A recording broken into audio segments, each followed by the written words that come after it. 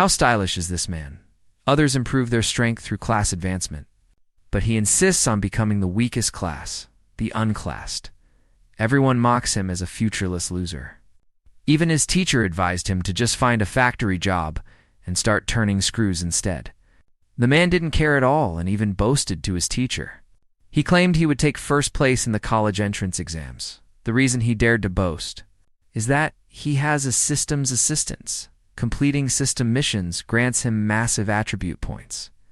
Relying on those system points, he can max out the skills of every single class. More importantly, besides rewards from daily missions, the system unlocks achievements based on exam results, granting huge rewards. So for him, taking first place in this exam is something Hayes determined to achieve the next day in front of the square. Students gathered at the entrance of the exam dungeon. The teacher was tirelessly explaining the key points. There are 3 difficulty levels: easy, hard, and nightmare. Scores are determined by party size and difficulty. The teacher emphasized that because casualties inside the dungeon are real, you must act within your limits, at least make sure you survive. Soon, the teacher announced the start of the exam, and students entered the dungeon realm one after another. Most people acted in teams. After all, their lives were on the line. Only those from the elite class chose to go solo. The audience outside watched the big screen, discussing how, given his personality, he would surely challenge the nightmare difficulty. Someone noticed he was carrying several different weapons and cried out that he was a multi-weapon freelancer. The audience all turned their gaze toward him. Whispers broke out. Some laughed, since class-specific skills are usually much more powerful. Even his teacher looked shocked, because they hadn't expected that he would ultimately choose to be a multi-weapon freelancer. The principal, standing by the teacher, was furious and demanded an explanation. The teacher could only smile apologetically, saying his talent was well suited for a freelancer. While piles of bones lay at the dungeon entrance, the man standing there looked perfectly calm.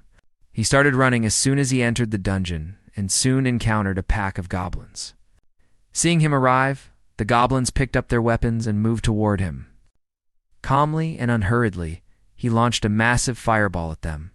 The goblins were instantly scattered, many of them knocked to the ground, unable to get up. This caused a roar of surprise from the audience, because the power of that fireball was even more intense than that of a specialized mage. Just then, he changed his stance. He unleashed a swordsman's wind-treading slash on a goblin before the poor creature could react. It was cut down before the other goblins could process what happened. He changed forms again and used a magic swordsman's wind flame slash. The rest of the goblins were cut down. The audience erupted in another round of cheers. Everyone marveled at how incredible he was. These 2 brief fights also made the audience question how he had allocated his attribute points. In the private box, the principal and others noticed this as well. The teacher had no choice but to reveal the truth. His talent is almighty, which influences his class selection. For instance, a combat talent allows one to choose classes like warrior or swordsman. But his almighty talent can only improve skill quality by 2 tiers. It is considered the worst kind of talent, thinking of this. The principal and teacher couldn't help but worry for him. Meanwhile, the man had already reached the next stage. This level was swarming with monsters. There were not only common mobs, but also elite and boss monsters. Looking at the horde of goblins, he thought, this is trouble. The terrain was poor for maneuvering. The goblins soon spotted him too. They swarmed toward him at the far end of the goblin horde. There were even goblin mages. The man picked up a priest's scepter and used the priest's skill illumination. The goblins were so blinded they couldn't open their eyes. Next, he used the assassin's skill stealth, defeating many more goblins. Immediately after, he used the assassin's skill throat slit with 1 strike. The goblins were too terrified to advance. Then he used clone technique, followed by backstab, heart pierce, and spine break. After clearing the goblins, he finally faced the boss. The boss had already entered a berserk state and charged rapidly toward him. Instead of engaging, he took a step back. Instead, he used a summoner's skill to call forth 3 water elementals. These maneuvers made the assassin instructor in the audience gasp. Even a professional assassin couldn't pull that off. Meanwhile, the three water elementals were busy fighting the regular goblins, while the man faced the boss alone. He successfully stalled until the boss's berserk duration ended. Suddenly, the boss lunged at him. He first used the mechanic skill trap to snare the boss's foot, then blasted its face with a fireball, stepping back as it charged again. With a sharp click, the boss stepped right onto a bomb. Following a massive explosion, the boss met its end. Just when he thought it was over, the goblin unexpectedly rose again. It raised its massive foot to stomp on him, but he simply raised his hand. Activating the druid skill Entangling Vines, a mass of vines appeared instantly, binding the goblin tightly with another wave of his hand. The vines whipped the goblin, followed immediately by a frostbolt. It was finally knocked to the ground. Seeing this, he unleashed Thunderbolt, completely finishing off the goblin boss. As the boss was destroyed, the people in the audience praised his incredible combos, while also feeling a bit of pity for the goblin. In the private box, the instructors marveled at his tactical skill combinations. "He's both smart and brave," they said, predicting that he might very well take 5th place in the entire province for this exam. This made his teacher blush with pride, and the principal also noted he might actually break the school record, if so. The principal's attitude toward the teacher became much friendlier at this moment. Yun Chen had finished clearing the first floor boss and was preparing to head to the next level. This move sparked more discussion in the audience and shocked the principal and the teacher, because he didn't choose to rest, but went straight to the next floor. The principal's attitude toward the teacher turned from friendly to angry once again. Because this move was essentially a suicide mission, some in the audience also expressed regret. The school was just about to produce a genius, only for him to perish so soon. Meanwhile, he had already reached the 2nd floor. This floor was full of high-level goblin mages and shamans. He looked at the goblins, thinking it was perfect timing since his summons were about to vanish. Using the last bit of time, he decided to fight as hard as he could, then signaled his summons to prepare for battle. After receiving the orders, the summons entered their battle stances and unleashed a barrage of attacks on the goblins. Leaving the goblins stunned, he then switched to the sharpshooter stance. Seeing this, the principal and teacher grew worried again, as the sharpshooter class itself is very difficult to operate. With the passive skill Fervent Hunt, the difficulty was increased even further. The audience also felt that it was impossible for him to master sharpshooter skills. Just then, a loud bang rang out. With a single shot, he hit a goblin in the head, stacking 1 layer of Fervent Hunt. He fired several more shots, each one hitting a goblin perfectly. Stacking Fervent Hunt further, the goblins were caught completely off guard. He followed up with a smooth combo, the sharpshooter skill Sliding Tackle, the sharpshooter skill Fast Draw, and the sharpshooter press skill Fast Reload, the sharpshooter skill Lethal Ammo, and the press skill Explosive Shot. This move sent bullets flying like scattered flower petals, each one landing square in a goblin's head. It looked like a slaughterous feast. This battle once again earned cheers from the audience. Someone even shouted that she wanted him to be her husband. The principal, who was worried before, finally breathed a sigh of relief. Then someone pointed out that he didn't seem to have brought any medicine. According to the rules, he was allowed to bring some common medicines. On the other side, the gun he used for the battle, due to excessive firing and reloading, actually broke down. The principal was shocked by this scene. Normally, for this kind of assessment, the weapons used wouldn't be of such low grade. His teacher whispered that it was only black iron grade, because he couldn't afford anything else. Only then did the principal realize that the man's name was Yun Chen, and he was an orphan. His family was poor, and he had a younger sister to support. The principal felt so sorry that he shook Yun Chen's teacher, grumbling about why he wasn't told sooner, so that the principal could have bought him better equipment. Meanwhile, he had already reached the final boss room, but just then, the broadcast room switched the camera, and people were seen dying on screen. Some used city return scrolls just in time to avoid dying inside. Because of this, everyone's respect for Yun Chen grew even more. The screen switched back to Yun Chen, who was preparing for the final boss battle. In the room, a giant goblin sat regally on a chair. This was the Goblin Monarch. Defeating him would grant gold-grade equipment. Yan Chun didn't take him seriously and immediately entered his battle stance. He entered the Bloodburst state, which increases all attributes by 20, as well as attack and movement speed by 75.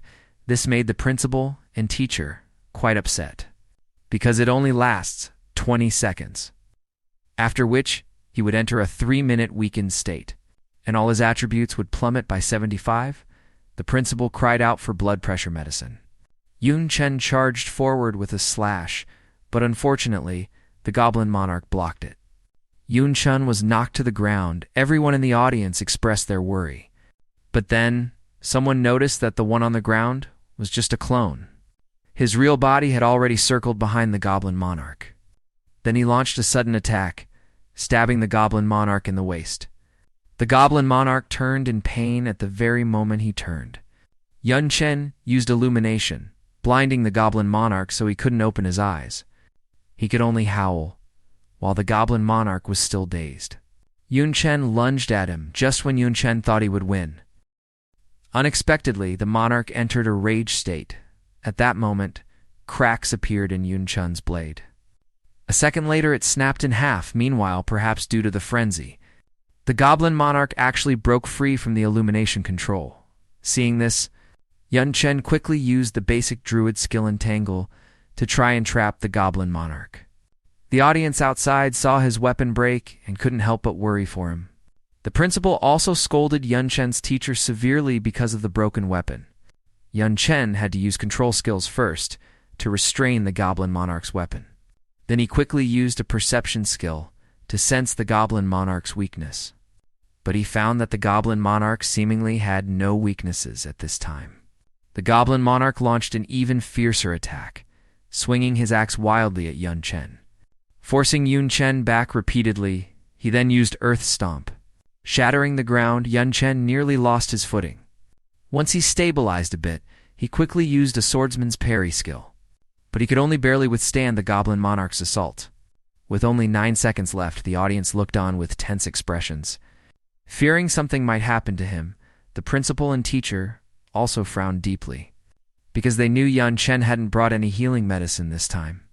On the other side, the Goblin Monarch launched an even more violent attack.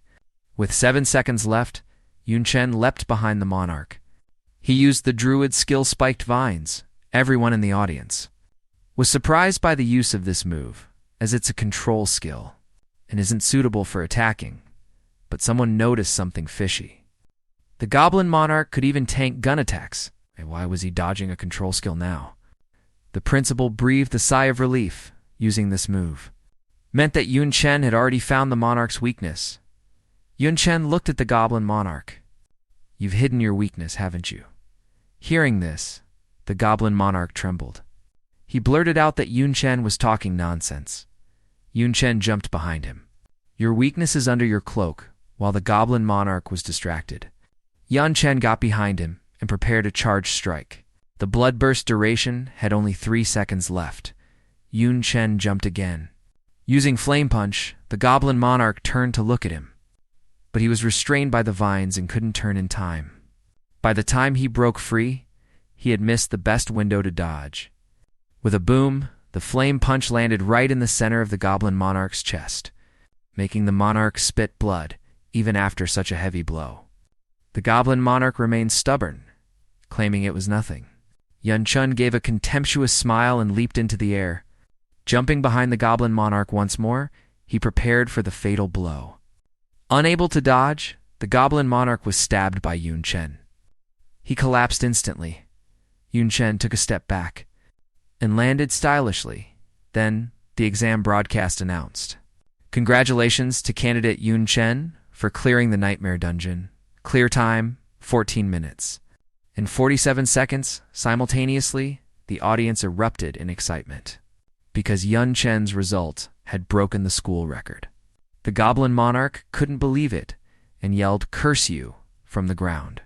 After the clear, the system dropped a bunch of high-tier equipment and skill points. Yun Chen leveled up 3 times and earned the titles Goblin Slayer and the first ever. In addition, the system gave him 3 advanced talents to choose from. Based on his tactical habits, Yun Chen chose fast casting. This skill significantly reduces chant time and gesture guidance. Testing his new gear, Yun Chen felt that he could now defeat the Goblin Monarch within 3 seconds. After finishing his adjustments, Yun Chen returned to the square. The moment he entered, the crowd went wild, calling him God Yun. Yun Chen was dazed by the enthusiasm. The principal, teachers, and cameramen then approached. They came to his side to take a photo with him. The principal patted his shoulder happily. "You've brought great honor to our school." A luxury car then arrived. Yun Chen was shocked. Everyone was shocked too, because it was the principal's personal car. The principal had the driver take him home and told him to get some rest. He said he'd notify him when the results were out, then watched him leave. He was overjoyed, thinking he might make a name for himself in educational history. Meanwhile, Yun Chen reached home. From the damaged walls, it was clear that his family was truly poor. His sister, Yun Tung, had already cooked. Waiting for him, she immediately served him food once he returned. To honor his sister's sacrifices, Yun Chen could only practice his skills diligently. Over dinner, they discussed the exam results and rewards. Hearing that her brother would receive a lot of money, her eyes lit up. Yun Chen wiped a grain of rice from her face. He looked at her dotingly, saying she could buy whatever she wanted from now on. After 5 more days of practice, Yun Chen accumulated many skill points. He just wanted to do more missions and gather more skill points. After all, there were many skills to learn in college after a mission. His sister ran over and hugged him, shouting that he was #1 in Zhuangnan province. The principal had called many times asking him to come to school that afternoon. Thinking back to 3 years ago when he tested for the almighty talent, he was mocked as a loser and stayed depressed for a long time. Now, he was the provincial top scorer, unlocking a system achievement mission. He received the Scrade Artifact Resurrection Cross and the talent Extraordinary Healing. The Resurrection Cross allows the holder to teleport to a safe point upon death. It's like having 2 lives at the school gate. Many reporters were already waiting. If he hadn't disguised himself, he would surely have been mobbed for interviews. Inside the conference room, admissions officers from various schools had gathered. They discussed his future, but the Qing University mentor Oh Hu was disdainful. He felt being a multi-weapon freelancer was a dead end, even claiming that if he didn't change class, he shouldn't dream of entering Qing University. The principal's face darkened. He asked what he meant, but Oh Hu insisted freelancers had no future. Not even for a top provincial scorer, the Qing University student added fuel to the fire. Claiming Yun Chen's grades were inflated, his teacher flew into a rage. How can you deny his hard work? Both sides were at each other's throats. As a fight nearly broke out, the Jiangnan Academy teacher stepped in to mediate, asking everyone to calm down, but this only fueled Uho's arrogance. He berated Jiangnan Academy, and the room was filled with tension. The principal shouted that such arguing was pointless. Just then, Yun Chen pushed the door open and entered. Seeing him, the principal hurried to introduce everyone in the room. Yun Chen said it wasn't necessary, as he had heard everything from outside. He then suggested that since his grades were inflated, they should have a duel. The Qing University students sneered, "You? Are you sure?" His teacher advised against it, as the opponent's level and abilities were much higher. The principal also thought he was being too impulsive, but he insisted on the duel. He led them to the arena. Uhu arrogantly told his student that even if he won, he had to do it with style. The student confidently declared that he would win within 3 moves at this point. There was no turning back. The principal and teacher standing by could only hope for a surprise on the field. The Qing student looked at Yun Chen's weapon with disdain. Yun Chen calmly replied it was enough for him. The opponent shouted arrogance and anger. He began chanting to attack, but before he could finish, Yun Chen attacked. A massive fireball surged toward him. He had to use a magic shield, but it was far too weak. It was shattered by the attack. Then, several massive magic spheres slammed into the Qing student, knocking him to the floor. Yun Chen then declared the duel over. The poor student hadn't even launched an attack. Before ending up on the ground, Yun Chen stepped on him and sighed. Seems Qing University students are nothing special. His teacher was stunned by the attack. Because the whole thing took less than 2 seconds, the other teachers were also shocked. His abilities exceeded their imaginations. Only Wu Ho looked grim. But the Jiangnan recruiter noticed that the fireball was much larger than before, meaning he could evolve his skills after the duel. Other teachers swarmed Yun Chen, while a frustrated Yu Hu stood aside. Acting like sour grapes, he claimed that, as a freelancer, he wouldn't get far. The other teachers mocked him in return. Infuriated, Wu Ho left immediately, ignoring even his fallen student. The Jiangnan University teacher stepped up, offering him skill books for all classes. He also promised hidden skill books from home and abroad, and a multiform weapon, other mentors remarked. That Jiangnan University was going all out, and they couldn't compete. With such generous conditions, the result was clear. Yun Chen chose Jiangnan University, actually. It was because it was close to home, so he could care for his sister.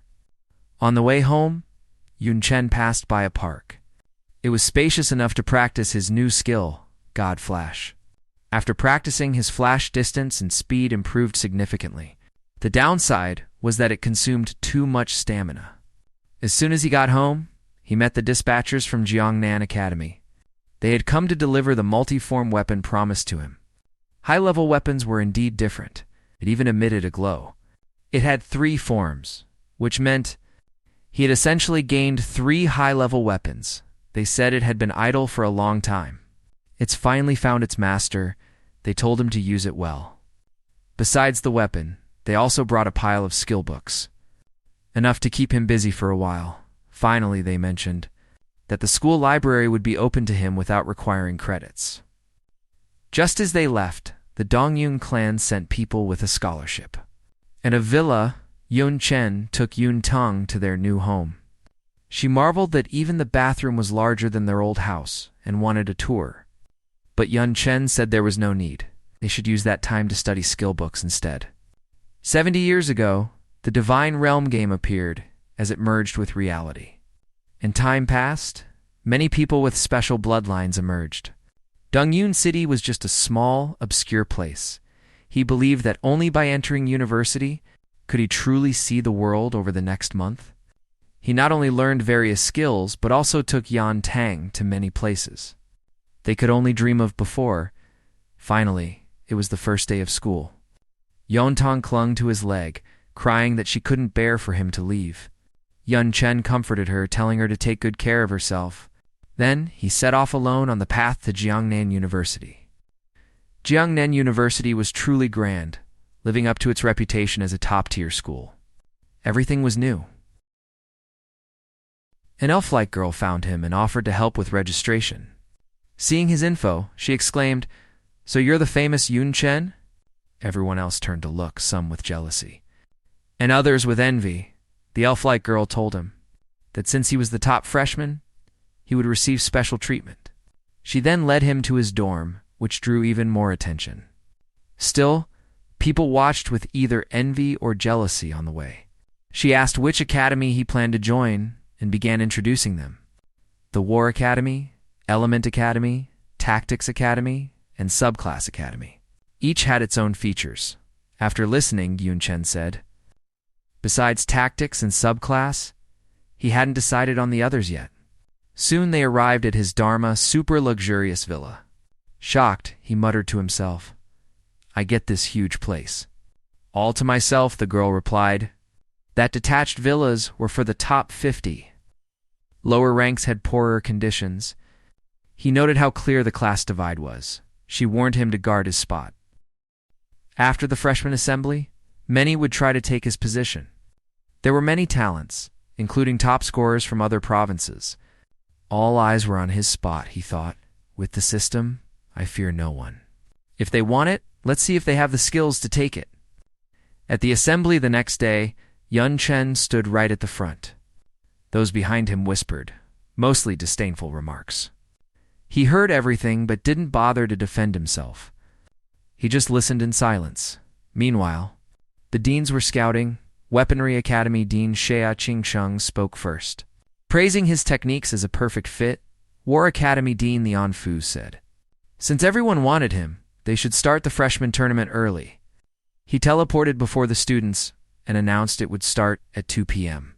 At 2 p.m., students gathered at Nanyun Square. The tournament used a silver realm, which many were seeing for the first time. Everyone was eager and ready to go. After the staff finished the briefing and emphasized that the results affected future treatment, they opened the gate. The match began, and everyone was teleported into the dungeon. It was a dark, nightmare-level dungeon where a troll tribe lived in the forest. The dark environment would also boost their fighting spirit. Young Chen planned to end this quickly, charging at the trolls with his weapon. In the broadcast room, the mentors were watching other students. But some techniques were so poor that the teachers were baffled. Shaching Chung shook her head and asked for the camera to switch to Yun Chen. She was shocked to see he had already cleared all the trolls.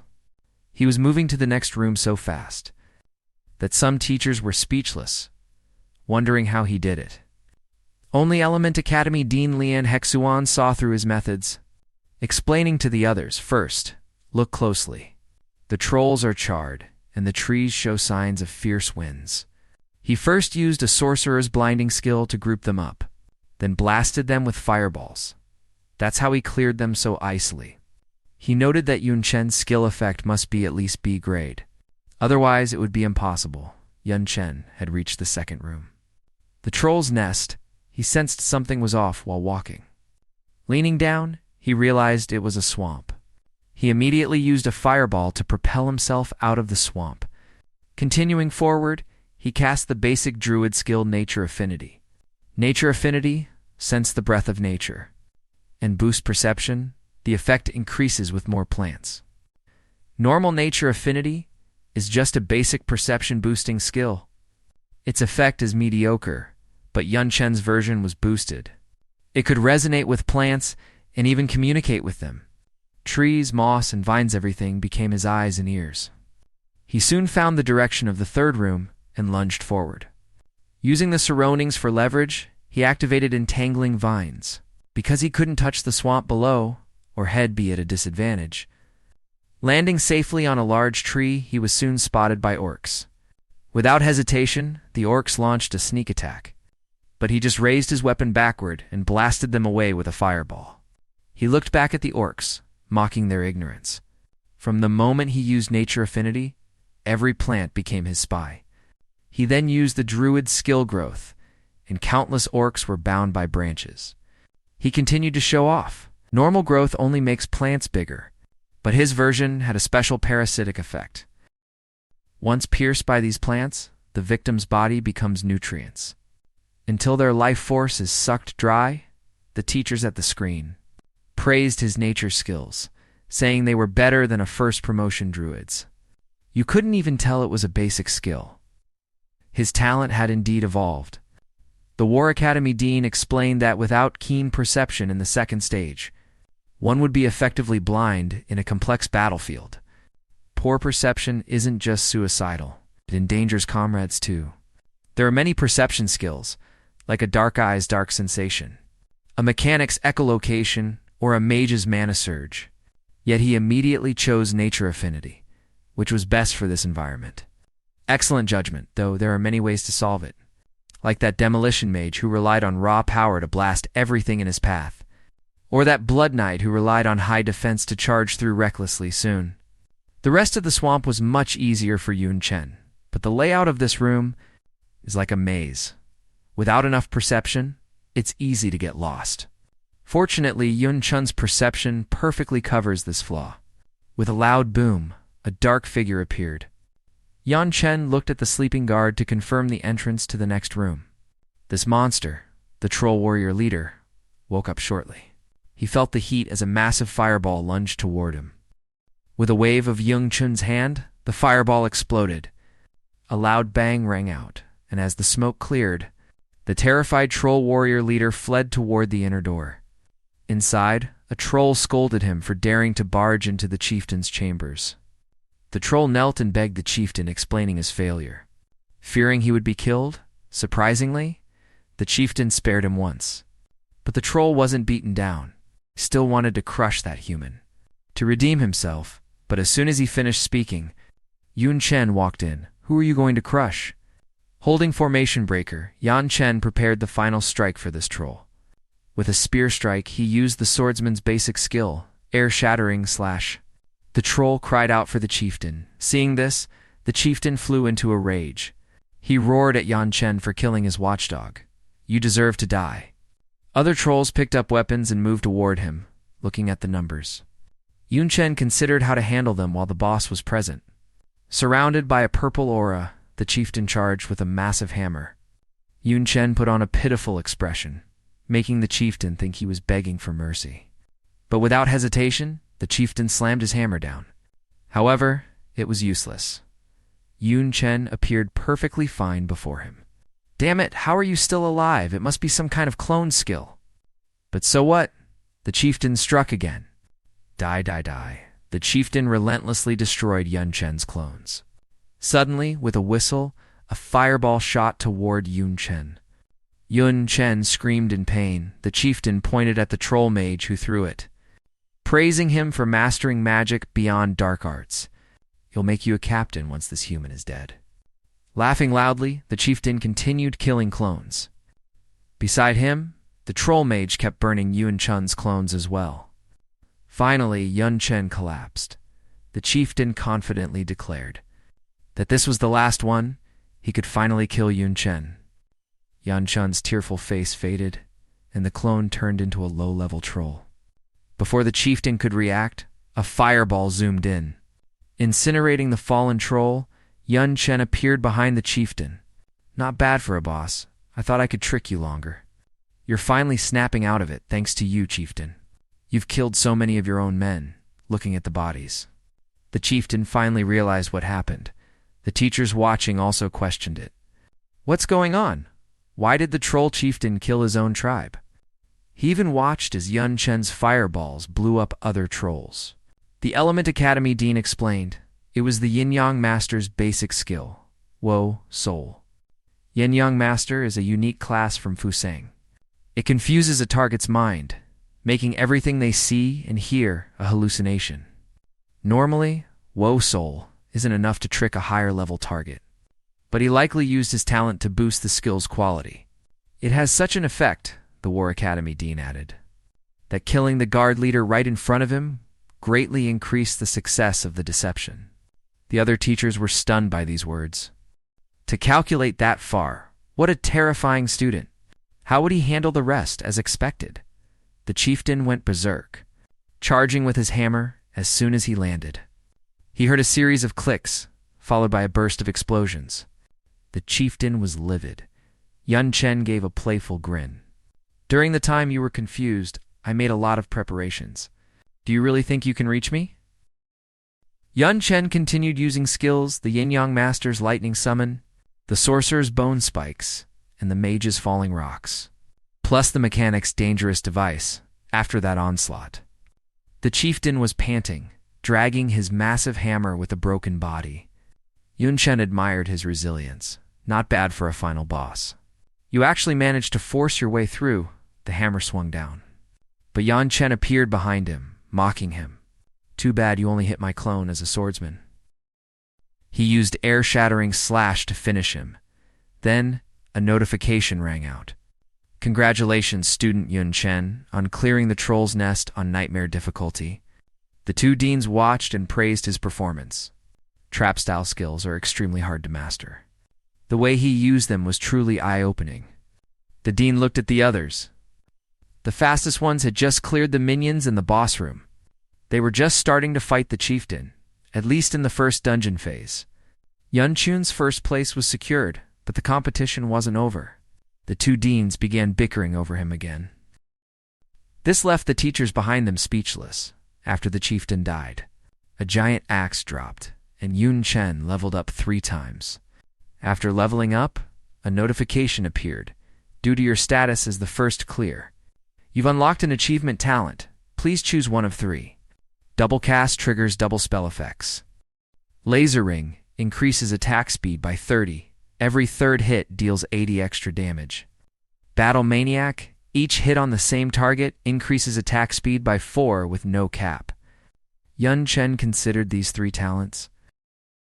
The last record-breaking achievement had similar options. He clicked double cast. It was the most suitable for him right now. A beam of light hit his forehead. You have acquired the talent. Double cast. Yun Chen withdrew his weapon. It's time to head back. A vortex appeared. Turning into a portal, however, it wasn't the portal to reality. Even though he had cleared it, a new, unrecorded passage appeared. Yun Chen realized it was a hidden stage, had only heard rumors of this. Rumor has it that after clearing a dungeon under specific conditions, there's a low chance of an extra floor appearing. Entry is optional. Naturally, Yun Chen chose to enter. This is quite a find. It won't affect my score anyway. Yun Chen still had plenty of strength left. With 2 clicks, the door opened and someone walked out. No one else? Just me? Am I the first one out? The person laughed loudly, thinking they were first, and even mocked Yun Chen's previous results. He looked at the next student to exit. Congrats on second place. 1 second faster, and you could have taken the top spot from me. He was confused why Yun Chen wasn't first. And here I thought he was a rival. Looks like the freelancer path is a dead end. He was just a flash in the pan. The other students noticed Yun Chen was missing and mocked his abilities. A freelancer really can't cut it. But then someone noticed something. Wait, isn't that Yun Chen? His dungeon looks different from ours. Is that a hidden stage? They were shocked. The kid had cleared the dungeon long ago and was now farming a hidden stage. Damn it, how is that possible? Others didn't believe his strength and claimed he was cheating. They didn't believe he could be so fast. The dean spoke. Silence. Wait for the results. Don't make another sound. But then the screen went dark. The crowd was furious. The dean stroked his beard. I didn't expect him to trigger that secret room. This isn't something for you to see. Inside the room, there were no monsters except for a single scarecrow. Yun Chen looked at it. Is this my opponent? The description for the scarecrow was ominous. No one knows where it appears, but encountering it is never a good thing. Yun Chen didn't expect a level 1 monster. Was he seeing things? Usually, the simpler things look, the harder they are to handle. It hopped toward him. Yun Chen readied his weapon as it charged. He decided to summon a water elemental to test the waters. Before he could, the monster leapt high above him. Yun Chen froze for a second, then used God Flash to dodge. He felt lucky to have dodged. But then he noticed something on the monster's neck. It was Yun Chen's hair. Did it take my hair? With a screech, Yun Chen used Gale Walk to rush the monster, hoping to end it quickly. He struck with Flame Punch, causing an explosion. A figure slammed into the wall. Yun Chen was injured by his own punch. Is it a reflect damage skill? No. He took damage too. It's not reflection and haze turning into me. Plus, Haze called a cursed scarecrow. The doll walked to the wall and slammed its head against it. The damage transferred perfectly. To Yun Chen, he realized he couldn't hurt it, nor let it hurt itself. He rushed to stop it. But he was too slow. It stomped against the wall, and Yun Chen collapsed. He sent vines at the scarecrow. As if it knew, the scarecrow punched the wall. Before the vines reached it, Yun Chen's hand made a cracking sound. Thanks to that, Yun Chen finally figured it out. This guy isn't as tough as he seems, watching him struggle. The War Academy Dean noticed Yun Chen was in a tough spot, but the Weaponry Academy Dean believed the scarecrow wouldn't stop him. The Anfu turned to Xia Qing Chang. Why do you think so? Xia Qing Cheng noted his expression was still calm. There wasn't even a hint of panic in his eyes. Inside, Yun Chen grinned. I see you almost had me fooled. I guessed wrong. Your skill isn't about binding your life to mine. It's that any damage you receive is transferred to me, like this. Yun Chen used a healing skill. The scarecrow was only level 1. Its HP couldn't match level 16 Yun Chen. His healing should have healed all its wounds, but only its right hand healed. Yun Chen also realized the doll hadn't copied his stats. When he hit the wall broke. Not his fist, but the scarecrow felt the pain. The conditions are equal. Damage taken by either is shared or transferred to the other. The doll faked its injuries so Yun Chen wouldn't notice, since Yun Chen's attributes are far higher. If Yun Chen hurts himself, could the doll tank it? The way he can, as expected, the scarecrow was instantly consumed by flames. Turning to ash, Yun Chen was glad it was low level. If it were his level or higher, it would have been a nightmare. A small scarecrow item dropped a one-amuse tool. By wrapping a target's hair around its neck, damage can be transferred. Yun Chen praised its utility. Used correctly, this will be very useful. Meanwhile, the other students at the gate were cursing. In this heat, 2,000 of us are waiting for one guy. They were furious, but as soon as they spoke, Yun Chen walked out. He cluelessly asked, "What are you all standing around for?" Naturally, they yelled back. "Waiting for you, you jerk. The dungeon can't enter the next phase." Until all freshmen leave, Yun Chen quickly joined the line. He wondered about his mission. It seemed the tournament wasn't over. With a light cough, Dean the Enfu spoke on stage, saying some rankings in this tournament were undeserved. Ill-gotten ranks achieved through cheating or using prior information about the dungeon. Two students whispered, wondering who he meant. One student, from a powerful family, wondered how the Anfu had found out. Silence. The field went quiet. To test true strength and finalize rankings. A 1v1 arena challenge would begin. A massive stage rose up. Everyone marveled at it, assuming it was a god-tier skill. The Anfu announced the rules. Anyone can challenge another. A win means taking their rank in credits. Challenges cannot be refused. Show us your real power. The crowd cheered and jumped onto the stage to pick opponents. Those who were dissatisfied targeted their prey. Yun Chen understood why his mission wasn't done. Everyone was gunning for him. Holding his weapon, he looked at the crowd. "Your chance is here. If you want the top spot, come and take it." Two people immediately jumped up to challenge him. Yun Chen waved them on together. "One by one is too tedious." They were furious. "We need to teach you a lesson." They attacked from both sides. One used high-speed until gathering. One used flame pierce. "Too slow, Yun," Chen said, using the fighter skill, stomp. The instructor raised a shield as the stage was covered in smoke. The crowd trembled, unable to believe stomp could be this powerful. This person pointed to the stage.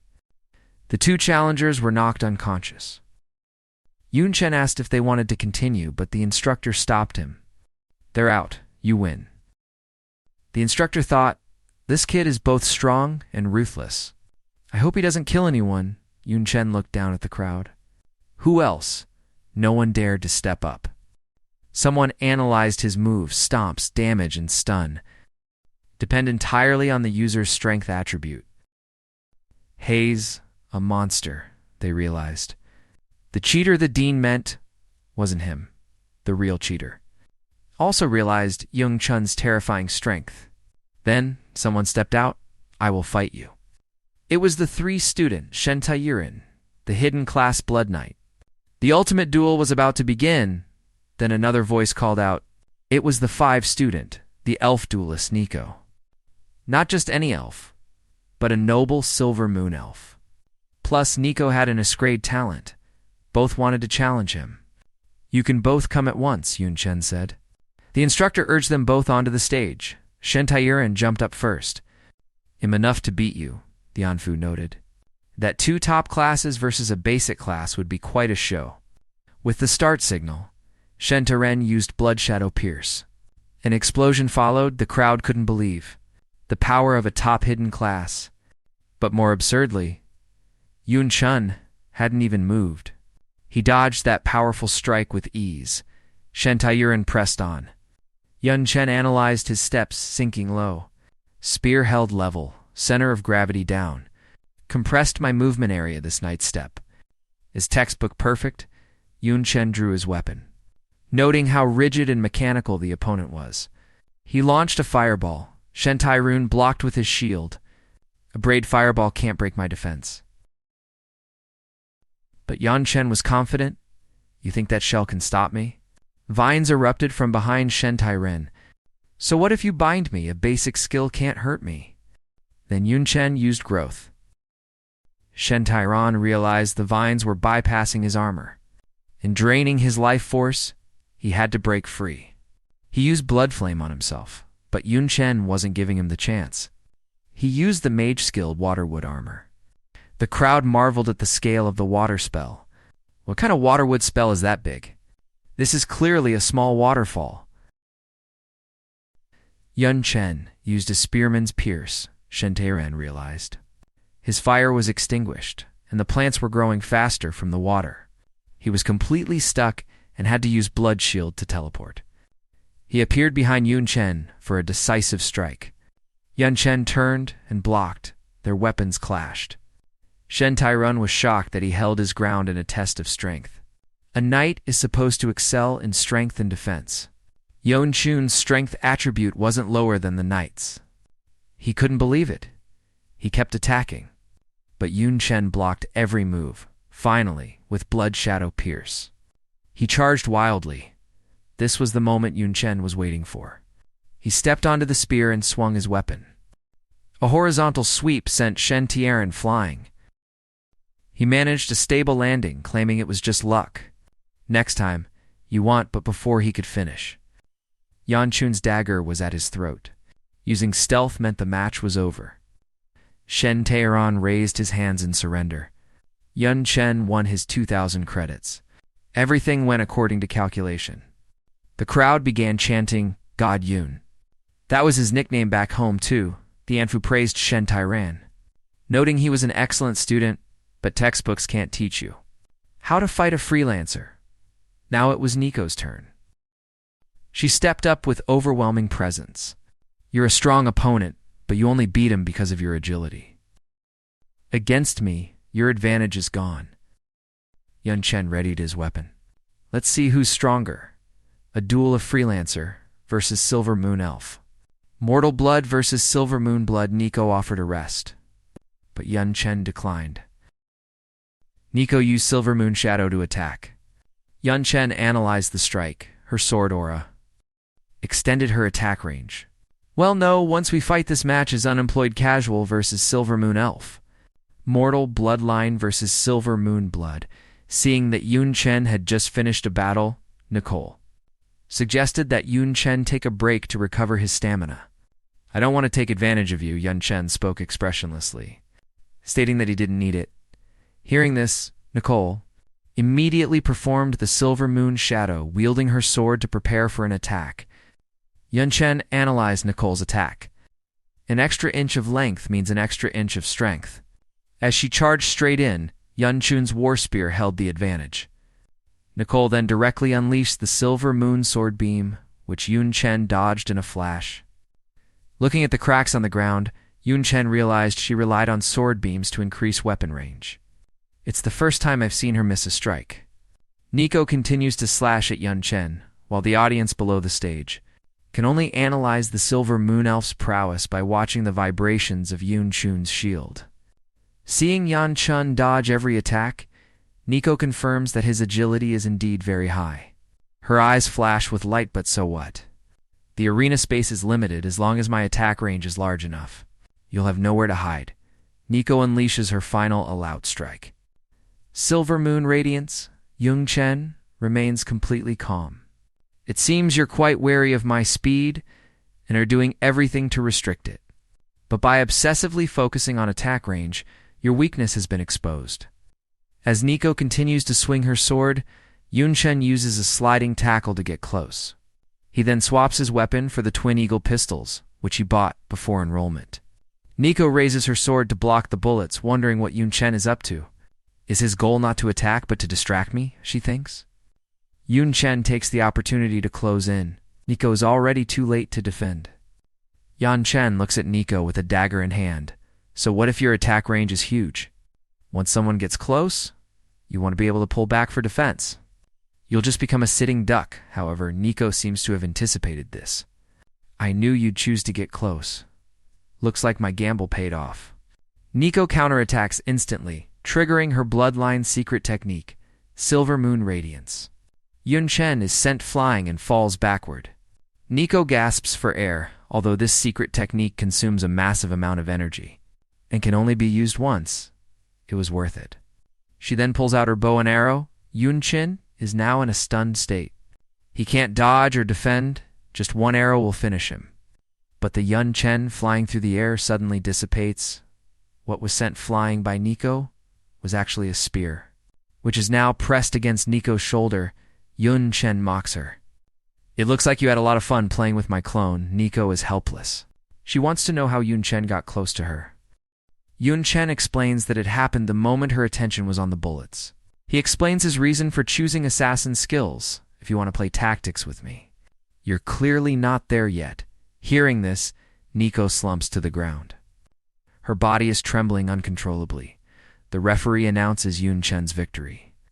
Nico's 1,500 credits now belong to Yun Chen. The audience erupts in cheers. They praise Yun Chen's performance as invincible. I'm your fan from now on. Brother Yun is unstoppable. Nico stands up. She leaves with a look of grievance. This is the first time she's lost to a peer. I'm so frustrated I have to win my pride back. Behind the scenes, Sha Ching Chung remarks, although this girl isn't as good as Yun Chen, she's quite good. She has spirit and isn't afraid to fight. It'll take her too. The teacher behind the Anfu tries to dissuade Yun Chen, hoping he'll change classes later, but the Anfu doesn't agree. Yun Chen has his own path to walk. It's entirely up to his own will. After finishing one match, Yun Chen faces all the remaining members alone. I'm getting bored of these gauntlet matches. Anyone who wants to challenge me, come together. As soon as Yun Chen finishes speaking, several members immediately jump onto the stage. They all shout that they'll show Yun Chen what's what. Yun Chen then casts light. The blinding brightness forces everyone on stage to shut their eyes. Soon, fireballs strike, followed by non-stop screams. A sea of fire appears before them once the flames die down. Everyone begs for mercy. Please stop hitting us. Brother Yun, I was wrong. I surrender. I surrender. Yun Chen looks on indifferently. It's much quieter now in the history of Jiangnan University and the Dragon Valley. There has never been a student who took on everyone at once, but a miracle has just happened. If an ordinary person had only one thing, it would be top-tier strength. But this man has calm judgment, versatile weapons, and perfect combat techniques. His massive and powerful skills pierce the heavens. What others don't have, Yun Chen does. And what others do have, Yun Chen has even more of, once a gap between people forms. It triggers various emotions like extreme frustration or inferiority. But once the gap becomes too large, those negative emotions fade away.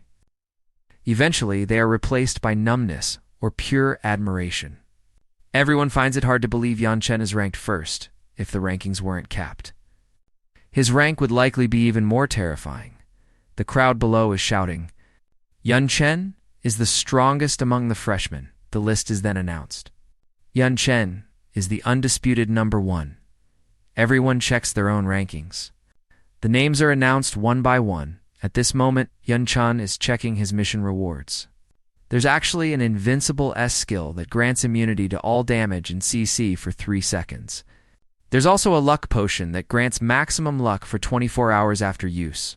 Yun Chen marvels that between the invincible defense and the luck potion, the system is really worried about him getting hurt. The students exclaim as the rankings shift again. It turns out the previously second-ranked Zhu Hongfang has been pushed down to 26th. People mock him, although Shen Tairun looked like a fool in front of Yun Chen. Hei's still a god of war in front of Zhu Hongfang. One person laughs. So the big slacker the dean mentioned was actually him. Dean announces the end of the competition. Whether they are satisfied or not, everyone must adjust their mindset and accept the results. He then announces that the freshmen will now be assigned to different academies. Dean explains that the War Academy exists for slaughter to end wars through war. He is the dean of the War Academy. If you're not prepared, choose another academy. There is another dean known as the Ice Queen. Her name is Shia Ching Chung. Yun Chen looks at her, remembering that Academy records mention she is the youngest dean in history. Although she's only in her 20s, she has already spent 8 years on the battlefield. The Ice Queen, Xia Qingcheng, steps forward. She actually starts recruiting on the spot. She invites Yan Chen to join her weaponry academy. The crowd remarks she's a true veteran, as this is the first time she's ever personally fought for a student. Of course, Old the Want lets such a good student go. He promises that if Yun Chen joins his academy, he will give him 3 instant skill books, but then someone laughs out loud. He says Old D is being too stingy. This is the dean of the Elemental Academy. He offers Yun Chen an unlimited supply of potions and enchanting materials, plus a full diamond-grade set. The crowd gasps as expected of the Mage Dean. His resources are terrifying. Hayes trying to bury Yun Chen in money. After all, mage is the most expensive profession. Old stares at him in shock. Unable to say a word, he didn't expect the Mage Dean to outspend him so aggressively. He clearly came prepared.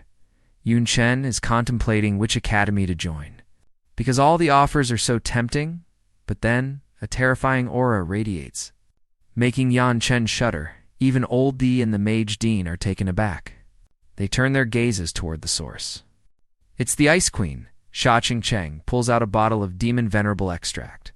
She imperiously tells him, "Follow me." Yun Chen is utterly shocked. This Demon Venerable extract is a legendary S-grade treasure. From the spatial rifts, there's supposedly only one way to get it, and that's by refining it from the body of a Demon Venerable. Are the rumors of Dean Xia killing one true? Consuming the extract can significantly improve one's constitution. It lasts up to level 70 and grants more attribute and skill points with each level up. Olda looks at Xia Qingcheng, thinking this girl is truly ruthless.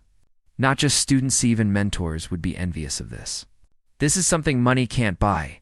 Academies fight for students to improve their performance. Since top students produce the best results, they also help the academy secure better resources. Every year is a recruitment war. But Xia Qingcheng was always the exception. She never cared about performance and never fought over students. There's still a secret as to why she left the battlefield to become a teacher, but without a doubt, Yan Chen chooses the Weaponry Academy. He has no reason to refuse such a tempting offer. This is the office building of the Weaponry Academy. Nico and Yun Chen are standing in front of it at the same time. Nico looks at Yan Chen with suspicion and asks if he was also called here by Dean Xia. Yun Chen looks ahead and simply gives a faint in response. An awkward silence follows.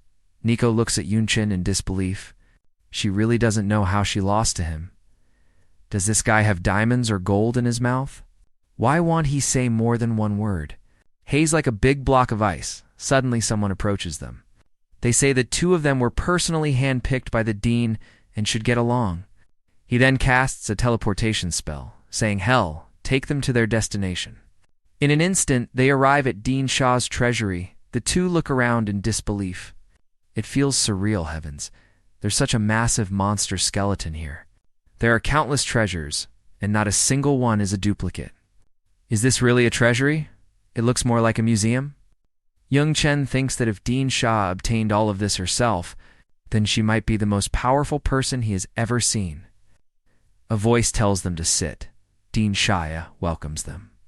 She instructs the elf, Kathy, that since Nico is also an elf, she is the most suitable person to teach her. She then tells Kathy to get a nature secret medicine. Take Nico to experience the aura of nature. Kathy obediently agrees. Kathy then tells Nico to follow her to the vault. Dean Xia turns to Yun Chen. As for Yun Chen, Xia Qingcheng tells him to get ready. To absorb the Demon Venerable extract, Yun Chen says he has one question. Is it really true that this extract was obtained by killing a Demon Venerable? Xia Qingcheng says this extract came from her killing the Night Lady, and then having her body refined by a god-tier alchemist. Textbooks don't provide details on Demon Venerables. Yun Chen should know the truth about their enemies. Yun Chen asks in confusion, the enemies of this world. Isn't the truth just the monsters that appeared with the game's arrival? Xia Qingcheng's eyes turn fierce. Monsters are only one part of it. 70 years ago, when the world and the game overlapped, various races appeared. such as the yokai, dwarves, elves, and giants. But at the core, they are just players who chose other races. The target is still the humans born in this world. The dark world is full of demons who invade our world through spatial rifts, causing disasters. The strongest in their world are for advancement class users. Like the war gods, magic gods, and battle gods, the demon realm also has powerhouses. Collectively known as demon venerables, our knowledge of them is currently very limited. We only know that one's combat power is equivalent to 2 for advancement experts. Yun Chen asks if demon venerables are so powerful and mysterious. Where did humans get the recipe to make this extract? Sha Ching Chung says humans can't make the recipe. It's a gift from above. The creator's works include more than just the Divine Realm game. They include us humans. It's said that we communicate through sacrifice. Or you could call it a trade, each taking what they need. Anything of value can be sacrificed, but the most important are the demo kin from the rifts. The extract is a gift from that realm. There are also divine medicines, hidden class paths, godture equipment, and skills. All of these can be obtained through trade. Yun Chen is deeply shocked. So the Damonkin are the most troublesome enemies. They can actually trade with the gods. Sacrifice yourself if you're ready. Drink this miraculous essence. No one can say for sure if you'll get the Night Lady's talent bloodline. The chance is low. It all depends on your constitution. Yun Chen takes the extract. He asks for an hour of rest before consuming it. Shia Ching Chung agrees and tells him he can use her office. Someone will prepare tea and snacks. She will check on him in an hour. Inside the office, Yun Chen notices a small bird-likely Dean Xia's contracted beast. He tries to check the beast's level, but the display shows unknown monster, unknown level. Unknown aptitude. Yun Chen can't even see its name. The gap in their strength isn't just a little bit. Suddenly there's a knock on the door. 2 servants enter with snacks and tea. They say that as their master's guest, Yun Chen can make any request of them. Yun Chen responds sheepishly. He didn't expect her servants to be demons. This is his first time seeing this. Inside the Dragon Nation, everyone is equal. Unequal master-servant relationships are forbidden unless they are monsters from outside, or Damonkin from the rifts. Yun Chen tells them to rest. Hell call if he needs anything. He suspects they might be. The 2 quickly leave the room. Yun Chen then pulls out the luck potion. He thinks that while the extract is precious, the danger is extreme. If I don't get the Night Lady's talent, it'll be a total waste. I might as well try drinking this luck potion after drinking it. Yun Chen remarks, this tastes no different from plain water. And I don't feel any different. Well, it lasts 24 hours. So I'll just wait and see. An hour passes quickly. Sha Ching Chung warns Yun Chen that the reaction to the extract will be intense. It will be very painful. If you can't hold on, tell me immediately. Yun Chen looks at the extract and determinedly says, okay. Without hesitation, he crushes the demon venerable extract. In an instant, Yun Chen feels like haze going to explode with pain. A powerful force is drilling into his body, Shia Ching Chung tells him. To endure, there's no such thing as power for free in this world. To gain the talent of a demon venerable, you must bear the agony. She can only do so much to help. She slightly eases his pain. Otherwise, the extract's potency would be wasted. But then, the door handle turns. Kathy comes to report on Nico's progress, but when the door opens, things get awkward. What on earth is going on here? Kathy apologizes for interrupting, and quickly runs away in a panic. Yun Chen yells after her, "Don't go. It's a misunderstanding." Sha Ching Chung warns him not to get distracted. Focus on absorbing the extract. Suddenly, Yun Chen's body triggers transcendent self-healing S. Unbelievable. The skill triggered unexpectedly. Yun Chen looks at his body, which no longer hurts. Sha Ching Chung says, "This shouldn't be happening. Is my extract a fake?" Yun Chen says it should be finished. He checks his attributes. They have increased significantly, but Sha Ching Chung is more concerned about whether he gained the Night Lady's 2 talents, Eye of the Night and Dark Night. She asks which one he got. Even one would be great. Yun Chen says he seems to have obtained both of the Night Lady's talents, but their grades are very low. Xia Qingcheng is stunned. She didn't expect him to get both. It seems his constitution and talent are extremely high. Yun Chen explains it must be a fluke. He thinks it's thanks to the luck potion. Xia Qingcheng says a low grade is normal. They will grow along with him. Yun Chen is very grateful to the dean. He thinks that although she seems cold, she's actually very dedicated to him. He must repay her in the future. Dean Xia tells him not to call her dean anymore. Just call me teacher, but she warns him not to get ahead of himself. She will conduct random inspections. Yun Chen happily agrees. Okay, teacher Xia. Meanwhile, in a dark cave elsewhere, a terrifying roar echoes. It's a demon venerable, he says angrily. Those damn humans.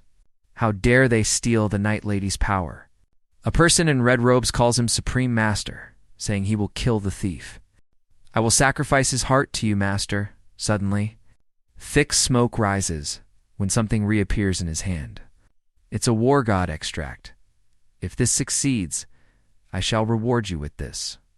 The next day in the dormitory, Yun Chen throws a plate. He activates the Eye of the Night skill. It can control objects within his line of sight to a certain extent. It's truly powerful. It can actually freeze the plate in midair, Yun Chen recalls teacher Sha's words. Once the Eye of the Night grows, it can be stronger than most S talents, as it can lock down an entire space. But then again, teacher Xia was actually able to kill the powerful Night Lady. Her true strength is unimaginable. After training, Yun Chen heads to class. He is spotted by the two demon servants from yesterday. They whisper that Yun Chen might be their future master. Seeing them, Yun Chen quickly tries to explain that he and teacher Xia aren't in that kind of relationship. It's really just a misunderstanding. The two won't listen. They hurry away, promising to keep their mouths shut. Please don't kill us to keep the secret. Yun Chen is helpless. It seems the misunderstanding is only getting worse. He wonders how long it will last.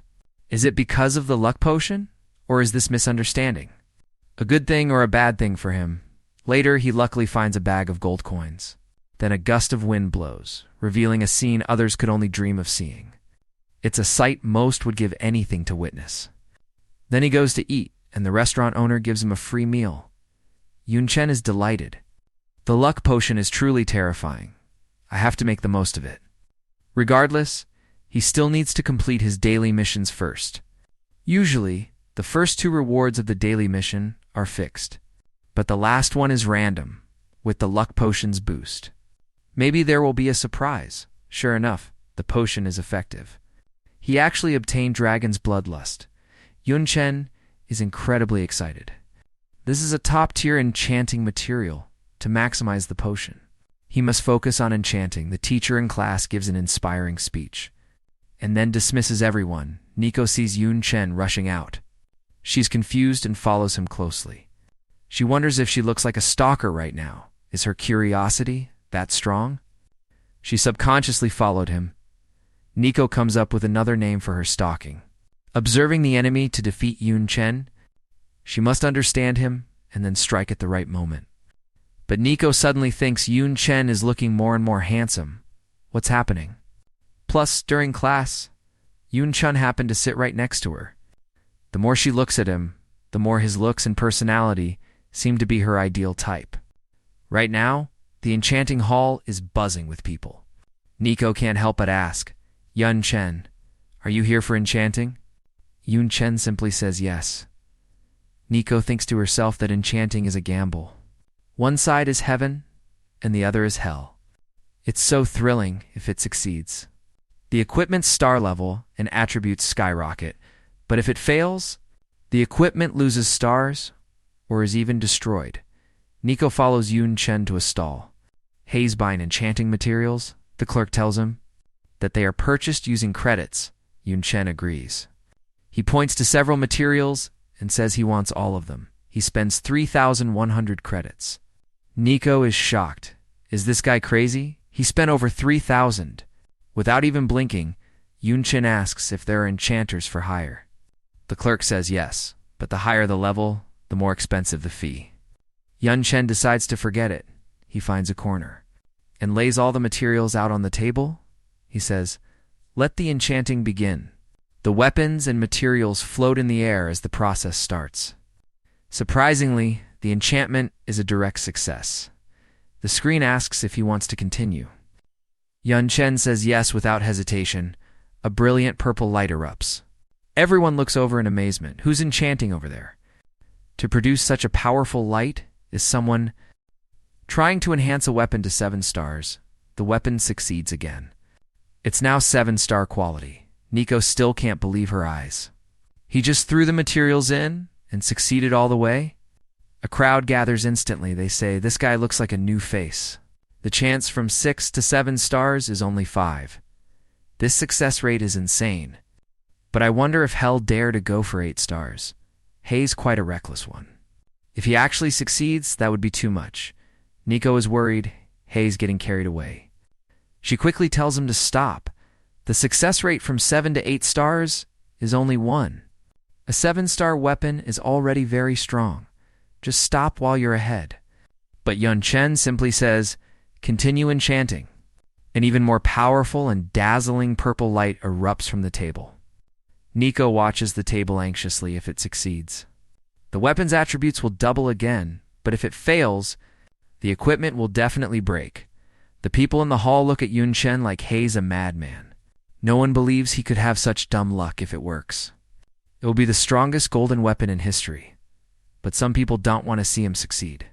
They were looking forward to Yun Chen's equipment failing, but it looks like those with ill intentions are destined for disappointment. That one chance actually happened. Enchantment successful, weapon quality, 8-star gold. Its attributes have skyrocketed. Nico stares at Yun Chen in disbelief. She didn't expect a golden weapon to have such stats, even at diamond grade. It wouldn't reach this level of quality. What's even more surprising is that he didn't use any technique, just threw the materials in. To succeed through such reckless methods, his luck is truly terrifying. Yun Chen grips the weapon, noting how well balanced it feels. Not a single material was wasted. It's getting late. Time to head back. Suddenly, someone calls out to Yun Chen. A man with a large, burly build says Yun Chen has had incredible dogshit luck. He demands Yun Chen sell him the weapon, offering 30 above the market price. Yun Chen looks at him with a fierce gaze. "And if I don't sell, who will come out on top in this clash between Lin Lei and Yun Chen?" The students whisper among themselves, wondering if Yun Chen is just a clueless freshman. How else would he have the guts to talk back to Lin Lei? Some say Lin Lei has a violent temper. They fear Yun Chen is in for a world of hurt. Nico looks at the guy behind them with a smirk. "Keep calling him Big Brother Lei. Yun Chen is about to open your eyes." Lin Lei says if Yun Chen sells the weapon, Hell earned the privilege of following him. Only I, Lin Lei, am worthy of this weapon. Hearing this, Yun Chen slams the weapon into the ground, activating the deterrent skill. He glares at Lin Lei and asks coldly, "Is that so?" Looking at Yun Chen's weapon, Lin Lei feels a sudden wave of fear. He doesn't understand why he feels so terrified. After all, Hei's a dragon blood hybrid. Yun Chen approaches Lin Lei, repeating the threat that they're enemies if he doesn't sell. "Only you are worthy of this weapon. Is that right?" Yun Chen gets closer. Lin Lei starts shaking uncontrollably. The dragon blood in his body is agonizing. Unable to withstand the pressure, Lin Lei collapses to the ground and tries to stop Yun Chen. He even tries to cite school regulations to suppress Yun Chuna. Truly pathetic display. The students watch Lin Lei's breakdown in utter disbelief. Yun Chen ignores him completely. Let's forget it this time. In a hurry, Nico sees Yun Chen leaving and quickly chases after him. Lin Lei remains slumped on the ground. It's unclear if Hei's paralyzed by fear or too embarrassed to stand up. Apparently, these students didn't watch the freshman tournament. Otherwise, how could they not know who Yun Chen is? Nico asks happily. If today is Yun Chun's lucky day, how else could he successfully enhance a weapon like that in one go? Yun Chen just repeats that Hei's in a hurry. They arrive at the library. Nico asks irritably, "I thought you were in a hurry?" So why come to the library, however? Yan Chen doesn't seem to hear her. Hayes busy scanning through the books. Suddenly, his eyes light up. Hard work pays off. Finally, found the book he wanted. He had seen it back in middle school. But resources were limited then. It seems only at university can one find this tracking skill. Yan Chen is so focused on the book he doesn't even notice Nico is there. He carefully studies the basic assassin skills. After finishing, he heads back out. Time to move to the next location, the campus taming grounds. Nico follows him inside. A bald man enthusiastically introduces their stock. Whether they swim in the water, fly in the sky, or run on the ground, we have it all. Tell me what you like. Yan Chen points to a small beast in the corner. That's the one. From the moment he walked in, his heart was set on it. He trusts the luck potion, the bald man says in disbelief. That the little beast hasn't been sold for 3 months, if you must have it. Then just give me 100 credits, Nico complains to Yan Chen, asking why he'd pick something that looks so thin and weak. Yan Chen hands over 1,800 credits for a super tonic. I want this one. Only this one. The super tonic rolls toward the small beast, who catches it in its mouth. Something unexpected happens. The little beast actually evolves. It soars into the air. It turns out this is a mutant griffin. The two of them stare at the sight, stunned. Only Yun Chen looks at the griffin with excitement. The bald man is filled with regret. Hayes lost big time. Nico is amazed at how Yun Chen discovered its potential. Yan Chen pets the beast. He looks a bit silly. Let's call him Little Han. From now on, he is Yun Chen's mount. He tells Little Han to get moving. We're on a tight schedule. Next stop. Soon, they arrive at the summoned beast cultivation base in the botanical center. A young attendant asks what he needs, mentioning they have everything from diamond to black iron. Yun Chen says, hell, look around first. He knows that with his talent upgrade, even basic skills will have massive power. There's a silver-grade carnivorous flower, a gold-grade shadow wisp, and a diamond-grade flame cactus. Yun Chen doesn't need a powerful summon, just needs a basic water elemental. But a noise catches his attention. A small, short bramble flower fairy. Little Jin is waving her hands and chirping at Yun Chen. He looks at her curiously. Although she is small, this bramble flower fairy is very lively. He wonders why the others are diamond grade while this one is only gold. The attendant explains that Little Jin's innate aptitude is insufficient. She eats a lot but doesn't evolve, and she's very high maintenance. She only eats the best, so people think she's a poor investment. That's why she's still here. Nico agrees with the attendant. You might as well buy a higher quality one, but Yun Chen picks Little Jin up. There's no need to ill-take her. He figures since Hei's not a formal summoner, he doesn't need anything fancy. He tells the man to tally it up and include 3 months' worth of rations. It's night by the time they finish. Nico follows Yun Chen and says she has a favor to ask. Yun Chen says, finally speaking up, I thought you were content being my shadow. Nico snaps back, who's a shadow? She then says bashfully, since the freshman tournament, where you won all my credits, could I borrow 1,500 from you? Without hesitation, Yan Chen says okay, and transfers them via his student ID. Nico is surprised he agreed without a second thought. Yan Chen is slightly confused as she takes the ID. Nico is shocked by the balance on his card. Just how many people did this guy rob of their credits? Yan Chen tells Nico it's late.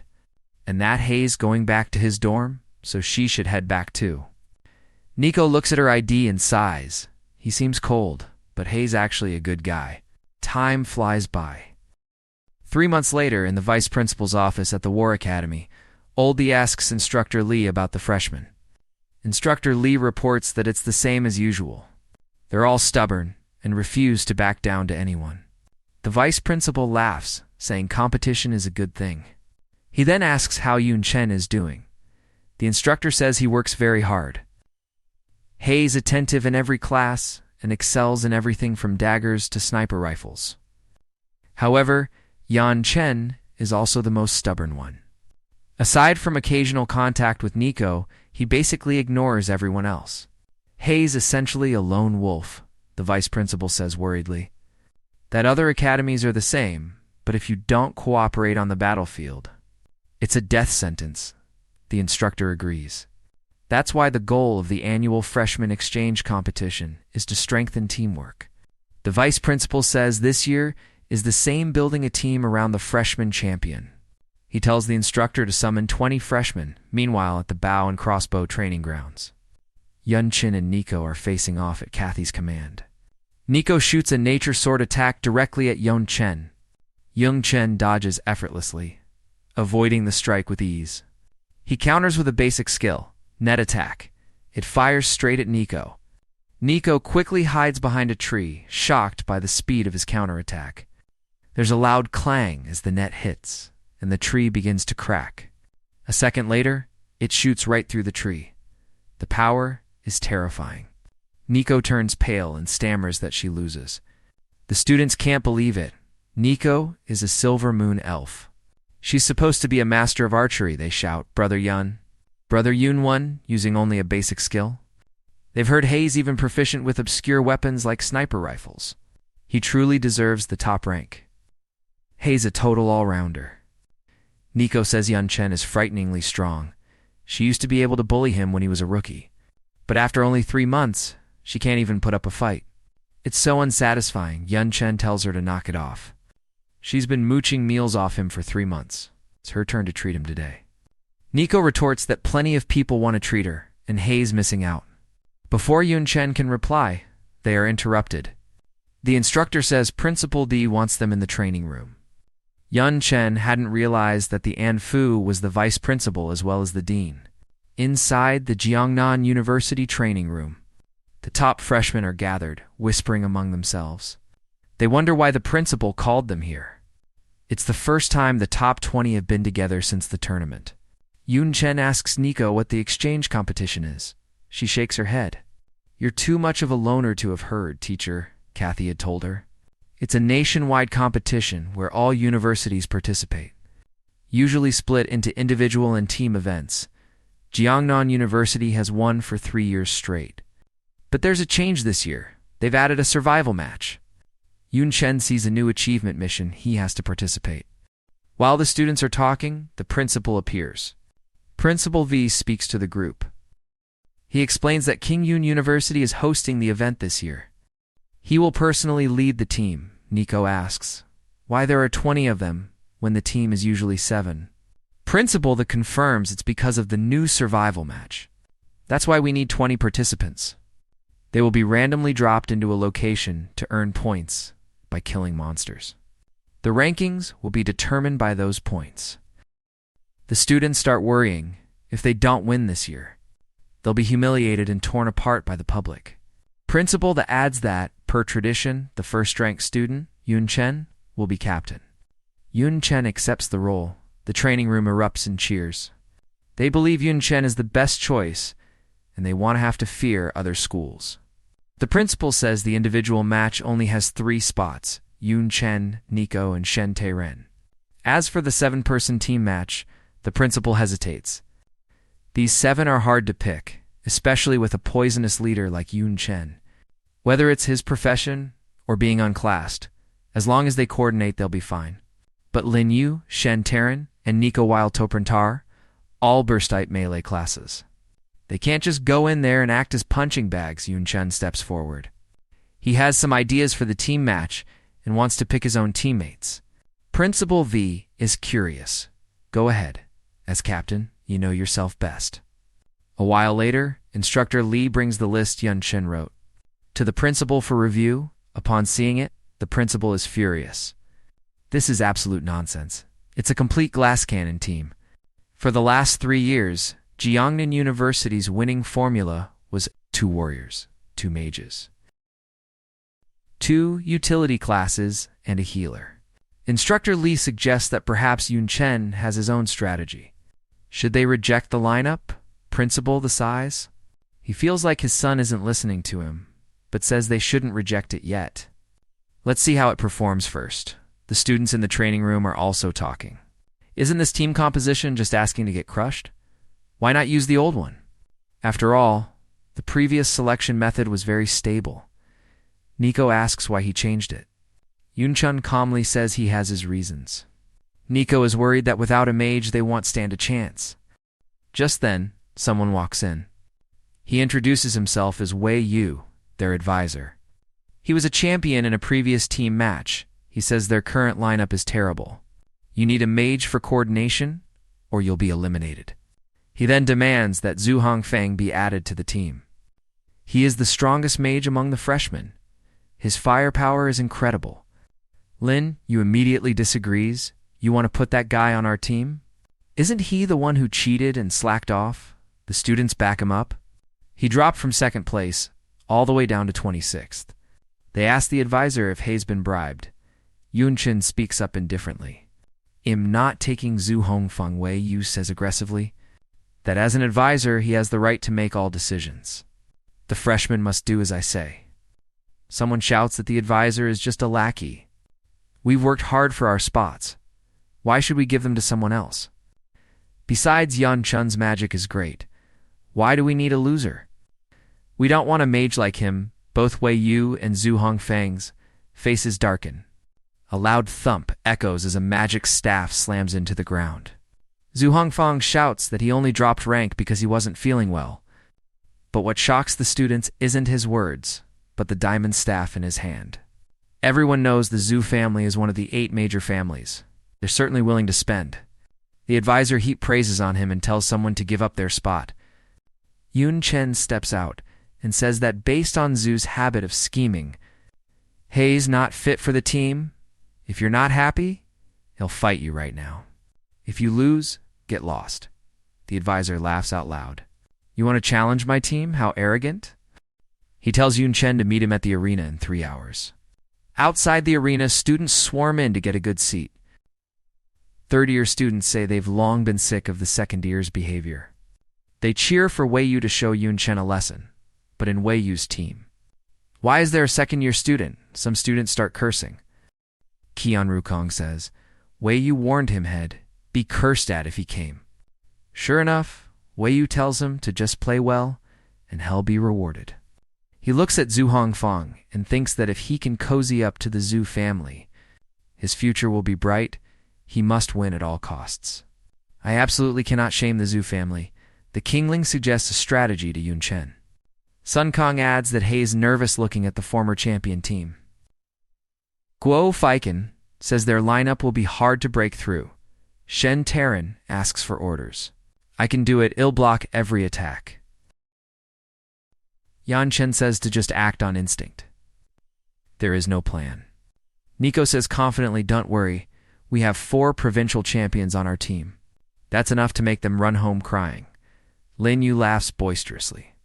If we win, we party. If we lose, we face it together. Instructor Li had originally wanted to test the team's strength. Zhu Hongfang's forced entry actually solved that problem nicely. At the instructor's command, the battle begins. Faced with Yun Chun's team charging, Wei Yu orders them to switch to their usual formation. He looks at them and thinks they're just a bunch of brutes. No strategy, no coordination, just like a pile of loose sand. The Kingling tells her teammates to slow down. She can't keep up. How can I heal you if you're too far? Wei Yu watches the scene. He was worried about the Kingling, but given the current situation, there's no need, he tells Qian Rukong to be ready. When they're 10 meters away, start the attack. Little do they know, a barrage of fireballs suddenly appears before them. Wei Yu shouts in a panic. Where did these fireballs come from? He frantically tells the tank to block them. The tank is reliable. Immediately deploying a defensive skill, the explosion is deafening. To their surprise, Young Chen is already right in front of the tank. Your defense can't stop me, the opposing mage shouts to ignore the damage, and prepares a counterattack. But he pauses for a split second. He finds himself entangled by a druid's vines. He can't cast his defense anymore. He doesn't even know when he was attacked. Young Chen uses a basic spear skill, piercing in the face of absolute power. They're all just minor obstacles, seeing his teammate under attack. The tank is forced to use all his strength to attack Yun Chen. Yun Chen switches skills to his staff and easily dodges the attack. While in midair, Zhu Hongfang thinks Hei's caught Yun Chen in a vulnerable moment. How ridiculous. Did he really think Yun Chen was an easy target? Yun Chen activates double cast and fast cast. A clash between a whole squad and one man's attack begins. It looks like a world war. Zhu Hongfang can't believe his scarlet son is losing to a basic fireball. One moment Yun Chen was in the air. The next, only a blur remained. He charges forward, his strike piercing the back of the other tank. The tank falls. The students can't believe their eyes. Young Chun is incredible. 2 tanks and 2 mages. Down in less than 3 seconds, Yun Chun's teammates are confused. Is there nothing left for us to do? Someone suggests they just clean up the battlefield. The Kingling says they're supposed to be in the top 10 too. Being completely useless is a bit hurtful. Yun Chun continues to charge forward. Wei Yu sees him coming and shouts for Qian Rukong to protect the priest and summon monsters. Qian Ruikong snaps back that he doesn't need a reminder. Hei's already summoning. Several terrifying monsters instantly appear in the arena. Yun Chen says confidently, "I'm quite good at farming monsters." Will Yun Chen's group truly escape being surrounded by platinum-grade beasts? Even his summons are platinum-ter. This is top-tier strength. Wei Yu mocks Yun Chen for his unstable performance earlier, claiming he only had the advantage then, but before he can finish, Qian Rukong cuts him off, dripping with cold sweat. Others might not know, but he knows perfectly well.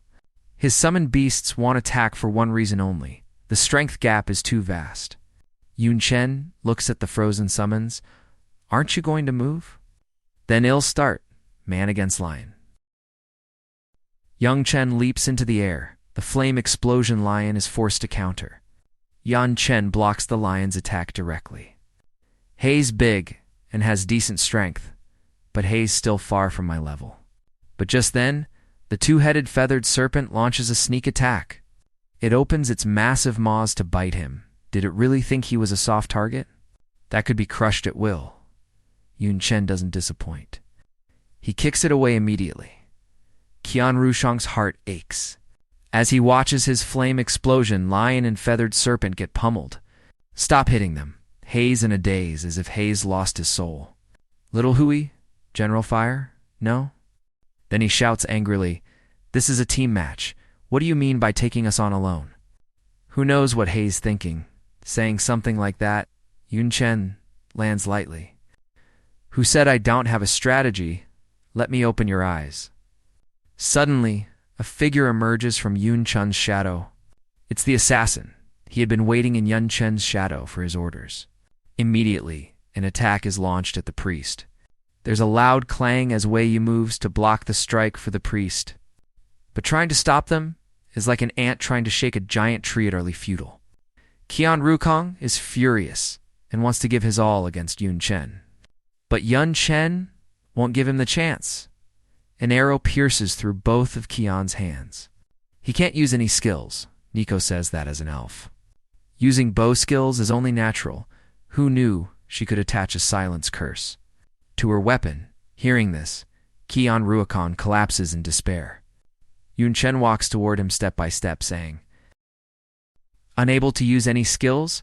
Nicole stated that as a member of the elf race, using bow and arrow skills was perfectly reasonable. No one expected she could actually attach a silence curse onto her weapon. Upon hearing this, Qian Ruikong crouched on the ground in despair.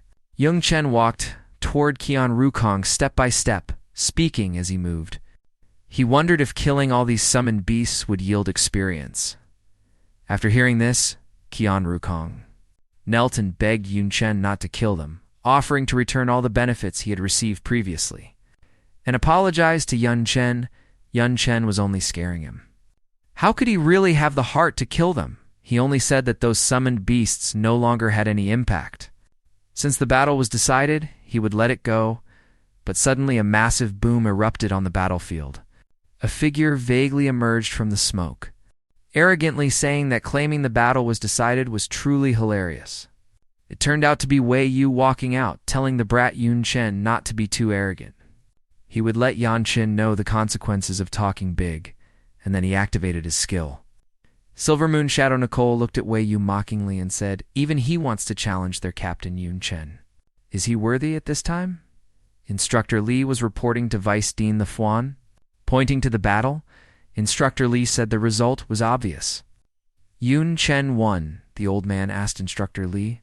If he had asked about the purpose of such a lineup, Instructor Lee indicated that he did. But he felt that Yun Chen's answer wasn't without merit. Yun Chen once said they had already won 3 consecutive championships, plus this year's freshman mages weren't very strong. Rather than forcing a lineup, it's better to play to the students' strengths and take a gamble. The old man didn't expect Yun Chen to have such high insight and told Instructor Lee to let it be. He had no reason to oppose Yun Chen's ideas, so he would let him be. On the other side, Yun Chen was on the phone with his sister, who was about to take the college entrance exam. Yun Chen only hoped that his sister could get into his school. After all, he could take care of her while he was on the phone. A knock sounded at the door. Yun Chen quickly hung up and told the person to enter.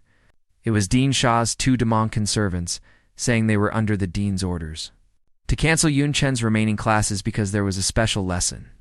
Yun Chen agreed to go immediately, but he thought the dean was being too sudden. The servants said they would lead Yun Chen there and told him that their names had been taken by Dean Shi. Yun Chen said, "Let's go." He didn't expect Teacher Shea to be so powerful. One must know that a true name is the source of power and the weakness of the demon race themselves. A point of light appeared in the servant's hand, and they instantly appeared in a magic circle. Yun Chen was very confused about how this was actually done. No movement, language, or even a staff was used. Gusts of cold wind howled by, carrying a chilling sharpness. The sky was pitch black. Crows cawed from time to time when Yun Chen appeared again. He was already by Dean Shi's side, Dean Shi said. That surely Yun Chen already felt this was no ordinary place. He had only one mission, and that was to stay alive until 12 o'clock noon.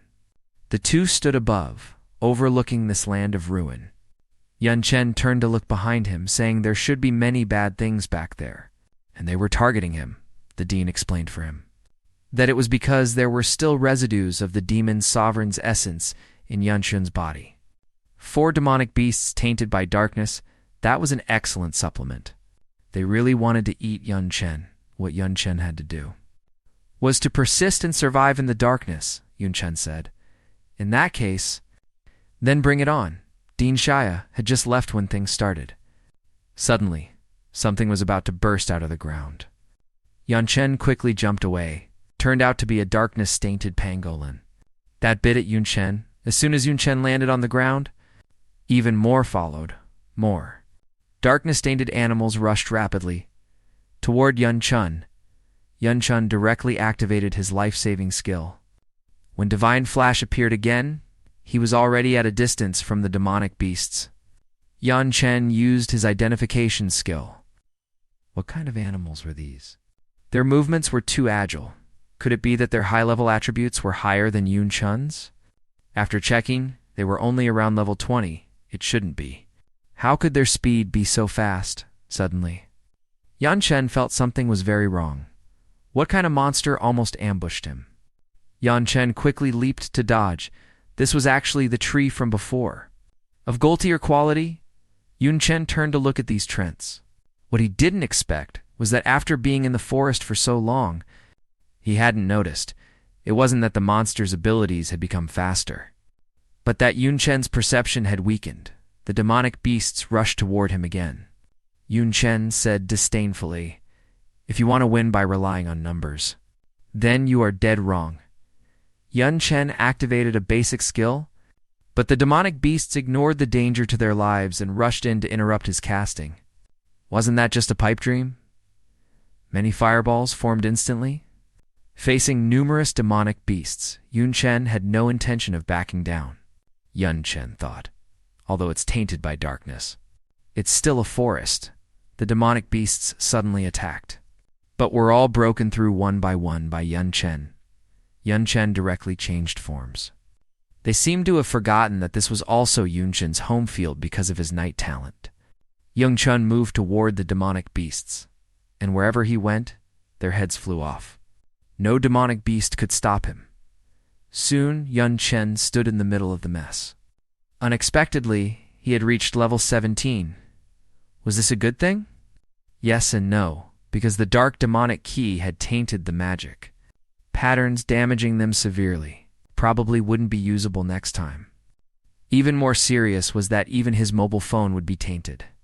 This truly was a terrifying thing. Fortunately, the array breaker wasn't destroyed. As long as the weapon could be used, he could keep fighting. Time flew by, and finally, it was 12 o'clock noon. Dean Shia told Yun Chen that it seemed he now understood that these monsters were born from the taint of the dark aura and the rift. Yan Chun took over and said, "But I didn't expect that even technology couldn't resist it. Then the soldiers on the front line must be enduring such hardships." The dean said they suffered much more than Yan Chun did because Yan Chun had the night talent. He could adapt to dark environments, but those soldiers weren't so lucky. They not only had to endure physical and magical consumption, but also worry about equipment damage and perception. This was one of the reasons why they could only defend passively. Yonchan didn't expect humans could only defend, and couldn't attack. Rushing in recklessly would only lead to worse suppression, the dean continued, saying it wasn't easy for these demonic beasts to come over here. But this balance was easily broken. He urged Yun Chen to grow up quickly. This lesson was meant to make Yun Chen understand that the balance would soon be shattered. Yun Chen looked at the forest and asked, "What about this forest?" The dean told him that a Dharma god would come and cast a spell to destroy everything nearby. Yun Chen pitied the animals in the forest. Just because of the rift's appearance, they had to be destroyed after being tainted. The dean told him not to think about those unhappy things, and asked what reward he wanted. Yun Chen said he had seen Teacher Kathy and the Demonkan servants use teleportation magic directly, without incantations or gestures, and he really wanted to know how that was done. The dean said since Yun Chen wanted to learn it so much, he would give him this book as a reward. This magic could be achieved through a universal passive skill. Yun Chen took the book and began to study the contents carefully. 15 days later, the streets were bustling. The list for the exchange competition was announced. The juniors said Zhangde would be led by an unclassed freelancer if an unclassed freelancer leads. What would that be like? That student said he didn't know, but heard he was quite powerful. Anyway, unclassed or not, as long as they could get a good rank, it was fine, and they seemed to be setting off today. As seniors, they hurried over to cheer for them. At the Jiangnan University cross-district teleportation gate, the competitors looked at the new uniforms, extremely happy, discussing how this competition would be broadcast nationally, but then they suddenly noticed Yun Chen hadn't appeared yet. He wouldn't have forgotten the time, right? They asked Nicole what Yun Chen had been up to. Nicole said he should be preparing for the competition, grinding dungeons like crazy. She hadn't seen him in a long time either. Nicole suddenly became worried, rather than forgetting the time.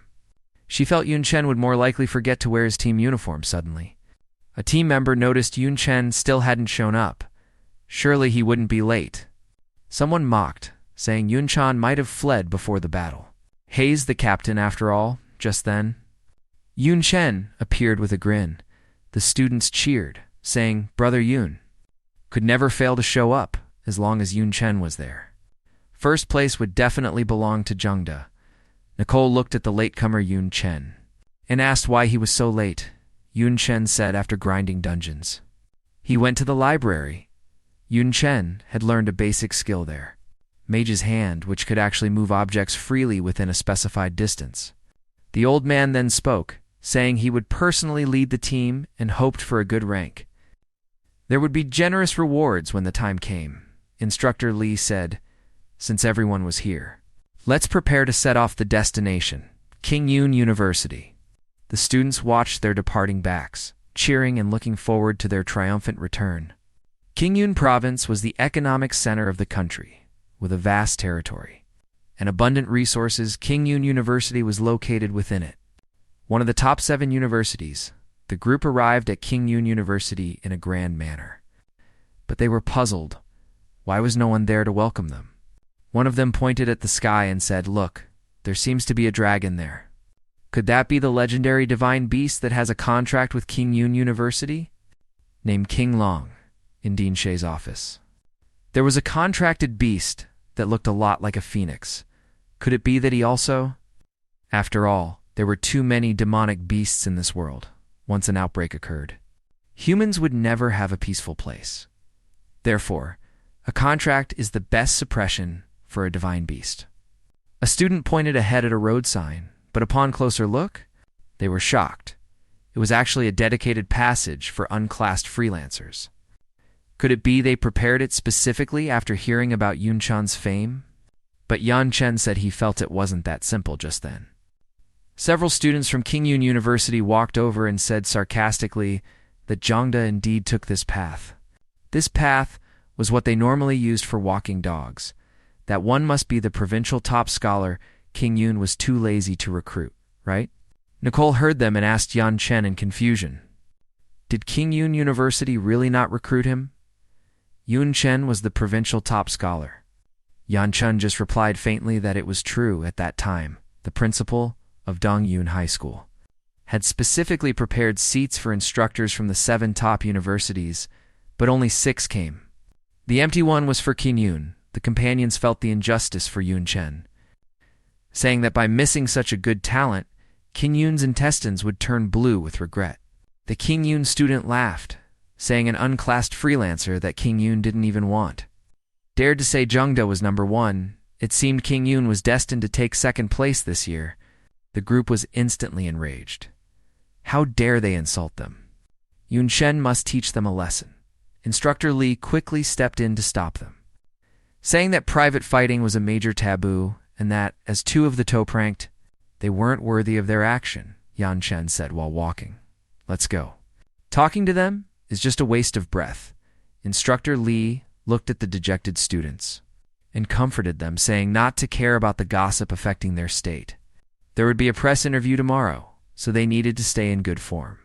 The priest sighed and said he heard tomorrow's reporters were all locals from Qingyun, so they would definitely play tricks, clearly targeting Yun Chen. Yun Chen said no matter what they say, it ultimately depends on strength. But Yan Chen didn't understand what benefit such targeting brought them. Instructor Li said it was actually a matter of face. He had worked in the admissions office before. Yun Chen was personally recruited by him, so he had some understanding. Giving up on Yun Chen was a unanimous decision by Qingyun University, but Yun Chen's performance was equivalent to a slap in their faces. The students finally understood. Now the only good way was to crush Qingde, but their massive publicity always felt very wrong at this time. Yun Chen was looking forward to the competition. There was already a lot of discussion. It's better to prove who is a mule and who is a horse. At the press conference the next day, the priest said it was his first time being interviewed, so he had to maintain his image.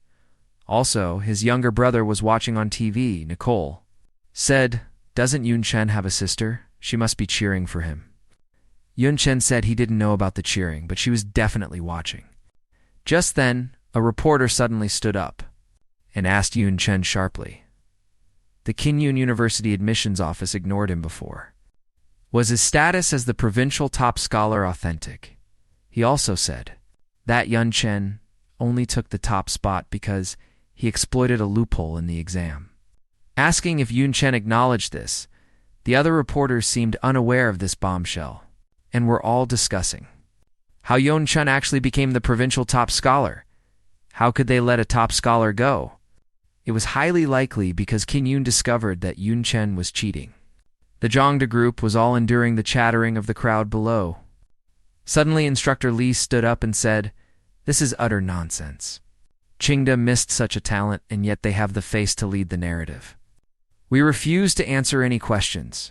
Instructor Li originally wanted to help the students out, but the reporters below became even more aggressive and pushy. Some made Instructor Li explode with rage on the spot. Yun Chen spoke softly, telling Instructor Li not to get angry. Yun Chen stood up and said he actually had an answer to their questions. Yun Chen said fiercely, "Anyone who meets me on the stage." Don't expect a single Qingde student to leave the stage standing on the competition field the next day. It was crowded with people. Could Yun Chen really wash away the humiliation? Standing before him was the strongest freshman in Qingyun, the student summoner Ning Juni. Qingde students cheered for Brother Ning. He was not only ranked 2nd among all academies, but also the young master of the Ning family, the #1 family in Qingyun. A student asked why he was only second. Someone said fiercely it was because someone cheated and exploited a loophole. Next up was the first time. Gyeonan University was led by an unclassed freelancer. No one knew if the announcement was on purpose. Yoon Chun and his group had dark expressions, suppressing their anger, waiting to see the truth on the field. Other team members felt the injustice for Yun Chen. Yun Chen quickly comforted them, saying they only rely on strength and don't engage in verbal battles. The man in red actually appeared on the field as well, watching everything. He said gloomily, "Next, it's my turn to enter." Soon the entrance ceremony was over, and the colleges were preparing for the solo matches. Suddenly, many cylindrical arenas rose from the water. Teleportation magic sent the competitors onto the stage. Yun Chen felt that this way of going on stage was quite fun just then. Another person also arrived on the arena, Zhongda Yun Chen. Versus Nanda Sun Yu, he wouldn't be the referee, would he? He was stating the rules the students of Nanda could never have imagined, that their Seed 3 would immediately encounter the difficult Seed 1. At this moment, they only hoped the rumors about Yun Chen were true at the command. Sun Yu quickly retreated and then released various small robots toward Yun Chen. These were all dangerous devices, but at this moment, Yun Chen just had a dark face. Since he didn't draw a Qingda student, he might as well end the battle quickly. Yun Chen used the fighter basic skill, Trample, with a loud boom. A huge explosion erupted on the stage. Sun Yu was directly stunned by the shock. Unable to attack again, the referee had to declare Yun Chen the winner. The Qingda students below seemed unwilling to believe this scene. A fighter's basic skill could be this powerful. Could it be a fixed match? As Sun Yu left the stage, the next student stepped up. The student said with extreme confidence that he wanted to see the gap between a prestigious university and an ordinary one. Yun Chen hooked his finger and said, "Come then, let him see." Suddenly, Yun Chen threw out a large hand. To grab that student, that mage's hat was knocked off. He couldn't believe that magic could be cast without a staff, and that there could be such a large mage's hand. Yun Chen used it to tightly grip the mage, and asked if he wanted to continue taking damage or surrender. The student surrendered immediately, telling Yun Chen to let go. The mage's hand directly released the student, who fell down. Yun Chen won. The third contestant entered. In the office, Old D was watching Young Chun's performance on the screen with the team. The student said they could also win, but definitely not as easily as Young Chen. Old D also didn't expect that Yun Chen could find such a useless spell in the library. It looked useful, similar to telekinesis, for moving objects, but it was only meant for grabbing small objects like fruit. But Young Chun compensated for the skills flaws and used it without a staff. It was simply amazing just then. Instructor Lee spoke up, saying he had just received very bad news. Their student Shen Tae-ren fought hard for 3 minutes but lost in the second round. Suddenly, a pair of large feet stepped on his head. It was Ba Ha-song of the Black Dragon bloodline. He mocked that Zhangda's students were nothing special and raised his middle finger to everyone, saying all schools ranked in the top 7 were trash. The old man asked where he was from. Instructor Lee said he was from Victory University, ranked 9th, and he wasn't even Seed 1, but Seed 3. The students found it hard to believe Shen Tae-ran was Seed 2. Oldie explained that Victory University likely chose him as Seed 3 on purpose. To discuss the other schools, the priest said this was too much. But Brother Yoon would teach him a lesson on the other side of the arena. Another contestant was knocked off. The referee announced Yun Chen's victory and invited the 5th contestant to the stage, but just then, someone caught Yun Chen's attention. Yun Chen looked back. It was Ba Ha-song, who had just defeated Shen Tae-ran. He actually provoked Yun Chen, telling Yun Chen to wash his neck and wait for him. Yun Chen didn't know about Shen Tae-ran's defeat, and was wondering who this grandson was. The Qingda students on the stage were very confused. Didn't they say he got to the top by cheating? What does a 4-win streak mean now? Another student said, "Don't worry. Wait until he meets a school in the top 7. Then he'll know why the flowers are so red." Just then, the 5th contestant came on stage wearing the Qingda uniform. It was actually King Deceed too, Nikong, a berserker with a rare bloodline. His destructive power was terrifying. The students below clamored, telling Nikong to beat Yunchan hard and let him know the power of Qingda.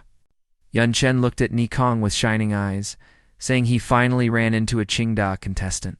He had prepared a big gift for them. Nichong said confidently that he was different from those who were weak in reality. Yunchen was just an unclassed freelancer. He looked at Yunchen from a distance and said he would use his strength to prove that Yunchen wasn't worthy of entering Qingda. He activated berserker skills and his bloodline talent. Yunchen laughed softly. So what if he stacked skills? But he really wanted to try another method. Yunchen directly stacked even more skills, many times more than Nikong's, but Yunchen's stacking of skills made the students below complain for Nichong. So it's a case of only the magistrates being allowed to set fires.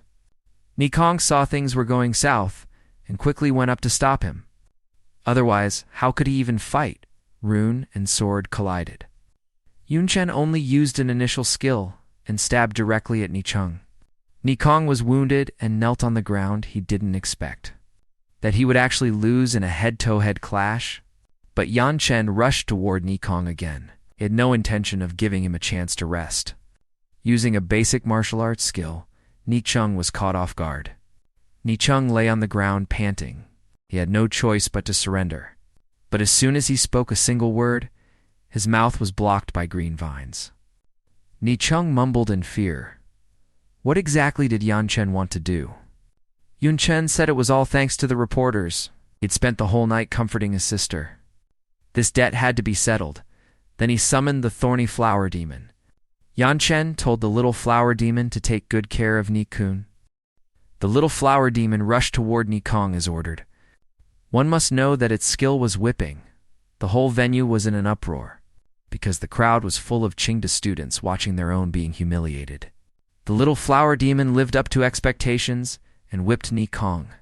A gentleman can be killed but not humiliated, so this was the big gift. The students saw this and cried out that it was too miserable. 2 hours later, Ni Xiong was covered in wounds. The little flower demon was still tirelessly whipping him.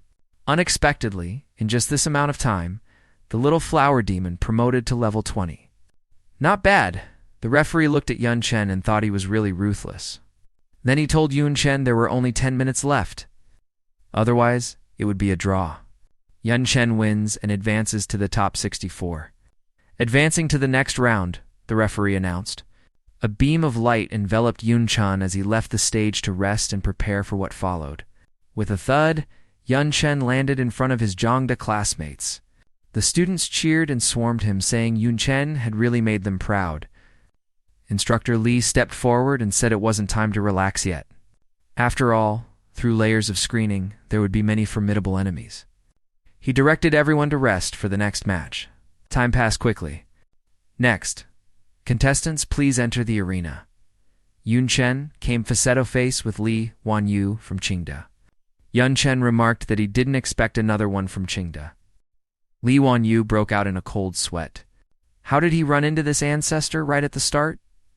The referee signaled the start. Li Wanyu didn't even get the chance to surrender, just like Nikong. He actually tried to bribe Yunchen with money, begging to be spared. Yunchen said surrender was impossible, except Little Jin's baptism. Little Jin danced happily as massive green vines rose into the air. Li Wanyu watched in horror. Yunchen's next words were even more hilarious. He told Little Jin to whip the vulnerable spots to gain more experience. The students below were enraged hearing this, but Little Jin's whipping wasn't harsh enough. The students' attention was drawn to Arena 18, where someone was as terrifying as a demon. Bahaesong was torturing a contestant from another academy. The contestant quickly surrendered. Bahusong truly wanted to kill him and wasn't going to stop easily. The referee rushed to intervene as the frenzied Bahasong continued to harm the other side. His university classmates said the bastard was going crazy again. An instructor explained it was to adapt to his bloodline. Bohaesong's parents were both of different races, and he possessed the Black Dragon bloodline. Bahaesong's ability to defeat so many people showed the dean had a good eye. The referee announced Bo Hee-sung's advancement, but his opponent was the unclassed freelancer from Jiangda Yun Chen. Both glared at each other from a distance. On the battlefield still thick with smoke, Ba Ha-sung said arrogantly, Yun Chen's head is worth crushing. Yun Chen found Ba Hee-sun's behavior pitiful. Ba Ha-sung told Yun Chen to stop the nonsense and told Yun Chen's family to watch closely. He would crush Yun Chen's head. His words directly infuriated Yun Chen. Yun Chen rushed toward Ba Ha-sung rapidly. Ba Ha-sung said, "Can you win with just basic skills?" But Ba Ha-sung soon sensed something was wrong. His body was trembling. Instantly, thick smoke rose across the battlefield. The smoke gradually dissipated, slowly revealing the two figures. Yun Chen was holding Ba Ha-sung by his hair before Ba Ha-sung could finish speaking. He was punched away by Yun Chen. Yun Chen said, "This isn't over." He used a straight punch directly on Ba Ha-sung, making him cough up blood. Another critical hit sent him into the sky. Yun Chen said he didn't expect Ba Ha-sung to be so mediocre. He used the fighter's basic skill, trample, on the arena. The surrounding water exploded upward. Students were discussing how ruthless this was. "Why does Yun Chen suddenly look so cool?" Yun Chen said. "Didn't Ba Ha-sung want to crush my head? Come on then." But Ba Hee-sung's face grew more terrifying as his body suddenly expanded. Even Yun Chen retreated quickly as a pair of wings soared into the sky. Ba Ha-sung said the outcome wasn't decided yet. At the thought of crushing Yun Chen, he laughed excitedly. People in the audience whispered, "No way. Isn't this just like clearing a dungeon?" Ba Ha-sung flew into a rage. He unleashed a breath attack at Yun Chen. Yun Chen was slightly shocked. After the explosion, Yun Chen was nowhere to be seen. Ba Ha-sung looked forward. Suddenly, a long sword pierced through Ba Hee-sung's chest. It was Yun Chen who had dodged the attack and asked if he had prepared his last words. Ba Ha-sung laughed, saying it was still far from his heart. Suddenly, the spear point jerked closer to Ba Hee-sung's heart. Yun Chen asked, "Ready for those last words now?" Ba Ha-sung knelt in pain and said. He surrendered and begged for forgiveness. The spear was pulled out.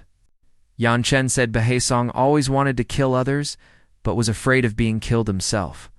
What a joke, the referee announced Yun Chen's victory. At this time, everyone in the lounge breathed a sigh of relief. One of the female Taoists said, "That scared me. I really thought Brother Yun was going to kill him." Principal Yi smiled. "That kid knows what Hei's doing. He controlled his power. He just wanted to beat him into submission." Instructor Lee suddenly remembered something and said, "Principal, I heard Yun Chen has a younger sister who is currently in her 3rd year of middle school. What if we bring her over? She and Yun Chen could look out for each other." Principal V was surprised. "He has a sister," Instructor Lee continued. "Yun Chen's parents died in the War of the Orc Throne. He only has his sister left. Dongyun City, where she lives, is generally underdeveloped. The defenses are poor. It would definitely be safer to bring her here." Hearing this, Principal Yes' mind raced. For the Dragon Kingdom, top students have immense strategic value, especially those from the top 7 universities, as long as they don't fall early. They will at least reach the 4th class advancement, becoming top-tier power against the Dark World. Especially Yun Chen, this boy is exceptionally gifted. He must be allowed to grow with a peace of mind, with that thought. Principal nodded. Instructor Lee, contact Jiangda. Have them reserve a spot. We'll ask for Yun Chen's opinion when he returns. Instructor Lee nodded without a word. Just then, a chime sounded above Principal the da-da-da-da-da-da. The display in front of Principal the had automatically switched screens. Several people on the screen teased Principal. Are you still playing? If you don't come and place your bets, the matches will be over." Hearing this, Principal stroked his beard and laughed. "You old geezers." He then said to the instructor, "I'll go join them. I'll leave taking care of the students to you." As soon as he finished, he vanished in a flash. Meanwhile, on the stage, Yun Chen sized up his opponent. This person emitted a sharp aura, like a blade ready to be unsheathed. This person was none other than another top 7 representative, the 1 seed from East Fortune University, Buchan, heir to the Sword Saint. A professional swordsman, Yun Chen swung his weapon with his right hand. Evil Slayer transformed into sword form. He hummed, "I'll finish this as fast as possible." Meanwhile, in the lounge, several deans were discussing the competition. One dean said, "I don't think this will be an easy fight. Old Jung, your one seed is up. How many raindrop credits are you betting?" Just then, with a whoosh, Principal Yi arrived in the lounge. "I bet one a rank skill book. Betting that my Jiang does Yung Chun wins. Will you follow?" The vice principal of King Yun mocked. "Old D, playing big as soon as you arrive. Beating that black dragon brat isn't everything." Principal Yi didn't waste words and asked directly. "Just say if you're in or not," the vice principal of King Yun said with a chuckle. "I'm in. Of course. Let's bet one grade 1 natural treasure." The principal of East Fortune also laughed, with Bu Chan fighting. "How can I miss out? I bet a soul contract. Its value is far higher than your treasures." Before the principal of East Fortune could finish, the referee's voice came from the big screen. "Yun Chun wins." The principal of East Fortune was stunned, lost before he even finished speaking. Principal, though, waved his hand, and the soul contract appeared in his grasp. "He'll take that," meanwhile on the stage. Bu Chan found it unbelievable as the dignified heir to the Sword Saint. He had actually lost in swordsmanship to an unclassed freelancer, not to mention the other class skills. How can such a freak exist at this time? The referee teleported Yun Chen and Bu Chan to rest and announced the start of the quarterfinals. The scene shifted. The stage for the quarterfinals had already been set. In the lounge, Instructor Lee nodded to himself. Yun Chen's entry into the top 8 was expected. Pity Shenturan ran into Jingdis 1 seed. He was eliminated. Nico, however, had excellent luck. She hadn't hit any tough opponents just then. Instructor Li's phone chimed. The random seeding results were out. When he saw Yun Chen's next opponent, his face paled. How could he run into him? This was bad. The top 8 round to decide the semi-finalists was about to begin. The audience in the stands got the list and started shouting, "Hayes coming. Hayes here. That man has finally appeared." Yun Chun's next opponent was Ning Juni, the 1 seed from King Yun University, a summoner. What made him troublesome wasn't his class, but his talent. Ning Juni's talent, Supreme Contract, was shrank. It could increase the levels of all summons by 4, even if he summoned crank mobs. They would be buffed to S-rank boss tier strength. Moreover, the Ning family was a top clan. With their wealth, his summons were definitely not simple compared to Yun Chun's strengths. His talent was a Master of All type, paired with his extremely high base stats. Even his basic skills were no inferior to specialized ones, and he had extensive combat experience. Even so, this battle was going to be extremely tough. At this moment, Ning Juni had already taken his combat stance on stage. He mocked Yun Chen. "I'll prove with my strength that Qingda was right not to choose you. Furthermore, the pride of my Ning family doesn't allow me to lose." Yun Chen was amused by these words. "My last opponent bragged the same way. Who you are doesn't matter. What matters is that you won't leave this stage standing." Hearing this, Ning Juni roared, arrogant and ignorant. With that, Ning Juni condensed to summoning circles on the ground. Instantly, 2 summons appeared, the Ghost-type Flame Ghost and the Plant-type Earth Demon Flower. Yun Chen saw this and immediately charged forward with his spear. He thought, this guy's summoning speed is fast. I have to interrupt him. Ning Juni saw Yun Chen charging and sneered, "Want close combat? Then today I'll show you the strength of Kingdis 1 contestant." The Flame Ghost seemed to merge with Ning Juni. He gave a loud shout. "Bring it on!" He also lunged toward Yun Chen. Ning Juni didn't dodge, and Yun Chun's spear pierced right through his chest. Yun Chen felt strange. That strike didn't seem to hit a physical body. It felt like hitting the void. Yun Chen looked closely. Ning Junier's body was slowly dissipating, a female spectator in the stands. Recognize the skill. This is the Ning family's secret art, synchronization. It allows the summoner and the contract beast to merge perfectly. Another spectator agreed. Exactly. Synchronization. The summoner gains all the skills of the summon. Ning Juni laughed wildly as he flew into the air, mocking Yun Chen, "Your spear skills, in my eyes, are utterly laughable. Yun Chen laughed as well. True, the Flame Ghost's skills are enough for most opponents, but luckily that doesn't include me. Saying that, Yun Chen raised his hand and used the priest's illumination spell. In the flash of light, Ning Juni clutched his eyes and screamed. He cursed internally. Damn it, illumination doesn't do damage. But the Flame Ghost fears light, so I'm affected by the merger too. Ning Juni shifted his form, activating the Flame Ghost's etherealized skill. He bypassed Yun Chen and tried to flee to the side. Yun Chen reacted. No escape, he casually cast a paladin skill. Holy Light Convergence immediately following that. Yun Chen activated a second paladin skill, Spear of Holy Light. He hurled it toward Ning Juni, suddenly, in the blink of an eye. A vine 100 feet tall sprouted in front of Ning Juni. It blocked Yun Chen's charged strike, kicking up a massive cloud of smoke. Yun Chen looked closely. It was the earth demon flower Ning Juni had summoned earlier. Once the smoke cleared, the flower had grown into a towering tree. Once summoned, this thing burrows and spreads its roots infinitely outward. The longer the fight lasts, the larger the earth demon flower becomes. Eventually, the entire arena might be covered by it. Yun Chen didn't care. No matter how strong it was, still a plant. And all plants fear fire. He switched his weapon to staff form, looking at the demonic flower rising from the ground. Yun Chen cast 2 buffs, dual casting and quick casting. With a wave of his hand, a rain of fireballs bombarded the earth's demon flower. Just as the fireballs were about to hit, a stream of water shot out from the side. It perfectly blocked Yun Chen's fireballs. Yun Chen turned his head. He found a new summon appearing on the other side. A land seahorse. When did he summon this ugly thing? Ning Juni saw Yun Chen's confusion and laughed, failing to interrupt my casting. Means you've already lost. One by one, summons appeared around Ning Juni. Things swimming in the sea, running on the ground. And flying in the sky, he had them all, and it wasn't over. Above Ning Juni's head, an enormous summoning circle appeared.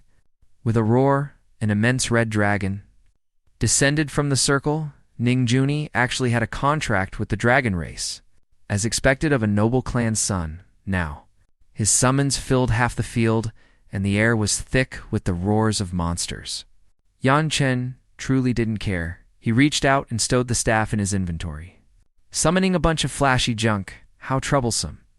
Then Yun Chen took out a massive great axe. This axe was exactly what had dropped from the ogre chieftain in that case. I'll just smash it all to pieces. Ning Juni heard this and burst out laughing. Smash it all, you brat. You clearly don't understand the situation, haven't you noticed? That my earth demon flower has already taken root on you? Various mocking voices from the stands reached Yun Chen's ears.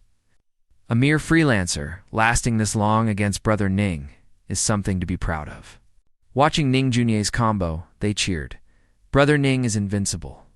Once the seeds of the earth demon flower stick to you, you become its nutrient. Brat, you better surrender quickly. Yun Chen gave a cold snort. You think these rotten seeds can beat me? Yun Chen held the great axe horizontally. He chose it for the high strength bonus provided by axe-type weapons. Before absolute power, it's all trash. Yun Chen's body jolted. He instantly cast to buffs, Berserker's Rage and Blood Burst. Ning Juni waved his hand. Go, everyone! Blast him to smithereens, all his summon skills rained down on Yun Chen like a storm. Facing these attacks, Yun Chen stood still and continued to add more. Buffs, Wrestler's Charge, Fighter's Reinforcement, martial arts, strength channeling, and more. The attacks landed on him instantly. A massive explosion occurred when the dust settled. Yun Chen stood on the stage in tatters, covered in wounds. The audience was dumbstruck. Am I seeing things? He tanked all those skills. Is this kid an idiot? Then someone suddenly realized, I remember a basic skill, where the heavier the injury, the more your attributes multiply. He stacked so many buffs, so his strength was already high. If he uses that skill too, his strength will reach a terrifying level. While Yun Chen stood there motionless, Ning Juni's melee summons had already pounced in front of him. Yun Chen finally moved. He gritted his teeth and let out a great shout. He took a step forward and swung the great axe. This swing swept out with earth-shattering force, even splitting the water. Outside the arena into a trench, seeing the aura of this strike, the audience was terrified. Was this something a student could swing? On stage, Ning Juni broke into a cold sweat seeing the power of this axe. This single strike instantly killed most of Ning Juni's summons. If Ning Juni hadn't been in ethereal form to ignore physical damage, this hit would have stripped him of his skin, if not his life, while he was still stunned. Yun Chen had already brought the axe before him. Ning Juni screamed, "Red Dragon!" The red dragon dived down and blocked with its side. Yun Chen's attack landed squarely on the red dragon's head. The dragon roared and smashed its front claw toward Yun Chen. Just as Yun Chen went to dodge, a vine shot out from the ground and instantly wrapped around his leg, unable to dodge in time. Yun Chen was hit hard and sent flying back. Ning Juni saw him get hit and laughed. "Didn't expect that, did you? As long as its roots remain, my earth demon flower is immortal." He then ordered, "Go, red dragon, burn him to death." Obeying the command, the red dragon unleashed its breath at Yun Chen. Seeing this, Yun Chen formed hand seals and summoned several water elementals. They blocked for him just as the dragon's breath arrived. With a crash, the attacks collided. Yun Chen bent down, grabbed the earth demon flower's root, and said, "Heard your roots are still alive. Then let me borrow them," with a surge of power in his arm. He ripped the roots out of the ground, still clutching a massive boulder. With one swing, he hurled the boulder at the red dragon. "You're too noisy? Just die." Seeing his trump card, the red dragon dealt with. Ning Juni cursed. This guy was more troublesome than imagined, with his summons killed. He couldn't resummon them immediately. Luckily, buffs have time limits too. He figured he'd summon some trash mobs to stall for time. Victory will be mine while still in midair. Yun Chen saw Ning Juni's little movements, still trying tricks. He followed up with the assassin's skilled dagger toss, with a yellow talisman tied to the hilt. It flew straight at Ning Juni, who sneered at the incoming dagger. "Idiot. In an ethereal form, you think a mere dagger can hurt me?" The dagger passed right through his body without causing damage. But the yellow paper stayed stuck to him. Ning Juni looked down. He realized the dagger used positive energy. Could this talisman be? Before he could finish, he burst into flames.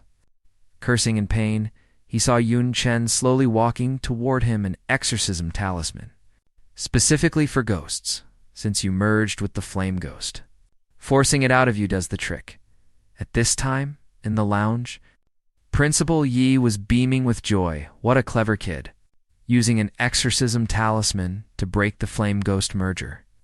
It's usually for clearing debuffs from teammates, but Yun Chen used it on an opponent. More importantly, it actually worked. Principal V was ecstatic. This tactical judgment is genius. The solo championship belongs to Zhangde. But the Dean of Qingde didn't think so. He was fuming, veins popping on his head. On the field, Ning Juni was kneeling on the ground. Clearly still shocked, he muttered, "My top-tier flame ghost," was actually dispelled by a mere basic skill. Yun Chen looked at him. He said coldly, "Without that ethereal form, you're nothing." Hearing this, Ning Juni screamed hysterically, "Don't look down on me, Red Dragon. Get back here." The dragon was already on the verge of death. What use was recalling it? To everyone's surprise, with a low growl, Ning Juni used synchronization again. Unlike last time, he merged with the red dragon. Yun Chen was slightly surprised by this scene. Forgot this kid had that trick. Ning Juni let out a beastly roar. His body expanded rapidly, his hands turning into claws. Dragon horns grew from his head, with wings and a tail sprouting from behind. In a blink, he became a dragon man, Bahaesong, healing in the lounge. Sighed dejectedly. "This is the gap. I discarded my nature." And acted like a freak just to barely mimic the black dragon. He does it easily with wealth and secrets. And Haze even stronger in the other lounge. The Dean of Qingde was losing his mind. Is Ning Juni crazy? What's the point of turning into a dragon? The guy's melee outclassed a sword Saint Air. Plus, his weapon is specialized against dragons. The audience didn't care. They cheered, "Go, Brother Ning, crush that freelancer." Now in dragon form, Ning Juni was bloodlusted. He laughed. "This is dragon power. Infinite power. Now, you are like an ant before me." With a cry of "Die," he lunged at Yunchen. He was clearly blinded by hate, forgetting how the red dragon had just been thrashed. Yunchen leaned back slightly and dodged the strike. He whispered, "What an idiot." Using the momentum, he performed a slide tackle and transformed Evil Slayer into spear form, thrusting it toward the ground. The spear tip pointed upward, thrusting toward Ning Juni's massive body. Being in midair, Ning Juni had no way to dodge Yunchen's strike.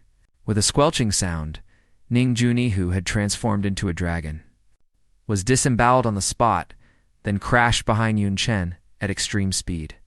Lying in a pool of blood, Ning Juni spat out blood, still muttering, "Impossible. Impossible, that was a dragon, the power of a dragon." Yunchen stood up, turned to look at Ning Juni, and said, "Sorry." With the signal to start, everyone in the audience was filled with disbelief. How is that possible?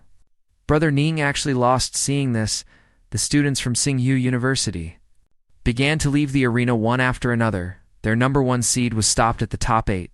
What was the point of watching? They didn't have the face to stay anymore. The competition wasn't over yet. That was just the quarterfinal warm-up. Next were the semifinals. Teleporting onto the stage was Jiangnan University's number 1 seed Baiyu. As soon as Baiyu stepped onto the stage, he made his stance clear. "You are strong. I admit, I am not your match. I don't seek victory in this fight, only your guidance." Seeing how reasonable Baiyu was, Yunchen nodded and said, "All right. I will only use assassin skills to fight you," with the referee's signal to start. Baiyu's figure began to blur, instantly turning into a shadow. Pouncing toward Yunchen, Yunchen showed no panic at all. Reaching into the void, 3 smoke bombs instantly appeared in his hand, which he smashed onto the ground in front of him with 2 bangs. Smoke began to spread, and before long, it filled the entire stage. Baiyu rushed into the smoke and had to stop his advance. Baiyu said to himself, "Does this guy think he can rely on blocking my vision?" To assassinate me at that moment, Baiyu suddenly turned and blocked Yunchen's attack. He said, "Then, you've miscalculated." The two stared into each other's eyes. Baiyu said, "My killing intent tracking can lock onto your position. Don't think you can beat me with just this level of skill?" Then the two engaged in close combat within the smoke, the sound of clashing metal ringing out constantly. Finally, both used the same move, an elbow strike, with a loud thud. They collided, Baiyu said dissatisfiedly. "Are you taking it easy on me? If this is all you've got, you're going to lose." "No, you should use other class skills before Baiyu could finish." A dagger was already pressed against his neck. "Baiyu?" asked Yanchen with a dazed expression. "When did?" Yanchen replied. "The very moment I blocked your vision, I replaced myself with a clone." And hid within the clone's shadow, Baiyu said helplessly, "Fine. I surrender. The gap in strength is too large." He thought to himself that the person fighting him equally just now was merely a clone with Baiyu's surrender. The referee announced the start of the finals, which had turned into an internal match for Jiangnan University. While Yunchen was dazed, someone teleported onto the stage. This person was none other than Nico. When the audience saw it was Nico, they started mocking her. "Isn't that the lucky beauty?" Furious, Nico started shouting back at the audience. "Who are you calling lucky? Come down here and compete if you have the guts." Nico puffed out her cheeks in anger. "You guys, you're making me so mad."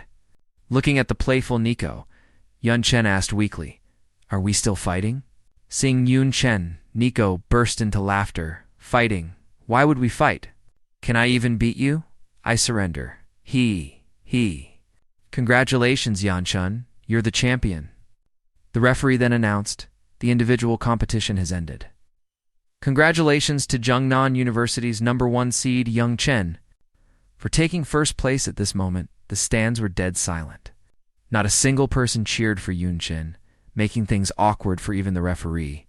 Yun Chen gave a contemptuous smile, hands in his pockets, completely unbothered. Perhaps this was the so-called home field disadvantage compared to cheering. Turning them all into a silent library felt even better. Meanwhile, the principal of Singyu stared at the negative news on his screen. Shaking with rage, he turned and blamed Ning Juni as the #1 seed of Singyu. To be stopped at the top 8? You have brought an indelible disgrace to both Singyu and the Yu family. Ning Juni's face was terrifyingly grim. Faced with the principal's accusations, he couldn't say a single word. Right now, the most important thing was to restore their reputation and reduce the impact on the school's enrollment rates. No matter what method is used, we must win tomorrow's team competition. As soon as he finished speaking, the principal of Singyu vanished from the lounge. A nearby classmate looked at Ning Juni with a panicked expression and asked him what to do. Team competitions had always been Singyu's weak point. Ning Juni said with an evil grin, "Through normal means, it is indeed difficult. But if someone is willing to make a sacrifice..." After saying that, Ning Juni walked up to the classmate. The classmate asked him in fear what he was going to do. Following a blood-curdling scream, blood immediately began to flow within the lounge. On the other side, in the Jiangnan University lounge, students were excitedly cheering for their victory. Yun Chen told everyone with a smile that there was still the team competition, and they couldn't relax just yet. At that moment, Principal V walked over and gave Yun Chen a gift that he had just obtained from a friend, a soul contract, and to a grade natural treasures. Looking at the soul contract, Principal Yi explained, "This allows you to sign an irresistible master-servant agreement with a target's soul. Dean Shaw's succubus maid was subdued using a soul contract. Of course, the Black Dragon Kingdom values human rights, and the law prohibits using it on citizens. It's best to find a magical beast for the contract or an overseas demi-human." Yun Chen looked at the soul contract thoughtfully. Principal the said, "By taking first place, the school will provide rich rewards, including a piece of rare equipment as an extra gift." The students gasped and began discussing what the rare equipment could be. Principal the told them the rewards could only be collected once they returned to school. Instructor Lee walked over and interrupted the conversation. "I have some not-so-good news. Singyu replaced one person. A mage was swapped for a guardian knight. No one expected Singyu to change their formation, especially given how it countered them. Wasn't this clearly targeting them?" Yun Chen gave an evil smile. "They want to play a defensive iron bucket formation. Then let's show them some real tactics. Team competition, 4th round, 16-8, 8th match, Baya University versus Junin University." With a shout of "Start!" Yun Chen led the students and charged forward. Principal V watched the Jiangnan students on the screen, ready to place a bet with his friends. Other deans and teachers felt that the kid from Guianan was too monstrous. No one wanted to bet anymore and lose their treasures for nothing. One teacher remarked that he had seen many geniuses. Outstanding ones could even achieve 1v2 or 1v3. But someone like Yun Chen, who could single-handedly hold off an entire team and dominate the battlefield, was a first for him. The complex nature of a class like unclassed made his combat style varied. Being smart enough allowed him to handle any situation. The teacher lamented that they were nowhere near Yun Chen when they were young. The principal of Singhu believed Yun Chen was strong, but team competitions required coordination, and their all-attacker team was too limited. With such tactical restrictions, they probably wouldn't go far. Principal Yi smiled on the side and muttered softly, "Talking about tactics, are we?" On the battlefield, Yun Chen was moving at lightning speed, charging recklessly through the opponent's defensive line. Yun Chun's immense power meant the opponents couldn't block any of his skills. A nearby opponent called for the mage to heal the knight, because once they were broken through, they were finished. While they spoke, Yun Chen had already reached the opponent's knight. The knight looked at Yun Chen in horror and said tremblingly, "It's too late." A slender figure leaped into the air, her scepter already aimed at the mage. Following a loud boom, the battlefield was instantly left in ruins. All the students from BI University were down and unable to get up. Jiangnan University smoothly won the match. A teammate lamented that it ended before they even got warmed up. In contrast, the other Taoist girl was happy to have a relaxing time. Yunchen told them to keep their spirits up. They were tactical reserves.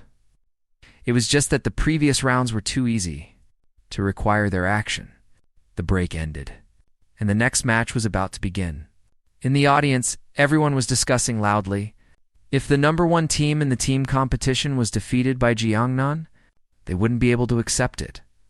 If it were the Jiangnan of previous years with the 2212 formation, it would indeed be intimidating.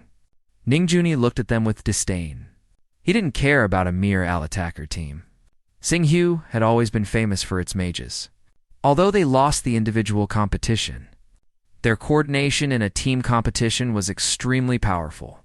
In the audience, people shouted that they didn't care about the composition, as long as they could crush Zhang Nun. The assassin in the team laughed out loud.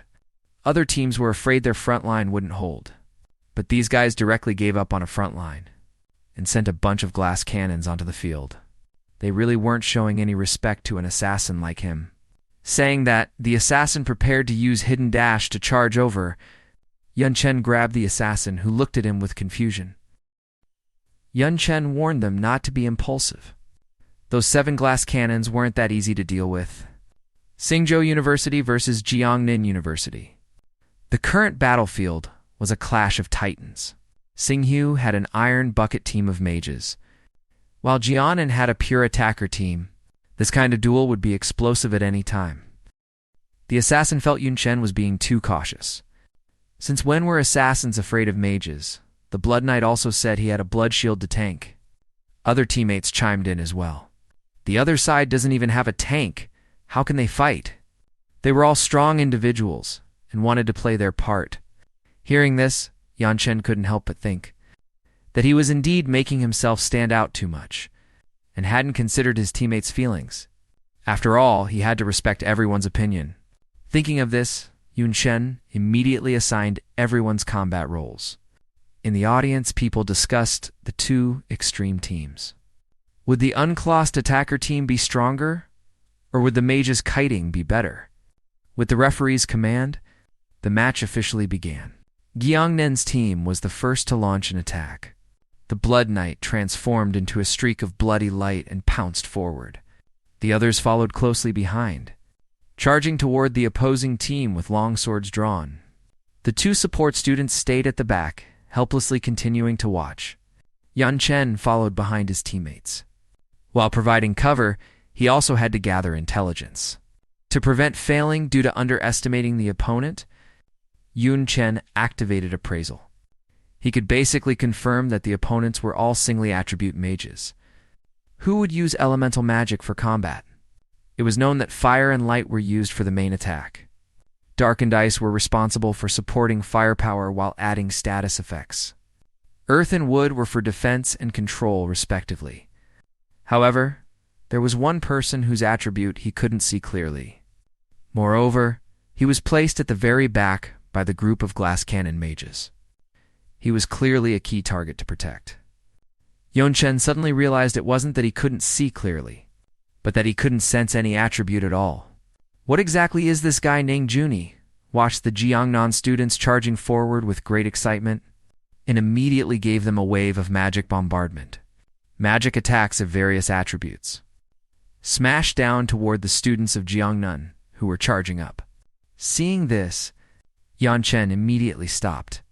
While chantless casting was useful, the skills would be significantly weakened. Yunchen used fast casting plus double casting to intercept as many of the opponent's attacks as possible.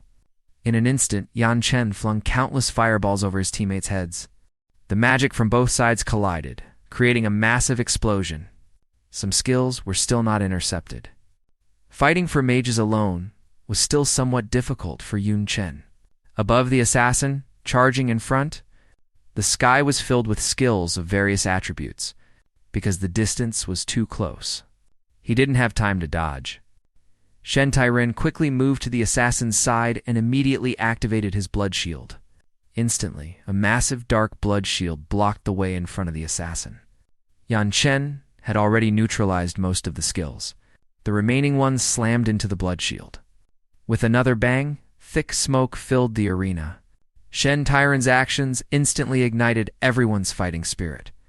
Nico said he did a great job. Another student also shouted for them to go. Then the two of them rushed out from the smoke, raising their hands to throw out black and white sword beams, slashing toward the mages on the other side. Seeing these two sword beams, the Earth Attribute mage on the opposite side calmly crouched down. A wide and heavy rock wall instantly rose from the ground, blocking the attack. The two sword beams were indeed extraordinarily powerful. They cut off a large section of the rock wall. However, the sword beams also dissipated completely. Ningjuni laughed incessantly. The mages on their team were enough to handle any situation, while the others only served as target practice. Just then, before he could even react, a pool of blood appeared beside him. In the blink of an eye, Shen Tyron emerged from the blood. He raised his spear and launched a blood shadow thrust, rapidly piercing toward Ningjuni. The wood attribute mage on the opposite side grabbed at Shen Tyron. Several vines instantly rose from the ground, binding Shen Tyron tightly. Shen Tyron was annoyed. These mages were proficient in all kinds of control. They were truly difficult to deal with. However, he wasn't nervous at all, because he wasn't fighting alone. In an instant, the assassin's true body appeared right there.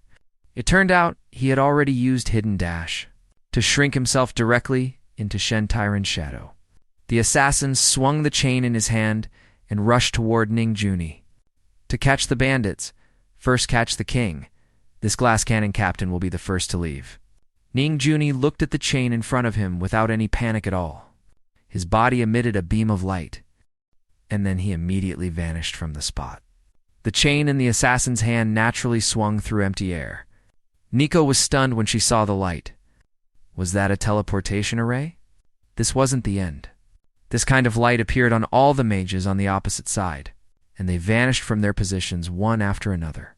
Instead, they each flew up into the air, surrounding the assassin. Ningjuni sneered, "So what if you're an assassin? Aren't you still being played by us?"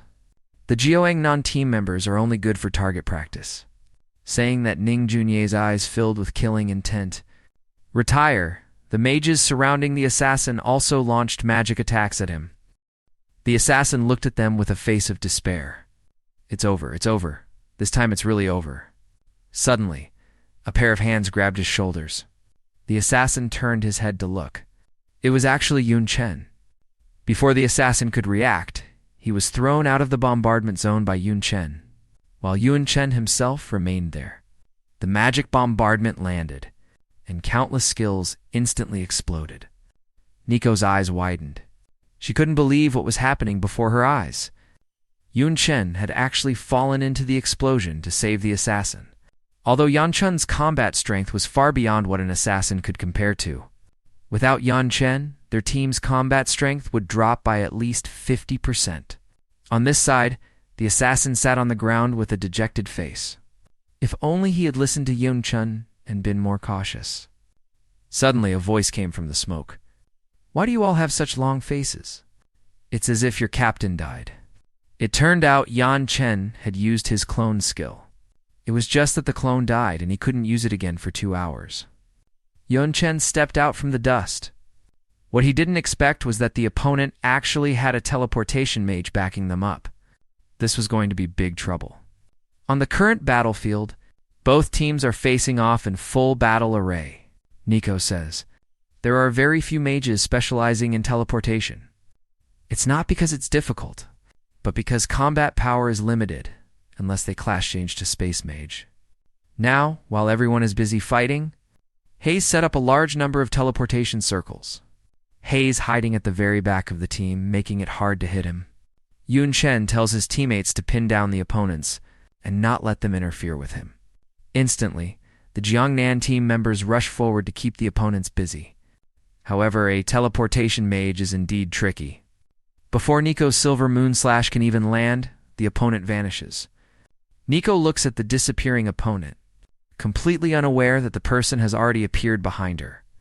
Not only do Nico's attacks fail to land, but she is almost blasted by the opponent's magic. The same goes for the other team members. Not only can they not hit them, but they almost get trapped themselves. The Kingyun students unleash magic freely from the air. The Jiangnan students can't get close at all. When the audience sees Junyangnan's offense being blocked, they are overjoyed. The Jiangnan students can't even touch a hair on their opponent's feet. Everyone feels like this isn't a battle. It's clearly like walking a dog. The Kingyun students no longer even care about winning the championship. They just want to put the freelancer in his place. The Jiangnan team members can't land a single hit. Aren't they just being led around in circles? Suddenly, Yung Chen leaps several meters into the air. He charges toward one of the opposing mages. The assassin looks at Yun Chen with delight, Hayes finally making his move. The teleportation mage in the distance looks at Yun Chen and sneers. Yan Chun's magic skills pose no threat to them, while he can easily predict Yan Chun's attack range. So, whoever Yun Chen attacks, he will teleport them away. Yun Chen can forget about hurting even a single person on his team. However, surprises come fast. Yun Chen reaches into his jacket and pulls out a fully automatic handgun. Without hesitation, Yun Chen pulls the trigger. He fires a shot right into the chest of the opposing mage. The mage is knocked to the ground instantly. Yung Chen lands gracefully. Yun Chen elegantly blows on the gun's barrel. This thing is still the best for dealing with squishy targets. The teleportation mage is stunned. Yun Chen can actually use a gun. And he was just pretending to attack with a spear earlier. That's so underhanded. Yun Chen kicks off the ground and flies into the air again. Compared to their deviousness, they're about even. Next, it's time for some fly swatting. Yun Chen activates the sharpshooter's basic skills, quick draw and wild shot. Suddenly, multiple pistols open fire in a frantic barrage. Before the mages in midair can teleport, they are riddled with bullets. The teleportation mage panics instantly. There are too many bullets, and they're too dense. It's impossible to dodge them all. Just then, a crescent-shaped scimitar is placed against the teleportation mage's neck. The Jiangnan assassin sees the opportunity to catch the teleportation mage. It seems the teleportation mage was completely distracted by Yun Chen's bullets. While activating a magic shield, Ning Juni tells the others that the shield can withstand the bullet damage. Just as Ning Juni turns his head, Nico has appeared behind him at some unknown point. I wonder if a mere magic shield can withstand a sword strike. Nico uses her silver moon / knocking Ning Juni right out of the sky. He lands right at Yun Chen's feet. Yung Chen looks down at the pathetic Ning Juni, raises his pistol, and asks if he wants to continue. With their core controlled and their captain captured, how can they fight? They can only concede in frustration. Just like that, Zhang Nen wins another round and successfully advances to the final four. The audience stands are a sea of wailing and grief. Can nobody stop this freelancer? Everyone gets more annoyed as they watch, but they can't do anything about him. In the corner, the two support students watch as everyone discusses the match excitedly. They still feel a bit bad. The girl, in particular, feels she's being useless. Yun Chen is so strong. Carried to a championship isn't too bad, right? Then Yun Chen walks over and tells them, "Who said you're being carried? The next match will be your time to shine as the main force." Hearing this, both of them immediately perk up. Are we really going to be the main force in the next round? The semifinals officially begin. And this time, Jiangnan must face what is called the strangest, most terrifying, and most brutal team in freshman history team 154. This team is comprised entirely of members with monster bloodlines. Xingli University. The captain of this team is none other than the Black Dragon bloodline possessor, Bahesong. The people in the stands look at this team and find them truly eyesores. But you can't really blame these students. It's all because of the messes their elders made. Before the cataclysm happened, some players chose monster races just to be unique. When the game merged with reality, they were left dumbfounded. Fortunately, some monsters already had partners before the mutation. Others chose to marry NPCs from monster tribes. Otherwise, they wouldn't have even been able to pass on their lineage. Ba Hasong looks at Yun Chen, remembering how he was almost stabbed to death by him last time. Even now, his body trembles slightly with fear. But so what? Compared to what they've been through all these years, what do these difficulties matter? Just because of these faces, they've suffered so much discrimination and humiliation. None of this is their fault. Why must humans bully them to take revenge on humanity? He didn't hesitate to turn himself into a real monster. Now that these human elites are standing before them, what reason does he have not to tear them to shreds?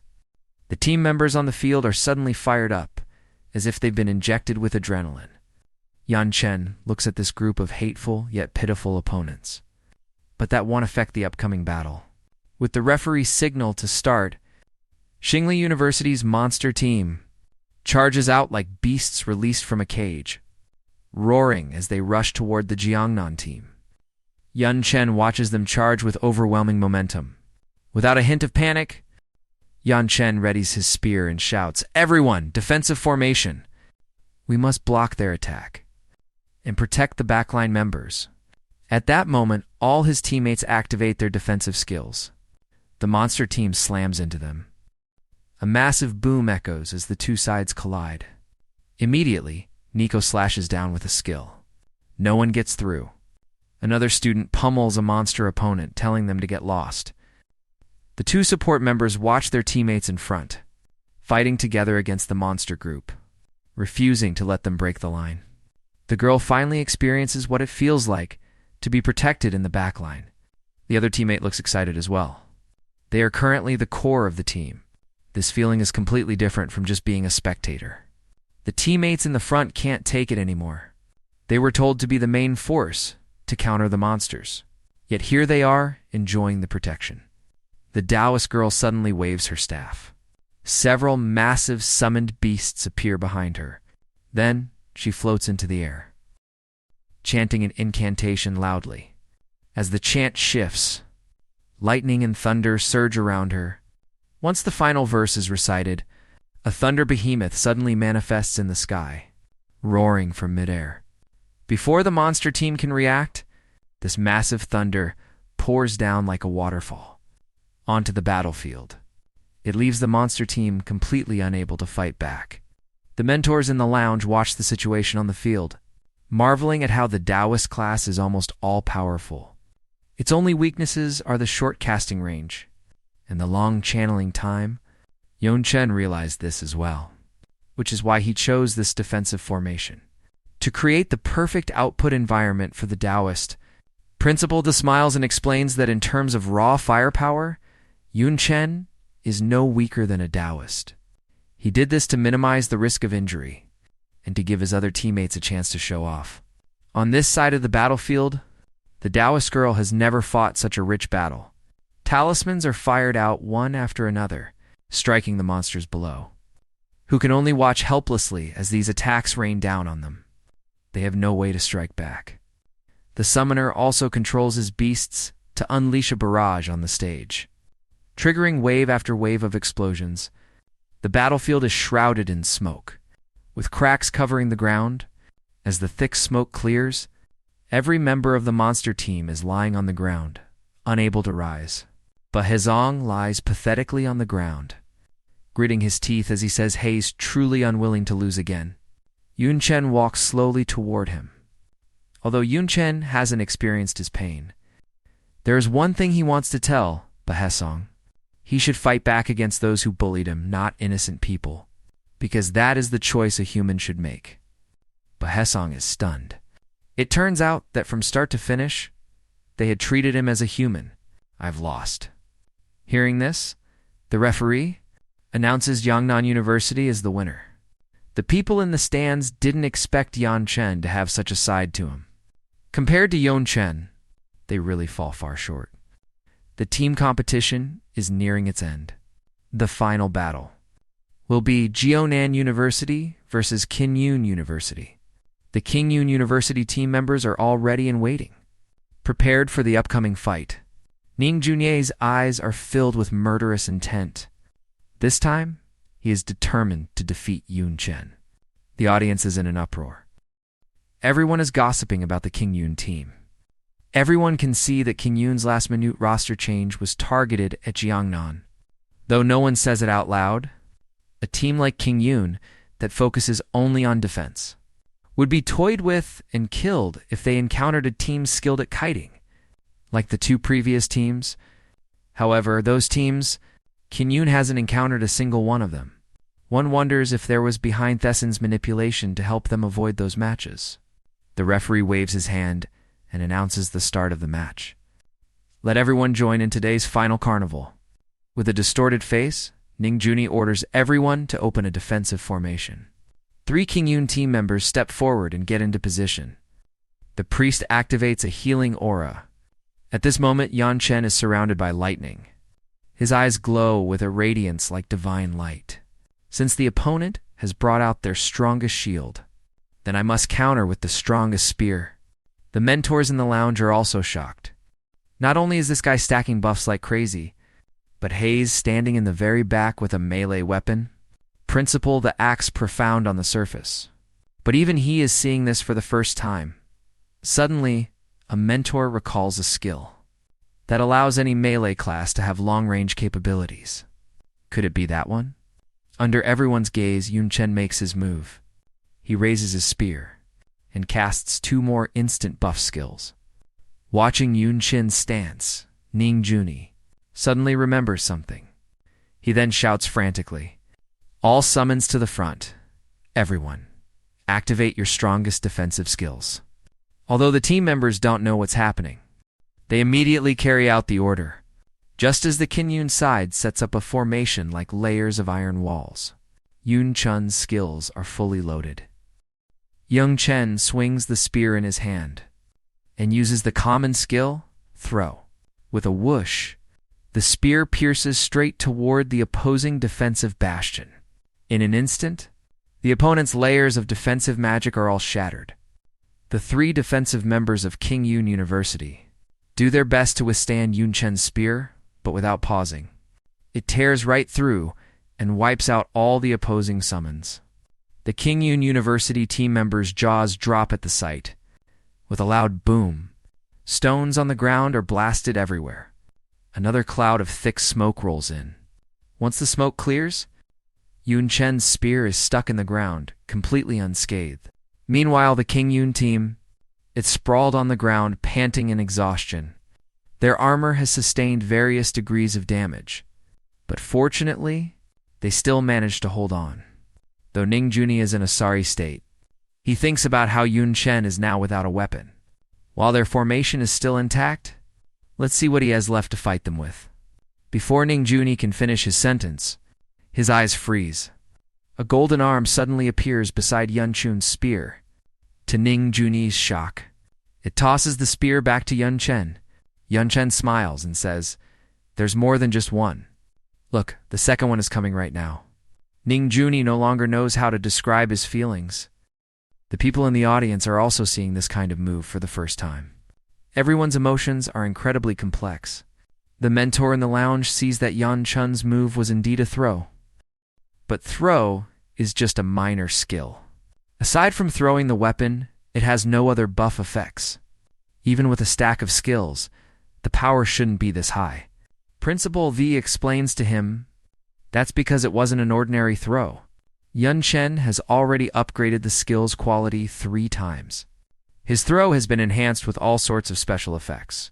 Back on the field, Yun Chen's spear points at the King Yun University team members once again. Ning Juni is already panicking. We can't let Yan Chen fire a second one. Mage, quick, use a skill to interrupt him. The mage hastily activates a skill. Countless boulders smash toward Yun Chen. Before the boulders can even reach Yun Chen, they are completely shattered. Nico and the others appear in front of Yun Chen to provide protection. As long as they're there, no one will touch a single hair on Yun Chen's head. At that moment, Yun Chen finishes charging and flicks his wrist. The spear flies out once more. King Yun's will to fight is completely gone. The teammates no longer care about their formation. They all scramble to get away. Ning Juni can only watch helplessly as the spear strikes again. However, none of the King Yun students will be able to escape. With this single strike, the entire team was caught within the range of the attack. Seeing Kingda's turtle shell formation in shambles, the Jongda team charged forward all at once. Nico and the others shifted into a full-in beatdown mode against the Qingda students. The Qingda team members looked back at Ning Juni, pleading for him to just surrender. At this moment, Ning Juni still possessed a stubborn, unyielding spirit. But as things stood, he had no other choice. Just as Ning Juni was about to open his mouth to concede, several vines suddenly sprouted from behind him, gagging him and sealing his mouth shut tight. He couldn't make a single sound. Yun Chen landed in front of him and asked if he wanted to surrender. Too bad the referee can't hear your voice. By then, the rest of the Jongda team had gathered around. Ning Juni was the only one left from Qingda. Everyone mocked him, saying they couldn't believe he still hadn't surrendered. In that case, don't blame us for being rude. Ning Juni looked at them, able only to let out muffled wails. Tied up so tightly he couldn't move. He could only pray in his heart that they wouldn't come any closer. The Jongda students rushed up and unleashed a barrage of punches and kicks on Ning Juni. They had long been disgusted by him and his behind Thessanine's manipulation. Even the spectators in the stands couldn't bear to watch anymore. This was an absolute embarrassment beyond words. The captain of Qingda was being rubbed into the dirt. Finally, the referee couldn't take it anymore either, and called out to them to end the match. The referee thought to himself that this was Kingda's reputation on the line. If this continued, there would be no face left for the school. Nico mockingly addressed the referee with indifference. Since you've got the thick skin to call it over, let's call it a day then. After all, they were the hosts. The referee turned to look.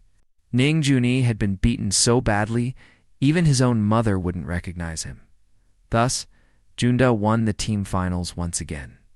Yan Chen led his teammates back to the waiting room with a relaxed expression. Unaware that someone in the stands was still staring at him, that person wore a red robe that concealed their face. Whispering eerily, finally, it begins with the conclusion of the team competition. The atmosphere in the Qingda waiting room was incredibly suppressed. Ning Juni sat in his chair without saying a word. The surrounding students only dared to whisper in the shadows, fearing that if they spoke too loudly, Ning would silence them forever. The dean of Qingda came to Ning Juni and told him not to look so defeated. At the very least, he had maintained Kingda's ranking. Ning Juni said through gritted teeth, the ranking was saved. But my dignity was not. Someday he would crush Yun Chen under his feet. On the other side, the Jiangda waiting room was already a sea of joy. By now, the news of Ning Juni's beatdown had already made the headlines. Principal walked in and told them that with their current results, the overall championship was practically locked in. In tomorrow's survival match, they just needed to focus on gathering as many resources as possible. This survival match was to take place in the abandoned city of Qinyun Province. 60 years ago, that place was eroded by dark energy. Almost all residents below level 5 in the city perished. As time passed, more and more magic beasts moved in and settled there over time. Rare treasures and natural wonders were born, and the dark energy in the city had since been purified. The magic beasts remaining in the city were mostly suitable for freshmen to face. Furthermore, all resources found during this survival match would belong to the students. Hearing this, the Jongda students' eyes lit up instantly. This wasn't just a competition. It was practically a treasure hunt. Yun Chun asked the principal if there was any flute soul grass in the city. Yun Chun's sister was at the age to awaken her talent, and he needed flute soul grass to make a potion, to help her obtain a better talent. Principal V had already investigated beforehand. There was indeed flute soul grass in the city. Yun Chen made up his mind. For his sister's sake, he had to find that flute soul grass. Beside him, Nico looked at Young Chun's serious expression, but she didn't say anything. The next day, the Jongda team gathered at the teleportation platform of Qinyun School. Coach Lee told everyone that this match wasn't about kill counts, but rather the total value of resources obtained by the team. Therefore, they wouldn't just be facing magic beasts, but students from other schools as well. Don't end up being someone else's delivery boy. Additionally, communication devices were banned. Only signal flares were allowed. The item in everyone's hand was a small teleportation array. If they encountered danger, they could crush it to escape. However, doing so was equivalent to forfeiting the match. Act within your limits. Your lives are the most important thing. Everyone happily told Coach Lee that their mindset was great. Thanks to Yun Chen, they were already riding the coattails of a champion. This time, everyone's goal was to find the flute soul grass. 3 signal flares would be the sign that it had been found. Yun Chen looked at everyone in disbelief. Nico, standing nearby, was the one who had told them. After all, there's strength in numbers. Yun Chen felt a warmth in his heart. Then I'll have to trouble you all. And so, amidst a flash of light on the platform, everyone was teleported toward the competition grounds. Inside the abandoned city, the team members were teleported in one by one. The moment Yun Chen landed, he began to survey his surroundings. The place was now a mass of ruins. It was hard to tell it had once been a city. The destruction caused by dark energy was truly terrifying. In the survival match, all participants were teleported to random locations. The most important thing right now was to regroup with teammates. Yun Chen used nature affinity to communicate with the local plants. While searching for high ground to gain a better view, naturally, he also had to fend off magic beasts hiding in the shadows. He hadn't run far. Before an eagle-type magic beast pounced toward him, Yun Chen had no time to deal with it right now. With a casual flick, he hurled a fireball at the beast. Even the Crimson Dragon wasn't his match. Why would he fear a bird? The beast was smashed directly against a wall, dying on the spot. Yun Chen didn't even look back as he continued his search. However, the sound of the fireball's explosion actually attracted magic beasts of all sizes from the surrounding area. Eventually, they completely surrounded Yun Chen. Yun Chen stood his ground and activated his battle cry skill, ordering the magic beasts to get lost. With that single roar, the surrounding beasts were all frozen in place by fear, not daring to move a muscle. Yun Chen didn't bother slaughtering them. They were all low-level beasts, and he had no time to waste. Soon, Yun Chen found a high vantage point. Standing there, he activated Eagle Eye. He wondered how his teammates were doing in this dangerous place. After all, failing to use the teleportation stone in time wasn't unheard of. He didn't find his teammates, but he did spot a large group of people from various colleges teamed up. Just then, the sound of 3 signal flares echoed in the sky. According to their secret code, that was the signal for the flute soul grass. Yun Chen leaped down from the height, sliding down the wall to reach the ground. Firing flares this early would easily expose their position. They should have known that. Could they have run into some kind of emergency? He had to get there quickly. Inside an abandoned parking garage, a massive 3-headed magic snake was coiled. Right in front of it was a glowing silver plant, the flute soul grass. A Zhangda student was hiding behind a wrecked car not far away. He couldn't see the snake's stats at all. If it weren't for the fact that the snake was guarding its eggs and staying still, he wouldn't have dared to stay there. But that was the flute soul grass Yun Chen needed. Suddenly, footsteps were heard coming from outside. He hoped it was Yun Chen or his teammates. But even if it were others, he wasn't afraid. After all, he was an elite student of Zhangda. When he saw the newcomers, his pupils shrank in shock. How could there be so many people? At this moment, the perimeter of the parking garage was swarming with people from various other institutions. The Zhangda student hid nervously behind the car. Why were there so many people coming? And they weren't even from the same team or school. The man in the lead told him to stop hiding. They had already spotted him. Anyone arrogant enough to fire flares was definitely from Zhangda. Seeing that he couldn't hide anymore, the Zhangda student stood up with his staff, trying to intimidate them. Yun Chen is on his way. If you don't want a beating, leave now. Everyone burst out laughing. So what if Yun Chen comes? He took on 7 in the team match. Sure, but can he take on 70? or 700? The lead man said arrogantly. Their average schools were indeed inferior to Jongda, but they had the advantage of numbers. Before the match started, the ordinary colleges had reached an agreement. Eliminate the top-tier schools first, then split the rewards among themselves. Wouldn't that be better? The man grew more excited as he spoke. They had even more allies on the way. Once everyone arrived, forget Yunchin. Even Jongda could be easily crushed by them. To his surprise, before he could even finish his sentence, Yunchen had already appeared at the back of their group. A large number of students from the surrounding schools were already lying on the ground. Spear in hand, Yunchen looked at them with a cold smile. Who was it that wanted to crush me? The Jangda student looked at Yunchen with tears in his eyes. He had finally arrived. When the crowd saw Yunchen, they realized he felt completely different from how he appeared on screen. Judging by his aura, this guy was no pushover. The lead man stepped out to reassure everyone. What are you afraid of? We have so many people. We could drown him with our spit alone. Yunchen's aura surged higher and higher. He looked at them and said, a lot of people, huh? Then bring it on. Who wants to be the first to die? Yunchen let out a massive roar, activating his battle cry. The sound waves rippled out around him like something physical. As Yunchen roared to the sky, the sonic waves hit the students in the front row. Some low-level ones collapsed immediately upon hearing the sound. Some of the physically weaker Clothimer classes were even sent coughing up blood. Even those in higher classes were only barely holding on. The lead man was completely stunned. He hadn't expected Yunchen to be this strong, to scare them like this with just a battle cry. Just how terrifying was his actual strength. He tried to act calm as he faced Yunchen, claiming a mere basic warrior skill couldn't possibly make them flinch. Yunchen appeared in front of him instantly and asked with a smile, "What did you just say?"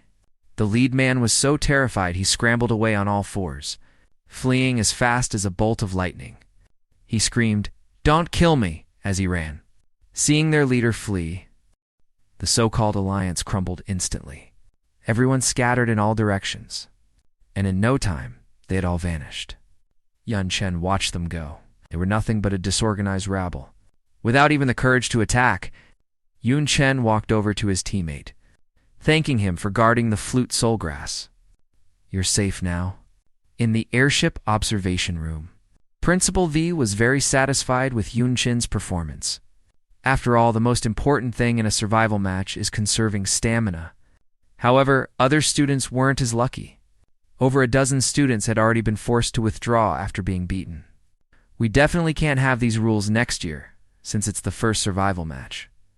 It's normal for the rules to be imperfect.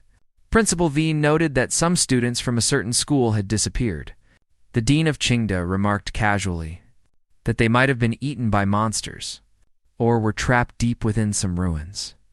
Overall, Qingda's protective measures were considered perfect. A protective shield had already been activated over the abandoned city, and the various deans were patrolling the sky in airships. Inside the city, many referees were stationed in the shadows to protect the students. However, this was a survival match after all. Casualties and disappearances were somewhat inevitable. The scene shifted. The sound of fighting echoed from within a building. By now, Yunchen was already locked in combat with the three-headed magic snake.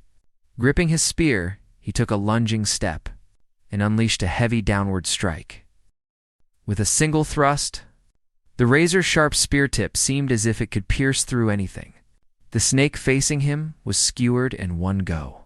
The magic snake collapsed, motionless. Yunchen landed on the ground. The nearby teammate marveled at how the snake had no chance against Yunchen. Yunchen explained that this was just a competition, so the monster's strength couldn't be too high. Otherwise, there would be too many deaths. Yunchen told him to fire another signal flare, so the team could gather. Once everyone was together, they would search for more resources. The student quickly pulled out the flare gun and fired another shot into the sky. This was the prearranged signal to assemble. As luck would have it, the Qingda team saw the flare. A team member turned to ask Ning Juni if they should move in to surround them. Since Yunchen is there, Are we still going to fight him? Ning Junyi, however, acted contrary to his usual self and started walking in the opposite direction. There are plenty of resource points. There's no need to go over there. Just as they were about to leave, one student suddenly noticed that their team was missing one person. Everyone was puzzled. Maybe he just had to use the restroom. However, if he wasn't following orders, being alone made it very easy to die. The missing student had arrived at the entrance of a church, muttering to himself that nothing mattered. Everything in this world is ultimately just dust. Once the Lord descends, they will all be turned to ash. Standing before a statue, the man swore an oath, stating he would offer up everything he had, including his most precious life. Having said that, he plunged a knife into his own body. Streams of blood gushed out incessantly, quickly forming a pool on the floor. His blood began to coalesce in the air, soon forming a crimson teleportation gate. Dark aura expanded wildly along with the blood, eventually transforming into a pillar of crimson light. It tore through the church building and shot straight into the sky. Outside the church, the dark aura was rapidly converging toward the statue. In an instant, countless waves of dark energy erupted from beneath the ground, winding upward like twisted vines. This sight shocked the magic beasts that had made this place their home. They stared in bewilderment at the transformation before them. Dark mist filled the sky and surged toward them. Before these creatures could react, the dark energy had already devoured every living thing. There was no way to run. They could only watch helplessly as they were dragged inch by inch into the darkness. However, these magic beasts did not vanish. Instead, they were transformed into even more terrifying dark creatures. Meanwhile, on the airship outside the barrier, the deans and mentors were clueless as they stared at the monitors, which were now filled with static. Principal Yi asked with a heavy frown, "What's happening? Why did the signal suddenly cut out? What's the situation in Fuping? Is there any display?" Coach Lee replied, "Fuping isn't showing anything either. This corruption looks exactly like what happened back then." Just then, a mentor by the window realized something terrible was happening. "Forget the screens. Look out the window now." Everyone rushed to the window. Principal Di and the principal of Qingda saw the scene outside and were instantly drenched in cold sweat. They stood there, stunned. This was a catastrophe of monumental proportions. The sky above the abandoned city was filled with dense, suffocating dark energy. Principal Di said grimly, "The students are in danger. Dark energy weakens humans and corrodes their equipment. It also drives magic beasts into a frenzy. I don't know what caused this, but for the sake of the students' safety, open the barrier and fly the airship in." Principal Yi couldn't teleport directly in right now, and Yun Chen carried the Demon Venerable extract to a Dark Demon Venerable. That is undoubtedly the ultimate prize. Principal Di prayed that nothing would go wrong with Yun Chen. Back at the abandoned parking lot, Yun Chen used the area as a temporary base while waiting for his teammates to arrive.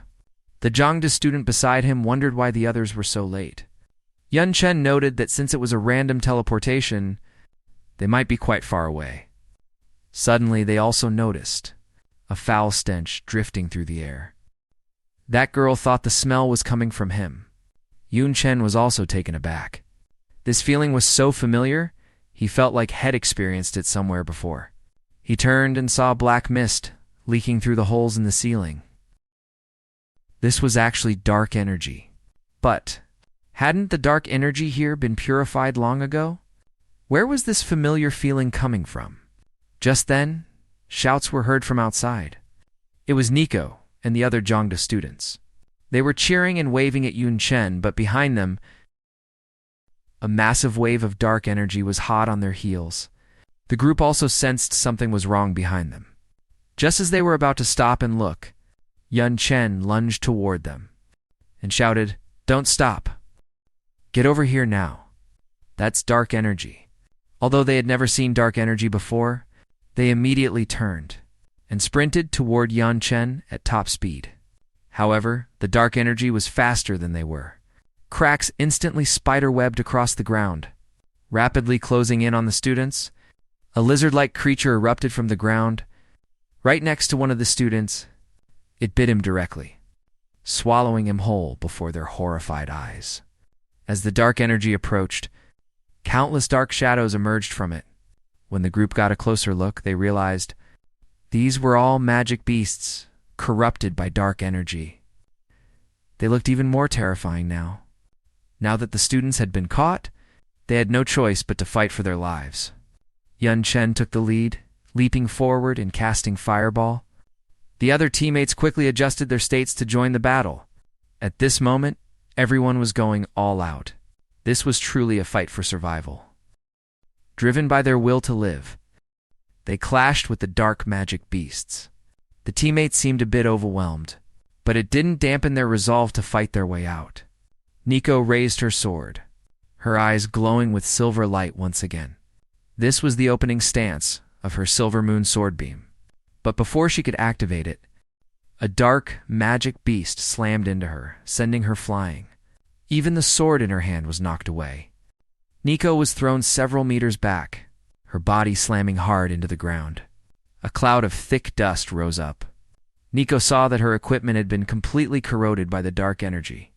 Even her clothes were shredding apart because of the dark energy's influence. Just as Nico was about to be consumed by the dark energy, several vines erupted from the ground. They grabbed Nico and threw her away from the dark energy. Yun Chen caught the mid-air Nico, and with a sweep of his hand, he pulled off his cloak and draped it over her. Nico looked at Yun Chen and didn't say a word, but she understood his intent. Nico lowered her ears in shame and thanked Yun Chen as she sat on the ground. Yun Chen didn't say much. He saw that all the surviving team members had gathered, but they were about to face an even bigger problem. The group watched as the dark energy drew closer and closer, until they were completely enveloped. A beam of light bloomed in the darkness. It was Yun Chen, raising his staff, and activating a priest's basic purifying skill.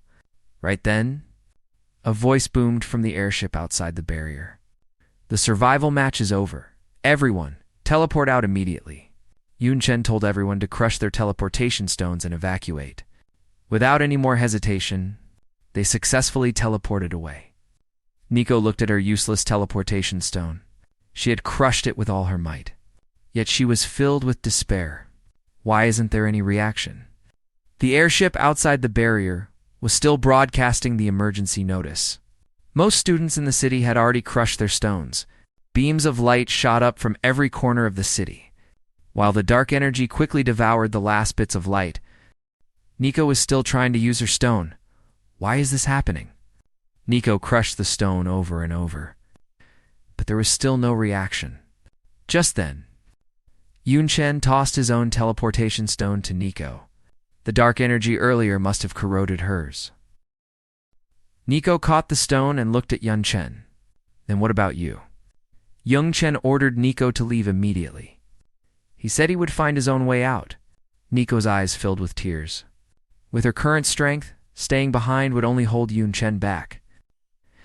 After a moment's thought, Nico decided to leave. She urged Yun Chen to protect himself and stay safe. Nico crushed the stone. With a flash of light, she successfully evacuated. Right then, the sound of clapping came from the side. Yun Chen turned to look and saw a familiar figure approaching. It was that referee in the red cloak. He praised Yun Chen for being such a responsible captain. As one of the referees for Yun Chen's individual match, Yun Chen had some impression of him. However, Yun Chen didn't let his guard down. Why was he here? The redrobed referee told Yun Chen that as the top freshman in the country, he couldn't take such risks. Specialists would be sent to handle and seal these small rift openings. He then grabbed Yun Chen, saying he would take him to a safe place. Under his chantless casting, a terrifying spatial ripple formed like a vortex, instantly swallowing everything in the vicinity. The moment the two of them vanished, Principal landed exactly where Yun Chen had been. Principal Yi looked around in confusion. Everyone should have evacuated safely. But why are there residual ripples of space magic here? If he was taken too far away, it will be hard to find him. After all, spatial travel could ignore distance, making it even harder to track. Meanwhile, in a desolate land, following a ripple in space, Yun Chen fell out of a spatial rift. Yun Chen looked around. There was no sign of life. It looked like it had been eroded by dark energy for many years. Such a desolate place was far from safe. Right then, the red-robed referee aimed a palm strike. Straight at the top of Yun Chen's head, Yan Chun leaped to the side, dodging the lethal blow. The red-robed referee was actually taken aback. In this dark land, Yun Chun's senses should have been dulled. How did he still detect the attack? Before he could finish his thought, the red-robed referee was even more surprised. Yun Chen activated his talent, Floating Slaughter Knight, even though he didn't know the referee's goal. If the man wanted to kill him, he had better be prepared to die. The red-robed referee laughed. So this was the talent Yun Chen gained from the Demon Venerable extract. But so what? Before a level 38 second awakening space mage like him, Yun Chen was absolutely nothing. With a flick of his wrist, he threw out several spatial blades. Yun Chen could only vaguely see the space warping. It was hard to determine their trajectory. These were essentially invisible attacks. He had to open up some distance. Thinking fast, he used God Flash, narrowly dodging the incoming spatial blades. The spatial blades sliced through a giant boulder, leaving incredibly deep gouges. Seeing Yun Chen avoid the damage, the referee was puzzled. This skill was actually similar to spatial travel. It had to be God tier, but with Yun Chen's level, using a God tier skill would be extremely taxing. He wondered how many times Yun Chen could use it. With another flick of his hand, he sent out more spatial blades. Yun Chen also waved his hand, unleashing a barrage of fireballs like a curtain of bullets. They collided with the spatial blades and were slashed to pieces. The red-robed referee laughed. Space magic skills could tear through space directly. Nothing could stand in their way. Yun Chen retreated rapidly while trying to dodge the blades. He couldn't use God Flash too many times. He could only predict the impact points based on the man's movements. But one blade still slashed across Yan Chun's body. Blood splattered instantly. It was indeed too much to handle. The red-robed referee looked at Yan Chen. He was indeed outstanding, worthy of being called a strategic talent for the Zhuanlong Kingdom. But a space mage was one of the rarest hidden classes in the world. Any one of them was a national-level strategic asset. Compared to him, Yun Chen was just a weed. He made a grasping motion toward Yun Chen. Yan Chen felt a sharp pain in his waist. This skill could actually warp space regardless of distance. Following the stinging pain, the right side of Yun Chen's waist was pierced through. His side, along with his internal organs, vanished completely. Yun Chen coughed up a large amount of blood and fell backward onto the ground. His aura plummeted. Yun Chen seemed to have lost his soul. He whispered that he wouldn't accept this. And then his breath stopped. The red-robed referee approached Yun Chen, preparing to take his head to collect the reward. Right then, the supposedly lifeless Yun Chen suddenly ignited a ball of fire in his right hand. He slammed a flame punch directly into the referee's body. The red-robed referee cursed Yun Chen as a bastard. You actually played dead. He coughed up blood and was sent flying. His body slammed straight into the ground, shattering the rocks beneath him. When he got back up, the red-robed referee was in a wretched state. Gritting his teeth, he said he would ensure that not a single piece of Yun Chen remained after the next round. Without a word, Yun Chen activated a Floating Slaughter Knight. His transcendent state's self-healing had already completely restored his injuries. The red-robed mage roared that he would kill Yun Chen, tearing him into 10,000 pieces. Yun Chen realized that, although his flame punch had managed to wound the man, the referee's level was too high to be killed by a flame punch alone. If he hadn't discarded his weapon earlier, he wouldn't have dared to approach. The referee's lethality was too high. Yun Chen had to kill him in one burst of action. He absolutely couldn't afford a defensive counterattack. Immediately after, Yun Chen activated a mage's fireball and oath skills. Countless fireballs pelted the redrobed referee. The referee raised both hands, and the space in front of him instantly warped and cracked. This was the Space Mage exclusive skill, Spatial Bombardment. The referee waved his hands repeatedly, using spatial rifts to annihilate the incoming fireballs. But that wasn't all. Massive vines suddenly sprouted from the ground. Reaching out to bind the referee, he tore at the air with both hands, unleashing a massive spatial slash that shredded the vines. Just as his vision was obscured by the spatial slash, Yun Chen quickly activated the assassin's skill, Heart Piercer. Holding a sharp blade, he charged forward, just as Yun Chen reached him. The redrubbed mage cast another spatial distortion skill. As the spatial warp spread over Yun Chen's body, he was reduced to scraps in the blink of an eye. But that was just Yun Chen's clone. At that moment, Yun Chen's true body appeared behind the redrobed assassin. Yun Chen leaped high into the air, holding his spear. The redrobed assassin suddenly turned around and smirked. Did he really think his little trick went unnoticed? He made a grasping motion toward Yun Chen. It turned out he had sensed Yun Chen's mana long ago. Yun Chen was puzzled. It clearly attacked from a blind spot. Why was he still detected? It seemed he had to use that move suddenly. Yun Chen's body flashed with golden light. It was his invincibility skill, which could negate all damage and crowd control. The redrobed assassin's move failed once again. Damn it, what kind of monster skill is this? Yun Chen twirled his spear, transforming it into a long sword. He sent 2 slashes of sword energy flying toward the red-robed assassin. Seeing the sword energy coming, the redrobed assassin dodged to the side using spatial blink. He landed firmly on the ground some distance away. That was a close call. Fortunately, he had come prepared. Why were Yun Chen's skills more broken than the last? Before the redrobed assassin could catch his breath, Yun Chen flew toward him from behind. The redrobed assassin used spatial blink again to dodge the skill. Does this guy have eyes in the back of his head? How does he dodge every single time? The two continued their high-speed chase.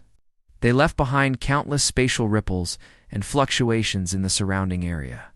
The assassin was so exhausted he couldn't stop gasping for air. The red-robed assassin mocked Yun Chen.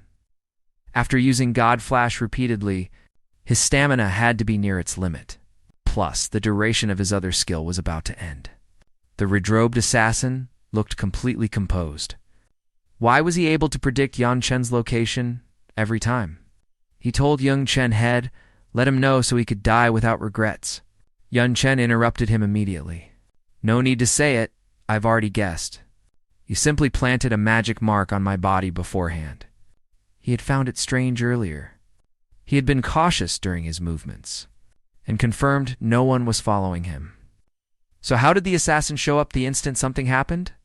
Recalling the earlier physical contact with the assassin, he must have planted the mark then. The redrobed assassin was unfazed. So what if you found out?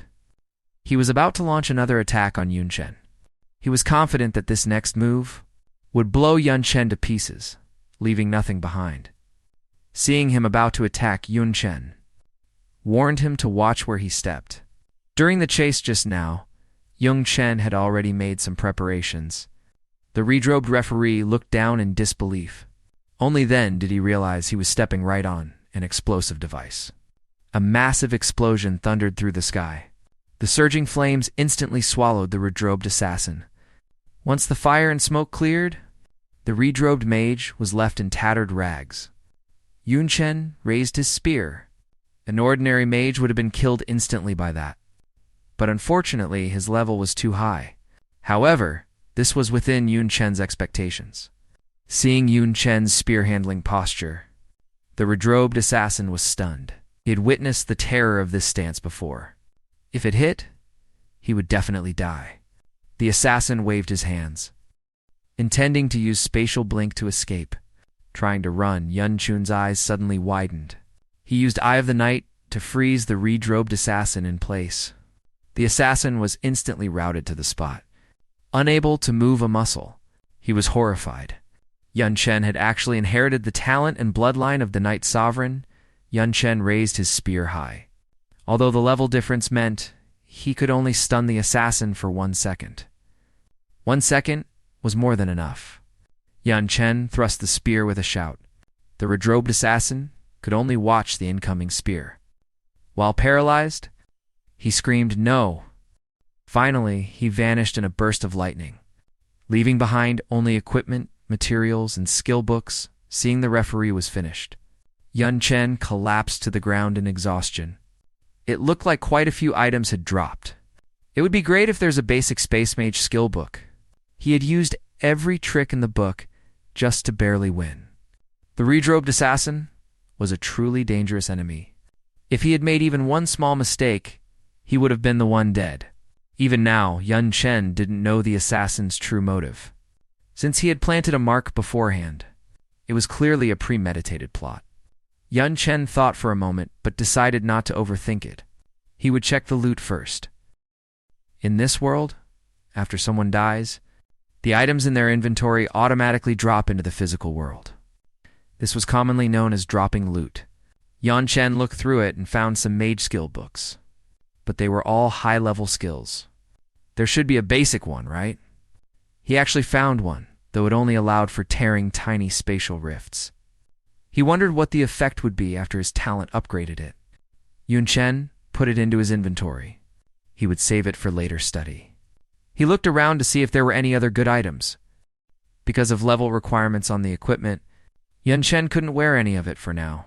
He would have to wait or sell it. There were also some valuable materials, all of which he gathered up. Yun Chen picked up a feather. Even with appraisal, he couldn't see any of its attributes. Just as Yun Chen was wondering, a whirlwind approached from nearby. It was Principal the who had found him. Principal the saw Yun Chen was unharmed. A mole had appeared among the staff. He'd been coming to help Yun Chen, but looking at the pile of ash on the ground, Yun Chen had already killed the traitor. This was a second awakening space mage. Yun Chen said he had been too careless. Yun Chen held up the feather to show Principal the... What is this? It didn't look like equipment or a tool. Principal V looked at the feather and told Yun Chen, "This is the emblem of the Descent Order." With that, everything made sense. Yun Chen had never heard the name before, so he looked confused. Principal Yi explained that they were traitors who had sided with the Dark World. They hated this world and wanted the Dark World to descend. This time, some students in the Descent Order sacrificed themselves to open multiple rifts connecting to the Dark World. This caused the dark energy to invade. Yun Chen thought to himself, no wonder he wasn't corroded by the energy. And that man said he would trade my corpse for a reward. It was likely because of the demon venerable extract. The other side could only send their lackeys to do the job. Principal told Yun Chen that more than just students were involved this time. There are many more powerful experts. Regardless, he would send Yun Chen back to U City first. While Yun Chen was fighting the enemy, the protective barrier had been opened. Experts from various academies intervened, turning the tide of battle. The monsters that were hunting the students were quickly wiped out. In just a few hours, the entirety of U City was cleared. Although many things had happened recently, the results of the competition still needed to be announced. Like before, the rankings were based on team competition points. Without any suspense, Gyeongnan University took the overall championship. But because of the incident, there were no cheers during the entire award ceremony. In the conference room of Kingyun University, the principals and mentors from every school were seated, because the survival match had resulted in heavy casualties. Military leaders had also been sent there. The principal of Qingda slammed the table in anger. I never imagined there would be people from the Descent Order among the students, but hadn't those lunatics been wiped out long ago? Principal Yi sighed and said they must be remnants who organized and grew in secret. The bigger problem is that they took action so publicly. It couldn't have just been for Yun Chen. One mentor encountered a level 30 warrior cadre during the fight. When pushed into a corner, The person was actually able to use high-level mage skills. This news caused a stir among the group. Even Yung Chen couldn't do that. Do the rumored dual classes really exist? This was originally military intelligence, but now more people needed to know dual classes indeed exist. The prerequisite is something like the demon venerable extract. For example, to have the skills of a god of war, one would need the war god extract. The primary material for war god extract is the heart of a fourth awakening war god. One heart can produce 5 portions of war god extract. After consuming it, one not only gains more attribute and skill points per level, but also has a high chance of obtaining a war god talent. If perfectly absorbed, one can even become a dual class holder. The principal of Qingda felt that this was even stronger than the demon venerable extract. Principal Yi didn't want to admit it, but the dark world was indeed stronger than them. It was no surprise they had superior recipes. What was worse was that, since there was a war god extract, were there extracts for other classes too? If someone took several, would a multi-class powerhouse emerge? Ku Tian stated that the third awakening professional was just cannon fodder they sent to let everyone know that dual classes exist. If the great noble families find out about this, could they resist the temptation? If humans are killing each other, how can we possibly resist the darkness? Even Shu Qian felt the allure of such terms. That's why even a space mage chose betrayal. This was also why this information was kept strictly confidential. The room fell silent. Ku Tian firmly declared that no matter what, the descent order had to be rooted out. They would likely cause trouble everywhere next. Everyone must take precautions. Principal Yi told everyone not to overthink it. The higher-ups would handle things if the sky fell. We finally won first place. Now it's time to deliver the rewards. Congratulations. Every participant would receive academic credits, a skill book, and some cash rewards. Principal Li had promised Yun Chen a rare piece of equipment. It was a weapon he had treasured for many years. Its name was the Blink Dagger. Young Chen took the dagger from Principal, though with both hands. He examined it closely. He couldn't help but smile. This was indeed a rare piece of gear. Holding the dagger, Yun Chen could feel the aura emanating from it, but he still couldn't figure out its exact rarity or quality. Principal Li smiled. Items of rare quality are quite unique. They are crafted from onio-fakened materials. The material for the Blink Dagger comes from rare ores found inside the rifts. Its hardness is supreme, rivaling any diamond-grade dagger. Moreover, its blink property is unique. Dark energy cannot damage it. I hope you will use it to tear through the rifts in the future. Coach Li was also shocked by the scene. After all, Principal Li had kept this dagger for many years. Giving it to Yun Chen now was both a reward and an expression of his high expectations. In this competition, Yun Chen was the captain, and also the first-place winner of the individual match. The school rewarded him with extra credits and cash, as well as some heavenly treasures. The credits and money would be transferred directly to him. For the treasures, Yun Chen could go to the warehouse to choose them himself. Yun Chen pointed to the student who helped him find the flute soul grass. He asked the principal if the rewards could be transferred to him. After all, without him, I wouldn't have found the flute soul grass. The student excitedly said he didn't need that much. He was already satisfied just being part of Yun Chun's victory. Yun Chen didn't say much and just told him to take it. As Yun Chen was about to leave, Coach Li called him back. Regarding his sister, Principal V had already secured a spot for her. At the Jiangda-affiliated middle school, whenever she's ready, we can arrange for her to join the class. Young Chen planned to bring his sister to Tianan City, where Jiangdo was located the day after tomorrow. Tianan was the heart of Jianan province. It not only had top-tier education, but was also extremely safe. There was more than one piece of good news. A master blacksmith at the school was very excited after watching Yun Chun's match. He wanted to design another multiform weapon specifically for an unclassed user. He wanted to see if Yun Chen would meet him tomorrow. Yun Chen excitedly agreed. He was finally getting a new multiform weapon. This was a huge upgrade for him. Yun Chen plopped down on his sofa. He sighed, thinking his own dorm was the most comfortable place. He was now a target for the descent order. There's no telling what kind of opponents he'd face next. He had to get stronger quickly. He had already learned most of the Blink Dagger's functions. It would automatically absorb starlight at night to recharge. Very convenient. Next, he checked his most important reward. He survived thanks to the SSS-rank skill the system gave him. He wondered what the new skill would be like.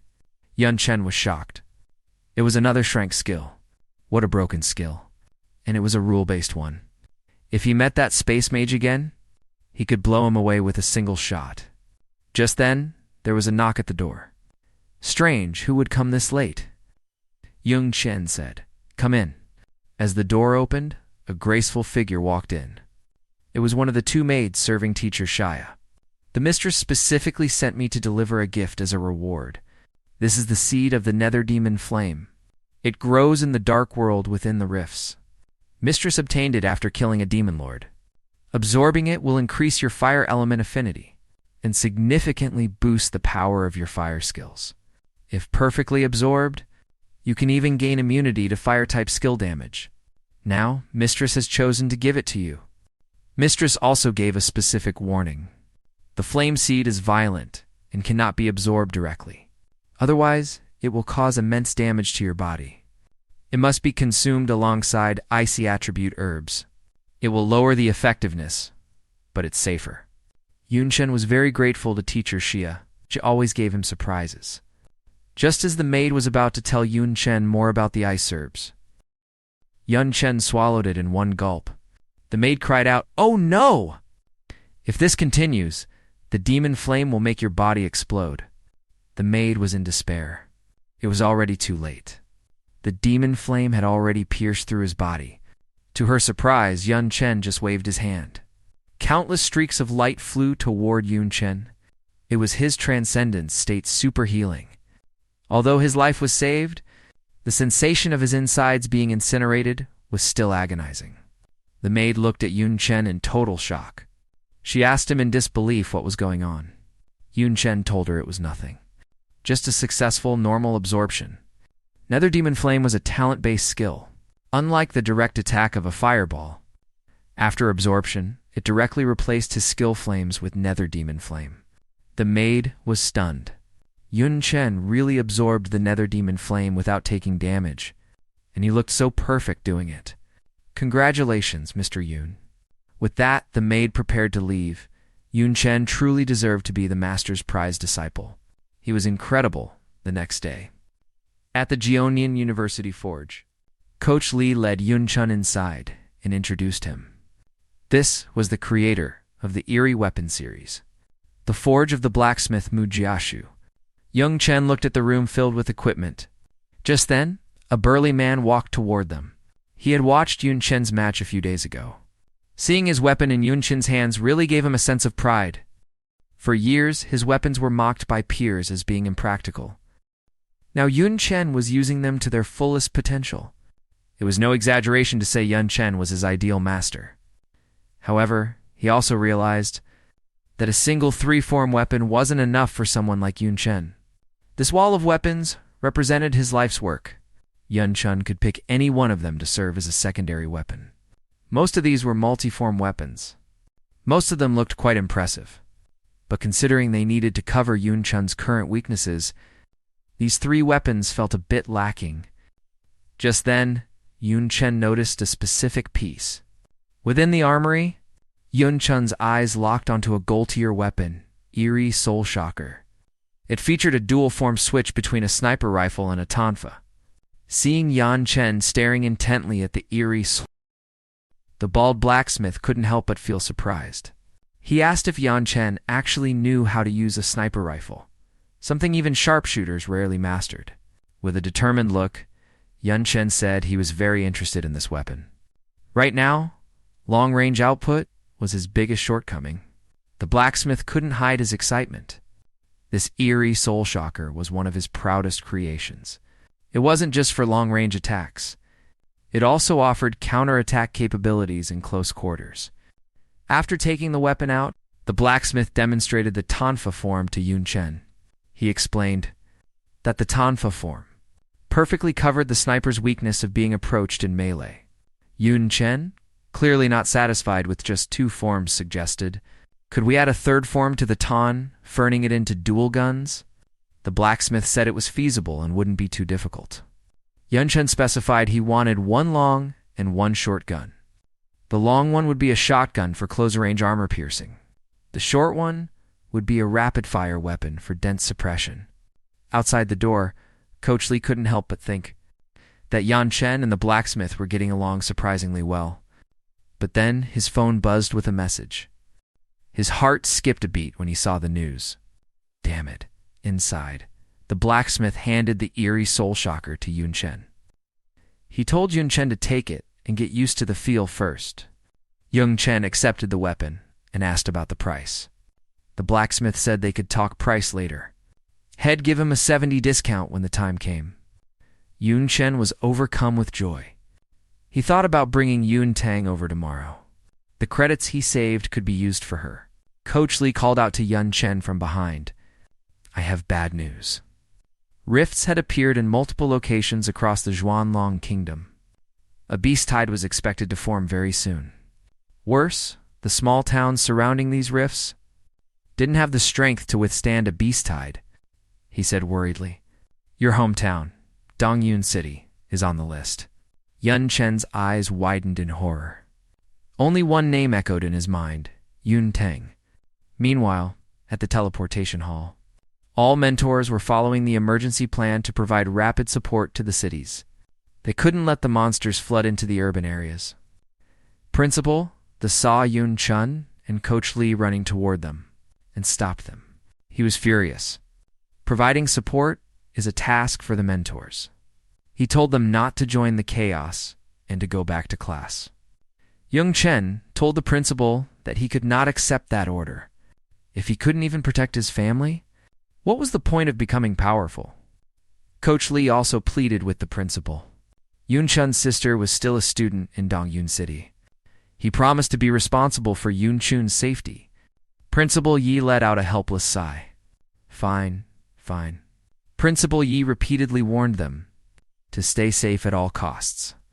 Yun Chen and Coach Lee started sprinting again, shouting a quick thank you to Principal Yi at the garrison barracks on the outskirts of Dongyun City. Several soldiers were waiting at the teleportation array for Yun Chen and Coach Lee. The moment Coach Lee stepped out, he urgently asked the soldiers about the current situation in the city. The level 35 Second Awakening commander replied respectfully, "The city hasn't seen a beast tide in nearly 20 years. Having a 3rd Awakening expert like you here is a massive help." Coach Lee was about to tell Yun Chen to follow him immediately, only to find that Yun Chen had already vanished without a trace. He worried that the impulsive kid would do something reckless. Outside the city limits of Dongyun, a massive number of exotic beasts were relentlessly attacking the city area. Soldiers were launching non-stop attacks against the beasts. The safety of the citizens was a heavy responsibility. They couldn't allow the beasts to breach the city walls. For a moment, the soldiers and beasts were locked in a chaotic struggle. The sheer volume of beasts soon made it difficult for the soldiers to hold the line. Having lived in an era of peace, they were far from prepared for such a fierce tide. Is this really the end? Suddenly, the wizard skill Isil and the mage skill Fireball struck the beast tide simultaneously. The combination skill of the two, Flamestorm, was even more devastating. It incinerated a massive number of beasts in an instant. Seeing this, the soldiers wondered, did multiple powerful reinforcements arrive? They saw Yun Chen arriving heroically on his griffin mount. Judging by the sight, this wave of the tide was likely held back. The soldiers were stunned by the unusual griffin mount. They were amazed. Yun Chen announced that a first-year student from Jiangnan University had come to assist, and further reinforcements would be there soon. The soldiers were shocked. Is this that top-scoring student from Dongyun City, Yun Chen, is incredible? Yun Chen cut short their compliments. He asked if they had seen anyone from the Descent Order. The soldiers said they had only seen monsters. Yun Chen thought it over. He couldn't help but wonder about the descent order's true goal. Just then, Yun Tong called Yun Chen's phone. Yun Tong told him that because of the monster invasion, her teacher had taken them to a safe house to take shelter. A weight was lifted from Yun Chen's heart, but then Yun Tong mentioned there were many strangely dressed people outside who didn't look like teachers. Yun Chen's pupils constricted in fear. He told Yun Tong not to open the door for them under any circumstances. He would be there immediately.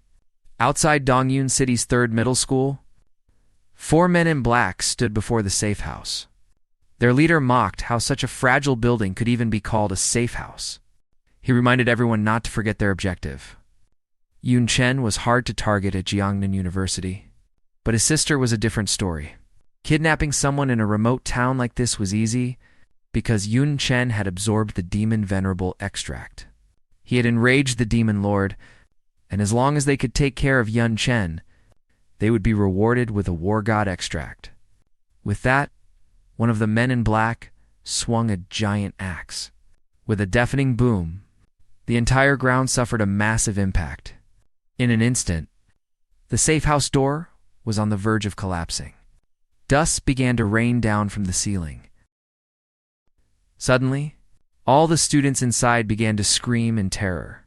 Once the smoke cleared, the man with the giant axe arrogantly felt that the mission was too easy. As if the war god extract was already within his reach, the man looked up, searching the crowd for Yun Chen's sister. He spotted Yun Tang almost immediately.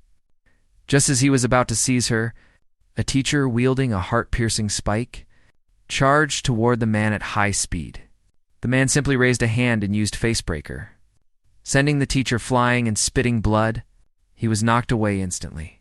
A mere first awakening assassin trying to take on a second awakening warrior. The quality of teachers in this backwater town is pathetic. The leader told everyone to make it quick. Grab Yun Tang and evacuate immediately. That way, they would have all the leverage. The man with the giant axe approached Yun Tang and told her to come quietly if she didn't want to suffer. He claimed he could be very gentle, pale with fear and at a loss. Yun Tang could only pray that her brother would come to save her. Right then, a terrifying whistle of something tearing through the air came from the front. Looking toward the source, a brilliant white light spear was flying toward them. The man immediately realized something was wrong and tried to flee, but the razor-sharp light spear had already pierced his body. Upon impact, he exploded into a cloud of dust. The others couldn't believe their companion was one-shot by Yun Chen. But according to their intel, throwing was his strongest long-range attack. With that, one of the men prepared to launch an attack. Assuming Yun Chen would use Mage's hand to retrieve the weapon, the man lunged forward while babbling his analysis. He believed that, with prior protection, there wouldn't be any issues. He thought Yun Chen wouldn't show himself once he was disarmed. Seeing Yun Chen's weapon on the ground, he realized it was an 8-star item. It was truly a rare treasure. He reached out to grab it. Yun Chen stomped his foot down on the man's hand. Yun Chen warned the man, "Don't touch my weapon with those filthy hands." The man exploded in rage. Yun Chen was looking down on him too much. But Yun Chen didn't care for him at all. With a sudden punch, the man was smashed into pieces. An accomplice, seeing another teammate killed, tried to launch a sneak attack. Without even turning his head, Yun Chen flicked a dagger backward. The man laughed, thinking a mere dagger would be easy to deflect. He raised his blade to block. But just as the dagger was about to hit the blade, it blurred and vanished. When it reappeared, it had bypassed the long sword and was buried in his chest. His entire body instantly disintegrated. Yun Chen hurried to Yun Tang to check for injuries. Yun Tang said she was fine, but one bad guy was about to escape. Could Yun Chen even be called human anymore? He was clearly a monster. The operative originally thought the Anfu had taken out the space mage, but now it was clear Yun Chen was the one. This had to be reported to the organization. Yun Chen's danger level needed to be raised. Yun Tang was still anxious about the bad guy getting away. Yun Chen told his sister he wouldn't get far. He pulled out the sniper rifle. and fired a single shot at the fleeing figure. Just as the runner heard the gunshot and tried to look back, the high-velocity bullet completely shattered his body. Finally, the four of them were completely wiped out. Looking at Yun Chen, his entire right sleeve had been blown to bits by the massive recoil of the sniper rifle. Yun Chen still looked around carefully, making sure there were no stragglers. Meanwhile, the rescued students were already full of admiration for Yun Chen. A few even asked Yun Tang if they could be her sister-in-law. Yun Tang threw her arms around her brother. "My brother isn't getting married." She was the only girl he needed. While the group was joking around, Coach Lee arrived. Before he could even catch his breath, he scolded Yun Chen for leaving the team without permission. Coach Lee took a quick look around. Had Yun Chen solved all of this by himself? Looking at the corpses on the ground, Coach Lee thought to himself that this kid was truly ruthless. Yun Chen modestly said it was just good luck. The descent order was likely targeting him, and his sister had been caught in the crossfire. Coach Lee let out a sigh. Because of the demon venerable extract, the descent order saw Yun Chen as a prize target. He decided to take Yun Tang back with them this time. In the principal's office at Zhongda, Coach Lee reported the situation to Principal like last time. Someone had opened a rift through sacrifice. Their exact goal was unclear, but Yun Chen was definitely being targeted. He wondered if the demon venerable extract Dean Xia gave him was a blessing or a curse. Principal Yi felt the extract was just the fuse. After all, they had been at war with the Dark World for a long time. Eliminating the opponent's genius was always their top priority. Someone like Yun Chen, a national champion, was easily the strongest genius of the new generation in the Zhuanlong Kingdom. It was just that because of the demon venerable extract, he was targeted a bit sooner than expected. Of course, the school wouldn't stand idly by. All the major academies had begun forming demon hunting teams. This would allow students to get real combat experience, while also fighting back. Currently, Zhongda had already selected a group of junior students to head to the front lines under the guidance of mentors. Principal V had also completed the transfer paperwork for Yun Chen's sister. Now Yun Chen had no more worries. Yun Chen looked excitedly at her brother's luxurious dorm. She hugged the summoned beast. This lifestyle was truly enviable. With an affectionate look, Yun Chen told his sister to be careful, not to be crushed by the summoned beast's weight. Although his sister had transferred to Jiangnan University, it was still based on his special privileges. Yun Chen wanted his sister to be able to earn her own way. Calculating the time, Yun Tang was also at the age where she should awaken her talent. It's a pity it was interrupted by the beast tide. Yun Chen intended for his sister to drink the enlightenment potion now. To undergo awakening, Yun Tang felt it was a bit sudden. Looking at this potion in her hand that even wealthy families couldn't afford. Why don't we just take it and sell it for money instead? Yun Chen was speechless. This was something he had obtained with great difficulty. With this potion, Yun Tang would definitely gain a better talent. Yun Tang took the potion and downed it in one gulp. After Yun Tang finished the potion, she happily told Yun Chen that the potion actually tasted quite good. Yun Chen was eager to know how his sister felt after drinking it. Usually a first awakening triggers some phenomena. Yun Tang didn't know how to describe it, but she had indeed finished it. As she spoke, she held the bottle in front of her brother. Not a single drop was left inside. Yun Chen was surprised. Yun Tang's speed was so fast. Could her talent be acceleration? But if it were just simple acceleration, it would be impossible to hide it from him. Yet it didn't look like a space-type skill either. Yun Chen thought about it carefully again. Just now, Yun Tang had appeared in front of him instantly. If it wasn't space-type, then there was only one possibility. Yun Chen pulled his sister over, asking her if her body felt strange.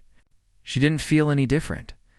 However, when Yun Chen was speaking, he was still looking at her original position. Yun Chen said excitedly, "That's it." Because he couldn't see the process of Yun Tang walking, he could only see the result.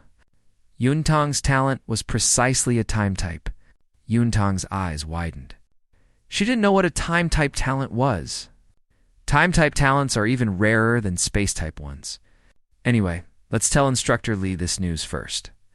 In the awakening room of Jiangnan University, several people had all gathered here. Young Chen glanced at Principal D beside him. It was just to confirm a talent skill. There was no need to alert him too, right? Principal D roared, "What does Yan Chen know? This rare time-type skill has never appeared in the entire history of Jiangnan province." Suddenly, both Yun Chen and Principal Yes gazes shifted to the same spot. Yuntong's talent was indeed time flow. Principal Yi was overjoyed. Why is Yuntong still in middle school? Have Instructor Lee arranged for her to go directly to the top class of the first year of high school? Get one-on-one tutoring from the God Mage Vice Principal. Furthermore, this matter must absolutely not be leaked.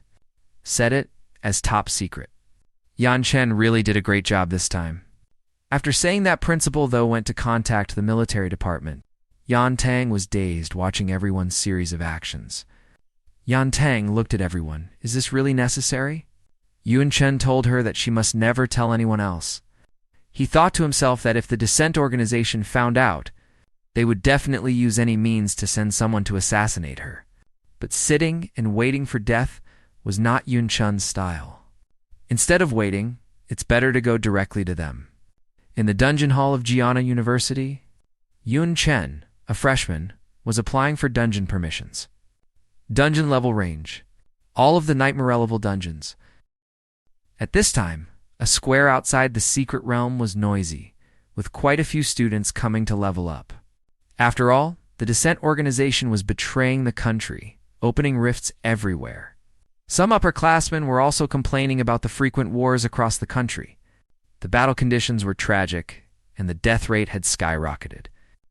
I'm afraid it won't be long before we have to go to the battlefield as well. Looking at it this way, for our current sophomore class, surviving until graduation would be a blessing from the heavens. It's better to grind more dungeons to improve our own strength. Only then can we save our lives. As they spoke, the two came before the receptionist. Preparing to apply for a dungeon to level up, the receptionist said apologetically, "All level 2,130 dungeon permissions have been monopolized by one student, and he is also frantically breaking various dungeon clearing records." The two asked in shock, "Who is it?" So powerful at this moment, inside the dwarf catacombs dungeon, Yun Chen stepped on a dwarf's head, watching the system refresh the record again. He had become used to it. This was already the fourth time he refreshed a dungeon record. The students in the dungeon hall were also incredibly shocked, as expected of Brother Yun. Too fierce, he refreshed for dungeon records in one morning. Wait, look at his movement. Is he going to continue? As Yun Chen continued, his figure began to dissipate. Heading to the next dungeon's secret realm, seeing this scene, the students couldn't help but exclaim, "Is he crazy?" Hei's not resting at all. He's too ruthless to himself. Probably only Brother Yun would dare to do this. Meanwhile, Yun Chen had already arrived at the next nightmare level dungeon, the burial grounds. This place was practically a world of horror. Countless coffins were piled up like mountains, and joss paper flew through the air. In front of Yun Chen was a large coffin, and the incense burner on the ground still held burning incense. Looking closely, the incense was two short and one long. This is an omen of great evil. Yun Chen leaped onto a high platform. Crows surrounded him, and death energy was thick.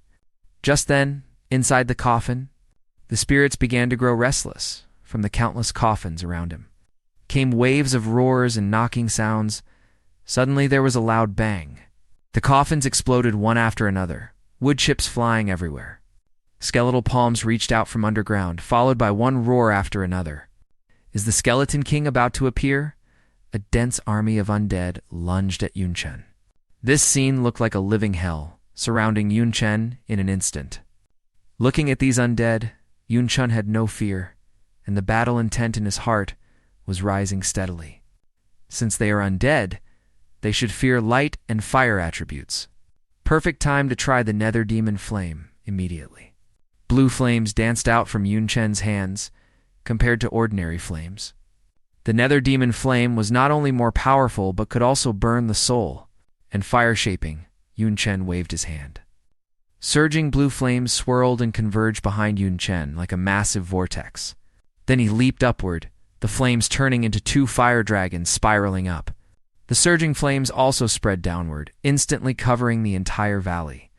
These undead creatures were reduced to ashes at a visible speed. Yun Chen gasped for breath in midair. Clearly this strike had consumed quite a bit. But now was not the time to rest, so he continued to the next dungeon's secret realm. At this time, announcements rang out as dungeon records were refreshed one by one.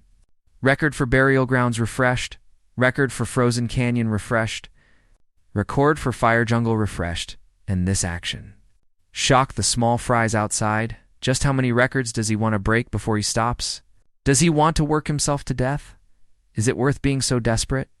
Similarly, Nicole, outside the dungeon, looked at Yun Chan's state. She had already guessed Yun Chen's thoughts and couldn't help but look worried. Thinking to herself, he really is a handful. The principal and Instructor Lee were reporting the recent situation to Dean the ever since settling Yun Teng. Yun Chen started grinding dungeons day and night. Many students witnessed it. When he returned to the dormitory, he was almost exhausted, unable to even walk steadily. After all, for normal students, grinding 1 dungeon a day is very tiring. At most, they might grind 2 in a team for him to solo 4 like this. Calling it desperate is not an exaggeration. Hearing this, Dean sighed. Striving to level up is certainly a good thing, but why do I always have a bad premonition? Speak of the devil just then. Yun Chen walked in. Principal V looked at Yun Chen in surprise. Asking, is something the matter? Dean frowned at Yun Chen. Thinking, what kind of trouble is this kid going to cause now? Yun Chen handed an application to Principal saying, Principal the, I want to join the demon hunting squad. Principal Yes head hurt upon hearing this. What? You want to join the demon hunting squad? He reached out and poked Yun Chen's forehead, trying to snap him out of it, saying, Are you crazy, kid? Only 30-year students can participate? Why is a freshman like you trying to join the fun? Even sophomores have to be the cream of the crop. You're a freshman. How could I possibly let you go? Even if I agreed, Dean Shia wouldn't possibly consent. Yun Chen said awkwardly. Instructor Shia has already approved it. As he spoke, he pushed the application further in front of Principal. The Dean took the application. Opening it, it really was Dean Shaw's personal signature. He couldn't help but curse inwardly, reckless fools. The master and disciple are a pair of reckless fools. Is this Xia person worried their student isn't dying fast enough, or what? Yang Chen seemed to see Principal, yes, concerned, so he said, Principal, don't worry. Why don't you take a look at my attributes first? The principal didn't hesitate and cast an appraisal spell on Yun Chen. With one look, he was completely speechless. Even without buffs, his attributes were terrifying. In the talent skill list, there were a bunch of SNA skills. The worst was a Brank, but it was a growth-type skill, not to mention anything else. Just in terms of talent alone, it was enough to crush most students. Coupled with these well-rounded attributes, even hidden professions of the same level, specializing in a single attribute, didn't have attributes as insane as his. Considering everything together, Principal Yi couldn't help but sigh. Fine. Since you're so confident, go ahead, Yun Chen grinned. Then thank you, Principal, after Yun Chen left. Instructor Lee said with some concern, Principal I don't think this is appropriate. You also know that the dissent organization has already targeted Yun Chen, Principal said with a headache. Yeah, Yun Chen clearly knows this, so he wants to take the initiative to strike. Since Xia Qingcheng specifically wanted him to go, Kathy's team must have made arrangements. The scene shifted to the woods outside Songin Town. Several students were resting. One of them complained, This is too much. A team member is suddenly dropped in. Not only is he an unspecialized person, but Hayes also a freshman, another student interrupted sarcastically. But he seems quite strong. Is Hayes even a national champion? The dissatisfied student spoke again. So what? It's just freshmen playing in the mud, a student leaning against a tree also said dissatisfiedly. It's obvious he came through the back door every time our squad kills a member of the Descent organization. Or someone from the Dark Wing school. We get a lot of academic credits. That guy is definitely a child of a great family, arranged here to leech points. Hearing this, the others agreed one after another. The leader of this group was Kathy. At this moment, Kathy was also very troubled, thinking these guys are too much. The hearts are scattered. The team is hard to lead. What exactly did Dean Shea mean by this? Kathy thought that Yunchan's strength was indeed enough. His resources and credits were also sufficient. There was no need to take this kind of risk. She had heard about what happened in Dongyun City. She only hoped he could control his emotions. Just then, on the nearby lake surface, a person leaped off the water's surface and appeared before Kathy in the blink of an eye. It was none other than Yun Chen, who had just arrived. Yan Chun nodded and said to Kathy, "Instructor Kathy." "I'm here with Yun Chen's arrival," Kathy said. "The last member of the 7th squad, Yun Chen, has arrived and joined the team." Some dissatisfied team members were still whispering. One student sitting on a stool said, "The credit leecher is here." Seeing this, the blue-cloth student hurriedly whispered in his ear, "Don't gossip. Children of big families hold grudges. You don't want to be retaliated against. Be quiet." Yun Chen, on the other hand, didn't say a word. Firstly, he didn't want to bother with them. Secondly, the system had issued a new mission. Although the reward this time was not bad, it was far inferior to the previous ones. There wasn't even an SSS-rank talent or skill. It seemed the system also thought this mission was very simple. Although I already have a rebirth cross, the extra one can be given to Yuntang. The world-breaking stone is a good thing. Can upgrade equipment quality across levels. Kathy scanned the crowd and said, "Since everyone is here, then we can begin our first mission." After saying that, she took out a map. "I believe everyone is aware that the Demon Hunting Squad is a special team targeting the dark. Followers of the Descent organization, and the demon wings behind them during these days. The Descent organization has been cooperating with demon wings to cause destruction in small cities across Zhuanlong country. They even kill low-level elementary and middle school students. Their methods are despicable to the extreme. According to information from the local garrison recently, a group of people has occupied a Salt Lake Pier warehouse. Investigation shows they drifted here from afar. They are very likely followers of the Descent organization. This time, our target is them. Prepare to depart." Before long, everyone arrived at a high point. Looking down, the surrounding environment was clear at a glance. Instructor Kathy's eyes glowed with a pale green light. It was nature perception. It could sense life auras within a certain range, looking towards the warehouse. There are a total of 28 people inside. Everyone's body can be sensed with a dark aura. They're definitely dark followers. Most are at the 2nd awakening, and one is very strong. Likely a 3rd awakening executive. Hearing this, the students looked disdainful. "Hay's 2nd awakening. We're students of Junyang University. We are definitely top tier at the same level. I want to say I can take 3, but taking 2 is more than enough." The blue-cloth student said, "They're just a bunch of walking academic credits." Instructor Kathy also smiled. "2nd awakening strength is indeed not strong. It's a kind of trial for the students," so she said, "since you're so confident. Then go." Hearing this, the team members pounced down.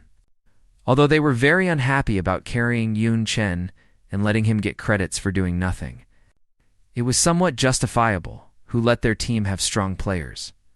If Hay's thick-skinned, let him be. One of the warriors unleashed an explosive slash. With a loud boom, the roof was blown open. The dark followers below were also caught off guard. Somewhat dazed by this sudden strike, the students took advantage of the situation to attack. Yan Chen also silently followed at the very back of the team. At this time, the dark followers hadn't fully reacted. While in midair, the students had already launched various skills. Some used the warrior's great cleave, the angel's holy light breath, the mage's fireball, the Qigong master's thrusting punch. They tried them all. The followers below were caught unprepared. One of them hurriedly reported to the bishop. "Bishop, many people have broken in. The enemy's numbers are unknown. Should we abandon this mission?" The bishop's eyes flashed. He had already clearly sensed the opponent's background and said, "There are only 10 attackers. Most are at the second awakening level. Mere ants? Go and kill them all." Hearing this, the followers were instantly relieved. They let out creepy laughs. "I thought it was a military sweep, but it's only a few people. We were just caught off guard. Next, you're going to suffer." Hearing this, the students also shouted angrily, "How dare you? With just you. You're not worthy." No sooner said than done, 2 students leaped up and lunged towards the lead follower. 2 rustling sounds rang out. Both of their weapons were frozen onto the follower leader's body. It's body elementalization. He is an elemental mage. Damn it, why would someone so powerful betray humanity? The follower leader was seen, laughing wildly and shouting, "Compared to the Supreme Lord, what does mere humanity count for?" Prepare to die, the 2 students. Their hands and weapons were frozen to the dark elemental mage. They couldn't pull them out at all. They were stuck in a dilemma. At this critical moment, a gunshot rang out. A bullet accompanied by blue flames flew rapidly towards them. No sooner said than done. It hit the dark elemental mage square in the back. In an instant, the dark elemental mage was enveloped in blue flames. After their crisis was resolved, the 2 students quickly looked towards the source of the gunshot. They found it was that freshman kid Yun Chen. He had taken down the dark elemental mage with 1 shot. Looking at the corpse burning in the blue flames, the 2 said in surprise, "His snipe actually ignored body elementalization. How did he do it?" At this time, Yun Chen was rapidly reloading. The sure hit skill was indeed useful, especially with a sniper rifle. Aiming for the foot could hit the chest. And it ignored special effects. It was simply too good. These followers didn't even know where he was hiding. It was useless against Yun Chen. Yun Chen thought to himself that there were still many targets. "He'll use you guys for practice." Thinking this, he fired 3 shots. Bang, bang, bang. The 3 shots were a piercing bullet, a freezing bullet, and an explosive flame bullet. They hit different walls and cover, pierced through, and hit 3 people in the chest respectively. The dark followers were horrified. "I was clearly in a blind spot. Why was I hit?" The other students were also incredibly shocked. Every shot hit a vital point. Since when did our team have such a powerful sniper? Wait, could it be that freshman, unspecialized person? At this time, the bishop was also horrified. Initially, he hadn't even spared a glance at the student, who hadn't even reached the first awakening. Only now did he realize that person was the hidden boss. At this point, he hurriedly shouted, "Quick, prioritize going out to take down that sniper. As long as you get close, he's useless. Quick, take him down." Hearing this, the other followers rushed out.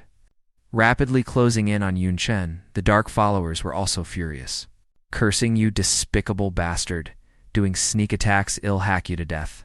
Seeing this, the other students also cried out that things were bad.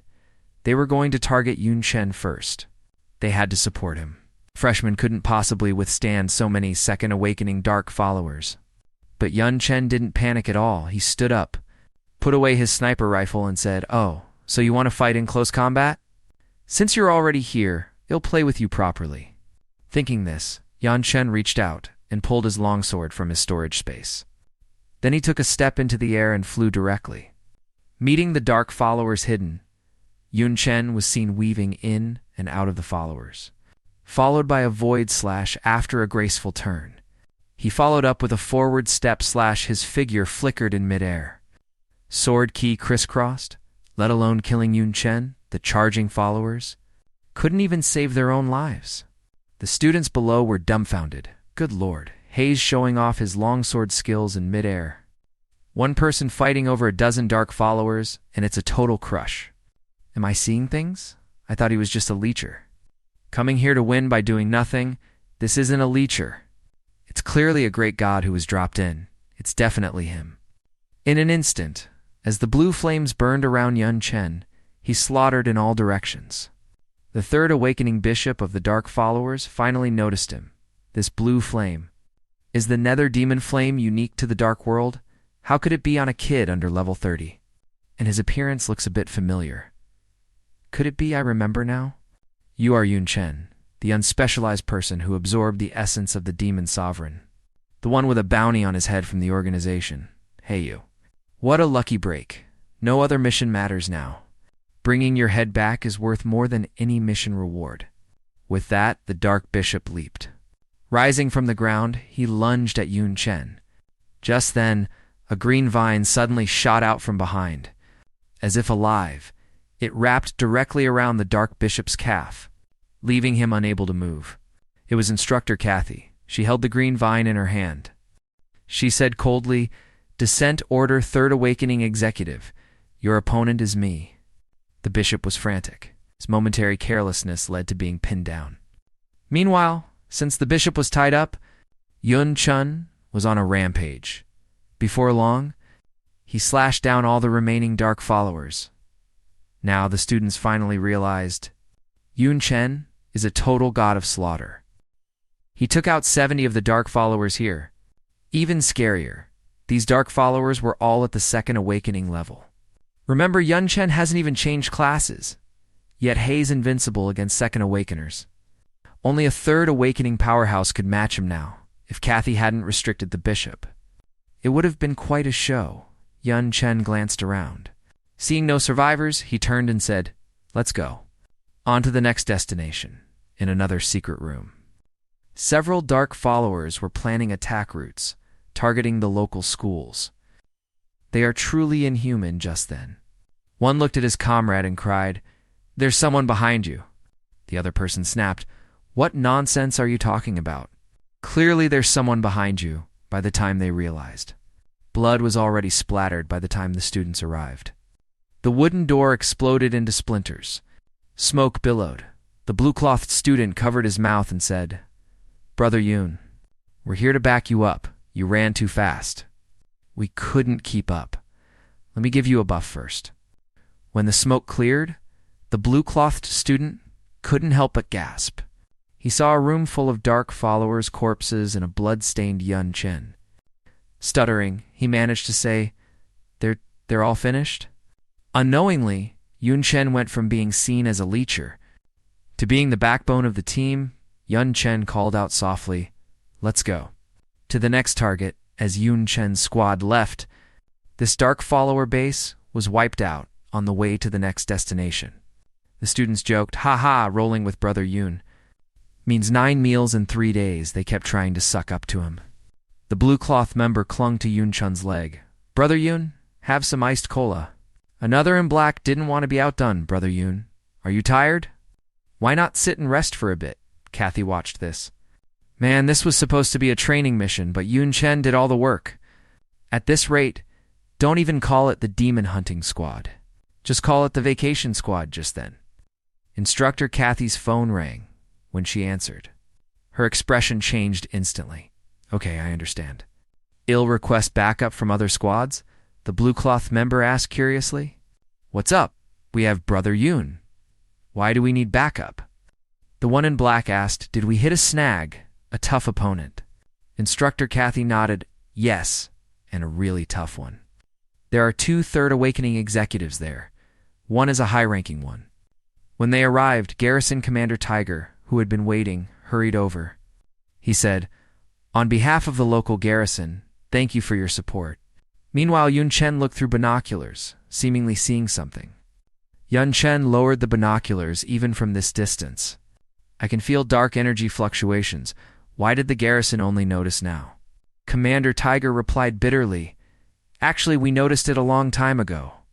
But this manor belongs to a local tycoon. No one dared to investigate. If the Descent Order hadn't caused such a scene recently and received mandatory orders, we wouldn't have dared keep an eye on him." Watching the garrison push the blame onto their superiors in just 2 sentences, everyone was furious just then. A sharp rebuke came from behind as the people's strongest shield. "You're so timid that you let the enemy gather strength?" Absolutely cowardly, Yun Chen and the others turned around. Someone recognized them as the first squad in terms of strength. They were the best. "Undisputed strongest," the Blue Cloth's member said. "Look at that woman in red. She's Gunyan University's strongest student." and the student council president Lu Miao and Yun Chen couldn't help but use appraisal. Sizing up the senior, he mused, "This woman is very strong. Even though she's only second awakening level 46, the pressure she gives off is not at all inferior to the third awakening instructor Kathy." Coincidentally, Lu Miaoling also used appraisal at the same time to look him over. This junior is level 26, but hasn't changed classes. Is he that top freshman unclassed? Lu Miaoling's instructor naturally recognized him as Yun Chen. He couldn't help but complain internally, with a talent like Yun Chen. How could they let him join a dangerous squad? Principal V is really careless. Commander Tiger cleared his throat, since the teams are all here. "Let's work out a battle plan. I'm familiar with the manner. I can lead you to a good attack point." To his surprise, Lu Miaoling gave him no face. She snorted, "I don't want to work with you. Your garrison let dark followers gather. You probably took quite a few bribes, didn't you? You don't make baseless accusations." Commander Tiger's face changed instantly. "Don't slander us." Lu Miaoling took out her phone. Fiddling with it for a moment, she said before the assembly, "I scouted the manor and gathered some intel. Using my perception skills, I've cleared up the enemy's distribution. Aside from guards, most dark followers are inside the manor. Most are second awakening. There's also a teleportation circle at the back. At least 15 followers are guarding it, including a third awakening executive. Once battle starts, that place will be a huge problem." She turned to the instructors. "I want you to lead the teams in a frontal assault. Draw their main force's attention. It'll go around the back alone to hit the support point. Once successful, we'll launch a pincer attack and level the manor." Yan Chen's teammates were shocked. A solo infiltration. The president is too fierce. She wants to solo. A third awakening executive, as expected of General Luss's daughter, the black-clothed member added, and in such a short time, she collected intel and made a plan. Seeing no objections, Lu Miaoling walked straight towards the target point. Without looking back, she said, "You'll leave the rest to you. I'm taking the support point." Seeing this, all the students were left speechless. "Man, she's dominant. Soon." Commander Tiger led everyone to a high vantage point with a clear view. The students scanned the area. "This place is great. Such a clear view. The high elevation makes it a perfect ambush spot. When we strike, we can start with a round of long-range magic bombardment to deal heavy damage and reduce our risk." But Yun Chen didn't think so. He felt something was wrong. Why is such a good spot unguarded, and the dark aura around here seems? Before Yun Chen could finish, a burst of dark energy erupted nearby. Surrounding everyone, "Damn, we're hit." Instructor Kathy said, "This concentration isn't from a normal rift. There's definitely a trick." Sure enough, along with cackling laughter, Commander Tiger revealed his true colors, the burial ground I handpicked. "Are you all satisfied after saying that?"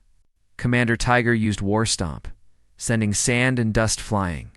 Tiger shed his human appearance, transforming into a dark-winged demon standing on high ground. He sneered at the students below. "Lowly humans. Kneel and submit instantly." Powerful pressure, along with his wings, bore down on everyone. The students couldn't withstand it and collapsed to the ground. Only Yun Chen remained standing, he thought. This is bad. This is definitely a demon shadow from the dark world. Why is he here? The beast before him released a surge of magic power, showing no regard for his allies below. The two instructors saw the strength gap and knew it would be hard to win. They tried to call for backup, but communications were already cut. Just then, one instructor realized the anomaly. A beast couldn't suppress everyone with just dark energy alone. No wonder the beasts let the dark followers gather. It turns out the commander had long since betrayed his own kind. Hearing the word kindred, the beast laughed mockingly. He had long ago accepted the Lord's gift, shedding his weak physical shell, rinsing away his filthy human blood to become a demon, and now everyone could only kneel before him. The demon looked over in surprise. Huh? Why is this one still moving? Just then, Yang Chen stood up. Facing the beast, he raised his gun and aimed at it. Not only can I move, I can also aim. Die. Sniper skill, piercing bullet. Sending the beast flying instantly. The beast realized this was the talent of the Night Empress. Arrogant, the beast vowed to show Yun Chen what a foolish choice it was to provoke a third awakening demonoing. Seeing the beast rush toward him, Yun Chen used a fireball.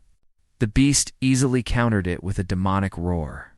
Yun Chen used the swordsman skill, Void Slash. The beast saw through it instantly. Just a clone? To the beast, these were just parlor tricks, showing off before a master. Yun Chen continued with the assassin skill, Throat Cut, but he was punched away by the beast. It claimed a mere level 20 clone was nothing. The kneeling crowd whispered, a third awakening powerhouse. It was hard for Yun Chen to even break its defense. Stat gap was too huge. Their skill ranks weren't on the same level either. Seeing Yun Chen knocked to the ground, it continued to taunt him. Yun Chen wiped the corner of his mouth, deciding to use its own momentum against it, luring the beast to attack him. After being taunted by Yun Chen, furious, it went over to finish him off. Seeing this, Yun Chen immediately pointed his dagger at the beast. The beast ignored it and kept charging. Thinking it was just a simple dagger, it dodged, only to land on a bear trap Yun Chen had already placed, caught in the trap. The beast finally realized Yun Chen's goal wasn't to hurt him, but to trap him for a short time. Yun Chen had long since seen through the beast's weakness. No matter how strong, it was just a third awakening Demandwing, not a demon venerable. It couldn't possibly suppress everyone with just dark energy. He had placed items underground that enhanced the dark aura. That's why he disguised himself as an ally, to lure them in. And the beast would surely try to protect such important items. So while fighting Yun Chen, the beast stood its ground, even if it meant taking hits. Yun Chen used Meteor Pierce on those items, destroying them. Everyone's mana was restored. Furious, the beast tried to kill Yun Chen once the plot was exposed. Just then, the instructors with restored mana teamed up to trap the beast. Now, a fair fight began. Yun Chen left this place to the two instructors and went to the manor to deal with the Dark Followers. Yun Chen's arrival alerted the Dark Followers. A battle broke out instantly. The followers were routed by Yun Chen and sought backup. The followers had no way out, thinking that rather than being killed by Yun Chen, they should offer their lives to their supreme lord. They raised their hands and roared, "The Lord will avenge us." Seeing so many followers sacrificing themselves, Yun Chen tried to stop them, but he was one step too late. With so many followers sacrificing themselves, they'd probably summoned something terrifying. He calmed down and thought, sacrificing is just a skill, and any skill can be interrupted. The sky turned pitch black as a dark red rift opened. At that moment, the dark secret sacrifice gate opened. A giant hand bore down on Yun Chen. He immediately used a spear skill thrust. It worked. The giant hand retreated a bit. For a demon wing from the dark world, even with a passage, crossing over is not easy. Yun Chen pressed on, switching his weapon to the Storm Great Axe. Dealing the final blow to the giant hand, under Yun Chen's fierce assault, the giant hand retreated completely. Good thing I interrupted it in time. That Demon Wing's aura was very strong, at least third awakening level. If it had come out, the consequences would be dire. While Yun Chen was secretly pleased, a voice suddenly rang in his ear. Looking at it this way, the situation is indeed quite bad. The great demon inside suddenly came out to talk to Yun Chen. The situation is indeed quite bad. He realized he had been careless. So many sacrifices couldn't have just opened one gate. But facing a third awakening, Demon Wing alone, wasn't wise. Normal people can have their first class change at level 10. The more changes, the more terrifying the power jump. Second, awakening at level 30. Third, awakening at level 60. Fourth awakening at level 90. Yun Chen knew his situation was dire. He was facing a third awakening Demon Wing, far stronger than a third awakening human. Escape was impossible. His state had 13 seconds left. To live, he had to fight fast. The demon pointed at Yun Chen, mocking his overconfidence. Then the demon rushed at Yun Chen, intending to hand him over to a demon venerable for a reward. Yun Chen used all his strength to launch a void slash, but the demon dodged it easily, relying on its powerful defense. It mocked Yun Chen for not even scratching it. Seeing he couldn't hurt the demon, he activated invincibility mode, a damage immunity skill. Yun Chen charged, yelling, "Now the roles are reversed." Taking the demon by surprise, he raised his dagger to stab the demon's eye.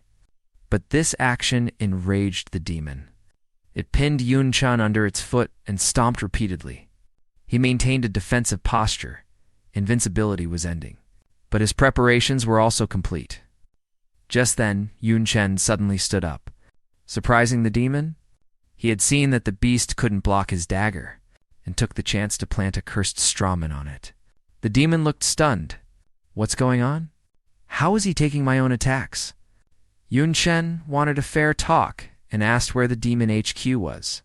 He thought that since they hide in the shadows, finding their lair would mean their destruction. But the beast was loyal and refused to betray the HQ's location. Seeing it wouldn't answer, he snapped an arm off the cursed strawman. Instantly, the demon's arm broke too. The demon still wouldn't submit, struggling in its death throes. Continuing to attack Yun Chen, he mocked the demon for its futility and increased the pressure in his hands. The demon was in agony. Hidden weapons emerged from its body. Yun Chen handled the strawman. Since there's nothing to discuss, I'm ending this. With that, he crushed the little figure. The demon died in agony. The demon refused to go down quietly. Using its last strength, it spat out a bead, shooting it at Yun Chen. In a moment of carelessness, Yun Chen was hit in the neck by the bead. This wasn't skill damage. He'd have to wait and ask the instructors about it. He realized the gap between him and a third awakening powerhouse was still too wide. Without the cursed strawman, he might not have escaped this time. The main reason wasn't just the stat gap, but the skills. The same applied to defense and agility skills. The skill multipliers were on a totally different scale. This is why people say an unclassed has no future. Yun Chen realized that to deal with the third awakening, demoning, he needed better stats and much more powerful skills. With a loud boom, the earth shattered. Yun Chen was suddenly attacked. Right at that moment, the beast that had its weakness exposed by Yun Chen earlier suddenly came looking for him. On the other side, the instructors who had subdued the beast were routed by it. They slumped to the ground one after another. Having been instructors for so many years, they had grown too complacent. Their actual combat skills had deteriorated significantly. Yun Chen's situation was dire. He had stacked too many status buffs at once during the previous battle.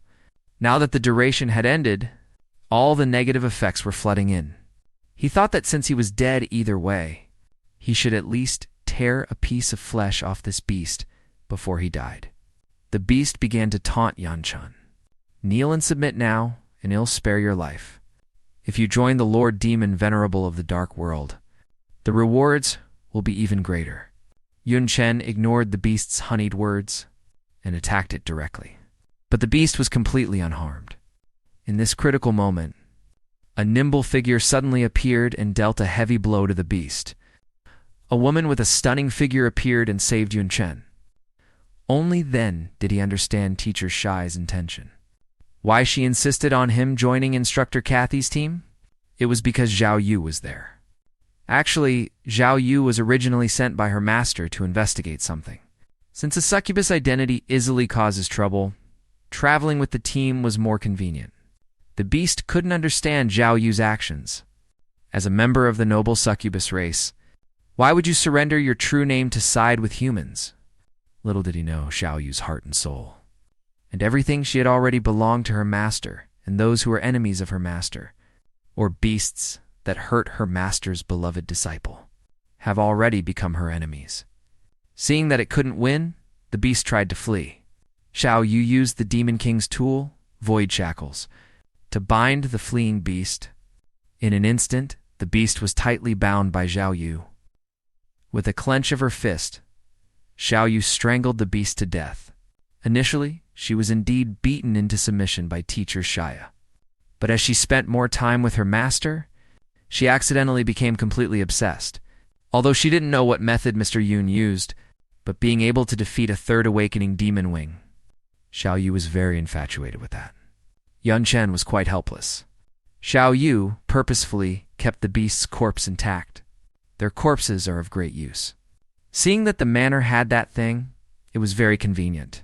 She directly offered to help Yun Chen use these corpses. Yun Chen was puzzled by this. Demon wing corpses have a special use?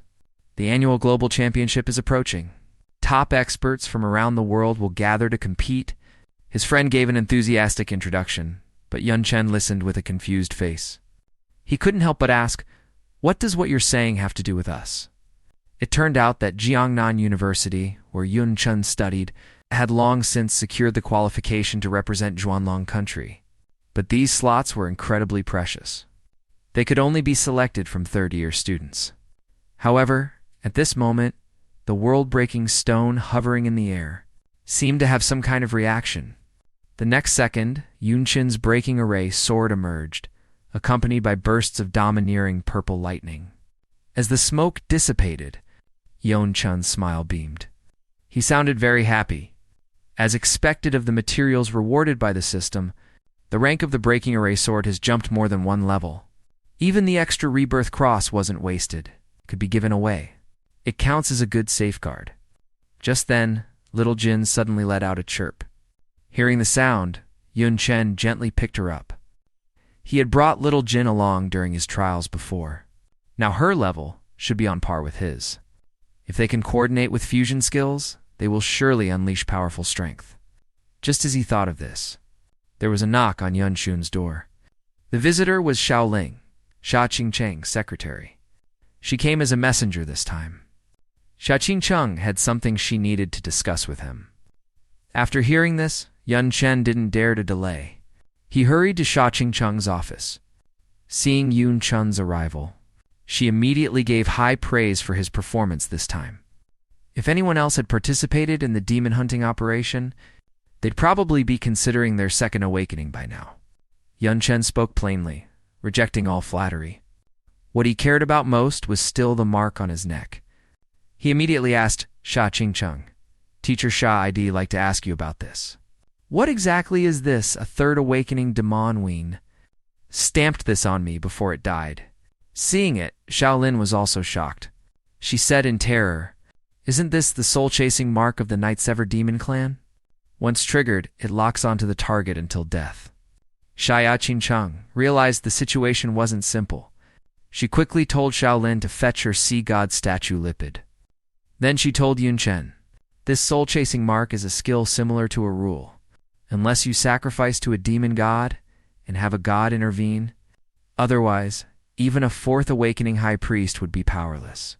She thought about it and continued, "There is another way, which is to have one of the 72 demon pillars, Night Sever, intervene. After all, this is their own technique. They naturally know how to revoke it." Yun Chen's eyes lit up. Compared to sacrificing to a demon god for help, finding this Night Sever seems more reliable. He hurriedly asked where this person was. Xia Qingcheng told him helplessly, "In the dark world. With your current ability, you can't deal with it yet." While they were talking, Xiaolin brought the sea god statue Lipid. This was the sea god statue that Xia Qingcheng had hunted years ago. The Lipid was refined from it. It was extremely precious. She gently applied it to the mark on Yun Chen's neck. While applying it, she said, "The sea god statue Lipid has the effect of masking the soul-chasing mark. But the time is limited. For now, this is all we can do." Leaving the office, without stopping, Yun Chen rushed to the selection battle for the global championship slots. As the smoke gradually cleared, Yun Chen's figure slowly became visible. After all, Yun Chen wasn't a third-year student. His appearance quickly caused a stir among the crowd. However, Lu Miaoling was outspoken and cursed, who says only third years can participate. But there were only a few slots. The nearby classmates were very dissatisfied with Yun Chen's arrogant behavior and started complaining. Why should a freshman be allowed to join? Seeing the atmosphere heating up, Lu Miaoling's expression was very grim as she shouted, "It's just one person joining. Don't you even have this much confidence?" Hearing this, the other students instantly jumped into the arena, cursing as they went. Don't think that just because you won the freshman tournament, you're invincible in the world. Some were happy, while others were worried. Those who knew Yun Chen's strength only wanted to watch the fun from the stands. They didn't want to go down and get beaten up. But Yun Chen never expected that his appearance would cause such a huge commotion. Several seniors even started fighting to take the stage, determined to teach him a lesson. After some arguing, Yun Chen spoke bluntly. "Why don't you all just come at me together? Let's settle this quickly." Such blatant provocation simply trampled the seniors' dignity underfoot. They stopped arguing and swarmed toward Yun Chen. Various skills from all classes blossomed. For a moment, it was a bit dazzling for Yun Chen, but these flashy moves were child's play before absolute strength. Yun Chen ignited flames in both hands. This is the skill demon flame manifestation. This move immediately stunned the spectating students. They began to exclaim, "His attributes are exaggeratedly high. Is it all because of his talent?" While they were talking, the battle on the other side had reached a fever pitch. Ah Chang, the vice president of the student council, also wanted to test his skills against Yun Chen.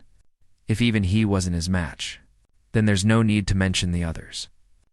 At the referee's command, a new round of the match officially began. As a level 42 corpse driver, second awakening Black Impermanence, his strength was indeed much greater than many others. With the skill summoning of grieving souls, the arena was instantly filled with the wails of countless wandering ghosts.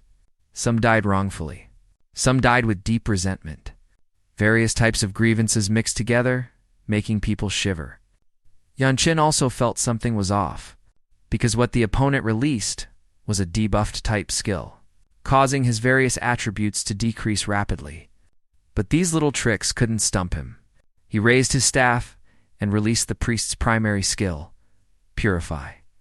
Unexpectedly, the moment the grieving souls dispersed, Ah Chang's figure was already right in front of him, attacking by using the souls to block vision.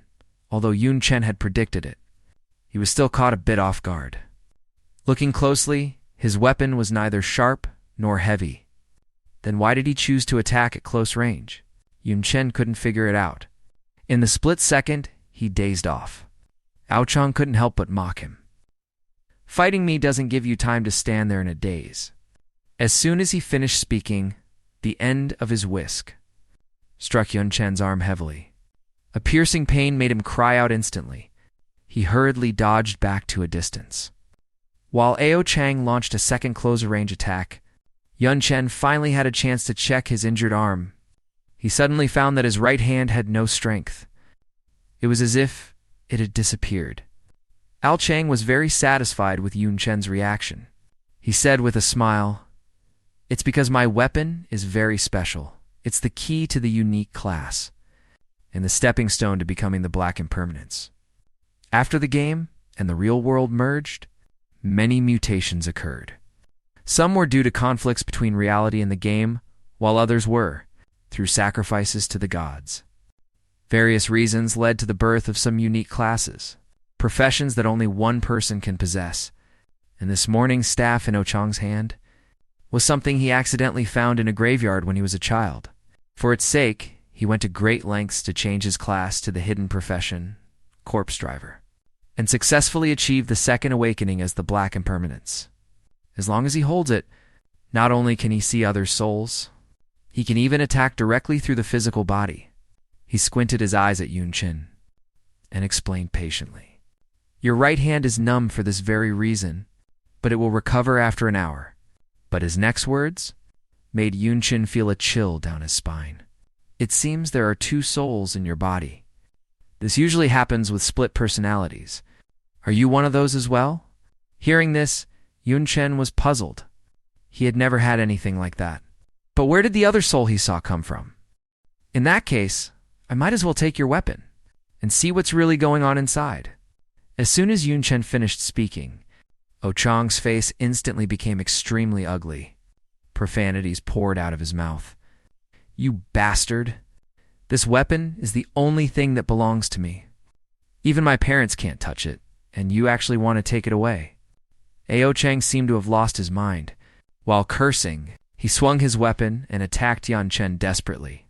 Only then did Yan Chen realize he had misunderstood something. He just wanted to take a look, not keep it. It's just that this guy's trigger point is too strange. Ochang then released the rule of grieving souls. Countless souls materialized and reached out to grab Yun Chen.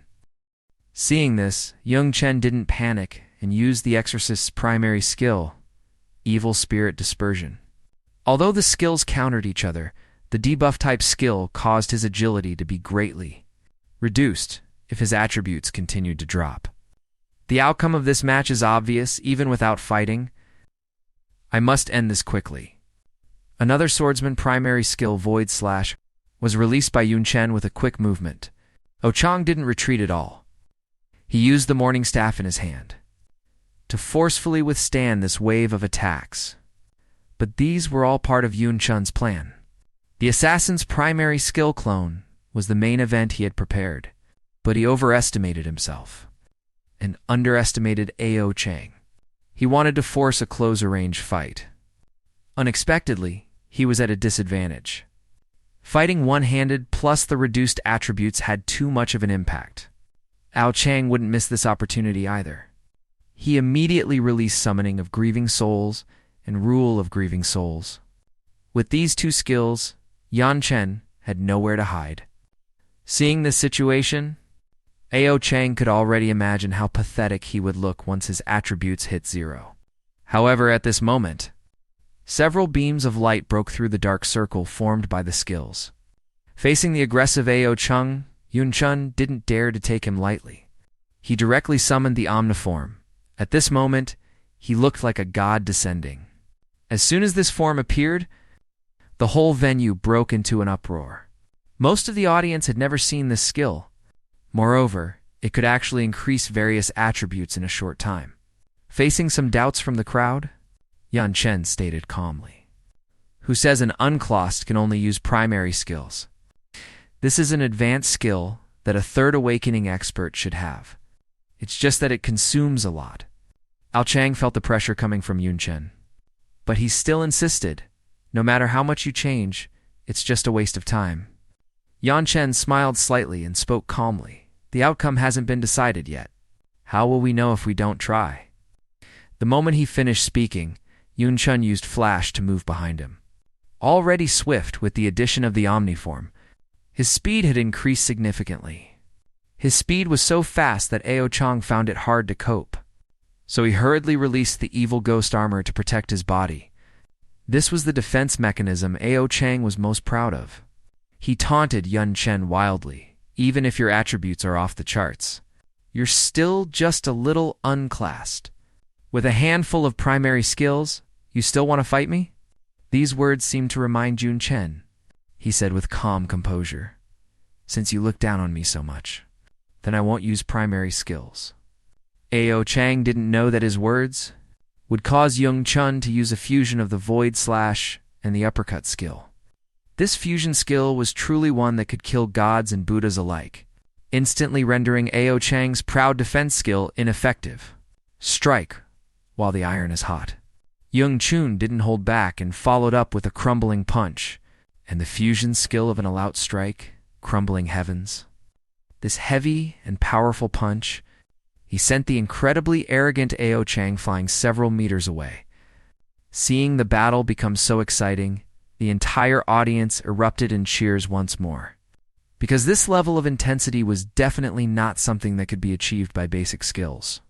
Looking back at Chang now, his initial arrogance had completely vanished. He could only hug his morning staff and wail, wondering if he could still repair it.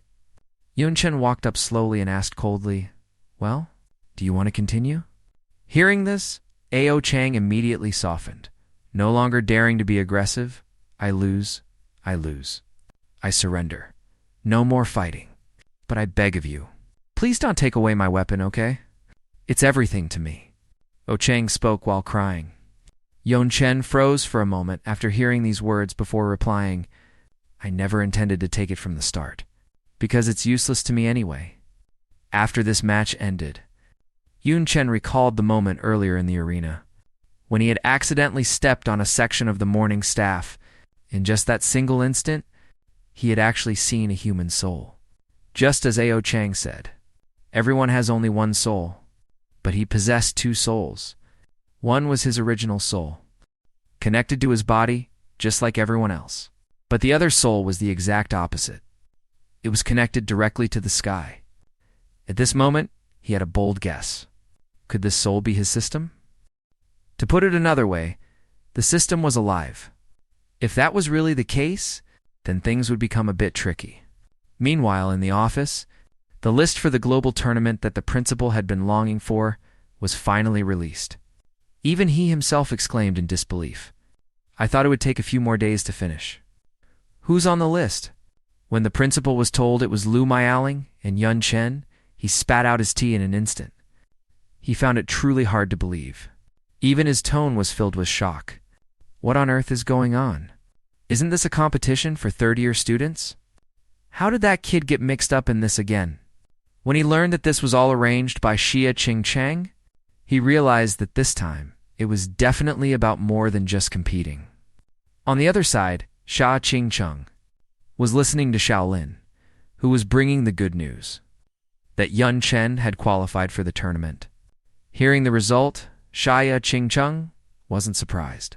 She said with concern, for Yun Chen, the harder part is still to come. By the way, how many helpers is the military willing to provide? Xiao, you hurried to tell her, because the situation at the front line is dire. The military can only provide the minimum amount of rescue. Shaolin also added from the side. The deployment for each region should be 2 or 3 third-class experts, leading a dozen second-class ones. After hearing this, Xia Qingcheng leaned back and said they were going to be very busy. Over the next few days, Yun Chen attended every single unclassed course. Being meticulous, his proficiency in various class skills improved. Meanwhile, across more than 500 countries worldwide, after intense internal selections, their respective team members were chosen. Carrying those expectations and glory, they all set off on their journey to the Holy Empire. Of course, not everyone was there for the competition. This group of people dressed like cultists were a group of dark apostles. What kind of chaos would they cause during the tournament? At this time, the unsuspecting Yun Chen was still comforting his angry younger sister Yun Tang. It turned out that little Yun Tang had planned long ago where to go with Yun Chen. But after finally making it to the holidays, Yun Chen had to compete and all the plans were ruined. Although she was very dissatisfied, she still had to support Yun Chen. So, while grumbling, she packed his luggage, not forgetting to complain that his class backpack was too small. Seeing how cute his sister was, Yun Chen said with a smile, backpack space requires a class advancement to expand. Yun Tang immediately followed up. Is there a backpack that can fit a palace? Is it because you have too many class advancements? Yun Chen thought for a bit before speaking. Well, not entirely. It seems to be achieved using a precious space-absorbing material. While the siblings were chatting happily, the elf princess came to invite Yun Chen for a walk. While walking, she suddenly turned around and told Yun Chen that she was going back to the Silver Moon Forest for her trial. To her surprise, Yun Chen only gave a flat, "Oh." The elf princess shouted in great dissatisfaction, "Your reaction is way too plain." I said, "I'm leaving. We might not see each other for a whole holiday, you blockhead." Yun Chen immediately responded, "Isn't it normal to go home for the holidays? Should I set up a whole farewell banquet?" The elf princess was a bit devastated. How did she fall for a guy like this? However, she still said, though her words were harsh, "Thank you for taking care of me. This is a thank you gift. Don't get the wrong idea?" Yun Chen looked at the necklace in his hand, called Nature's Protection. For some reason, he felt it was a bit strange. Seeing this, the elf princess hurriedly explained, Don't let your imagination run wild. This isn't some token of affection. You can think of it as something else. A challenge letter works too. Accepting it means you accept my challenge. Wait for me to return after my second-class advancement to settle things. After saying that, the elf princess turned and ran. Lu Maialin walked over at some unknown point, urging Yunchen to set off as soon as possible. Looking closely, the sloppy man in front of them was Sun Fei, the instructor leading their team for this trip, but he felt more like an errand boy, and Lu Maialin was quite blunt when bossing Sun Fei around, almost as if he were her personal butler. Even Yun Chen couldn't help but ask, curiously, say, "Is this instructor leading the team? Why does he seem more like a handyman?" Lu Maialin replied leisurely, "That's right. Hei's just doing odd jobs for the two of us. Most team instructors are at the third-class level, but the two of us can go toe-to-toe with them. And we have a brighter future than they do. So it's normal for him to try and stay on our good side. After all, strength decides everything. Your status is something you earned through your own strength." Yung Chen was still puzzled. With frequent battles at the front line, why hold so many competitions at a time like this? Lu Maialin responded seriously, "You have it backwards. The more intense the war, the more we need competitions. Our struggle against the dark world is a war of attrition. The current situation is important, but cultivating the next generation of combatants is equally vital. Competitions are an efficient way to allocate resources. For example, starting from the entrance exams. We have all been part of this war for resources. Good universities are scarce resources, and your competitors are the candidates around you. The stronger someone is, the easier it is to have more and better resources. National exchange matches are battles between schools. A high ranking gives the school a say in the allocation, let alone on a global scale. There are so many rare materials in those territories. Using them haphazardly would lead to war. Competitions serve to determine ownership. The countries with the best results will be seen as having the most potential. They gain the usage rights for certain territories. This is the experience we've gained from years of fighting the dark world." After hearing Lu Maialin's explanation, Yun Chen finally understood. Compared to war, competitions can indeed bypass many disputes. While he was lost in thought, Lu Maialin joked, "We're almost at our destination. Are you ready for our date?" This sentence immediately pulled Yun Chen back to reality. He asked in great surprise, "What nonsense are you saying? What date?" Lu Maialin immediately helped him remember. "It was our bet from the last battle. Since you won, I'll reluctantly let you have this reward." Yung Chen scratched his head and said dejectedly, "It sounds logical, but it still feels weird. Besides, how is a date with you considered a reward?" Yun Chen's reaction took Lu Maialin by surprise. Unexpectedly, Yun Chen continued, "If you were to pay me to accompany you, I might consider it." Yun Chen's humor chased away the boredom and fatigue of the long journey. Lu Maialin's laughter echoed in the carriage. However, after the laughter subsided, Lu Maialin seriously invited Yun Chen to go shopping. Yun Chen agreed decisively. Actually, he was also thinking of gathering some intel along the way. It was like killing two birds with one stone. Soon, the day of the competition arrived. Top experts from all countries gathered in the Holy Empire's capital, Cell City. Sun Fei walked ahead, acting as a guide for Lu Maialin and Yun Chen. Yun Chen was curious about what was glowing. Sun Fei explained, "That's just a special effect from a divine artifact. Don't worry about it. This divine artifact can remove certain camouflage effects. It's for the sake of the competition. To avoid any criminals sneaking in." After a long and tiring journey, Yun Chen finally arrived in the Holy Empire. But Lu Maialin didn't seem to want to give him a chance to rest. She directly pulled him along, calling it a date in the name of. As expected of the Holy Empire's capital, Cell City was indeed more prosperous than other places. Focused on finding useful intel, Yun Chen was distracted. Lu Maialin would try to lighten the mood every now and then. Yun Chen felt he had misjudged her initially. He thought she was a cold, mature woman. but he didn't expect her to be so enthusiastic. The new things along the way kept Lu Miaoling occupied. She would even study a swimsuit for a long time. Seeing this, Yun Chun immediately thought of a way to slip away. He told Lu Miaoling he suddenly had something to ask Sun Fei. Little did he know, his trick was seen through by Lu Miaoling on the spot. She stopped Yun Chen and said, "Instructor Sun is busy with the paperwork. He doesn't have time for you. Stop trying to slip away." Actually, young Chen carried a heavy responsibility. Xie Qingcheng had received intelligence long ago that Dark Apostles would wreak havoc at the competition site, and Yun Chen's goal was, before the global tournament began, to find all the Dark Apostles hidden in the crowd. While he was thinking, a violent explosion suddenly occurred on the street.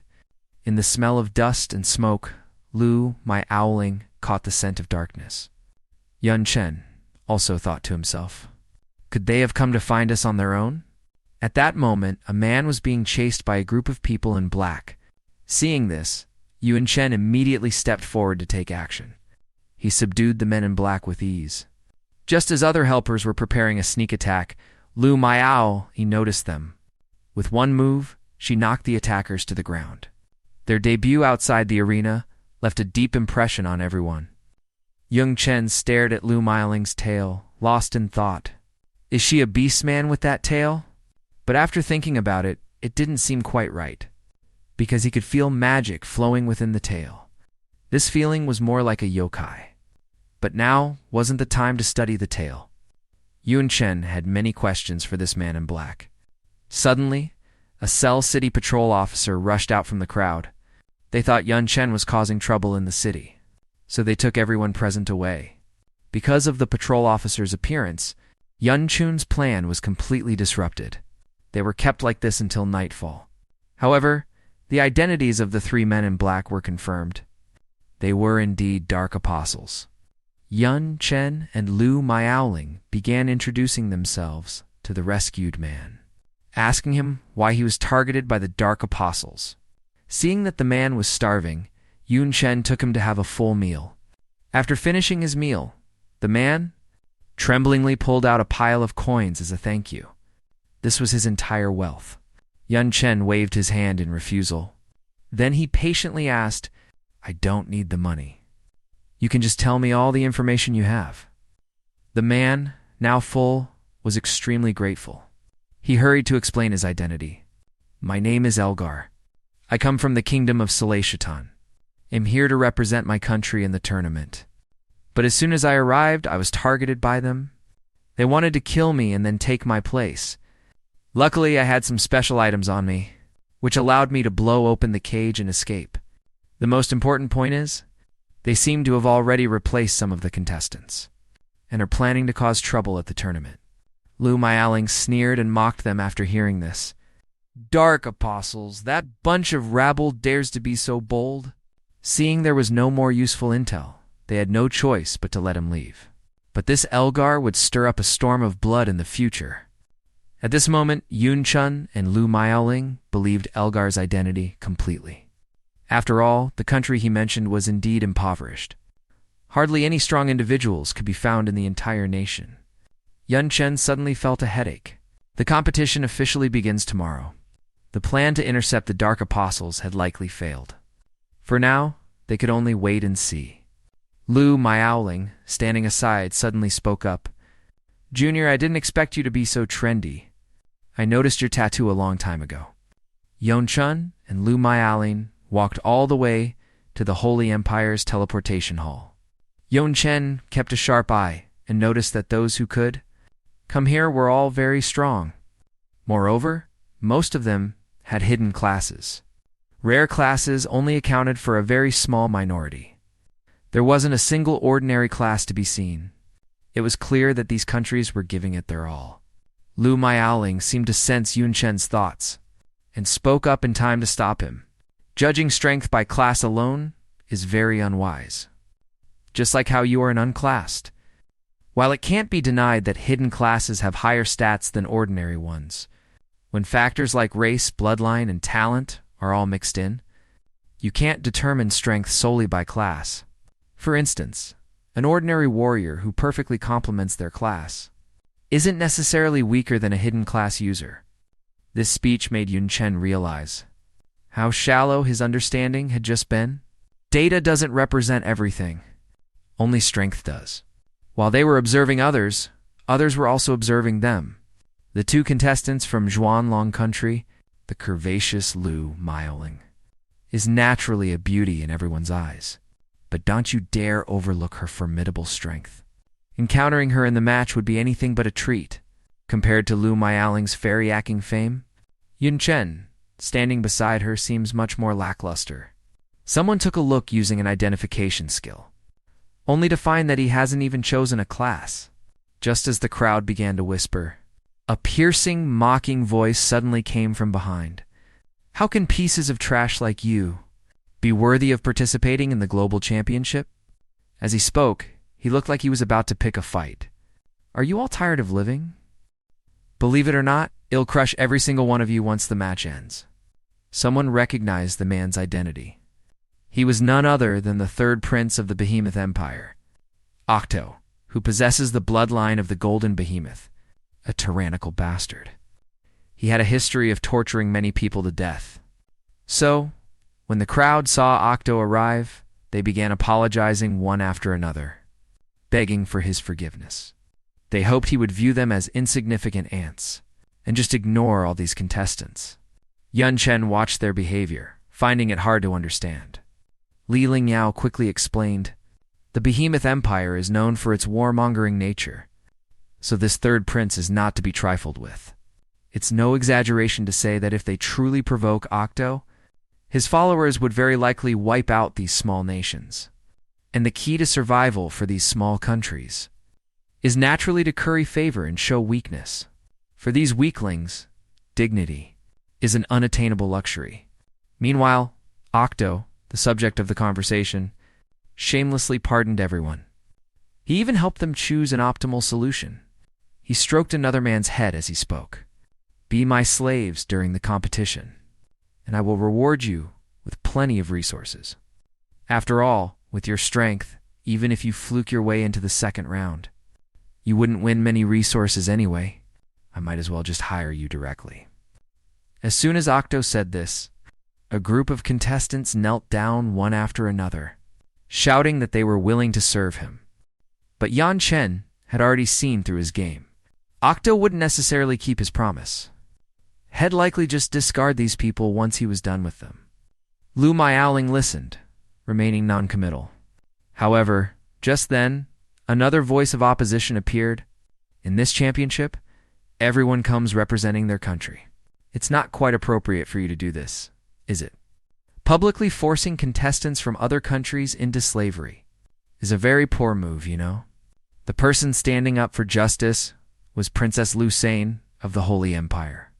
Her beautiful face was her best calling card. Even Octo restrained himself quite a bit. He asked respectfully, Honorable Princess Luceni, where did you see me coercing anyone? They are clearly doing this voluntarily. Lucini ignored him. Instead, she leaned down and asked the man from earlier, Are you truly doing this voluntarily? The Holy Empire will not tolerate any form of oppression.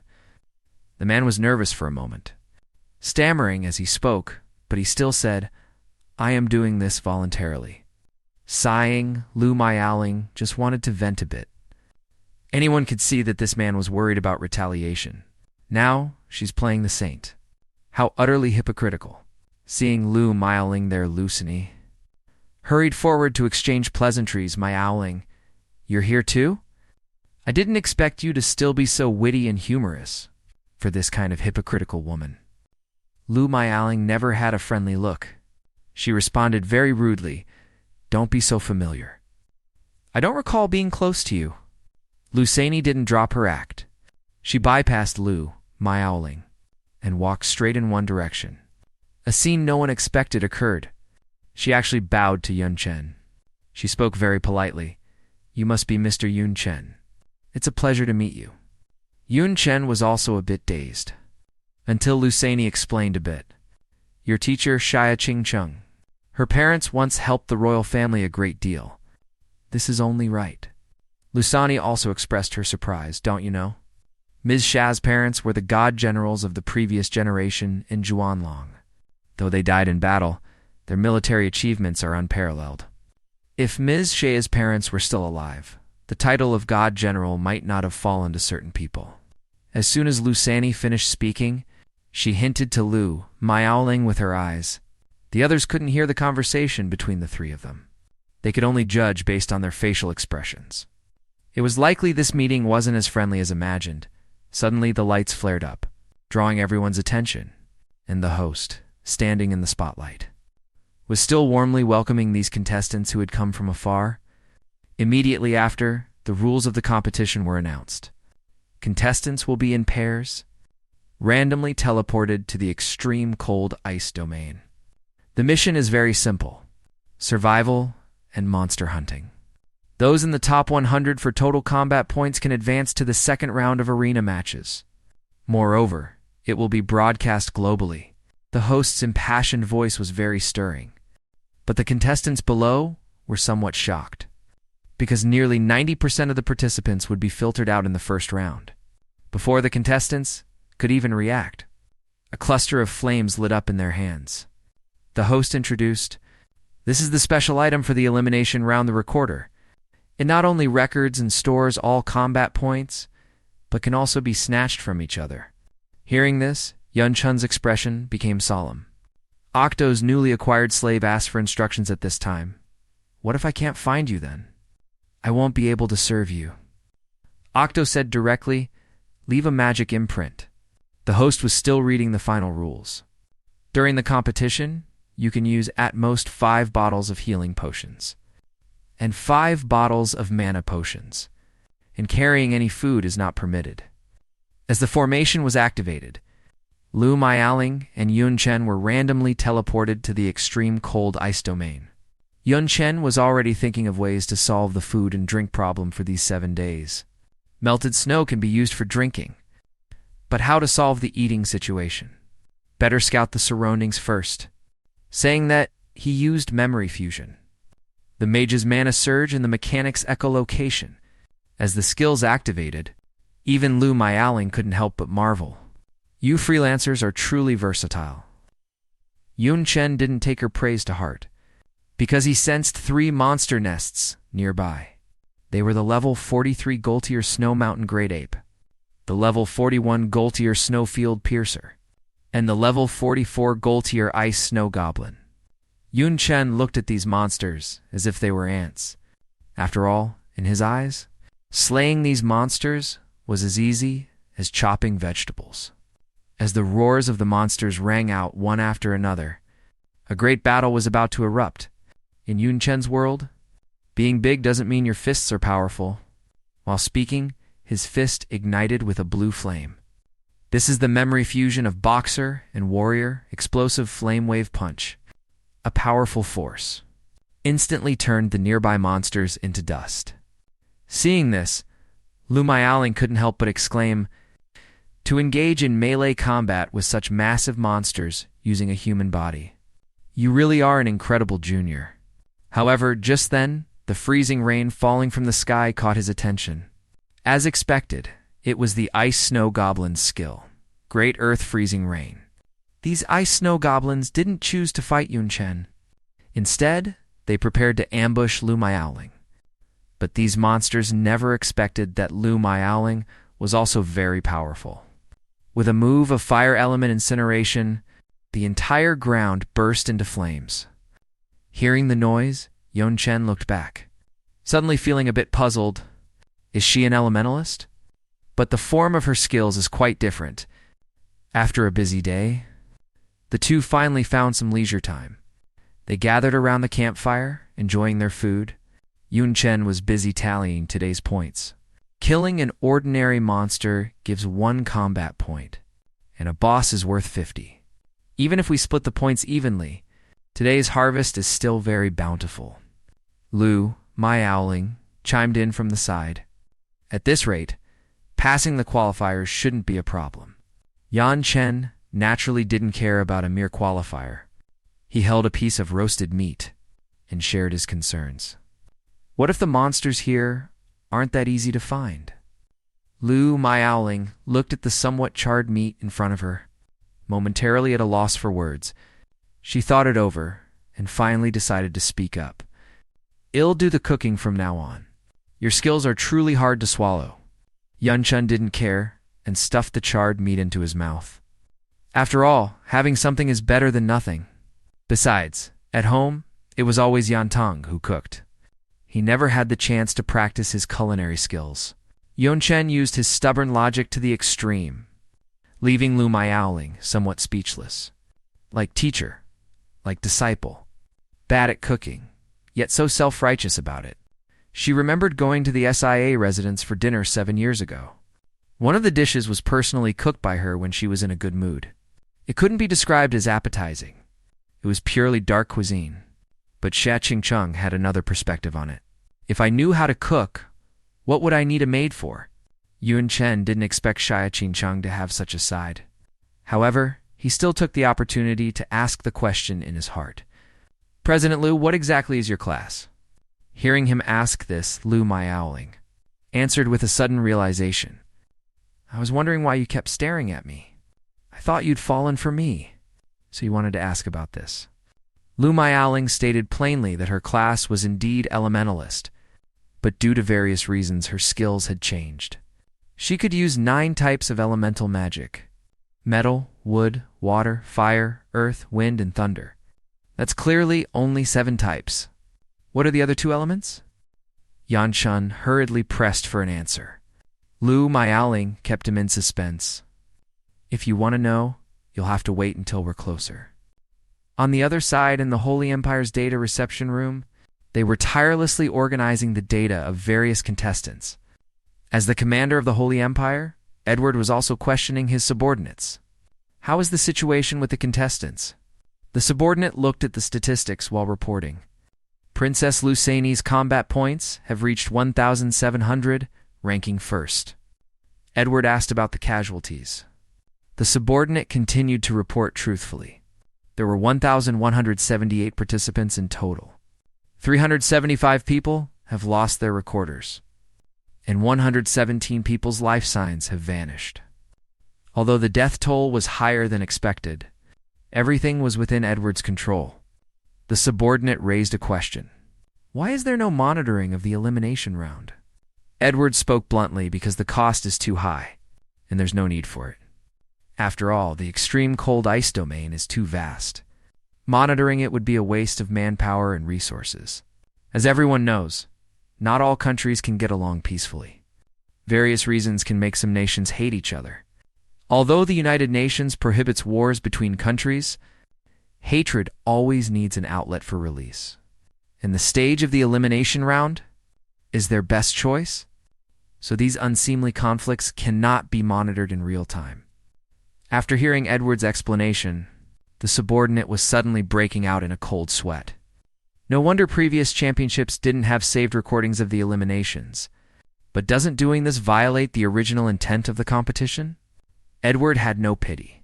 After all, 4 countries that can't even survive the elimination round. Even giving them resources would be a waste. How are the performances of the 5 great nations? The subordinate hurriedly started flipping through the data. Everyone is ranked at the top. However, there are exceptions. For example, Zhuanlong countries Lu Miaoling and Yun Chen. They are ranked 93rd and 94th respectively, and could be pushed out of the top 100 at any time. If the contestants of the 5 great nations can't even make it to the second round, it would be a massive joke. Although Yun Chen didn't know the combat points of other players, a sense of urgency still made him a bit restless. If we just simply farm instances, it'll be too hard to squeeze into the top 100. As time goes on, monsters will become fewer, and the contestants' combat points will get higher and higher. To break through, we can only target the other contestants. Lu Miaoling strongly agreed with Yun Chen's idea. But finding other contestants is much harder than finding monsters, unless there's a suitable bait to lure them in. A weak tagalong from Xuanlong, an unclassed freelancer. Is there any bait more suitable than you? Yun Chen knew that Lu Miaoling was setting her sights on him. Actions speak louder than words. For a highly profitable business, Yan Chen had no reason to refuse. He wandered around, leaving many magic traces on the snow. What he never expected was that so many fish would take the bait. Other players hiding in the shadows had already begun discussing how to deal with Yan Chen. After all, being teamed up with Lu Miaoling, they could surely get a lot of combat points. Right now, Yun Chen was alone, and Lu Miaoling was nowhere to be seen. With the right time, place, and people. If not now, then when? Two figures lunged at Yun Chen simultaneously. They were determined to end it quickly. Take the recorder and retreat. Unexpectedly, other contestants also lunged forward at the same time. For a moment, several figures were moving too fast to track. Yun Chen, who was treated as an easy target, was not about to be polite. With a memory fusion of grappler and martial artist, he ensured these contestants would have no return. As the smoke gradually dissipated, the other players hiding in the corners were secretly feeling relieved. This kid is not as simple as he looks. Hayes already surpassed a 3RD advancement powerhouse. Having his playing the tiger to eat the pig act exposed, Yun Chen didn't panic at all. Because he still had a trump card. Several green vines appeared rapidly, binding the other players in midair. It's the Bramble Flower Fairy's skill, Golden Thorn Entanglement. They thought they could be hunters by hiding in the dark. Little did they know, they were actually Yun Chen's prey. He struck fast and hard. With just one move, he sent these contestants into a world of pain. They couldn't extinguish the rising phantom fire. All they could do was beg for mercy, asking Yun Chen to let them go, even offering up all their combat points. Watching from the side, Lu Miaoling enjoyed the show while Yun Chen harvested the points. The air was filled with wails, all accusing Yun Chen of being despicable. How could someone so strong pretend to be a weak little lamb? However, Yun Chen was indeed a bit weak right now. Fighting top contestants from various countries alone had left him feeling quite exhausted. But counting the spoils in his hands, he had a total of 3,280 combat points. Even after splitting it with Lu Miaoling, it was still a very substantial amount. Unbeknownst to them, several phantom hunters were watching nearby. They used their camouflage skills to witness everything that just happened. Seeing that Yun Chen was at his limit, they were eager to swoop in and rob the robber. It wasn't that Yun Chen hadn't noticed them. He was simply waiting for them to make a move. His tactic was to remain calm and react to their changes. Several phantom hunters leaped into the air, ready to deliver a fatal blow to Yun Chen and seize his combat points. A teammate cursed Elgar furiously. "Do you have any idea what you're doing? If we don't gather enough combat points today, Octo will be furious." Curly Hair gritted his teeth in resentment. "Why is a stupid pig like this our companion?" Elgar stuttered a quiet explanation. "I know, but Mr. Yun saved my life. There's still some time before nightfall. You'll find a way to find a new target." Unexpectedly, Yun Chen stood right up. A terrifying blue light erupted from his hand. "No need to go to all that trouble for me. I can handle them myself." Curly Hair and the others shouted, "Damn it, this guy still has strength left?" They all quickly fled the scene. Elgar bowed and apologized to Mr. Yun. "I didn't expect them to actually try to attack, but I have to go now." Before Yun Chen could even respond, the man hurriedly turned to leave. Mumbling under his breath, "Wait, don't leave me behind." Lu Miaoling felt that Elgar was far too naive. He would most likely be severely punished once he returned. "Are you going to step in?" Yun Chen refused immediately. "Everyone is an enemy in the elimination round. I've only met him once. However, as for Octo's combat points, I am quite interested in those." Lu Miaoling felt speechless at his words. "You really are a cold-faced but soft-hearted guy. Can't you just be more honest with yourself?" Meanwhile, on the other side, Octo was munching loudly on a large chicken leg.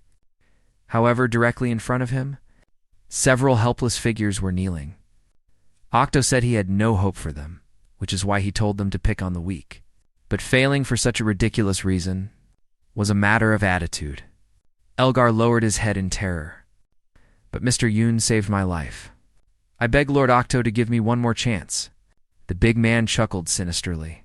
I am a benevolent behemoth. Of course, I will give you plenty of choices. His companion beside him sneered at him. Just wait for your head to be crushed. Lord Octo is a man of his word. Elgar suppressed his defiance and bowed submissively. Please spare my country. Octo perversely extended his tongue, his sharp fangs nearly poking Elgar's eye. Then he raised his powerful leg high, planning to crush this piece of trash with one stomp. At that moment, Yun Chen suddenly flashed forward. With a grim face, he quickly raised a shotgun with his right hand, pointing it straight at Octo's forehead. Elgar cried out in panic, but his trembling body stopped shaking. His desperate eyes flickered with a spark of excitement. The companions were all stunned. When did he get here? I didn't sense him at all. Is he trying to stand up for Elgar? Yun Chen let out a cold, sharp scoff. His eyes glared dominantly at the big man. I suggest you take back that disgusting, stinky foot of yours. Octo glanced over with a gloomy expression. The rebel in him flared up instantly. And what if I don't? The trigger of the shotgun in Yang Chan's hand was pulled. A loud boom erupted right in Octo's face. He truly was a man of action, rather than words. Curly Hair and the others screamed in shock. He actually fired. A point-blank shotgun blast to the temple. Yet the big man was completely unharmed. He even activated his skill, Wrath of the Bone Beast. With a furious roar, he barked, Kid, you actually dared to strike. Our tough guy, Yun Chen, quickly manipulated his gun. He actually changed its form directly. Ammunition Master, induction spread round, fire. Two forces clashed directly against each other, then collided violently in the middle of the road. For a while, they were locked in a stalemate. Octo looked at his large hand in a daze. This kid was no taglong. He was clearly a powerhouse on the same level as Lu Mai Owling. I need to take this seriously. Yan Chun's mouth hung open slightly in shock. A fused skill only caused superficial injuries. What kind of monster is this guy? The big man had already snapped back to his senses. He stomped on the ground, causing the surroundings to shake violently. However, every move he made was being watched by Yun Chen. He swapped his gun for Tanfa's, intending to go toe-to-toe with the big man. In the ensuing brawl, Curly Hair and the others were shocked once again. Is he really a monster? Yun Chen leaped up in an instant, carrying his staff as he appeared behind the big man. It was as if he had found the fatal weak point. Octo sensed it and turned around with a look of utter disdain. Arrogant brat, you think you can defeat me? Around the big man, a massive shockwave circle began to spread, carrying enough force to blow Yun Chen away. It turned out Octo had transformed into another form. The fangs at the corner of his mouth turned into huge horns, and a terrifying red light burst from his eyes. Kid, I'll give you two choices. Those watching from afar were constantly marveling. How terrifying He is like a monster among monsters. This is Lord Octo's true power. The big man's fist lunged straight at the man, accompanied by his furious shout, Since you won't choose, then ill take the lead. The weapon in Yun Chan's hand changed again. His cold voice carried a hint of surprise. What a thick-skinned guy. I wonder how he'll handle an air-shattering slash. At this moment, no one could answer him. Only the massive fist coming right at him. He took the momentum, leaping up with his sword to meet it hidden. Elgar, who was rooted to the spot, widened his eyes. There are over 500 countries in the world, but the Behemoth tribe is a top-tier empire. The Golden Behemoth is a legendary beast. Its physical body is so strong that only a divine power can break it. Only a fourth advancement professional is called a god-tier power. Plus, his hidden class, Ancient Beast Warrior, gives the 2 advancement Octo such strength. He likely won't win this battle, no matter what. Amidst the onlookers' wild thoughts, the longsword in Yun Chen's hand changed into a thrust. It pierced straight into the big man's body like a sudden raid. But the wound it caused was shallow, like pricking an elephant with a needle. Stabbing him didn't cause any substantial damage. Do I have to use omnipotence? He shook his head violently at the thought. The side effects of omnipotence are too severe. Once the duration ends, I won't be able to deal with anyone else. Octo charged forward with his claws, the wrath of the bone beast even more apparent. Stop scratching me. Even if I just stand here and let you hit me, you'll only end up exhausting yourself to death. His fist slammed into the ground, sending a massive surge of energy throughout the area, but Yun Chen dodged it effortlessly. Then, he looked at the big man disdainfully, his staff touching the ground. He spoke in a mocking tone. Fine, then just stand there and let me hit you. Octo wanted to argue back in fury, but countless vines appeared before him, looking like they were going to wrap around him until he died. Yun Chen brandished his sword and charged at his face. You seem very confident in your defense. What if the place getting hit is your eyes? The big man was instantly enraged and went completely mad, his energy skyrocketing. The vines wrapped around his arms, snapped and shattered instantly. On the other side, the sword intending to ambush him pierced forward. Naturally, his first instinct was to stop it. This little sword wouldn't dream of hurting his eyes. But the next scene shocked him even more. His massive head was full of confusion. His target wasn't the eyes. To his surprise, Yun Chen flew forward, grabbing the long sword that Octo had bitten down on.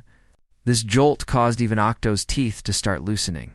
Yun Chen used his memory fusion skill points again, imbuing the long sword with the mage's fireball skill. With the martial artist's flare strike, he lunged at the big man's throat. He had finally found the monster's vulnerability. Your insides aren't as tough as your skin. If I blow up your nostrils, how many minutes can you survive? After a flash of golden light, a barrier seemed to form around the man. No attack could get close. The big man slumped to the ground, begging for mercy while black smoke puffed from his mouth. Big brother, I was wrong. I promise I won't target Elgar or his country again. Please spare me this once. Lu Miaoling put her hands on her hips and walked forward quietly. She waved her hand dismissively, Junior. Let's leave it at that. He is a top-tier genius, after all. Yun Chen quickly accepted the out. He then reached out his hand to the other party. I can spare your life, but hand over all your combat point records. Octo tremblingly took out his combat points. Beads of sweat dripped from his broad palm. Here, take them all. Yun Chen took them and turned to leave. Lu Miaoling warned Octo from the side. Save your strength for fighting the dark world. Bullying small nations isn't a show of skill. They soon found a hiding place. President Lu leaned back. You worked hard today, Junior. Leave the night watch to me. When the sunlight finally shone into the valley, layers of clouds began to drift away. Yun Chen was still having a sweet dream when a commotion reached his ears. This made him open his eyes in annoyance. He scratched his head slowly as he walked forward, his voice slightly husky. What exactly is going on here now? Elgar's pupils were constricting, cold sweat pouring down his forehead. Lord Octo, Hayes dead, in the once peaceful valley. A series of urgent shouts suddenly rang out. Yun Chen and the others were all filled with disbelief. Lu Miaoling seemed to want to confirm it again, her large eyes filled with confusion. How could Octo die so suddenly? Even the usually calm and composed President Lu was a bit shaken. Although his injuries were severe, they were far from fatal. Yun Chen stated he had some understanding of his strength. In terms of defense alone, he definitely has the level of a 3 RD advancement. No matter how bad the injuries were, he wouldn't be finished off so easily. Elgar hurriedly tried to clear his own name. I don't know the specifics either. I was deep in sleep at the time, but I heard a noise and caught a glimpse. I saw several dark believers standing there. In front of them was Octo's corpse. He knelt as he spoke. Those guys actually sneaked into the elimination round. If I hadn't run fast, I would have been killed too. Lu Miaoling was somewhat skeptical. She looked at him suspiciously. I've slaughtered many dark believers. How could they possibly kill Octo? Yun Chen leaned slightly toward the man, a hint of suspicion in his eyes. Is there any other information? You were lying that day when we ate? Weren't you? Elgar clutched his head, his gaze flickering. His tone became stammering. The dark believers who came this time are exceptionally strong. It seems to be the son of their high commander. The young commander hays quite a big fish. The problem is, how do we find them? Elgar suddenly stood up, stating his class was Phantom Hunter. I excel most at tracking and concealment. I can lead the way. Yunchen turned and left indifferently, a faint, ambiguous smile on his face. Well, thank you for your bravery. Let's go, meanwhile, at another base. Someone shouted, "This is bad. The third prince of the Behemoth Empire has lost his life signs." Lu, Meiling, and Young Chun's combat points surged suddenly, and not long after, Octo died. Even a fool could guess what happened. Edward shouted with a grim face, "Silence. It's just an upset. What is there to panic about? It's perfectly normal for accidents to happen in the extreme cold ice domain." Elgar reminded the two behind her. "You two need to be faster. The scent will dissipate if we take too long. It'll be even harder to find the enemy then." Yonchen was using his skills to run fast. When his scattered attention suddenly tightened, it was as if he had sensed something. He came to a halt in an instant, his powerful fingers suddenly bracing against the ground. It seems the newcomer is very strong. "Who's there?" It turned out to be Lucini, blocking the middle of the path. "You all seem to be in quite a hurry." "I'm interested in your combat points, you know." Elsa tilted her head in fear. She whispered urgently, "This is bad. We're pressed for time. We can't afford any delays." Yan Chen glanced sideways to warn the meddling woman. "Dark believers have infiltrated the elimination round. We need to handle it. I don't have time to mess around with you." Lucini retorted like a manipulative green tea girl. "Well, that's just terrible. But I'm still much more interested in you." Lu, Miaoling, suddenly stepped out, her slender figure shielding the two. "You guys go ahead. Don't waste any more time. He'll handle this hypocritical woman." Yun Chen and the other didn't hesitate for a second. They immediately turned and rushed off. This left Lucini, who was looking for a reaction, stunned. She tried to sow discord by whispering, "Mr. Yun just left you like that? It seems you're not very well liked by him." A red light burst from Lu Miaoling's eyes. She corrected her, "Don't talk nonsense. Junior clearly likes me a lot. He simply has faith in my strength." Energy gathered around Lucini. It crackled as it lunged straight at her. Then, I'm afraid Hay's going to be disappointed. They went from mutual mockery to an explosive clash of power. Meanwhile, Yun Chen had quickly arrived. He hurried over to the corpse. He began to examine it without blinking. Octo had many wounds with traces of multiple magic attributes. Judging by the shape of the wounds, he was beaten to death by a group, however. Little did he know. Behind him, Elgar was quietly raising a dagger. Lord Octo died such a miserable death. "Mr. Yun, you must be careful." Then he lunged with the blade. Unexpectedly, Yun Chen dodged it effortlessly. "I don't need you to remind me. You've always been careful," he spoke as he quickly drew the longsword from his waist. With a sharp shink sound, the two of them suddenly swapped positions. "You're the one who killed Octo, aren't you? I don't know why you lured me here, but since you dared to try and kill me, slaughtering you first is definitely the right move." Just then, directly above his head, that curly-haired man from before leaped out. He brandished his weapon, intending to cut down the man below. Their weapons soon clashed directly. For a moment their energy seemed evenly matched. But Yan Chen didn't have time to finish him off. Another piece of trash appeared from the side, testing what little patience he had left. Elsewhere, the girl supported the young commander. A flash of worry crossed her features. But he didn't notice at all. His eyes were filled only with murderous intent for Yun Chen. Elgar said he was caught off guard. He was nearly cut in half. Fortunately, if it's just this much of a wound, he can still recover. Surprise registered on Yun Chan's lean face. The wound is healing so fast. Even a phantom hunter can't do that. What's going on? And they took a direct hit from my fused skill. Yet they can still stand up. This isn't the strength of someone from a remote, small country. It looks like this will be a tough battle. White smoke rose from Elgar's chest as he stood up, his tone inquisitive. "When did you start suspecting me?" Youngchan stated plainly that he never trusted him, gaining such vital intelligence right upon arriving at the Empire. "You're a bit too lucky for your own good."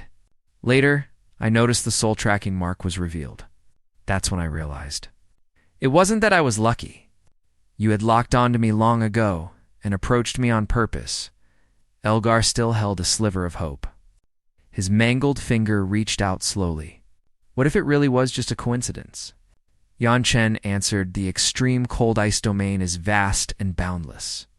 Yet you found my location repeatedly." Yan Chen looked down at him with disdain. Elgar chuckled at his words. "You're being a bit too harsh. I did protect you once, after all. And you also moved against Octo for me." Yan Chen cut off his sentimentality directly. "I only wanted his combat points. And I wanted to see how long you could keep up the act. As for protecting me, that's even more of a joke. If you hadn't realized Lu Miaoling was in the shadows, you would have teamed up with your cohorts to attack me long ago." Elgar suddenly snapped his fingers. "You really are a troublesome guy.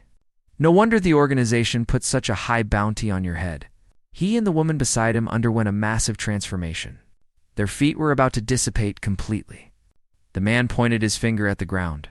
But it doesn't matter anymore. They soon turned into wisps of black smoke surrounding Yunchen in an orderly formation.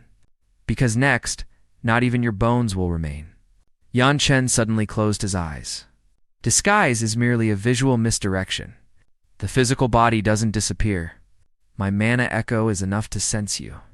It seems Elgar doesn't know this yet. Otherwise, their blatant attack truly showcases their stupidity. Sensing their approach, Yan Chen immediately leaped into the air. He raised his long, powerful legs rapidly, determined to crush these monsters. Then, a strong wind gathered in his hands. As the power of this energy intensified, it sent the black shadows flying dozens of feet away. The dark-haired man spat out a mouthful of blood. His expression was no longer arrogant. Only the bulging veins revealed how furious he was at this moment. Yunchen rushed forward with his weapon. A cold light flashed in his calm, steady eyes. "I want to see exactly what you are." Usually, at the most exciting moments, another troublesome opponent will always burst forth. A layer of dark tentacles appeared around Yunchen. He couldn't dodge them, so he had to fight them hidden. The woman who had looked so worried earlier now stood up with her body twisting unnaturally. At this moment, it looked like a move commonly used by those people. Yunchen frowned in annoyance. Dark high priests are skilled at controlling squishy classes. This situation is troublesome. I need to deal with that woman first.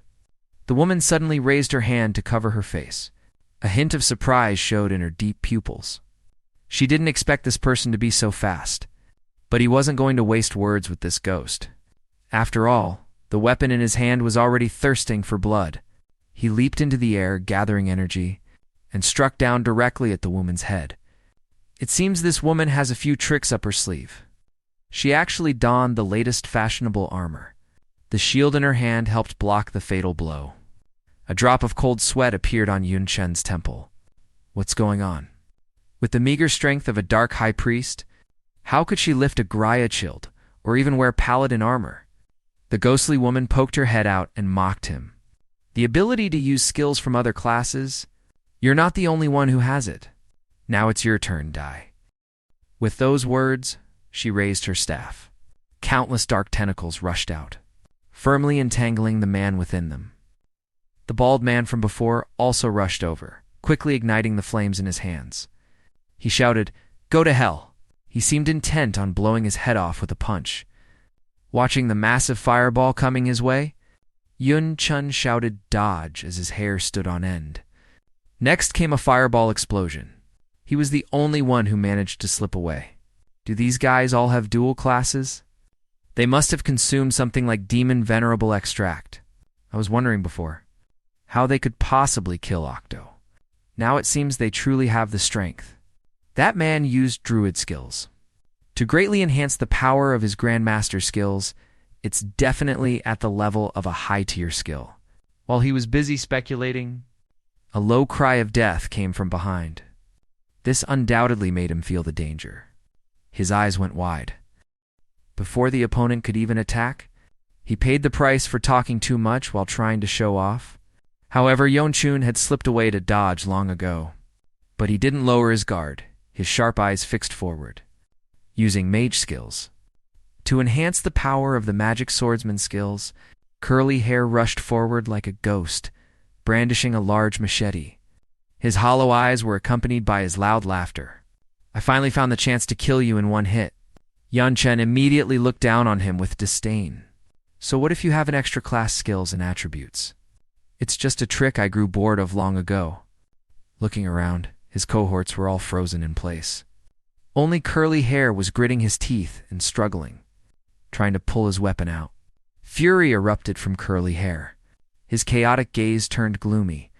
You actually say, we can't beat you. A bright light suddenly exploded on the ground. A surge of yellow sand swirled around. Curly Hair continued to shout uncontrollably, Are you kidding me? You're just a mere freelancer. How can you fight a dual classer like me with just a mix of trash skills? Yeonchun immediately spread his arms. A serious look appeared on his handsome face. Now, combined with his memory fusion, he called upon the grappler's sway dodge. Seeing Curly Hair getting closer and closer, he couldn't help but tighten his large hand. His mind was still racing, calculating his plan. These guys have mastered multiple classes. Compared to me, who can only use basic skills, they're practically a direct upgrade. In the past, I would have only been able to run away from them. But things are different now. With memory fusion, I no longer rely solely on skill combinations. Now, I rely on skill creation.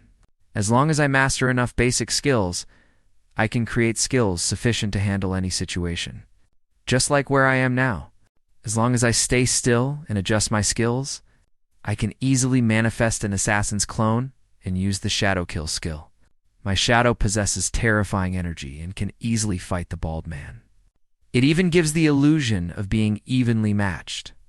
Yeonchun smiled at the bald man. How is my shadow's strength? After all, it's a unique creation that can master all of the original's assassin skills. And it inherits 75 of the attributes. He swung his fist and smashed it heavily into the bald man. The bald man's arm began to tremble as he blocked. This weird thing's attributes are very high. This is definitely not the level of a basic skill. The more he thought about it, the more indignant he felt. The veins on his forehead looked like they were about to explode. So he rushed forward with flaming fists. He shouted, "Don't underestimate me!" On the other side, the woman watching let out a light snort. Even from behind, she seemed to be smirking. What kind of nonsense skills are these? Are you performing a circus act? But her joy didn't last long. Her body was suddenly bound by vines with a snapping sound. This made her grit her teeth and look back in confusion. It turned out to be an insignificant little girl. A faint green light emanated from her hand. She warned her not to bully her master. The armored woman suddenly burst into wild laughter. Her somewhat pretty face became distorted. A mere bramble-flower fairy dares to trouble me? Yeonchun stood to the side with a mock smile. So what if you have paladin skills? You've just become a tankier support. Little Jin is enough to keep you busy. Little did he know, 2 more undying cockroaches were rushing at him from behind. They didn't forget to shout threats. "Kid, where are you looking?" Yeonchun turned back indifferently. He gave the 2 of them a cold smile. "Where are you looking? Haven't you noticed your feet yet?" A massive vortex suddenly rose from the ground.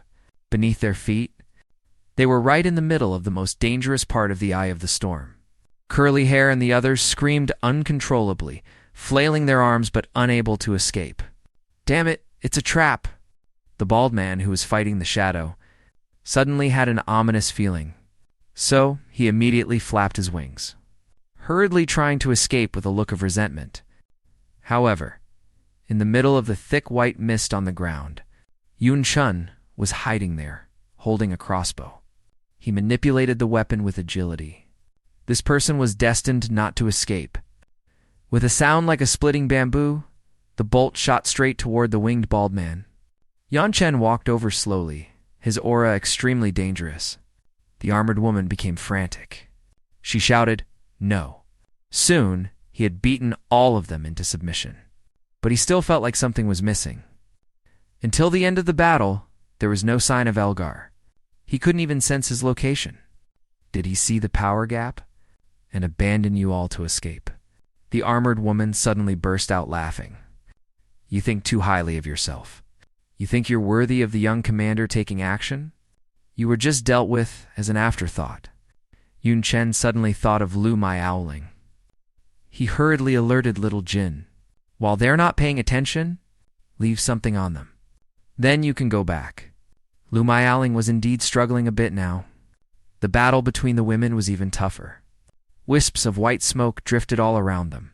Lucini smiled sinisterly, her eyes fixed on Miaoling. You're just as formidable as the rumors say. Miaoling directly gave a strong retort. You're not simple either. You are the first person my age who's ever made me use 7 elements at once. However, we are both nearing our limits. Let's decide the winner with this one last move. You'd better be able to withstand this. At least try not to die.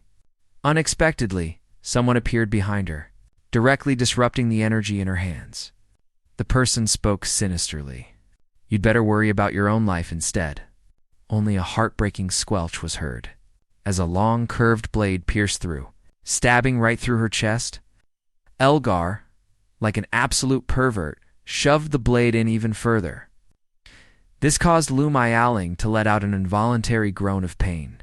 With blood at the corner of her mouth, she spoke cutting words. So, it's a special cursed tool.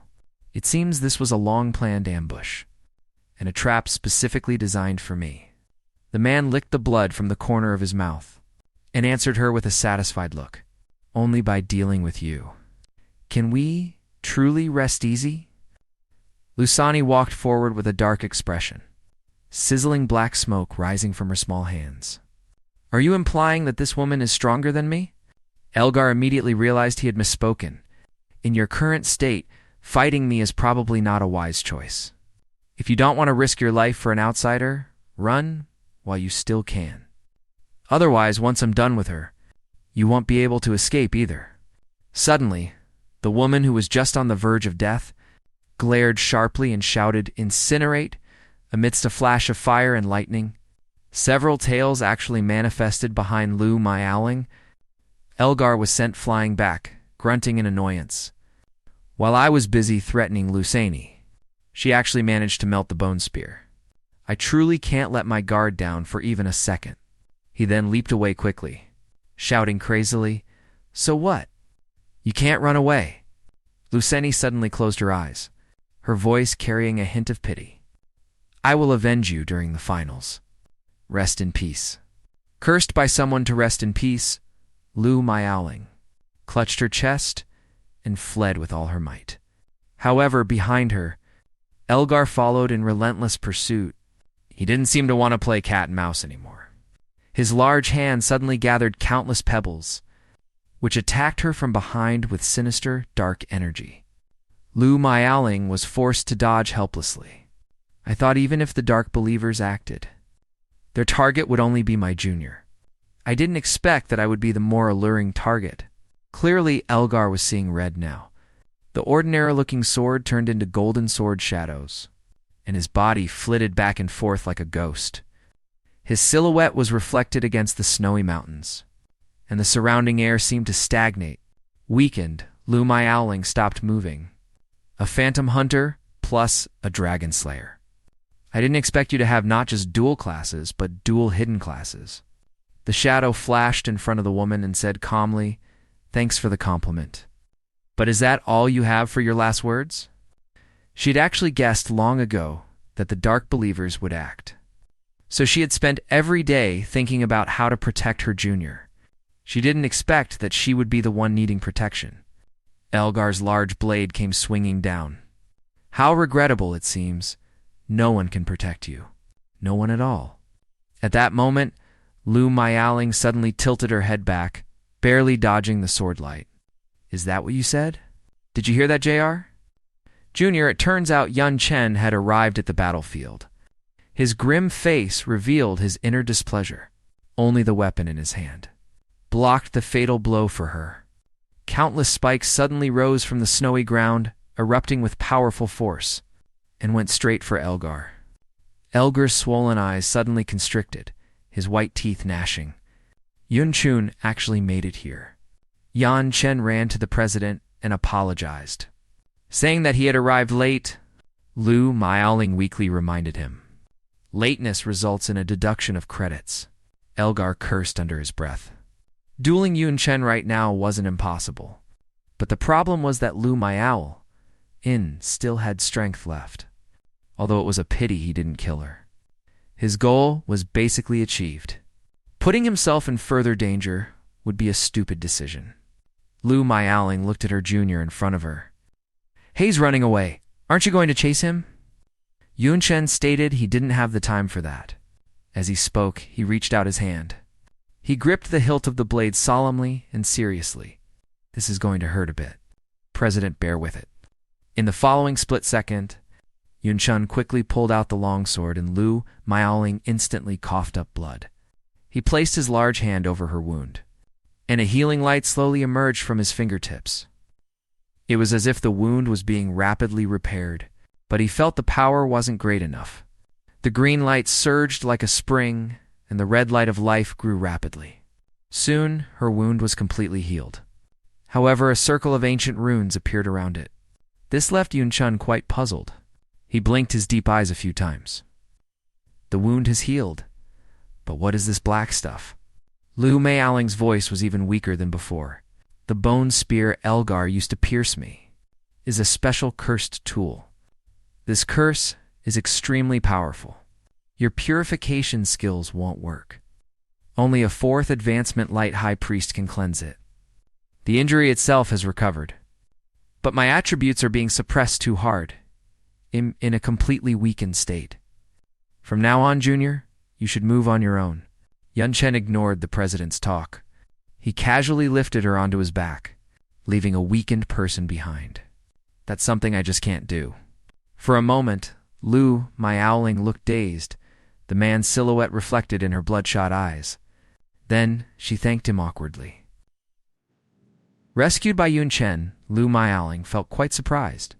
She thought that no matter how weak she was, she could still handle an ordinary contestant. Young Chun could hear that she seemed to be grumbling a little. "You said it yourself, an ordinary contestant. What if you ran into those deadly dark believers? What would you do then?" He didn't quite understand. "What are those guys after by targeting me? Clearly, Junior, you should be the one attracting more of their hatred, right, President? You're too modest. No fewer dark believers have died at your hands than mine. But speaking of which, you don't seem surprised by their dual class status? It's nothing, given my old man's position. There aren't many secrets left to me. The only way to obtain dual classes is by using War God Extract. Its production principle is similar to Demon Venerable Extract. It requires the heart of a 4th advancement powerhouse from the human world. However, its effects are superior to Demon Venerable Extract. Elgor's 2nd class is also a hidden class. This means it's highly likely he consumed a War God Extract. Made from the heart of a 4th advancement hidden class powerhouse. I thought dual classes were already ridiculous enough, but to have dual hidden classes? Yun Chen felt a bit uneasy after hearing this. He didn't know how many more tricks the Dark World had. And so Yan Chen continued walking forward with Lu Miaoling on his back. After an unknown amount of time, they finally reached the exit teleportation site. The goal was right in front of them. Both of them let out a long sigh of relief. Lu Miaoling found it somewhat hard to believe. "We actually reached the teleportation site in just 4 days. But according to the rules, the teleportation site only opens after 7 days. Whatever, there are still a few days left. Junior, go find a place to farm combat points yourself. I've had enough of the feeling of being baggage. You'll wait here until the match ends." Yun Chun said dismissively. "You're going to be baggage today whether you like it or not. No choice in the matter. Based on the current situation, without me, even eating would be a problem for you. Besides, My combat points are enough to guarantee a spot in the top 100. You don't need to worry about me. Lu Miaoling felt quite uncomfortable after hearing this. It turns out she was the only one who was failing. All right, President. For the remaining time, your task is just to relax and let me carry you. Leave the rest to me. Time reached the final day of the elimination round. The fighting was still intense. Some impatient voices began to appear in the crowd. Of course, those who could hold out until the last day were either struggling to survive despite being outmatched or were professional campers. Just then, a contestant smelled a strange scent. This smell is a bit like Zhuanglong country, a very famous traditional delicacy. Could it be that the organizers grew a conscience and gave them an extra meal? But the scene before them left them both angry and envious. While they were fighting for their lives, Yun Chen and Lu Miaoling were enjoying a feast alone. Could they be insiders with connections? But at this very moment, everyone's disobedient stomachs wouldn't allow them to think about such useless things. Yun Chen ate as he said, "Join in if you want, but bring your own utensils." I didn't prepare this many bowls and chopsticks. Seeing Yun Chen acting like a restaurant owner, someone said, "Brother, are we even participating in the same competition? Where's the justice in this?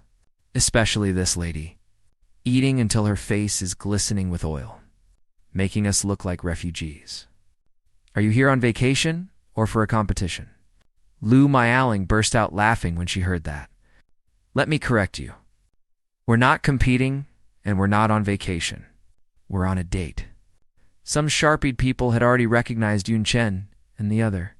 He can still live so comfortably while carrying a dead weight. Comparing ourselves to them will only make us want to die. Just then, the teleportation gate behind them opened with a roar. This meant that the competition was over. Seeing the gate open, Yun Chen instantly let out a sigh of relief. It's time to go back. Accompanied by the roar of the gate, a conveyor belt extended from within. The light from the energy stones made the gate shine brilliantly. Having spent 4 days competing and 3 days dating, Yun Chen and Lu Miaoling stepped onto the gate along with a crowd of sucker contestants. The contestants who finished the elimination round could go directly to the rest area. Special staff members would collect the recorders from them there. And powerhouses like Yun Chen, who made it into the top 100, would participate in the arena matches tomorrow. Yun Chen was a bit confused. Does the teleportation array from the ice domain only lead here? That's right, this is the only path. Every contestant needs to come here to have their records verified. Yun Chen was overjoyed. He immediately informed the organizers about the fact that dark believers had infiltrated the elimination round. The leader is Elgarv Salasitan. The organizers didn't believe it at all. What? Are you talking about the Apostle of Darkness or the dual hidden classes? What kind of joke is this? There's no such thing as dual classes in this world. Besides, our security here is airtight. How could a dark believer possibly slip in? Yun Chen became serious. Do I look like I'm joking? As long as you detain them all, it won't be hard to identify them. Yun Chen's serious attitude made the organizers feel a bit uncertain. Could there really be someone who slipped through the cracks? If there really are dark believers, even a mistaken arrest is better than letting them go. But how can I believe you based on just your words? Am I supposed to just start arresting people because of one thing you said? Don't be nervous. I wouldn't start a fight I wasn't sure of winning. I've made some preparations. You'll see them very soon. A while later, the identity verification process continued. Contestants, please be quiet. The identity verification will now begin. You can only pass through here after your records are verified. Someone in the crowd began to curse impatiently. The organizers immediately stepped forward to stop them. Who's shouting and disturbing the order? Look at where you are. Do you want to lose your eligibility for the competition? Suddenly, bramble flower fairies sprouted from the contestants' bodies. Such a farce actually occurred in this sacred place. Someone is actually summoning monsters in the main city. Men, find them for me. Also, these 3 contestants have poor attitudes and are disturbing the peace. Take them all to the interrogation room. Staff members receiving the order rushed in with batons. the scene shifted. In the High Commander's office in the main city, the staff member from before was reporting the results of the investigation. After verification, the 3 contestants who were causing a disturbance are indeed dark believers with dual classes. The High Commander was quite surprised to hear this. This can be considered a disgrace. After all, nothing like this has ever happened before. But please rest assured, High Commander, fortunately, we discovered it ahead of time. Now, we just need to apprehend the leader, Elgar. Then their plan will collapse completely. Then proceed as you've suggested. In giving you full responsibility for this matter, I will assist you behind the scenes in handling this mess. For being able to discover the dark believers in time, you've done a great service. Let's have a drink to celebrate. Elsewhere, after learning about Yunchin's clever move, Lu Miaoling couldn't help but burst out laughing. Junior, you're really something. Specifically ordering the bramble flower fairy to leave seeds on them. They'll never understand how they were exposed. Doing this was just adding another layer of security. If all goes well, Elgar won't be able to participate in the finals tomorrow. How are you doing? Has the curse been dispelled? She rubbed her forehead. Am so annoyed, I searched the whole city and found that all the healers at the 3-art advancement or above are busy. No one is paying attention to me. The wounded being treated here are almost all contestants from this round. The strange thing is that most of them are from powerful nations. Among them are even 5 of the top-seeded favorite countries. Most of them are at death's door. Even those in the best condition are afflicted by curses and unable to continue the competition. With so many heavily injured and dying, I'm afraid those who have already perished aren't few in number either. It must be the work of the Dark Apostles. But it's unclear what their objective is. Regardless of what they intend to do, their plan ends here. Junior, my run in this tournament is basically over. Forcing myself onto the stage would only bring shame to our dragon-seeking kingdom. Take my share of combat points and keep moving forward. Yunchin took the hand plate. Thank you for your trust. I will definitely work hard. I want to let your expectations down. The day of the finals finally arrived. The host's exaggerated style of presentation instantly ignited the atmosphere of the entire venue. Ladies and gentlemen, in accordance with tradition, this arena tournament is being broadcast live globally. Next, bring your hands together and give our contestants the warmest round of applause. Far away at the top levels of Dongyun Academy, they caught sight of Yun Chun through the broadcast. His homeroom teacher was so moved that tears gushed out like a spring. Thanks to having such an outstanding student, the teacher became a favorite of the dean. He was almost on equal footing with the vice principal now. It was hard for others not to be green with envy. The people from Jiangnan University were also using their own ways to cheer and wave flags for their own contestant. Yun Chun's younger sister also spotted him. If she didn't show him off now, when would she ever get the chance? Inside Jinling City, the princess was watching the live broadcast. Meanwhile, the queen had quietly come up behind her. The queen began to tease her. I didn't expect my daughter to be interested in a competition. That really is a rarity. This kid is the one who got your necklace, isn't he? You have good taste. She immediately turned around and told her mother to stop talking. I just want to observe and learn the combat techniques of the strong. It's definitely not because of this guy that I'm watching. Ladies and gentlemen, these 100 people standing before you are the contestants of this arena tournament. To be able to stand out from thousands of participants, they are already exceptional enough. As per tradition, we will now announce the combat power rankings from the first elimination round. Let's see how your favorite idols and contestants are ranked. But when the rankings were seen, voices of doubt began to ripple through the audience. It made sense. Since ancient times, there's no clear first in literature, and no clear second in martial arts. Everyone had their own champion in their hearts. However, watching from the side, El Miaoling was stunned. What on earth are the organizers doing? Alger, the leader of the Dark Apostles, is actually still allowed to compete. Did they really not discover his identity as a Dark Apostle? Looking at Alger on the stage now, he was looking at everything around him with a sinister smirk. Yun Chen also noticed Alger on the field, Obviously, this wasn't good news. Since he can still appear here, there is likely only one reason. But I hope my guess is wrong. For this competition, all contestants will adopt a random grouping battle mode. The higher the rank one achieves, the more resources their country will be allocated. I declare the second round of the Global Hegemony Arena tournament officially started. For the sake of your country, strive for those resources. After the host finished speaking, in the center of the arena, several giant glass sphere barriers appeared.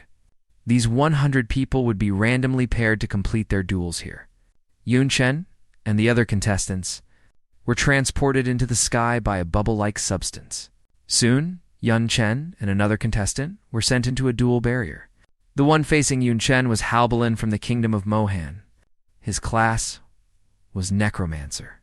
Upon seeing Yun Chen, he instantly felt that victory was within his grasp. He didn't waste words and directly condensed his power.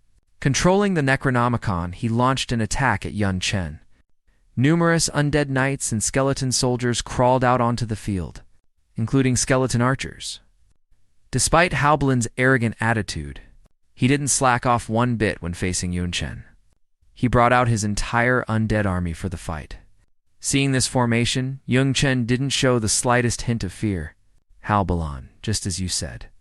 Let's finish this quickly. Right after Yun Chen finished speaking, he vanished from his spot the very next second. In his place, he transformed into a bolt of black lightning. Weaving in and out of the undead army, with the sharp blade in his hand paired with his lightning speed, let alone an undead army. Even an army of living people would have a layer of skin flayed off by him. Halbalin was greatly shocked. Isn't this the shadow evasion technique of the shadow flow assassins? Damn it, Hei's actually using the shadows of my monsters to move. While Halbalin was momentarily distracted, he looked up, and Yun Chen was already nowhere to be found. Halbalin hurriedly began searching for Yun Chen's whereabouts. However, a sudden coldness against his neck told him that this match was already over. While he wasn't paying attention, Yun Chen had already flashed behind him. With just a single thought from Yun Chen, Halbalin would breathe his last. He could only raise his hands in surrender. I ran into a class that counters mine. There's no way to win, ref. I forfeit. Just then, surprised voices erupted from the audience. On another battlefield at the moment, a contestant actually possessed multi-class weapons and dual-class skills. How can this be? Does the legendary dual class really exist? Impossible. Absolutely impossible. This contestant was also emitting a dark aura from his body. Could he be a dark apostle? That can't be right. Dark believers are like rats in the gutter. How would they dare to appear so openly? Looking at this contestant again, his entire body was wrapped in dark energy, and he was holding a martial god weapon. It turned out this person was none other than Alger. Right now, he was attempting to activate his full power, but the one dueling him was no pushover either. Knowing the opponent's background wasn't clean, he intended to finish him off right here. This contestant was the paladin, Christine. He had once fought a third advancement mentor to a draw. The audience cheered and shouted for him, hoping he would take care of Alger, but after Christine launched a holy light spear move, Alger disappeared as well. At this moment, Alger's movements were agile, like a ghost. He circled directly behind Christine's back. By the time Christine noticed, it was too late. A massive blade was already bearing down on his face. The next second, Christine was sliced in half at the waist. Alger arrogantly stated, "A weak bug actually dares to talk big. Who gave you the courage?" At this point, Alger had already learned to fuse the powers of ultimate darkness and ultimate holiness. He easily insta-killed Christine. A top-tier genius from the TA Kingdom was killed in a single exchange. The killer didn't even blink. This is too much. On the field, Alger stepped on Christine's corpse. He shouted arrogantly, "Puny humans. Do you see? No matter how your military tries to cover up the news, it cannot change one fact. That is, multiclassing truly exists. If you want to obtain this power, you must only serve the Supreme Lord. Next, I will hunt down and kill those so-called geniuses one by one." After people all over the world saw the live broadcast, they all felt resentment toward this overbearing Alger. However, some people started having other thoughts. Dual classing really is real, and it looks very strong. If there's a chance to get my hands on it, trying to join might not be out of the question. The broadcasting studio was already in a total mess. They had wanted to cut the live feed, but it was already too late. Alger had already declared war on all of humanity. Cutting the broadcast now would only cause greater panic. Perhaps this was the true goal of the Descent organization. They intended to use the hegemony tournament to reveal the truth about dual classing to the world. While inciting panic, they could also attract a large number of people who hungered for power to join them. But it's fine. Continue with the competition. After all, we still have Princess Lucine. Looking back at Alger on the field, he had completely transformed into a human weapon. He was slaughtering everyone in the arena. All the geniuses from various countries were being cut down like weeds by Alger. Among them were several tournament favorites and top-tier geniuses. Such terrifying power made everyone present feel a deep sense of horror. Li Miaoling was also fuming with helpless rage. If Alger hadn't exploited a loophole in the competition, the situation would never be this one-sided. As long as I were still in my peak state, I'd rush into the arena and crush him without any pressure. Who is next to come and die? Just these few people aren't enough for me to kill? Suddenly, a powerful surge of energy appeared behind Alger. This aura was simply too familiar. Long time no see. Mr. Alger, you are still as loathsome as ever. The newcomer was none other than the one ranked second on the initial top 100 list, Princess Lucine, the most popular candidate to win the championship. I feel the expectations and love from everyone behind me. Fine, I will take this power and crush this disgusting bedbug before my eyes. From Princess Lucine's back, two massive black wings erupted. Rumor has it that when Princess Lucine was born, an anomaly appeared in the sky. Blessed by God, she possessed the power of an angel. Except, do angels have black wings? You foreigners have only heard snippets. In the beginning, it was indeed, as you said, but once while the princess was out traveling, she was ambushed by dark apostles. To protect her attendants, she willingly gave up her incredibly holy class. She lowered herself and became a fallen angel. Princess Lucine is truly great. She will surely save this terrible competition, just as she saved her attendants. You're all focused on Alger, but that guy over there seems very powerful too. This was a one-sided slaughter. The man used the competition to declare war on all of humanity. Countless experts died at his hands. Humanity was about to face its darkest hour. Standing on the field now was Princess Lucine, known as the God-Blessed, and the Dark Apostle, Alger. This battle concerned the hope of mankind. The audience below was clamoring, hoping Lucine could clean house for humanity. Some insiders even leaked on the spot that this man who was slaughtering everyone used to be incredibly weak. Alger wasn't annoyed. He just felt the audience was a bit noisy. He wondered how many more people he needed to kill before these foolish humans would completely submit. In the instant he was thinking, Princess Lucine spread her ink-black wings and flew above him. You think they are noisy? But in this princess's ears, this is a beautiful movement, a heavenly melody, one could even say a funeral dirge to see you off. Having said that, Princess Lucine suddenly launched an attack. She whipped her wings, and countless feathers like black blades flew straight toward Alger. Alger didn't dare be careless. He dodged to the side, then swung his divine weapon to deflect most of the incoming feather blades. However, Princess Lucine's feather blades didn't seem to have any intention of stopping. The continuous assault almost completely destroyed the entire arena. Alger could only keep dodging. During the elimination phase, you used despicable means to take out almost all the top geniuses. If they were still here, would you still dare to be as arrogant as you are now? Princess Lucine asks. Right now, you've merely slaughtered some second-rate trash. And yet you've developed a sense of superiority. You scum of humanity. Don't think too highly of yourself. Almost as Princess Lucine was calling out and threatening Alger, A violent black vortex had quietly formed. Despite her reputation of being God-blessed, this wind was devoid of even a hint of life. Alger and the corpses left from his slaughter were all swept up into midair. Princess Lucine's dark vortex skill was as strong as a third advancement expert. He likely wouldn't be able to withstand it. If this continued in less than a moment, Alger would be torn to shreds. After an unknown amount of time, the princess withdrew her energy. The hurricane dissipated, leaving only a dead silence on the field. Being the woman ranked second on the list, Princess Lucine immediately sensed something was wrong. Alger seemed to have used a disguise technique, because she could still perceive his presence. "My noble princess, where are you looking?" This loathsome voice. Who else could it be but Alger? Princess Lucine looked back unwillingly, but it seemed to be a bit too late. Alger used a dragon-slaying strike. With the momentum of Mount Tai pressing down, he cleaved at Princess Lucine. It seemed that with nowhere to hide, she could only endure it with her physical body. Only a loud boom was heard. Princess Lucine crashed into the center of the arena at the sound. Don't talk about being tender to the fairer sex. Would the strong ever discuss such archaic principles with you?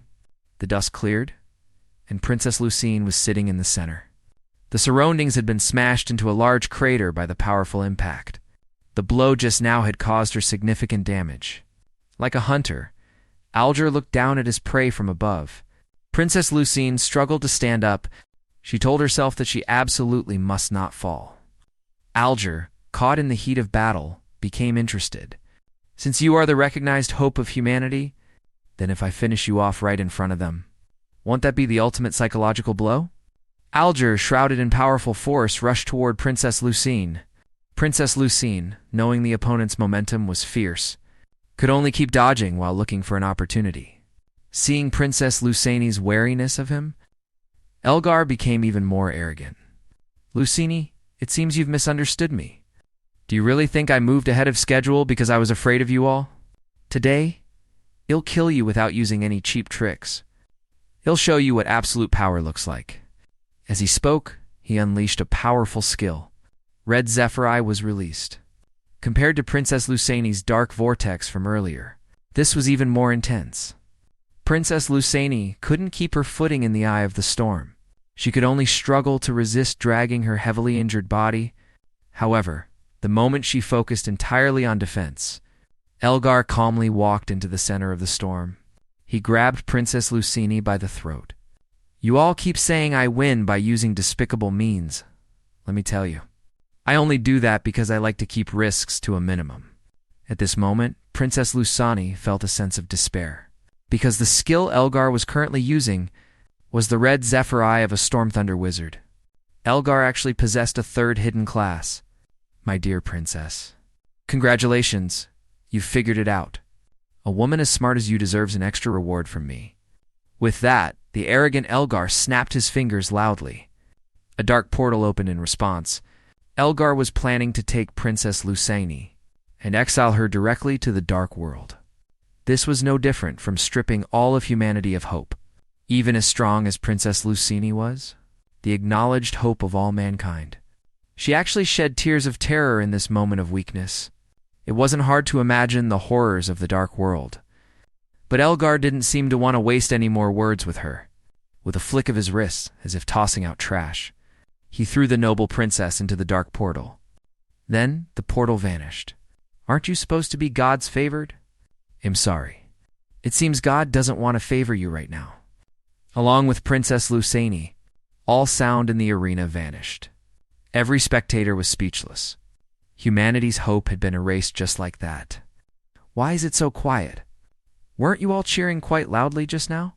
"It was a bit noisy, but I love seeing your stupid faces while you're daydreaming." Princess Lucine was sent to the dark world.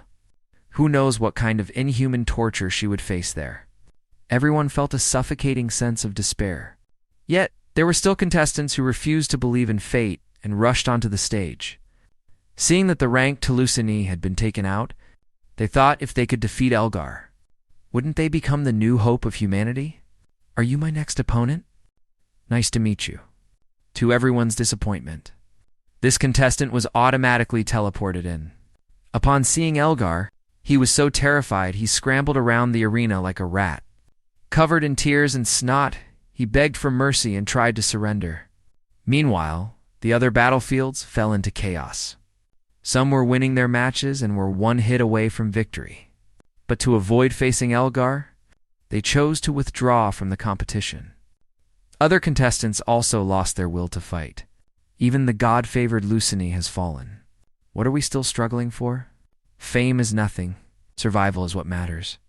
Some even shouted loudly that they wanted to drop out. Despair spread like a plague, infecting every single participant.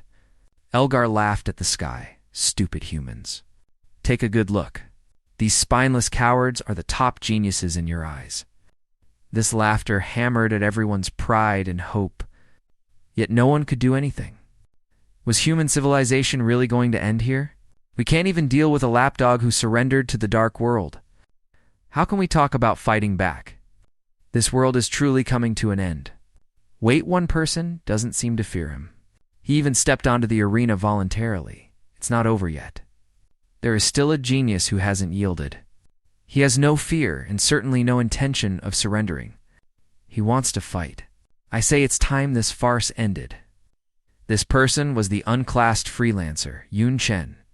Meanwhile, in a hidden location within the undead swamp, 3 people were kneeling before a high platform, seemingly awaiting some sort of judgment. Though they remained silent, fear was written all over their faces. Placing your headquarters right in a monster's nest made it quite the search. The dissent order within the Dragon Kingdom has been wiped out by the military. Do you have anything else to say? The man was named Elvic. He was the head of the dissent order stationed in the monster lair, and also Elgar's father. He shouted at Sha Qingcheng not to get cocky too soon. Sha Qingcheng said disdainfully, "Your dissent order is already finished. You have no capacity for a counterattack, but you don't seem to realize that yet." "Finished? Don't make me laugh. Sha Qingcheng, you're the one who doesn't understand the situation. Right now, my son Elgar has already shown the world the existence of multiclassing. Your so-called geniuses are being slaughtered. Humanity's despair has only just begun. Those who crave power will voluntarily surrender to the darkness. So what if you destroyed our headquarters? Within 3 years, the dissent order will rebuild, and it will be even more powerful than before." I agree with you. Everything you said might happen, but that's only if your young commander can actually achieve final victory.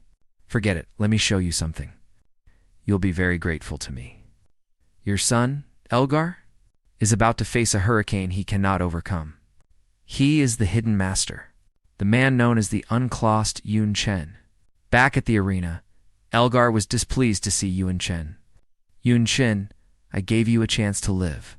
Now you're insisting on throwing your life away.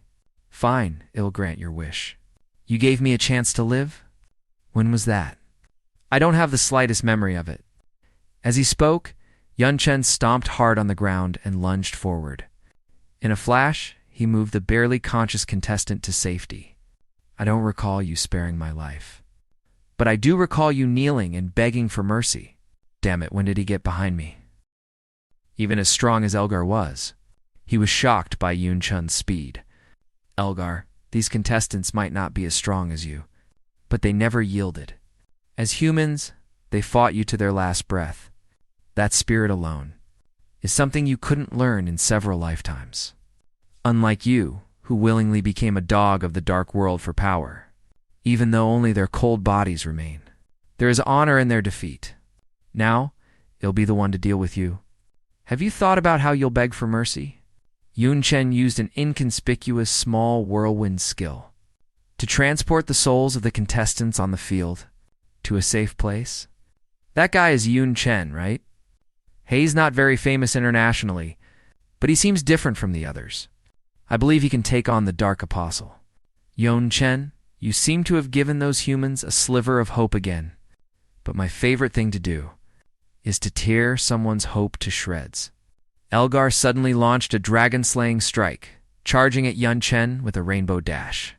Seeing the timing was right, Elgar used his old trick again, swinging his divine artifact at Yun Chen. But Yan Chen suddenly vanished again. How's it happening again? He just disappeared. What kind of move is this? While Elgar was dazed, Yan Chen calmly appeared behind him. It's normal for you to be surprised. The Dark Apostles, who have seen this move, are basically all dead. Then Yan Chen used a fusion skill, Sweep of Thousands plus Enraged Strike. He fused them into a bursting war spear and slammed it into Elgar's back.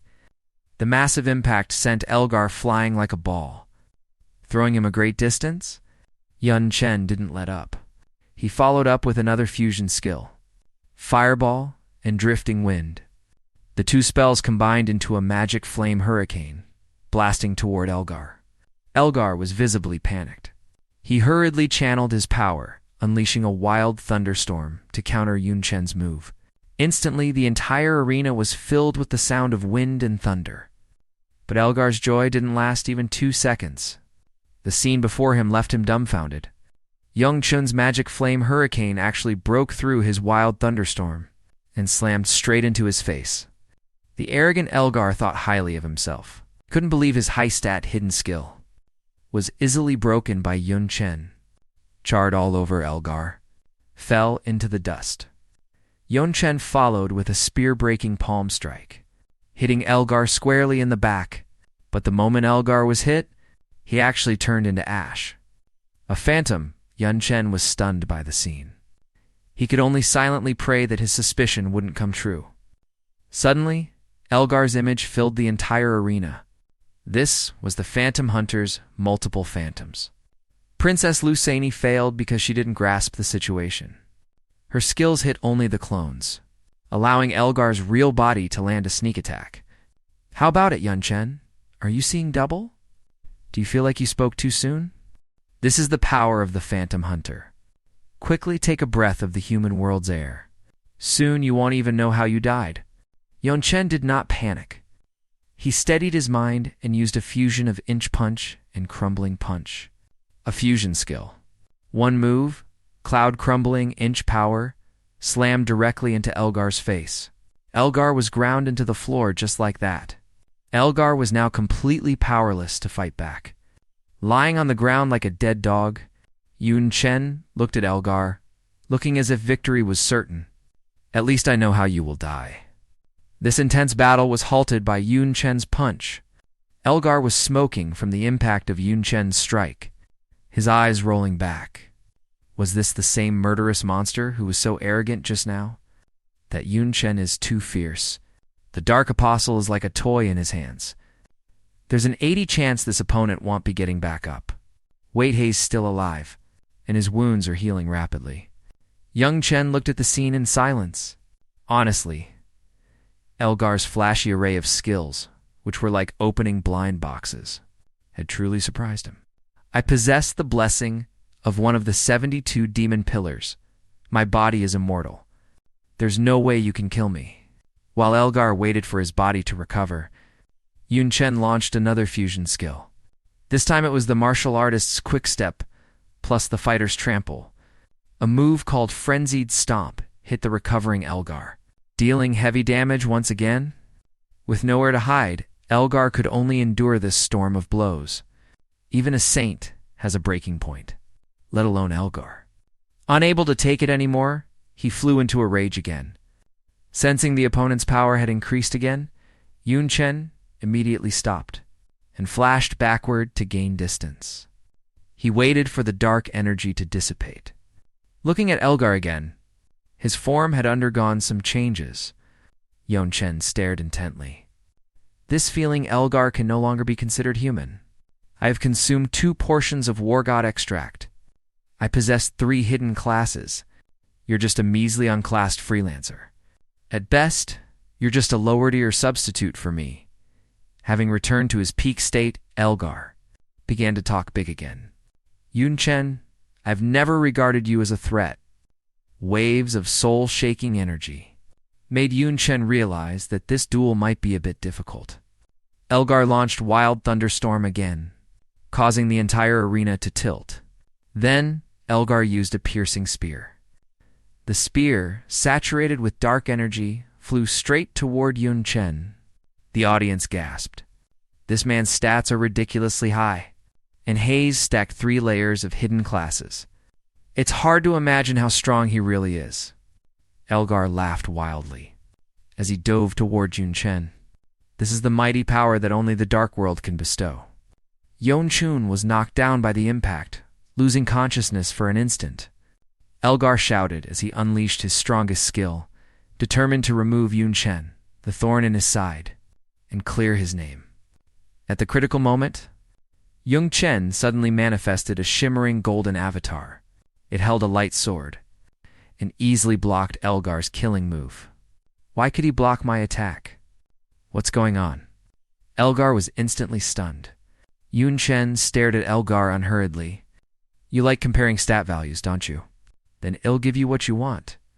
Yun Chen used his power to manifest a giant hand, pointing it at the immobilized Elgar. With a simple flick of the finger, he sent Elgar flying dozens of meters away. In the ruins, Elgar spat out blood if not for the demon god's blessing. He would have died 7 times over by now. Before he could even get up, Yun Chen flashed in front of him again, swinging the light sword at Elgar. Elgar could only desperately parry with his divine weapon. The moment the blades met, sparks flew from Elgar's weapon, and Yun Chen's immense power caused the ruins behind Elgar to shatter further.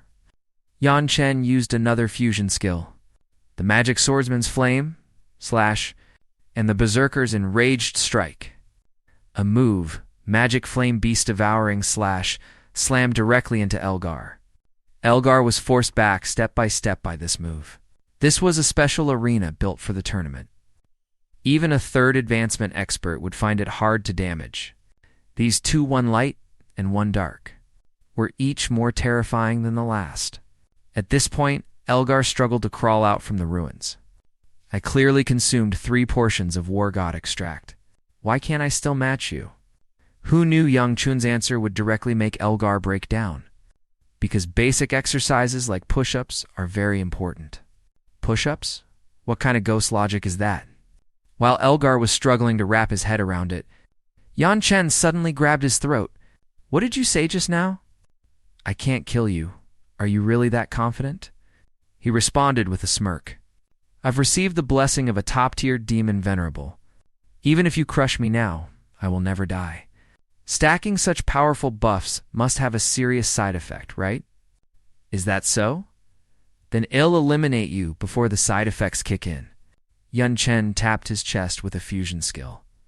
Fireball magic plus magic swordsman's flame imbue. A man using a mortal body to fight a bloodthirsty monster that was like a god. At this moment, he truly became the last hope of all human civilization. Yun Chun's Zhuandu demon flame pushed this duel to its climax. Since I can't kill you, I'll just cremate you right where you stand. The audience stands also erupted in excitement, mixing new grudges with old hatred. Everyone started shouting, telling Yun Chen to burn this human traitor, Elgar, to death. However, just at that moment, Yun Chun's golden avatar began to fade away. The side effects of the versatile ability were extremely strong. This was almost a battle that burned through his attribute points. Yun Chen was extremely weak now. Even an ordinary person could defeat him. Fortunately, Elgar had already lost the ability to fight back. The entire stadium erupted in cheers again. So what if he had 3 hidden classes and a demon god's blessing? He still lost to a human. Yun Chen is a true hero. Someone in the audience pointed at the stage. Am I seeing things? No way. That guy's hand seemed to twitch just now. Everyone's hearts jumped into their throats again. He still isn't dead? Yun Chen has clearly entered a weakened state. Hay is no longer a match for him. Elgar was like an unkillable cockroach. He struggled to sit up. Think you can burn me to death with mere flames? You're too naive, Yun Chen. Mere flames. Then you've really underestimated me. For a dark apostle, you sure are ignorant. How could the demon god bless someone with such a narrow vision like you? I really don't get it. Yun Chen began to explain. My demon flame is at least in shrank existence. It has the special effect of burning the soul. So what if your physical body is immortal? You've been roasted by my Zhuandu demon flame for so long just now. Your soul is already on the verge of collapsing. Sure enough, as soon as Yun Chen finished speaking, Elgar felt his consciousness gradually dissipating. The arrogant man who had slaughtered everyone in this competition felt the sensation of death for the first time. An obsession remained in his heart. I can die, but this kid absolutely cannot be left alive. Otherwise, sooner or later, he will bring destruction to the dark world. Lu, Mowling, who was nearby, sensed something was wrong. Is this guy planning to take him down with him? Forcing his consciousness to remain, Elgar raised his hand and chanted, Lord Demon Venerable, please accept my final sacrifice. A substance quickly condensed above Yun Chen's head. This was the final move Elgar launched on his deathbed, the inverse gate. And it had already locked onto Yun Chen. However, this was within Yun Chen's expectations. He didn't use all his strength, but kept a shred of energy to activate God Flash, to evade the lock-in. But the side effects of the earlier skill were still active, and the inverse gate was locked onto Yun Chen's soul-chasing mark. Once cast, it would never stop until the target was taken. This time, Yun Chen had nowhere to retreat. In a moment of total despair, a pair of hands grabbed Yun Chen. It was Lu Maialin who had come to the rescue. With a quick movement, she tackled Yun Chen to the ground, just as the inverse gate activated at that very second. Lu Mailing looked at the inverse gate and let out a long sigh of relief. That was close, so close. I almost got caught, but things didn't seem to go as she had hoped. President Lu, you shouldn't have come to save me. My soul-chasing mark was already triggered. Am I bound to be hit by this inverse gate? You need to leave now. As he finished, countless dark energies surged out from the inverse gate to ward Yun Chen. When the energy cleared, only Elgar remained on the field, and Elgar was already at the final moment of his life. So what if you're strong, Yun Chen? The final victory is mine. What happens to a human who falls into the dark world? Do I even need to say it? Wait to be torn to shreds by the Demonkin lords. No one could believe this scene. They had clearly already won. That cursed dark apostle. He resorted to a sacrifice because he couldn't win. The elf princess, who had been watching the whole time, saw her beloved being sacrificed, and immediately lost control of her emotions. At the school Yun Chun attended, there was someone even more furious. It was Yun Chun's principal. What on earth are the organizers doing? The rank for experts present did nothing. The control team didn't step in either. We should never have participated. However, one trouble followed another. Someone suddenly came to find the principal. The buildings and trees around the school began to decay and wither away. Many students were also affected. It turned out to be Yun Chun's sister, Yun Tang. After seeing her brother being sacrificed, her power began to spiral out of control. Yun Tang's power was not to be underestimated. Everyone who came near her began to age rapidly, as if the source of their life was being drained away. Yun Tang was in total agony. The only thing on her mind was her brother. On the other side, at the Descent Order's base in the monster lair, Elgar's father, Elvic, laughed out loud. The final victory still belongs to the Descent Order.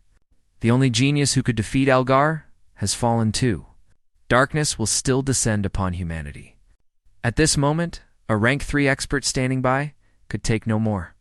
He immediately activated soul restraining locks, binding Elvic tightly. This might be the final, futile retaliation of humanity. Sha Qingcheng, watching the farce unfold, remained silent the entire time. Her subordinates understood her thoughts, so they comforted her. Mr. Yun was only transported to the dark world. It doesn't mean Hei's dead. Sha Qingcheng could only console herself. She had to believe in her own judgment. Yan Chen would surely turn misfortune into luck and come through this safely. Meanwhile, in the dark world, the inverse gate opened in midair. Falling out from within was indeed Yun Chun, who had just been in a fierce battle with Elgar, and transported along with him was Lu Maialing, who had come to his aid. After landing, Yun Chen looked around, just as teacher Shea Cheng had said. This dark world was completely different from what he had imagined. Suddenly, Yun Chen was drawn to a painful cry from behind him. Turning around, he saw Lu Maialing, who had been transported with him. He almost forgot. This place was filled entirely with dark aura. Though Yun Chen wasn't affected, it was only temporary. Yun Chen crouched down. He encouraged Lu Miaoling to hang in there, saying he would definitely find a way. He took out a bottle of mana potion and downed it, to prepare for the magic he was about to cast. Then Yun Chen waved his staff. He didn't know if it would work, but he had to try. This time, he used the priest's basic purifying skill, hoping to cleanse the dark energy. The dark energy around Lu Miaoling showed signs of dissipating. However, Yun Chen was still very weak, even with the mana potion. He couldn't use the purifying skill many times. At that moment, a noise from behind caught Yun Chen's attention.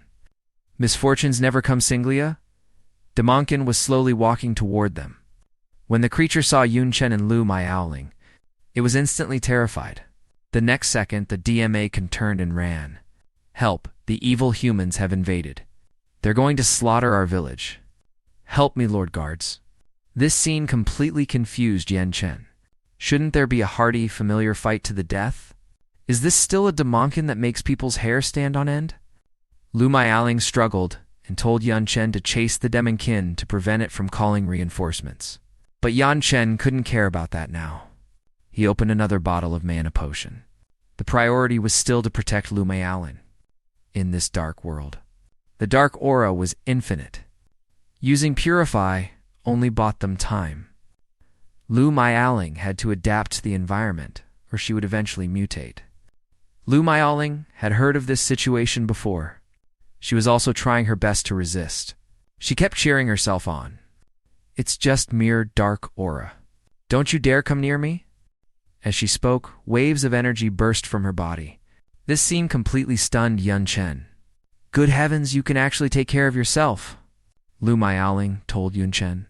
That her final two elements were yin and yang, and yin was similar to dark aura. While they were speaking, the group was suddenly surrounded by a mob of demon soldiers. Seeing this, Lu Miaoling couldn't help but joke. "Looks like it's not time to relax yet." The demon soldiers shouted, "The lowly, despicable humans must die. Then we'll sacrifice their corpses to the demon god." After shouting, the various monsters let out a roar and charged at Yun Chen and the others. These small fries shouldn't have been able to hurt Yun Chen. They only looked like rank 1 or rank 2 in power. But Yun Chen was still very weak. Just then, Lu Miaoling grabbed Yun Chen's hand, then hauled him onto her back. "President Lu, I actually care about my reputation." "Who cares about reputation at a time like this?" Lu Miaoling, carrying Yun Chen, decided that retreat was the best option. However, the relentless demon soldiers actually launched ranged attacks at them. Lu Miaoling told Yun Chen to hold on tight. While she performed some extreme maneuvering, Lu Miaoling was like a dandelion seed swaying in the wind. No one could predict where her next landing point would be. Perhaps due to the buff from her yin attribute, Lu Miaoling's movements in the dark world were much more agile than in the human world. It could almost be described as walking on the wind. This made Yun Chen, lying on her back, feel immense admiration. Yun Chen didn't just admire her footwork, but also her self-sacrificing spirit, because Yun Chen was the only one who successfully avoided the attacks. Meanwhile, Lu Miaoling was already covered in wounds from the Damonkin's ranged attacks. Lu Miaoling comforted Yun Chen, saying it was no big deal, and that they had reached their destination. "What, President Lu? We actually had a destination."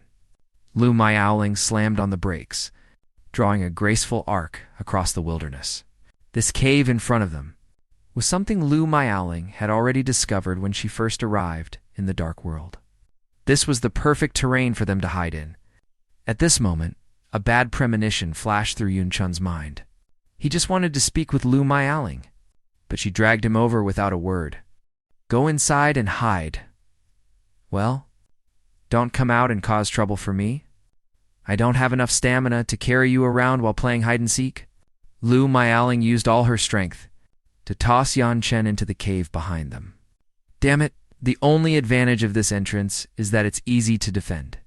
It'll be safe as long as the entrance is held, but the disadvantage is just as obvious. Defending the entrance will lose the space for maneuvering. Right now, even if I took the initiative to join the fight, I would only be a drag on President Liu. There are still 18 minutes left in the weakened state. The only way is to endure it. President, if you can't hold out, you must run. Don't fight to the bitter end. The enemy has the numbers. She ignored Yun Chun's words. Running away like a rat is not this lady's style. Come on, let's have a life-or-death battle. Even if I die, I'll die happy. The demon soldiers were shouting, their cries for battle rising from all sides. In their eyes, both men and women were enemies. Though these demon soldiers only had rank 1 or 2 strength, their sheer numbers were overwhelming, even in the dark world. How long could Lu Miaoling's yin attribute hold out? Various flashy skills flew toward Lu Miaoling as if they cost nothing, even though the damage was like a pinprick. Stacking them together was still enough to tear off a layer of skin. Lu Miaoling didn't dare be careless for a moment. She endured the side effects of the curse and pushed her meridians to full power. She forcibly tanked the skills flying in from all directions. Then, the side effects of overexerting her power followed one after another. Lu Miaoling gritted her teeth, but the fact that she couldn't take much more was plain to see. Yunchin was anxious but helpless. He could only silently pray for time to pass quickly. Right now, he was just a burden. He had to overcome his weakened state. Lu Miaoling looked back at Yunchen with relief. Good boy, you didn't let me down. Not stepping in right now is the greatest help you can give me? Elemental magic consumed too much mana. It would be hard to fight a war of attrition. She had to change her strategy, thinking of this. Lu Miaoling immediately decided to bring out her other specialty. At this moment, Lu Miaoling's body took on a half-demand form. Her 2 crimson claws looked as if they could tear everything to shreds. The demon soldiers saw Lu Miaoling's terror, so they became even more united in their hatred. Lunging at her one after another, this demon fox state of Lu Miaoling was a form that could minimize mana consumption. The next period was Lu Miaoling's close combat performance. Her claws danced up and down, and the blades in the demon soldier's hands were shredded one by Lu Miaoling. In this state, Lu Miaoling's perception was a full 360 degrees without blind spots. Any demon soldiers trying to sneak an attack from behind were parried by her one by one. At this moment, Lu Miaoling was like the god of war possessed. He truly stood like a lone guardian against 10,000. The mob of demon soldiers toiled for ages, but couldn't leave a single scratch on him. Lu Miaoling's petite figure suddenly seemed remarkably towering and grand. However, they were still vastly outnumbered. Her demon fox state was gradually fading away. To be beaten so badly by a pack of low-level demonkin, it really is a case of a dragon stranded in the shallows being bullied by shrimp. The demon soldiers were also terrified of Lu Miaoling. She still hadn't died after such a long fight. Is she immortal? She was clearly heavily injured, and with her strength, she could have easily escaped, but she didn't do it. Lu Miaoling sneered, running isn't an option, because I must protect him who is behind me. I don't know what methods he uses, but his potential is limitless. Every single day, Hei's getting stronger. As long as he can keep growing, he will bring infinite hope to humanity. Trading my life for his is absolutely worth it. Seeing this, a winged demon soldier flew into a rage and charged at Lu Miaoling. Keep dreaming, neither of you is leaving here alive today. At this point, Lu Miaoling was completely exhausted. Junior senior sister has reached her limit. With your intelligence, you'll surely find a way to stall for more time. Just hang on past the weakened state. It's a shame our date has to end like this after all. Promise me, I don't want to see you on the other side too early. You still have a more important mission to complete. The winged demon's battle axe swung down toward Lu Miaoling like a falling mountain. At the critical moment of life and death, Yunchen stepped forward. With one elbow, he shattered the opponent's weapon into pieces. Yunchen had now returned to his peak state. he said gently. President Liu, our date has only just begun. Liu Maialin was in disbelief. Junior, how is your weekend stayed over? Not yet. There are still 3 seconds left. But those 3 seconds won't be a problem. Because during these 3 seconds, I'm in an unstoppable state. I ignore all damage and crowd control skills. The surrounding demon soldiers were already panicking. One woman was hard enough. This man seems even harder to deal than her. We have to finish this now. In their powerless rage, they launched a frantic attack on Yun Chen. However, their reaction was a bit too slow. Taking advantage of the 3-second countdown, Yun Chen began to circulate the power within his body. He was about to unleash a new fusion skill. This move combined the mage's fireball and the fighter's straight punch. At the final second of the countdown, Yun Chen's charging was finally complete. He unleashed the cloud-piercing demon flame punch. It tore through the demon soldiers like dry weeds. The poor demon soldiers had never seen anything like this. With just one punch, Yun Chen wiped them out of existence. Liu Maialin let out a long sigh. Finally, it's over. But Yun Chen didn't think so. Encountering these demon soldiers was definitely no coincidence. If we don't deal with a certain thing, being hunted will become an inevitability. As he spoke, Yun Chen used soil to cover his soul-chasing mark. Yun Chen looked toward the far end of the mountains. He felt that something in that direction was calling to him. Sure enough, not long after the two had left, a demon leader and a man in rags arrived at that very spot. After some investigation, the leader discovered that the aura of the soul-chasing mark had disappeared right here. He questioned the man behind him. Wanting to know for sure if humans had appeared, the man was so terrified he immediately knelt to beg for mercy. Great Knight Sever Clan, Supreme Demon Lord, how could I dare to deceive you? The Demon Lord's thoughts shifted. Based on your description, that person must be Yun Chen. But somehow he managed to mask the soul-chasing mark. I can only track them to this point. However, they have nowhere left to run, because the path ahead of them is a dead end. That is the boundless Forbidden Mountains. Legend says it is a place forbidden by the gods. Even the 72 demon pillars cannot enter, let alone pass through it. They will likely be trapped here, unless they can turn into flies. As soon as Liu Maialin walked into the house, she saw Yun Chen doing push-ups. He was panting from exhaustion, sweat dripping down his cheeks. She looked down at Yun Chen and couldn't help but tease him softly. Junior, you really are obsessed with basic training. Even in the dark world, you don't take a break. Yun Chen wiped the sweat from his face. Physical training is important. He thought to himself that attribute points and skill points relied entirely on daily quest accumulation. He couldn't skip even a single day. A system panel appeared before his eyes. Furthermore, the quest rewards for the hegemony tournament had just been delivered to him. He had received quite a lot of loot. This spatial soil can be used to forge spatial treasures or expand inventory space. It's extremely malleable. Many powerful figures use it to build portable, mobile palaces. The function of this break style is much simpler. It can allow equipment or items to break through their grade limits, reaching a higher tier of effectiveness. Yun Chen rubbed his chin in thought. This blank blueprint was something he had never heard of. It's likely a special item granted by the system. The quality and effect depend on the materials used. He lowered his head, his expression dark and solemn. If I have good materials, I might be able to craft some decent gear. Liu Maialin stood to the side, watching him in silence. Holding a soup ladle, Liu Maialin had a helpless expression. Junior, why are you just standing there? Come and eat breakfast. The two ate at a simple, crude table. Liu Maialin felt lucky. Fortunately, I had plenty of frostjade monster meat in my bag. Otherwise, we'd be starving.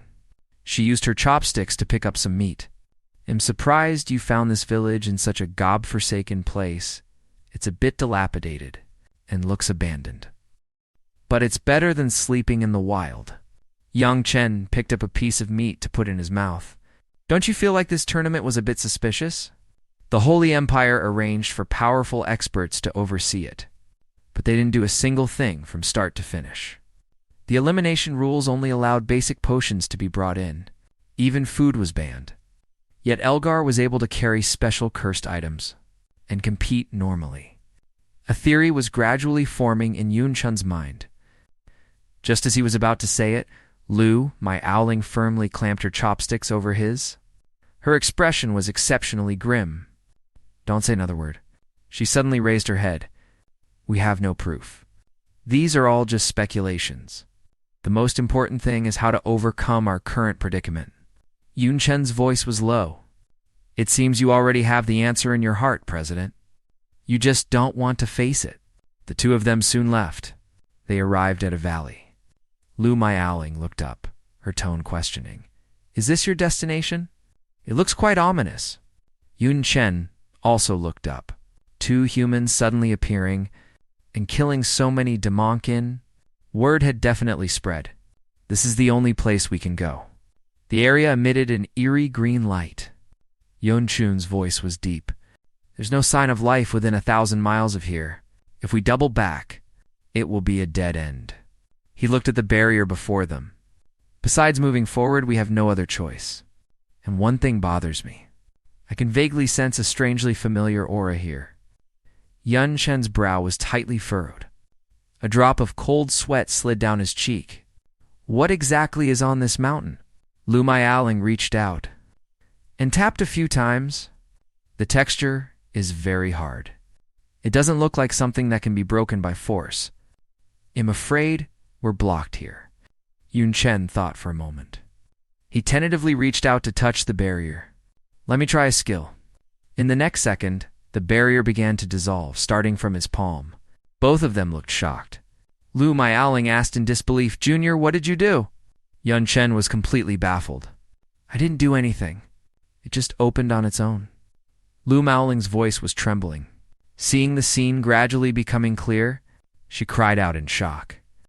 I didn't expect there to be a cave here. The two of them immediately flew inside. The scene before them was quite shocking. Lu Maoling's face turned pale. These are all coffins. Cold sweat constantly dripped from her forehead. Suddenly, as if possessed, she reached out. What exactly is inside these? Is it corpses? Yun-chen was quick. He reached out to stop her, shouting in panic. Don't touch them. It's best not to move anything. I have a feeling these are very bad things. His heart was beating abnormally fast. His pupils dilated and contracted rapidly. What was worse? These coffins give me a strange sense of familiarity. Yun-chen was terrified inside. What exactly is the source of this feeling? Is it an acquaintance lying inside? Or am I one of them too? Is this my final resting place? He suddenly began to walk forward with large strides. This feeling is too awful. I don't want to stay here a moment longer. He quickly called out to Lu my owling. Anyway, let's get out of here first. Behind him, Lu my owling watched his back thoughtfully. Junior's emotions are fluctuating so violently. That's a first. Suddenly, a Demonkin saw the scene in the valley. His expression was uncertain. His pupils contracted sharply. What is the meaning of this? He raised his head in shock and shouted in disbelief. The forbidden mountains, which are absolutely inaccessible, have actually been opened. The demon scratched his head, frustrated. He refused to believe this fact. That's absolutely impossible. My eyes must be playing tricks on me. But it really was wide open. He recalled a rumor from decades ago. A boundless mountain range suddenly fell from the sky. It descended, accompanied by divine light, triggering heavenly anomalies. Just the shock wave of its arrival wiped out all life within the vicinity. Even in the decades following, no life could be born in this place.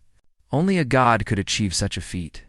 The act of destroying all nearby life seemed like a warning that entry was forbidden. Since it was something that descended from the gods, it was naturally an immense temptation. For the 72 demon pillars at the top, they tested it for over 10 years. Seeing that the gods showed no sign of intervening, they tried to enter together. But no matter what methods they used, they eventually had to give up. The demon was trembling all over. A place that even the highest demon venerables couldn't enter had now been opened. He immediately fled in a panic, shouting anxiously, "This is far beyond what I can handle. I must report this to Lord Nightsever." In the forest outside the Forbidden Mountains, the two set up a tent. Lu Miaoling was cooking over a fire. Meanwhile, Young Chen leaned against a tree with his head down. He looked preoccupied and grim. While serving the food, the curse mark on Lu Miaoling's chest dissipated. She looked down and shouted excitedly, "This damn curse finally disappeared. We should start considering a way to go home." No one responded to her words. Lu Miaoling looked up in surprise. Seeing him dazing out, she called his name. Only then did Yun Chen snap out of it. While eating lunch, Lu Miaoling asked with concern, "What's wrong? Ever since seeing those coffins, you've been dazing out frequently. Are you thinking about that? Or are you homesick?" Yun Chen raised his head with a bitter smile. "I am indeed a bit homesick. Mainly worried about Yun Tang, but in his heart, he was thinking about the coffins. He had no clues. There was no point in obsessing over it. He thought of the resurrection cross, yet a lead on a way to go home. He wasn't sure if he could revive in the human world. It would be a huge loss if he revived in the dark world instead." Yan Chun looked at Lu Miaoling, who was seriously serving the soup. Besides, even if it worked, it would mean leaving the president alone in the dark world. That was a terrible plan. Suddenly he stood up, having made a quiet decision. "Next, I plan to check out the towns where the Demonkian live, to gather some basic intelligence. Wait here for me to return." Lu Miaoling looked shocked and snapped her head up. She asked in a panic, "A human like you running to a Demonkin town?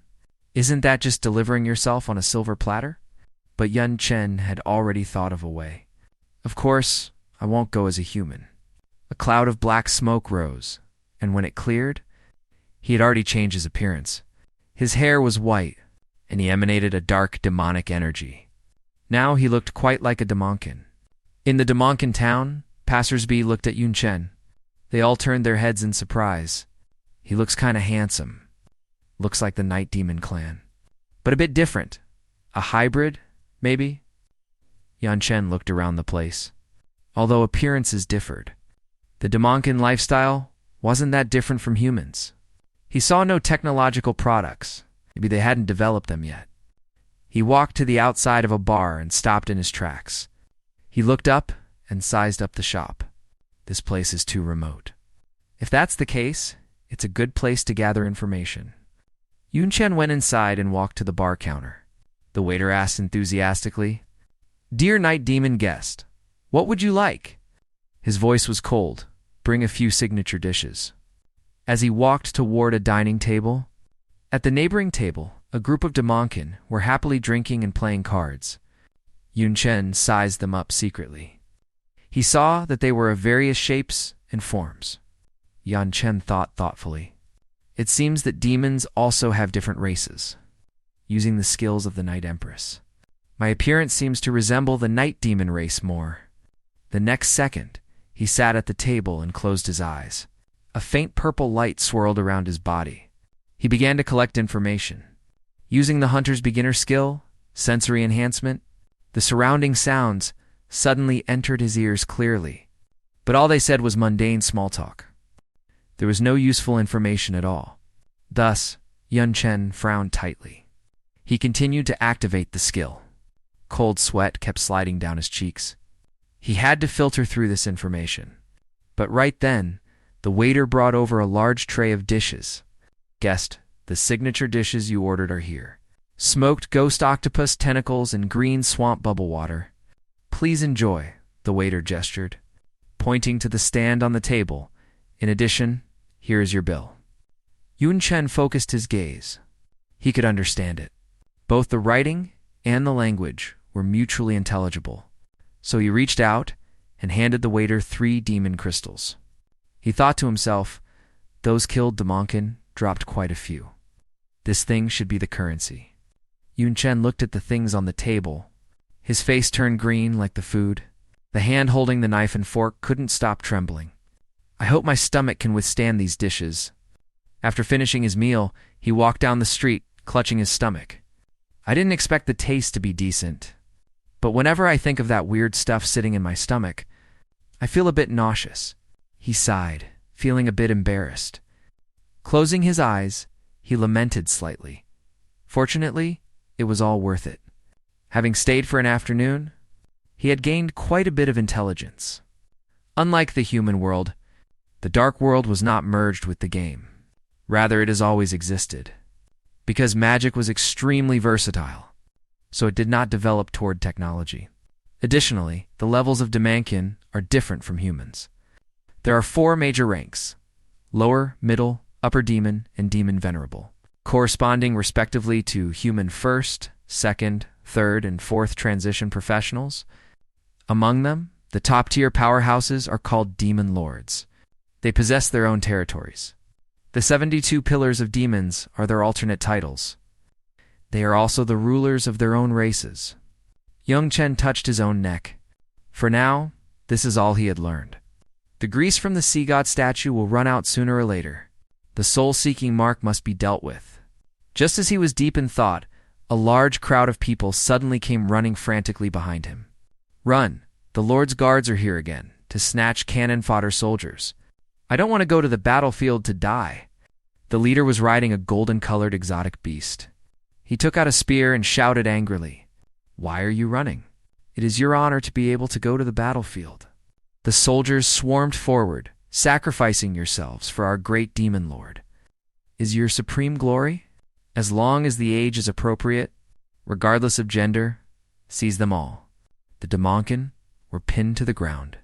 They fought back, shouting in panic and resentment. Damn it. If it's so glorious, why don't you go to the front line? I don't want to go to my death. Yun Chen stood there motionless. He was simply too conspicuous. The soldiers looked at each other in surprise. How can that kid be so calm? Just as they were about to rush forward to seize Yun Chen, he actually walked over with large, confident strides. No need to grab me. I will walk on my own. But he thought to himself, this is actually an opportunity. Soon, he was brought by the soldiers to Dilok Castle. They gathered all the Demokin below a high platform. Standing above were 2 leading demons. The general looked sideways at the person in front of him. Lord Steward, why have you come? The steward's tone was majestic. The Lord is out on business. I am temporarily here on his behalf to check the quality of the new recruits. The general immediately strode forward and opened his arms. Congratulations, you are about to go from being mediocre civilians to transforming into brave warriors. Hurry up and kneel to swear your loyalty. A demon instantly flew into a rage, pointing at him and shouting abuses. Who wants to be loyal? Clearly, you forcibly kidnapped us. I want to be a cannon fodder soldier. I want to go back. But when the general heard this, he was instantly infuriated. He directly dragged him onto the platform and stomped hard on his chest. The demon instantly spat blood. Dying on the spot? When the other Damonkin saw this scene, they were so scared their whole bodies trembled. So cruel. How could this happen? He clearly didn't do anything. He just talked back once. The general stomped on the man's corpse. He held his head high and shouted, "Know why I am the one training you? Because I am stronger than you. In this world, strength does the talking." He paused for a moment and shouted angrily, "Kneel down already." Except for Yun Chen, the Damonkin below all bowed and knelt in fear. Yun Chen stood there alone. He was truly too conspicuous. Naturally, the general saw him and pointed at him angrily.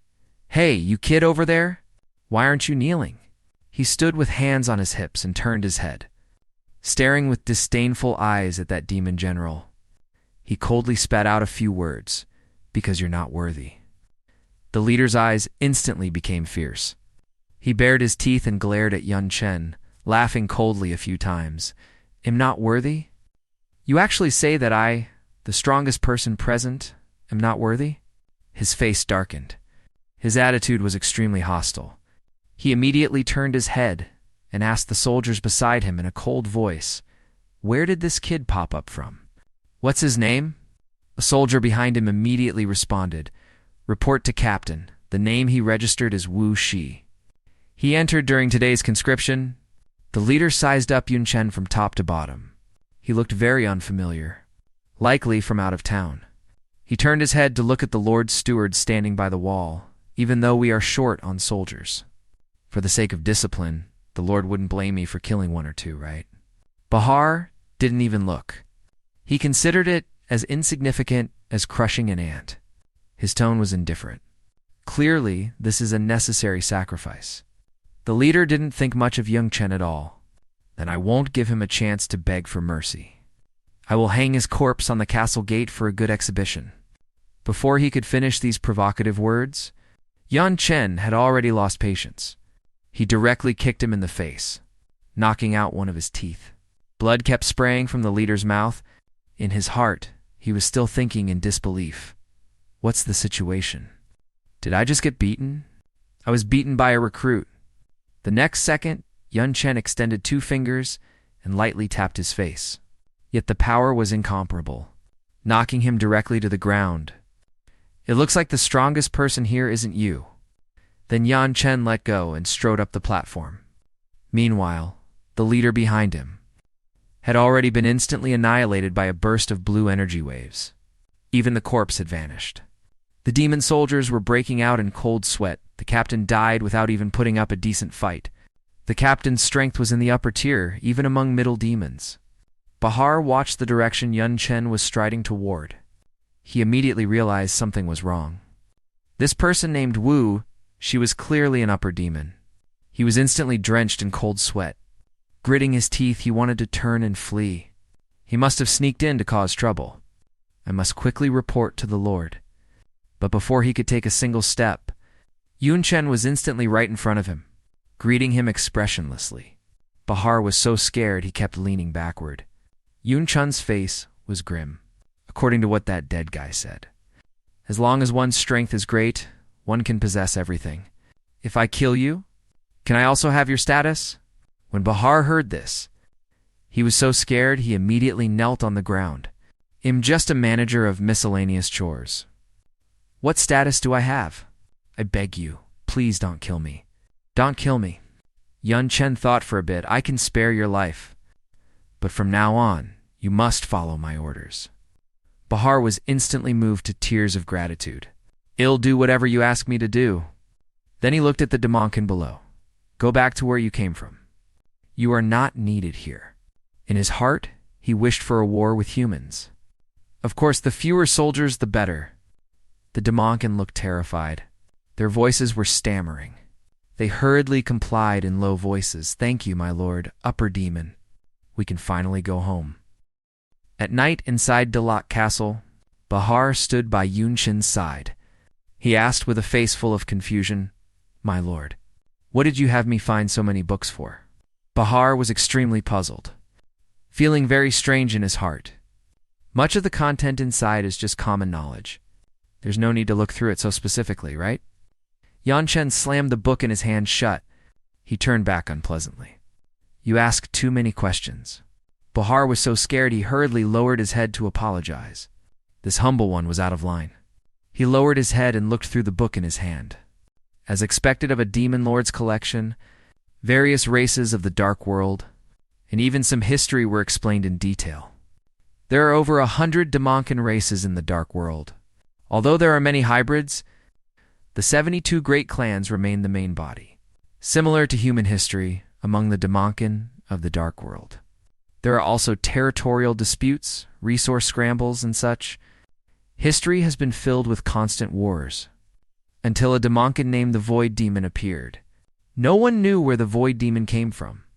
They only knew he popped out suddenly, as if appearing out of thin air. Relying on his absolute crushing strength, in just 3 years, he ruled the entire dark world and became the supreme being. Afterward, according to the strength of the races, he divided the dark world into 72 kingdoms, handing them over to the strongest Demonkin to lead. These are the so-called 72 pillars of demons, eventually forming the current structure due to their mutual restraint, plus the absolute threat of the Void Demon. The Dark World finally ended its endless wars. Until 70 years ago, creatures called humans suddenly appeared. They tore through space, invading the Dark World on a large scale, and even slaughtered Damonkin. Thus, peace was broken. Reading to this point, Yun-Chen felt something was wrong. From what he knew, humans didn't have the strength to invade the Dark World at all. It was already extremely difficult just to defend the borders on the front line. He ran his hand over the text in the book. This information is definitely fabricated. But what is the point of doing this? This timing is very subtle. Yun-Chen stared at the 70 years mentioned above. Before this period, it happened to be the start of the human world merging with the game. Is this all a coincidence, or is there more to it? He then closed the book. He tentatively asked Bahar beside him, "What do you think of humans?" Bahar's voice was cold, utterly detestable. His expression gradually became sinister. They destroyed our peace, and my most important partner was tortured and killed by humans. Right before my eyes, Yun-Chen immediately turned his head. There are actually humans in the Dark World. You've even seen them? Bahar nodded affirmatively. We will wipe them out sooner or later. He already had an answer in his heart. No wonder when I first arrived in the Dark World. Those civilian Damonkin were full of fear toward me. The actual situation has a huge deviation from what I imagined. At this moment, the system suddenly appeared and issued a chain quest. Yun-Chen looked at the content. This is interesting. I also happen to need a higher status to obtain information. He leaned comfortably against the desk and asked Bahar leisurely, "What are the requirements to become a demon lord?" Hearing this, cold sweat kept sliding down Bahar's cheeks. His heart was filled with uncertainty. He's asking this question. Could it be he wants to become a demon lord? Yun-Chen became somewhat impatient. Bahar instantly trembled in fear. First, one needs to have the night demon bloodline. Only those with this bloodline are qualified to become a lord. Hearing this, Yun-Chen looked at him with a threatening gaze. Even his voice grew cold. Then, do you think I meet the requirements? Did Bahar dare to say no? It's a perfect match? My lord, aside from your slightly slender build, everything else is exactly like the purest-blooded night demon. Yun-Chen closed his eyes and pondered. The Night Empress is the ruler of the night demon race. I'm relying on her talent skill to transform. It shouldn't be much of a problem. Bahar's voice was even trembling a bit. The last condition is the need to kill the current demon lord and take away his demon king armament. Yun-Chen was very satisfied with his answer. He slowly walked down the steps and announced indifferently, "Having served that lord for so long, you should change your taste." The gates of Dilek Castle slowly opened. A tall demonic beast strode in aggressively, followed by numerous soldiers. On the high seat, Demon Lord Sati held a goblet. He sipped his red wine with a light chuckle. His posture was incredibly relaxed, but it wasn't long before he noticed something was wrong. The expressions of the soldiers outside. Why did they look so flustered? What happened in the castle? Sure enough, a soldier suddenly rushed forward. He reported with an anxious expression, "Lord, Lord, are Captain Hayes dead?"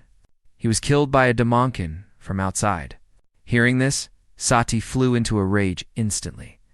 He crushed the goblet in his hand with his bare palm and stood up abruptly. He asked, "Where is that guy? I'm going to execute him right now." Cold sweat kept sliding down the soldier's face. His tone was nervous and his expression frantic. He hurriedly pointed a finger toward the gate behind him. Hayes waiting right inside. Sati couldn't sit still. He pushed the gate open with a single palm. He charged in aggressively. He kept shouting curses, "You bastard." Yun-Chen had been waiting for him for a long time. He was leaning back on the high seat in a relaxed posture. His tone was very provocative. "This chair is actually quite comfortable. How about letting me sit here for a few days?" Sati was so angry that his whole body was trembling. He suddenly hurled a massive hammer. Using the skill-bursting heavy hammer, he smashed it fiercely onto the floor. He bellowed, "You're courting death." The airway from the hammer shot straight toward Yun Chen, but he remained sitting on the high seat, motionless. He looked very calm. He summoned a spear and even had the leisure to joke with a chuckle. Such a good chair. It would be a pity to blow it up. Sati erupted in a fit of rage instantly. He raised the heavy hammer high with both hands and roared, "Get lost! That is my seat. You have no right to touch it." Seeing the hammer about to hit him, Yun Chen finally sat up. He swung the spear, slicing through the air. He easily blocked this strike. The two weapons collided, erupting in a powerful wave of light. The soldiers watching from the side were dumbfounded. The battle between upper demons is so strong. There's no room for us to intervene at all.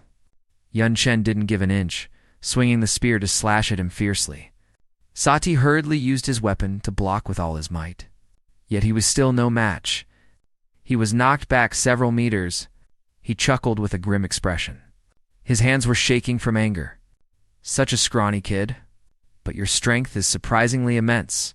You actually want to engage in close-quarters combat with me?" Sata's right hand suddenly shifted forms. "You took several of my attacks hidden just now. It seems you can't wait to become the nourishment for me to grow stronger." He suddenly unleashed the Demon King armament, Hand of Plunder. Reaching out toward Yun Chen, a powerful force of energy slowly began to drain Yun Chen. Sati laughed out loud with excitement. "You really are a delicious meal. Its power, endless power, is surging out." Yun Chan's expression turned serious. His attribute values were rapidly draining. Meanwhile, the other was becoming stronger and stronger. So this is the so-called Demon King armament. It's certainly troublesome enough. Sati used the skill Fireball. The Hand of Plunder doesn't just plunder power, it makes you die by your own skills. Feel the fear of a demon lord properly. The next second, a fireball flew weakly toward him. Yun Chen simply threw a punch with ease. With a bang, he dispersed the fireball. Sati was stunned. He widened his eyes in disbelief. His whole body couldn't stop trembling. Cold sweat dripped down his cheeks. The soldiers on the side were even more shocked than him. My eyes aren't playing tricks, are they? Isn't that kid an upper demon? How can his skill be so weak? Even I could handle a small fireball like that. Young Chen curled his lips with interest. It can even plunder the target's skills. This is indeed beyond my expectations. Unfortunately, my skills aren't something you can handle. A cluster of blue flames gathered in his palm. He raised his hand high and used memory fusion. The cloud-swallowing demonic flame, formed by fireball and flame imbue. Its power was incomparable. Sati refused to give in and extended the Demon King armament again. Reaching toward Yun Chen, "You bastard, don't get too ahead of yourself." Yun Chen was already on guard. He instantly used the Phantom Step skill. Quickly creating distance from him, he had to be careful not to let him steal attributes again. As long as I don't get hit, it's fine. Sata's grab missed completely. Yun Chen took the opportunity to strike from behind, unleashing Void Slash. He cut him in half at the waist, eliminating him instantly. Yun Chen landed and put away his weapon. He thought, "So this is a demon lord. Aside from the Demon King armament being a bit tricky, his raw strength is much weaker than I imagined." Bahar and the soldiers behind him saw this and were too terrified to move. They shouted in panic, "Lord Sati, he really lost. They're really going to have a new lord." Bahar was the first to realize this. He hurriedly knelt on the ground and led the soldiers to pay respects to Lord Wuxi. Young Chen looked down and thought happily, "Is this what it feels like to be a lord? It's not bad at all." As for this Demon King armament, it's worth studying carefully. Yun Chen summoned the system panel. He appraised the Demon King armament. The quality, attributes, and effect values shown were all very high. He looked down at it excitedly. This is actually a legendary or equipment. In the human world, this would be a supreme treasure only held by top-tier great families. Yun Chen looked it over. The success rate of Shadow Steel was extremely low, but now with its empowerment, fighting while plundering and stealing, it will definitely have miraculous effects. Thinking of this, Yun Chen turned his head curiously and asked, clearly possessing such a strong Demon King armament, that Lord Sati wasn't all that impressive. Are all lords at this level? Bahar spoke with some melancholy. It seems you have misunderstood something. It's not just that he was weak. It's that the entire kingdom of our night demon race is too weak 3 years ago. A terrifying human female pierced through a spatial rift. She led an army and slaughtered her way into our world. The worst part was that her landing point was right here. I was just a small guard back then. I only dared to hide in a corner and watch from afar, though I only caught a glimpse of her from a distance. That scene is something I'll never forget for the rest of my life. Her eyes were cold to the extreme. Her expression didn't waver even slightly. It seemed that in her eyes, any Damonkin was just an ant to be wiped out with a wave of her hand. And she was about to wave those hands. From then on, our kingdom faced a massacre of extreme brutality. In just 3 days, 15 demon lords fell in battle. 3 demon venerables were killed, and countless soldiers died. Even our supreme leader, the Night Empress, was killed by her personally. Furthermore, the 2 strongest demon lords surrendered under coercion. Yun Chen turned his head with an embarrassed wry smile. He could basically guess who that woman was. I didn't realize Teacher Shaya was so ruthless back then. To slaughter her way directly into the dark world. Bahar lowered his head dejectedly. Fortunately, a powerful demon lord later stepped in and repelled her. Otherwise, our night demon kingdom would have truly been destroyed. Yun Chen gestured with his hands curiously. So it's because the strong demons were almost wiped out, that they had no choice but to promote Sati to make up the numbers. Bahar let out a sorrowful sigh. We can't just ignore all that territory. Originally, the night demons were ranked in the top 60. Now we have fallen to the very bottom. Having said all that, he hurriedly bowed respectfully to plead. I don't know why you are dissatisfied with the conscription, Lord, but it's unavoidable. Please order it to be resumed. Yun Chen immediately countered with a firm expression, impossible. Moreover, a new announcement will be made. From now on, this territory will never conduct conscription. Taxes will be cut in half. No one is allowed to go to the battlefield. Bahar couldn't stay calm now, providing war resources to exterminate humans. Is the common mission of all demon races? Openly violating this will cause big problems. But Yun Chen didn't want to waste any more words. He just stared at him with a threatening gaze. Do you intend to defy my orders? Bahar certainly didn't dare to provoke him. He immediately backed up several meters. He shouted in panic, I'll go execute it right away. Right now. Yun Chen summoned the system panel. I have no intention of staying in the dark world long term. Who cares if there are big problems? If I can't win, I'll just run. I'd better claim the quest rewards first. The next second, he widened his eyes in astonishment. He had actually jumped 6 levels instantly. As expected of a system reward, such a massive amount of experience points is truly great. He reached out his hand in a relaxed manner. He clicked on the quest panel with anticipation. Now that Stage 1 of the quest was complete, Stage 2 was about to be unlocked. Yun Chen's body suddenly stiffened. Looking at the content of the Stage 2 quest, he couldn't help but feel a bit embarrassed. System, you've really given me a tough problem. A group of people were walking on the street. Lu Mailing met up with Yun Chen. She listened to the Damonkin's discussions. Lord is so handsome. I want to follow Lord forever. The Damonkin felt it was strange. Why is the Lord bringing a human along? One Damonkin immediately retorted, don't be such a country bumpkin, that's clearly a slave. He's a big figure after all. Lu Mailing looked around. In just a few days you've become a lord. And you seem quite well-oved. Yun Chen's expression was indifferent. Half taxes and exemption from military service? How could I not be loved? The gates of Delet Castle slowly opened. Yun Chen led her slowly forward. Lu Mailing looked up at this massive castle. Bahar had been waiting at the city gate for a long time. He bowed respectfully. Welcome, Lord. May I ask how to address this slave lady that you've brought back? Hearing this title, Lu Mailing's face darkened. She looked like her mind was in a mess. She only heard Yun Chen say, in a calm voice, "Just call her Zhao Lin. Furthermore, she is a follower." Bahar bowed and gestured. "Allowing a human to be a follower. You truly are broad-minded. Next, please proceed to the warehouse to inventory the war materials for submission. The deadline is approaching." Hearing this, Yun Chen turned his head with some interest. Since there's a warehouse, it's definitely worth taking a look. The two were soon brought to a formerly massive warehouse. The materials inside were very abundant. There were many new modal weapons and reserve supplies. Lu Miaoling looked up with an amazed expression. What a rich inventory. The quality is also extremely high. This is completely comparable to the national treasury of a medium-sized country in the human world. Yun Chan looked at Bahar on the side.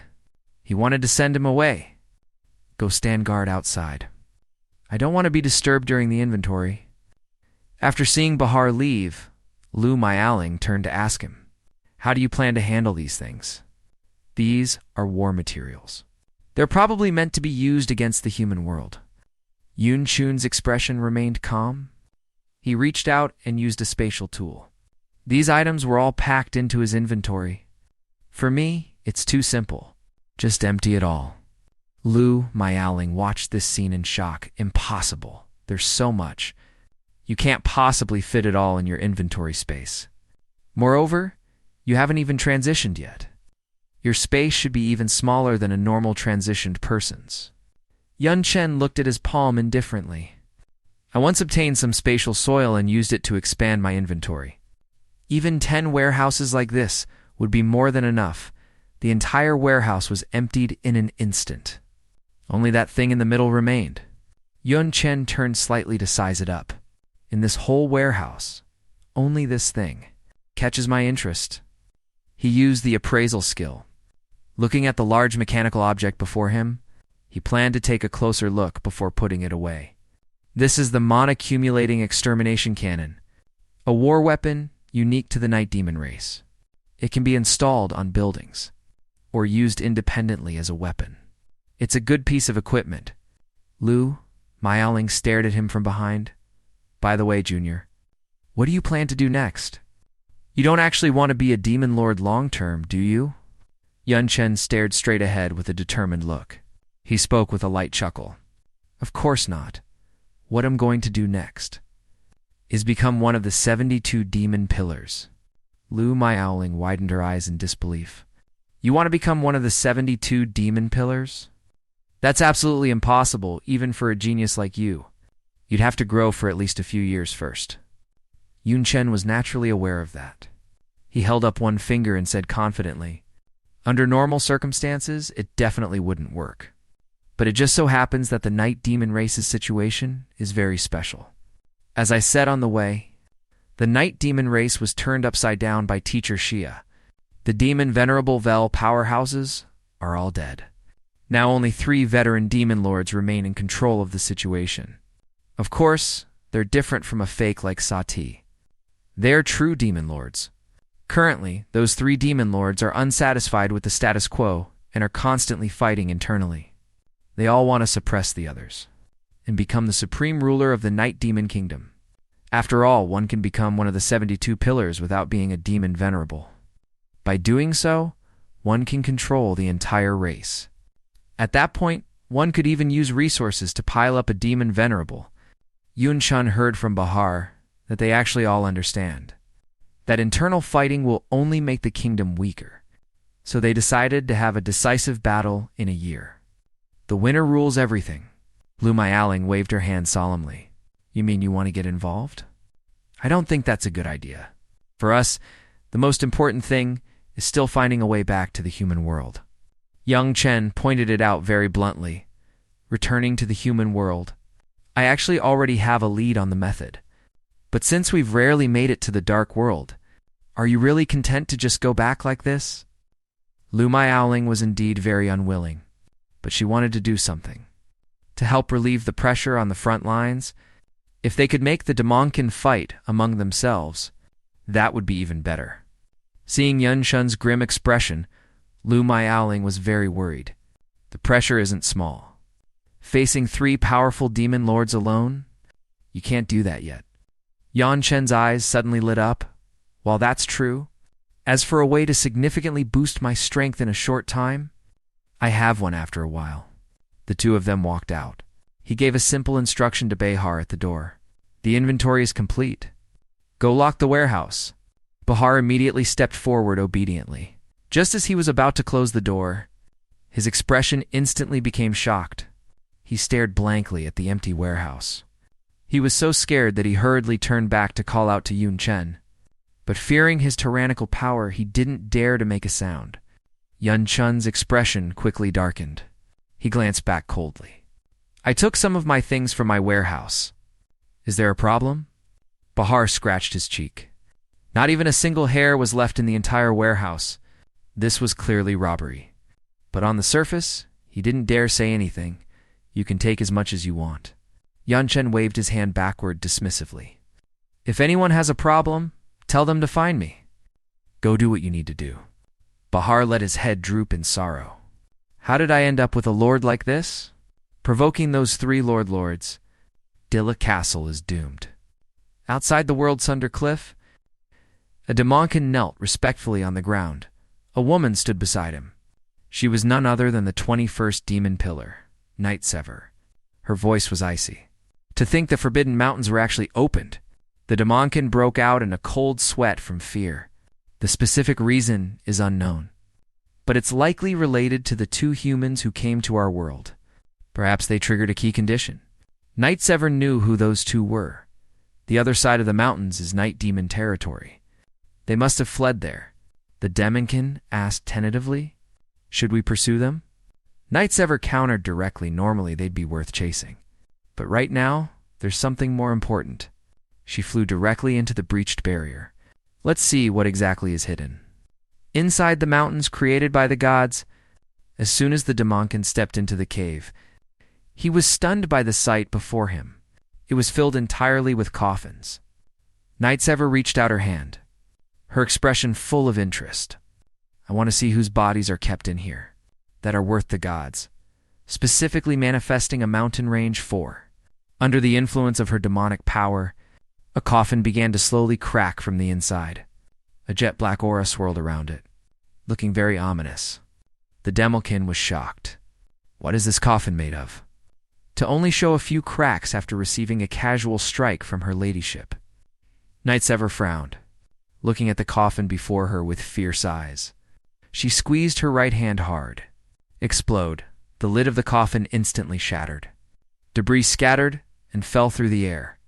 The coffin also slammed onto the ground. Inside lay a skeleton, looking at the corpse.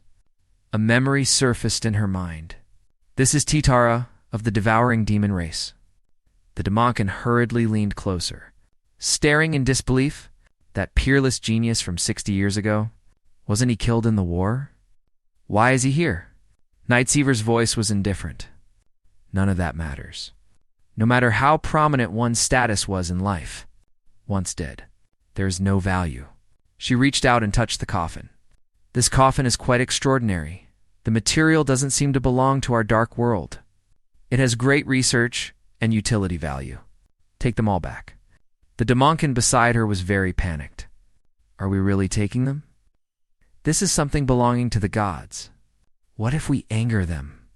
Night Sever was fearless. What if we do? Aside from sacrifices, the gods have never interfered with our world. She lowered her head slightly and flicked out her tongue. If this move really makes a god appear, I'd actually like to see what those so-called gods look like. Inside a massive ancient castle, a grand auction was being held. The auctioneer was giving a passionate explanation at the front. I guarantee today's auction items will be sufficiently precious. Yun Chen sat on the top floor, looking down at the people below. Speaking his mind, to increase strength, the fastest way is undoubtedly equipment. He thought in silence with his head down. Blank designs are very convenient. You only need to put in materials to generate armor equipment. Armor is his weak point. Armor equipment mainly has 5 pieces: top, pants, belt, pauldrons, and shoes. Rare armor can even form sets. with extra effects. Yun Chen looked at the designs in his hand. He had found 2 pieces of scrayed material from the warehouse. If he put 5 pieces in, what quality of armor would come out? Soon, the auction was about to begin. The auctioneer raised both hands excitedly. Next, please enjoy the first auction item. A young girl from the dark elf race. A black-haired girl appeared in tattered clothes. She knelt in the cage fearfully. Chains were fastened around her wrists and neck.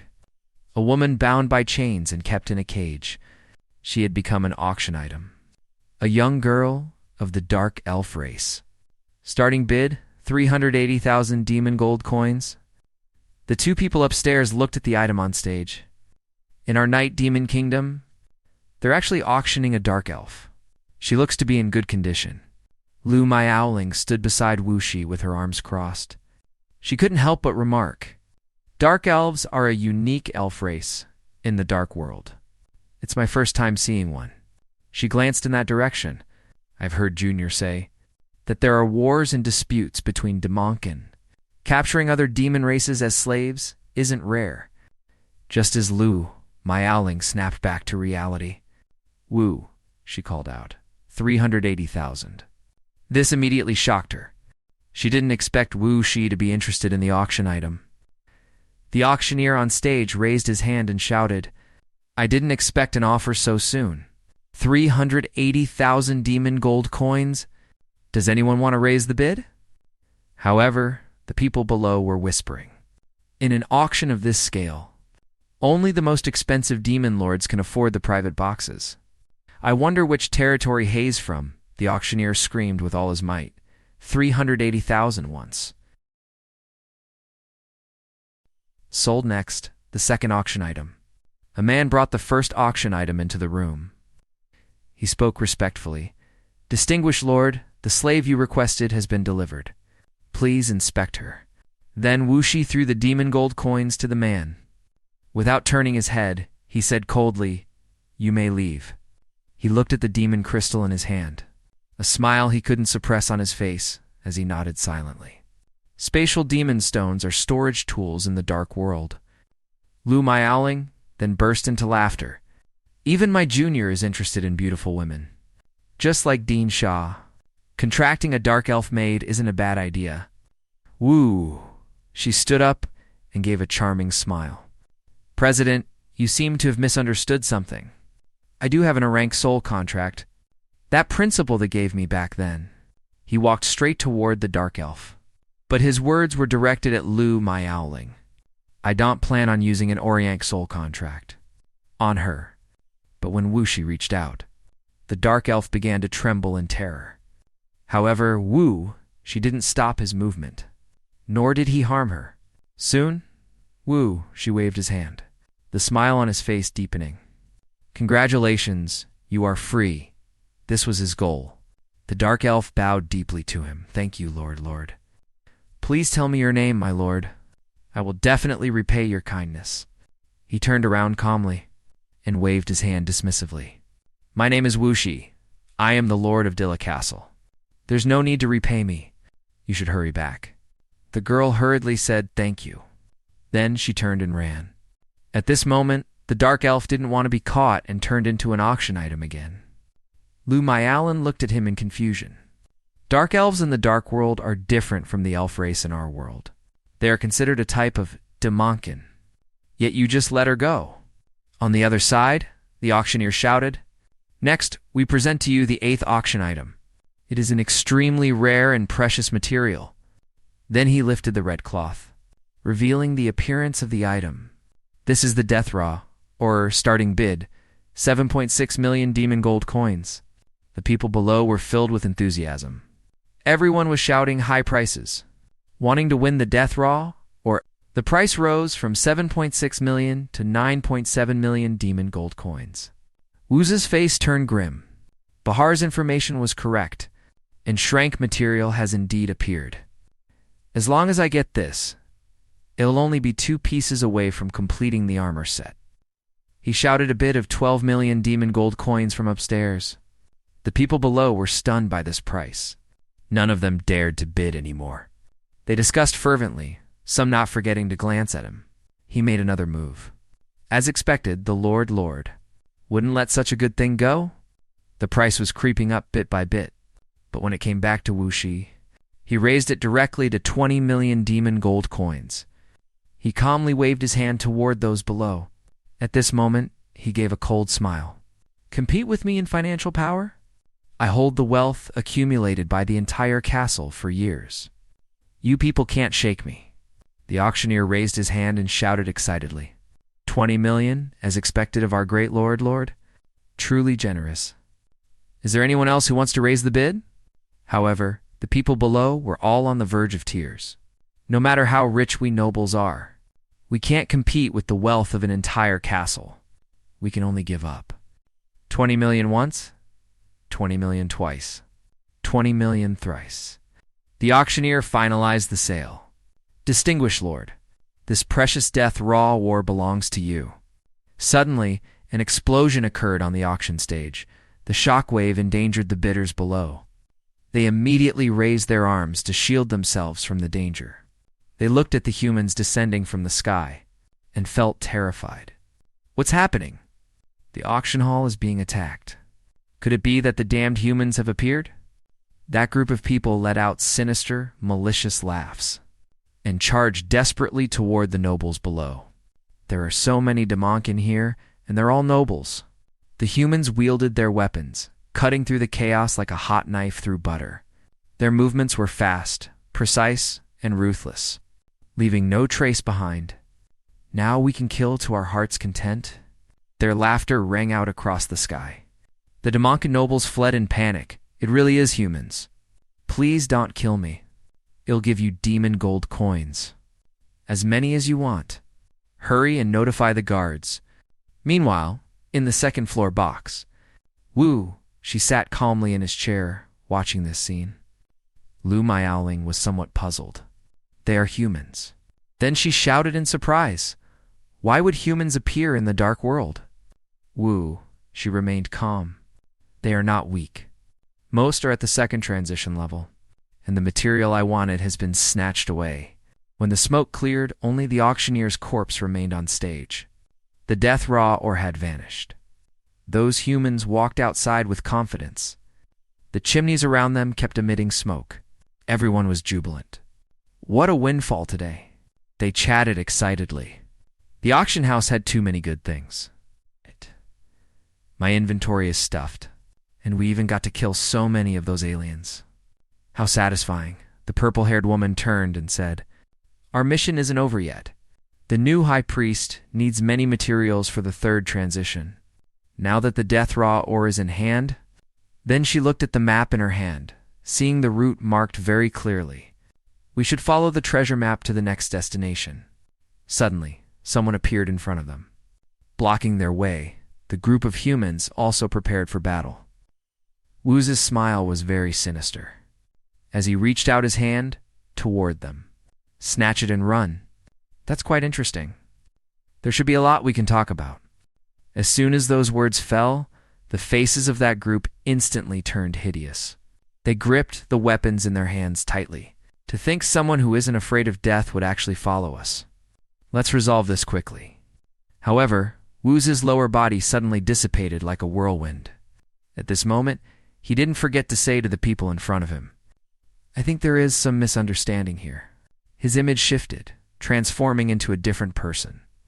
It was our protagonist. He stood with his arms crossed gloomily. He smiled. Perhaps we can talk. A brown-haired man looked on with a grim face. He furrowed his brows deeply and spoke through gritted teeth. Is he a human disguised as a Damonkin?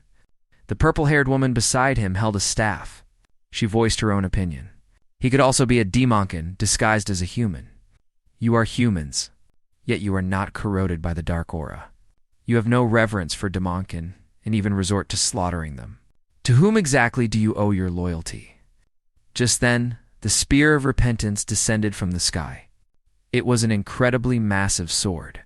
It lunged directly toward Yan Chen. Lu Miaoling wanted to rush forward to save him. Yan Chen's expression remained very calm. He shook his head disdainfully. His gaze seemed to be a warning. It looks like they have no intention of communicating with us.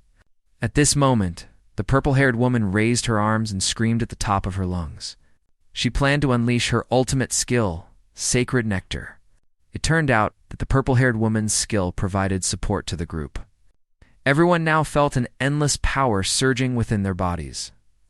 Another man's pupils constricted as he clenched his fists tightly. He kept laughing loudly. It seems the bishop is already impatient. To crush them? The bald man swung his sword at Lu Miaoling. She hurriedly explained, I really am human. Am not a Demonkin for our own race to slaughter each other, while disguised in the dark world is too cruel. However, the bald man's face darkened. A wicked smile appeared on his face. What kind of thing are you? How are you worthy of being called our kin? Just go and die. At this moment, Yun Chen held a long spear. He sidestepped to dodge the attack. They were striking directly at vital points with lethal intent. It's rare for fellow countrymen to meet. Shouldn't it be more joyful? The brown-haired man, however, shouted hoarsely. He attacked with a long spear in hand. Demonkin or human, it doesn't matter. Anyone who does not serve the Lord is a heretic. He directly unleashed light flame triple strike, thrusting toward the sky. Then it scattered in all directions like lasers. Repent for your sins with your lives. On the other side, two people sneered in the thick fog, taking a full power strike from a third transition expert hidden. That guy has definitely been blown to ashes. The brown-haired man who had finished his attack, the smile on his face grew deeper as if he were looking at an ant. He felt the person in front of him was incredibly weak, but the reality was not so. Yun Chen calmly caught the incoming spear with one hand. I've even killed third transition Demonkin. And you're just a third transition paladin. He raised his right arm. He let go of the brown-haired man's spear. Since you can't purify me, then it's my turn to purify your head. Yun Chen's fist clenched tightly, his face grim. It's just physical evolution after all. He used skill fusion, a full power strike with crushing punch. Just like that, the brown-haired man was sent flying dozens of meters by Yun Chen's punch. He lay on the ground, wailing in pain. Even his front teeth were gone before the smoke could clear. Yun Chen's expression was very indifferent. He spoke disdainfully. The difference in strength couldn't be more obvious. Now, can we finally have a proper talk? Unexpectedly, two people appeared in the smoke. They intended to sneak attack Yun Chen from behind. Our lives are not worth pitying. Everything is for the sake of the great Lord. Now Yun Chen stood before the purple-haired woman. The purple-haired woman and the person beside her were both tied up. However, the rest had all turned into cold corpses. Lu Miaoling's face looked a bit worried. These guys are all lunatics. Their way of attacking is completely suicidal. I had no room to hold back, so I killed them. Then he glanced back at the corpses lying on the ground. But he said indifferently, Did you kill all of them? Looking at the bald man on the ground, his eyes were wide open even in death. You truly are the president. You never hesitate at critical moments. Their professions are mostly paladin and holy swordsman. That woman is also a third transition high priest of light. Yun Chen informed Lu Miaoling seriously. Yun Chen looked down at the people on the ground. If I'm not mistaken, the ones causing destruction in the dark world and frequently attacking Demonkin. Are you guys right? However, energy gathered in the purple-haired woman's forehead. Her face was dark. The only ones qualified to join our descent order are those of us who have offered everything to the Lord. Lu Miaoling had already sensed something was wrong. She immediately reached out to pull Yun Chen. It's the wings of commandment. Hurry, get away. However, he stood stunned on the spot. The purple-haired woman's forehead directly exploded with immense energy. She looked up in agony and screamed, Everyone, just go and die! You heretics! The impact from the explosion of the wings of commandment sent both of them flying backward. This powerful light made it impossible for Yun Chen to open his eyes. When the smoke dissipated, the vines around them were also slowly receding. A large crater had appeared in front of them. There were dropped items inside. She told Yun Chen. The wings of commandment are items unique to the Holy Empire. Once the user violates a commandment, an explosion is triggered. It's similar to a self-destruct device. Yun Chen held a feather in his hand. Looking at the large crater before him, the death raw ore had also dropped, along with treasure maps and other items. At this point, he used the system to appraise the feather. But the feather could not be appraised. I wonder if there is a connection with the descent order in our world. They might just share the same name. The people here are completely the opposite. They take pride in killing Demunkin, and they don't even swear loyalty to the human world, he said with a grim face. I don't know what this version of the descent order wants to descend. After saying those words, Yan Chen immediately spoke again. There's one more situation. When he turned to look at Lu Miaoling, one of the guys you deliberately tried to kill just now escaped. Hearing this, Lu Miaoling looked back in alarm. At this moment, Yun Chen walked over. That guy who escaped. The president left him alive on purpose, right? Lu Miaoling gave a cold laugh. As expected, I can't hide it from my junior. Lu Miaoling had a grim face. She lowered her head coldly. After all, with lunatics like these, it's hard to get intelligence out of them. Leaving a survivor was to have him help lead the way. Looking at the corpses of the lunatics on the ground, these guys slaughter civilians indiscriminately. These Demonkin seem to be on the side of humans. But actually, it's more than that. In reality, they haven't caused any substantial damage to the Dark World. Instead, they've intensified the Demonken's hatred toward humans. It will only lead to more frantic retaliation. She clenched her fists tightly against her chest. As a human, to actually do such a thing, I must find out their purpose. Yan Chen looked ahead and spoke slowly. You know, I can't travel with you. How dangerous it is for a human to move in the Dark World. I don't need to say more. Lu Miaoling suddenly moved closer to Yun Chen. So, my junior is worried about me. That's truly heartwarming. However, the one I'm going to infiltrate is a human organization. She looked up at Yun Chen.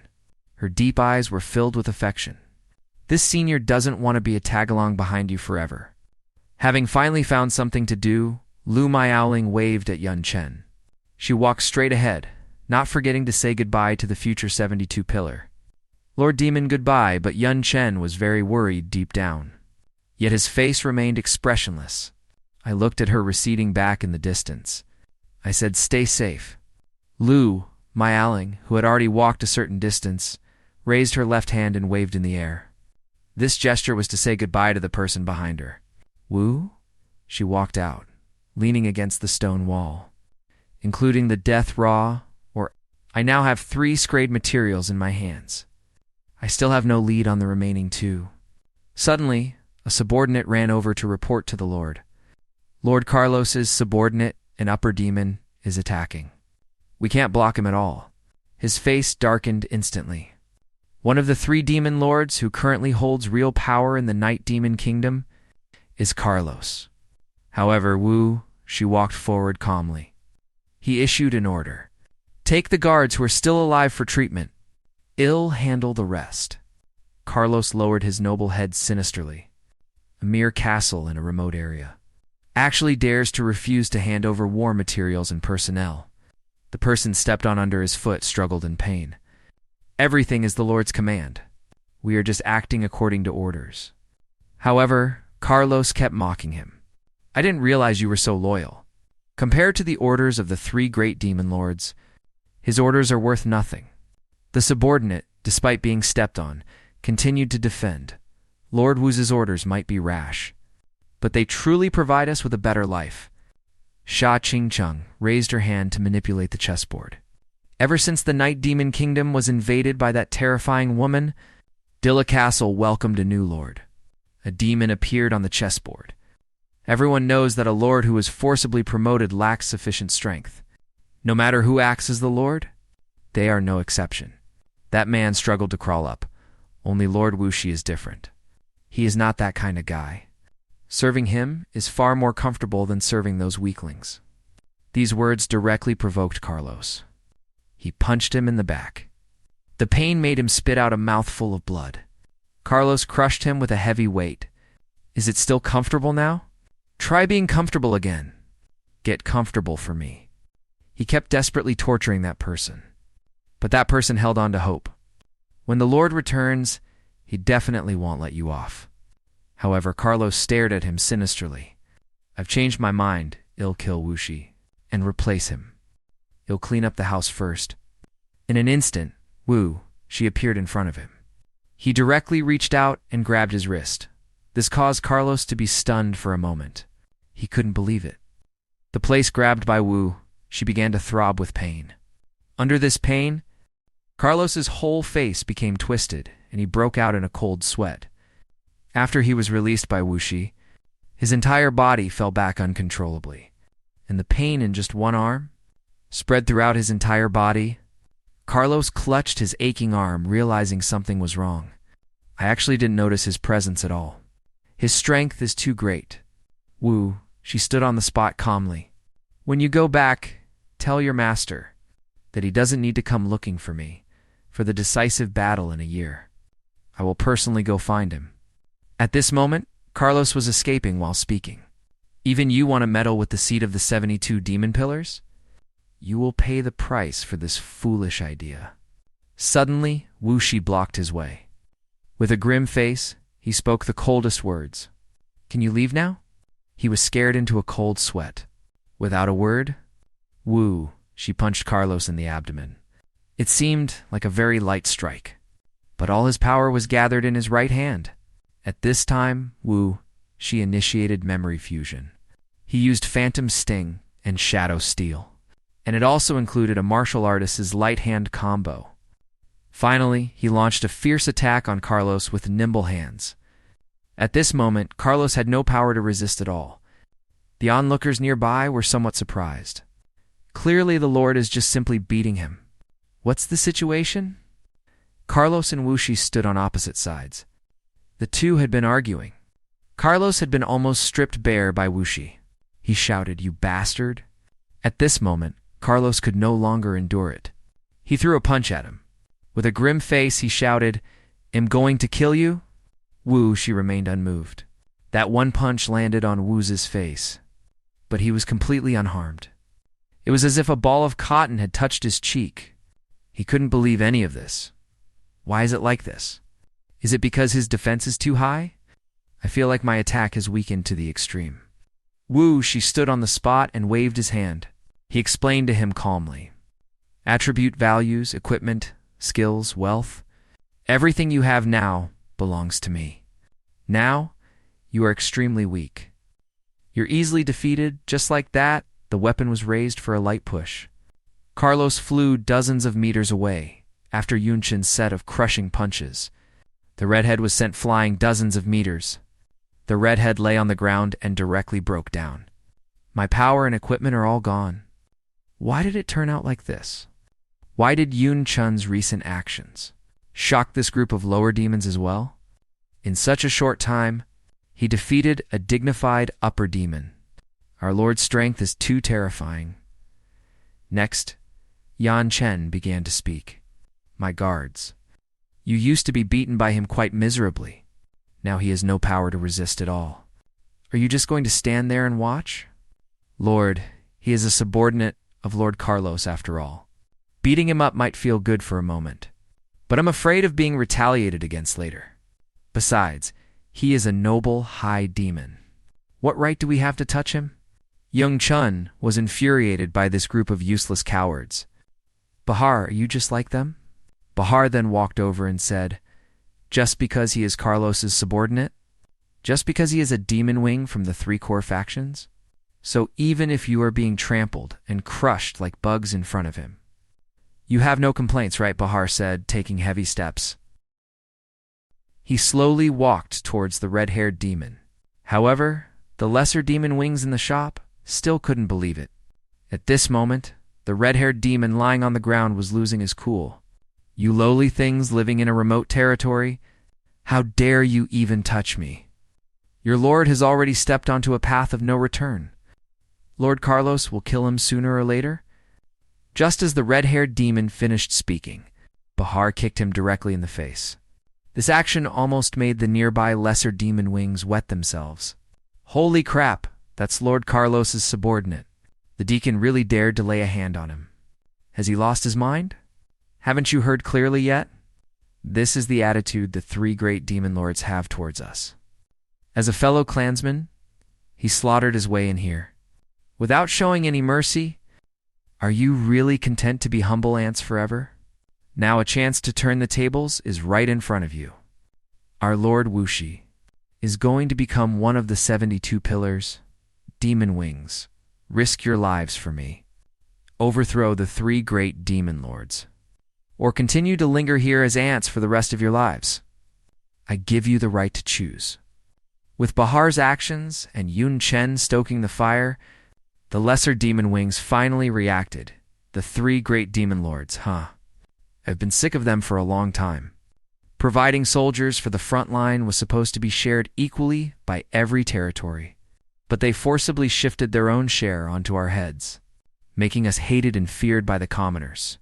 Now, I am a subordinate of a future 72 Pillars demon lord. My status is different now. Seeing that things were going south, the red-haired demon began to spout threats. What do you want to do? You filthy, lowly things, if you dare touch me. You won't be able to bear the consequences. Since things had already reached this point, whatever the red-haired demon said was useless. The lesser demon wings swarmed him. Punches and kicks rained down. It was a total beatdown. A moment later, the red-haired demon was beaten black and blue. Now, even his own mother probably wouldn't recognize him. 10 minutes later, this group of demon wings seemed to realize something was wrong. The Lord's words earlier seemed to have a magical power. They suddenly lost their heads. Heavens, what have I done? It's over. It's all over. We will be killed in retaliation. I must have been crazy to actually do something like that. The lock castle is finished. Yun Chen saw that this group of demon wings was scared witless. He then offered them a few words of comfort. Afterward, Yun Chen thought to himself, it really wasn't easy to make these guys find their courage. If I hadn't secretly used a skill to give them a push, they probably wouldn't have dared to act in the end. Of course, it's also because they had resentment in their hearts. Otherwise, no matter how I used my skills, it wouldn't have had such an effect. Now, other than risking their lives for me, they have no other way out.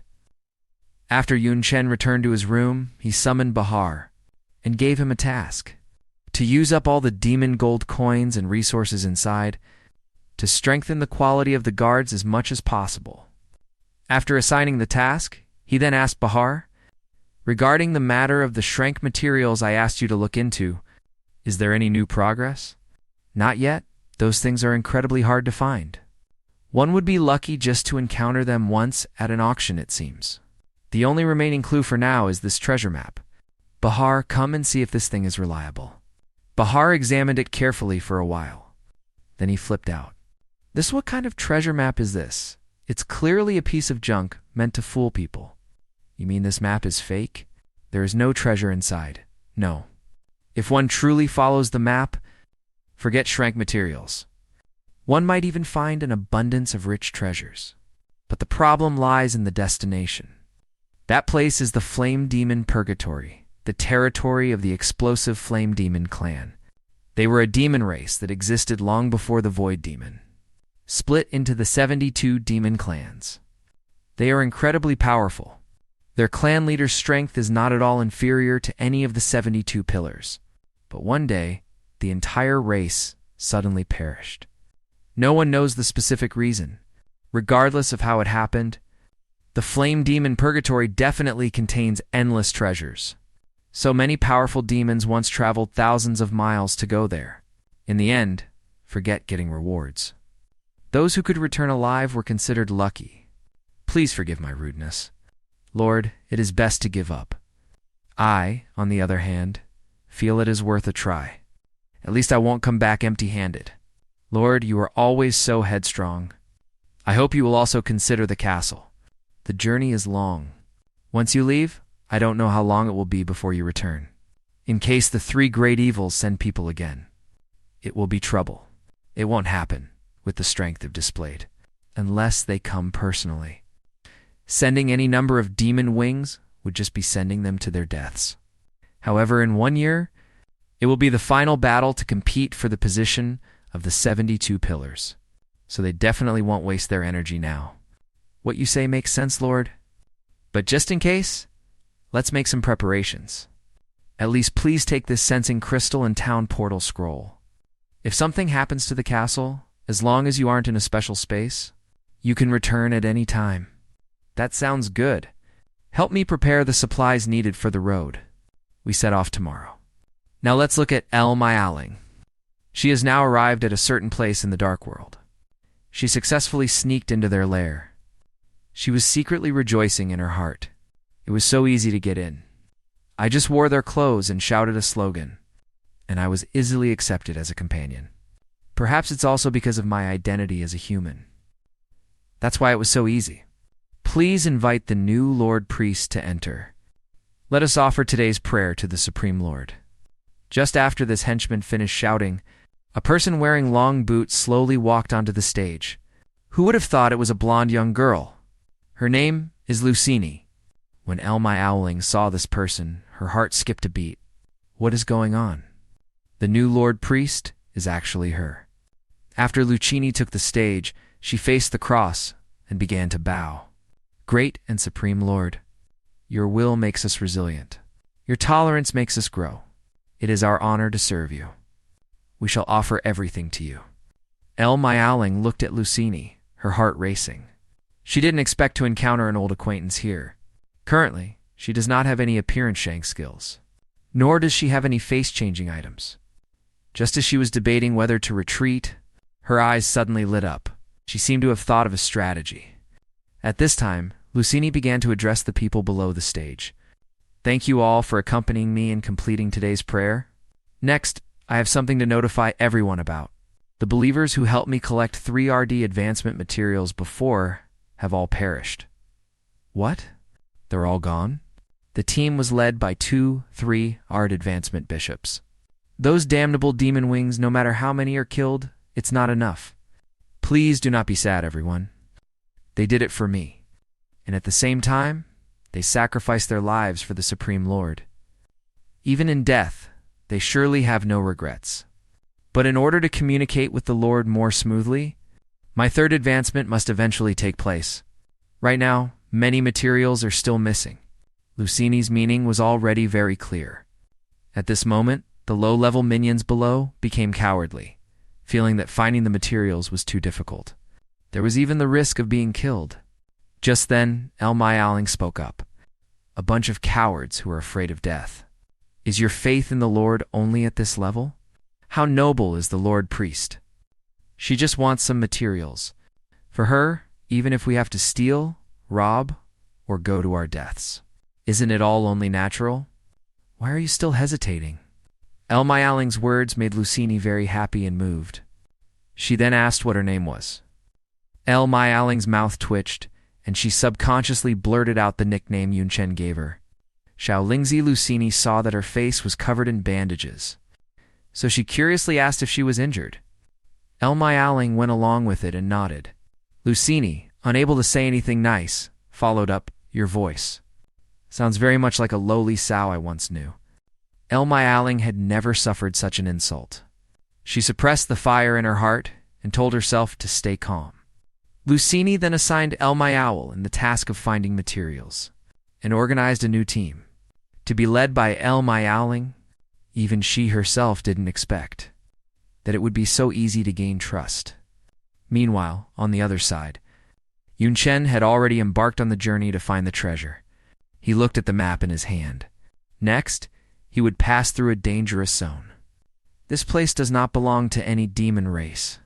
It is named for the endless magical beasts within it. At this time, Yunchen had already assumed a combat stance. He wanted to experience the long-lost feeling of grinding mobs. Soon, a group of magical beasts surged toward him. Yunchen looked at them, thinking the terrain here was wide. The monsters were scattered. Killing them one by one would be time-consuming and exhausting. Although I brought sufficient supplies, I don't know how long it will take to walk out of this endless desert. So, controlling consumption is very important.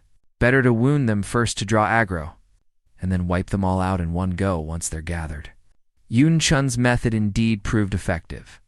In a short while, the magical beasts were provoked by him. They gathered one after another, surrounding him completely. Seeing his goal achieved, Yun Chen prepared to wipe them all out. He pulled out his equipment. Holding a shotgun in his left hand and a rapid-fire pistol in his right, after a flurry of bangs and flashes, the surrounding magical beasts fell one by one. He looked at the corpses of the beasts, thinking how different it was from a dungeon. Killing magical beasts here wouldn't drop equipment. Even if one wanted to obtain materials, one would have to process the corpses. Fortunately, experience points were still given. It wasn't a fight in vain. Additionally, magical beasts would drop something that dungeon monsters did not. Magic crystal stones containing rich dark magic power. They can be absorbed by demon wings to make them stronger. Demon gold coins became the common currency of the dark world. Also because they were made from magic crystal stones, they possess a certain inherent value. Attributes plundered by the hand of plunder do not last permanently, but skills can be learned directly. And the use of demon wing skills requires the consumption of dark magic power. Theoretically, as long as I possess dark magic power and learn the skills of the demon wings, I can ignore the primary skill limitations of a classless wanderer.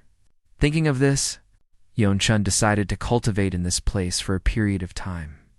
However, 3 months passed quickly. Yun Chen spent 3 months grinding monsters. During this time, he leveled up 7 times.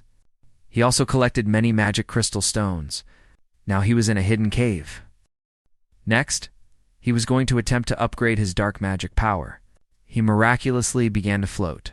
After a short while, he suddenly heard a cracking sound. Furthermore, his body felt a stinging pain. Yun Chen watched as his body gradually began to break down. At this moment, he realized something. Dark magic power was going to break down my body first and then reconstruct it. Now my body, from bones to muscles to blood vessels and skin, is completely transforming into magic power. Powerful energy is constantly surging within my body. Is this the dark magic power? Just as he hadn't fully grasped the situation, he recalled memories of the past. Teacher Xia, you said the essential difference between the dark world and our world is that the concentration of magic power in the air is higher. If we humans were to live in and adapt to the dark world, could we be as strong as the demons? It is possible.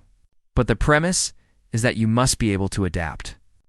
This adaptation is not just about simply surviving, but adapting completely like a demon. If you want to obtain the power of a demon wing, you can be forcibly injected with dark magic power like a dark believer. As long as you absorb enough, you can completely turn into a demon wing. But doing that also means you will never be human again. Are you willing? Thinking of this, Yun Chen understood instantly. This is only an attempt after all. I will not use any means necessary just for power. Since I cannot possess dark magic power as a human, then I refuse to absorb it in the next second. Yun Chen began to try to terminate the absorption. He didn't expect that it could not be stopped. Next, he began to forcibly use the skill, extraordinary self-healing, but it still had no effect. Just as he was at his wit's end, he suddenly felt a familiar sensation. That was the feeling he had when he died last time. Brother, please don't close your eyes. You must keep your eyes open, okay? I beg you, don't leave me. At that time, he was wearing a ventilator. He could only hear his sister shouting beside him, but he himself was unable to give any response. On his last breath, he thought, I'm sorry, Yun Tong. I wanted to live too, but I can feel my consciousness dissipating bit by bit. I can't stop it, not even in the slightest. Faced with death, there was nothing I could do. Yun Chen closed his eyes, seemingly beginning to accept his end. Just then, he instantly sensed something again. This time was different from the last. I've already died once. Death is no longer an unknown to me. There must be a way to survive. The human body's structure can be seen with the naked eye. It isn't that much different from a Demonkin's. If there's one major difference between the two, it's simply that a Demonkin body can fully adapt to dark magic power. That is just a form of power. It simply needs a suitable vessel. Like the body of a damonkin. If I use a fake body transformed via a skill to deceive it, perhaps it can be viewed as a vessel. Thinking of this, Yan Chen reacted instantly. He no longer resisted. He allowed the dark magic power to merge into his knight, and merge into his skills. Then, a massive amount of dark magic power surged toward him. After a short while, the area calmed down. Yan Chen was completely unharmed. At this moment, he had attained the infinite demon form. This was the result of the original knight evolving through fusion with dark magic power. Currently, his various attributes and skills have received another boost. His physical body has completely transformed into a demon, allowing him to use dark magic power and normal magic power simultaneously. Knight was originally the innate skill of the Knight Demoness. Yun Chen absorbed it through the Demon Venerable Extract. It wasn't just a standard damonkin skill. It also possessed a connection between the transformation effect and physical existence. He pretended that his body in the Knight state was his actual physical body, deceiving the dark magic power. This caused it to only modify his transformed body. In this way, what was modified wasn't Yun Chen himself, but merely his skill form. Once he deactivates the skill, he will change back into his human state. Naturally, he would also be unable to use dark magic power anymore. His actions could be considered cheating the rules, but the one who made these rules didn't notice. The commotion Yun Chen made while absorbing magic power just now attracted nearby magical beasts. However, the magical beasts arrived at just the right time. Yun Chen happened to want to test his new power. In the next second, he used the skill Eye of the Knight. These magical beasts were instantly rendered unable to move. Yun Chen was also shocked. The Eye of the Knight had also undergone an earth-shattering change. It seems the key to the evolution of the Knight Demoness's innate skill was dark magic power. The Eye of the Knight skill is incredibly powerful. Once released, everything in his field of vision can be locked down until the dark magic power is exhausted, or the user manually deactivates it. Additionally, Yun Chen gained a new skill, Avatar. This skill allows him to create multiple clones of himself. If he uses memory fusion, he can create Yan Kui and Le Kui. Yan Kui inherits 65 of the original body's attributes. Furthermore, it masters all of the original's assassin class skills. Its attacks carry fiery attribute damage, and Le Kui is the same way, except that Le Kui's attacks carry lightning attribute damage. Soon, for months had passed, Yun Chen was about to emerge from the desert. During this journey over the past few months, Yun Chen had slain countless magical beasts. Consequently, his level had increased significantly. His current attributes are on par with most 3 RDAD advancement hidden class users. He is currently level 62. His Shrank Eye of the Knight plus Memory Fusion, along with Shrank Extraordinary Self-Healing and many other skills, have all been upgraded. Walking along the road, Yan Chen thought, becoming a 72 demon pillar is only the first step. There are even greater hidden threats to solve. I must become even stronger. Yun Chen has now reached the second area, the Lost Swamp, just then. The system triggered a new quest for him. Detected that host meets the requirements. New quest: subjugate the Husk of Disillusionment. Reward upon success: 1 blank weapon blueprint. Yun Chen didn't know what the Husk of Disillusionment was at this moment. While he was wondering as he walked, he suddenly felt a strange gas in the area. He immediately stopped his pace. He prepared to use a skill to see if he could disperse it. Skill Fusion, Priest Evolution, Taoist Exorcism, Talisman, Grand Dispersal Sigil. Yun Chen executed a series of maneuvers. The result left him somewhat surprised. There was actually no effect at all. It seems this illusion is either harmless, or this place is so corrupted that I cannot disperse it. But I'm still missing 2 pieces of Shrank material. It would be a waste to turn back now. Just then, he saw a massive creature. However, it didn't seem to have any intention of attacking him. To his surprise, a purple liquid suddenly landed on his face. So that's it. From the moment I entered this place, I had already fallen for it. By the time Yun Chen realized it, it was too late. His body instantly went limp. Nearby magical beasts were slowly closing in on him. At this moment, his consciousness was completely detached. A magical beast with its maw wide open was already behind him.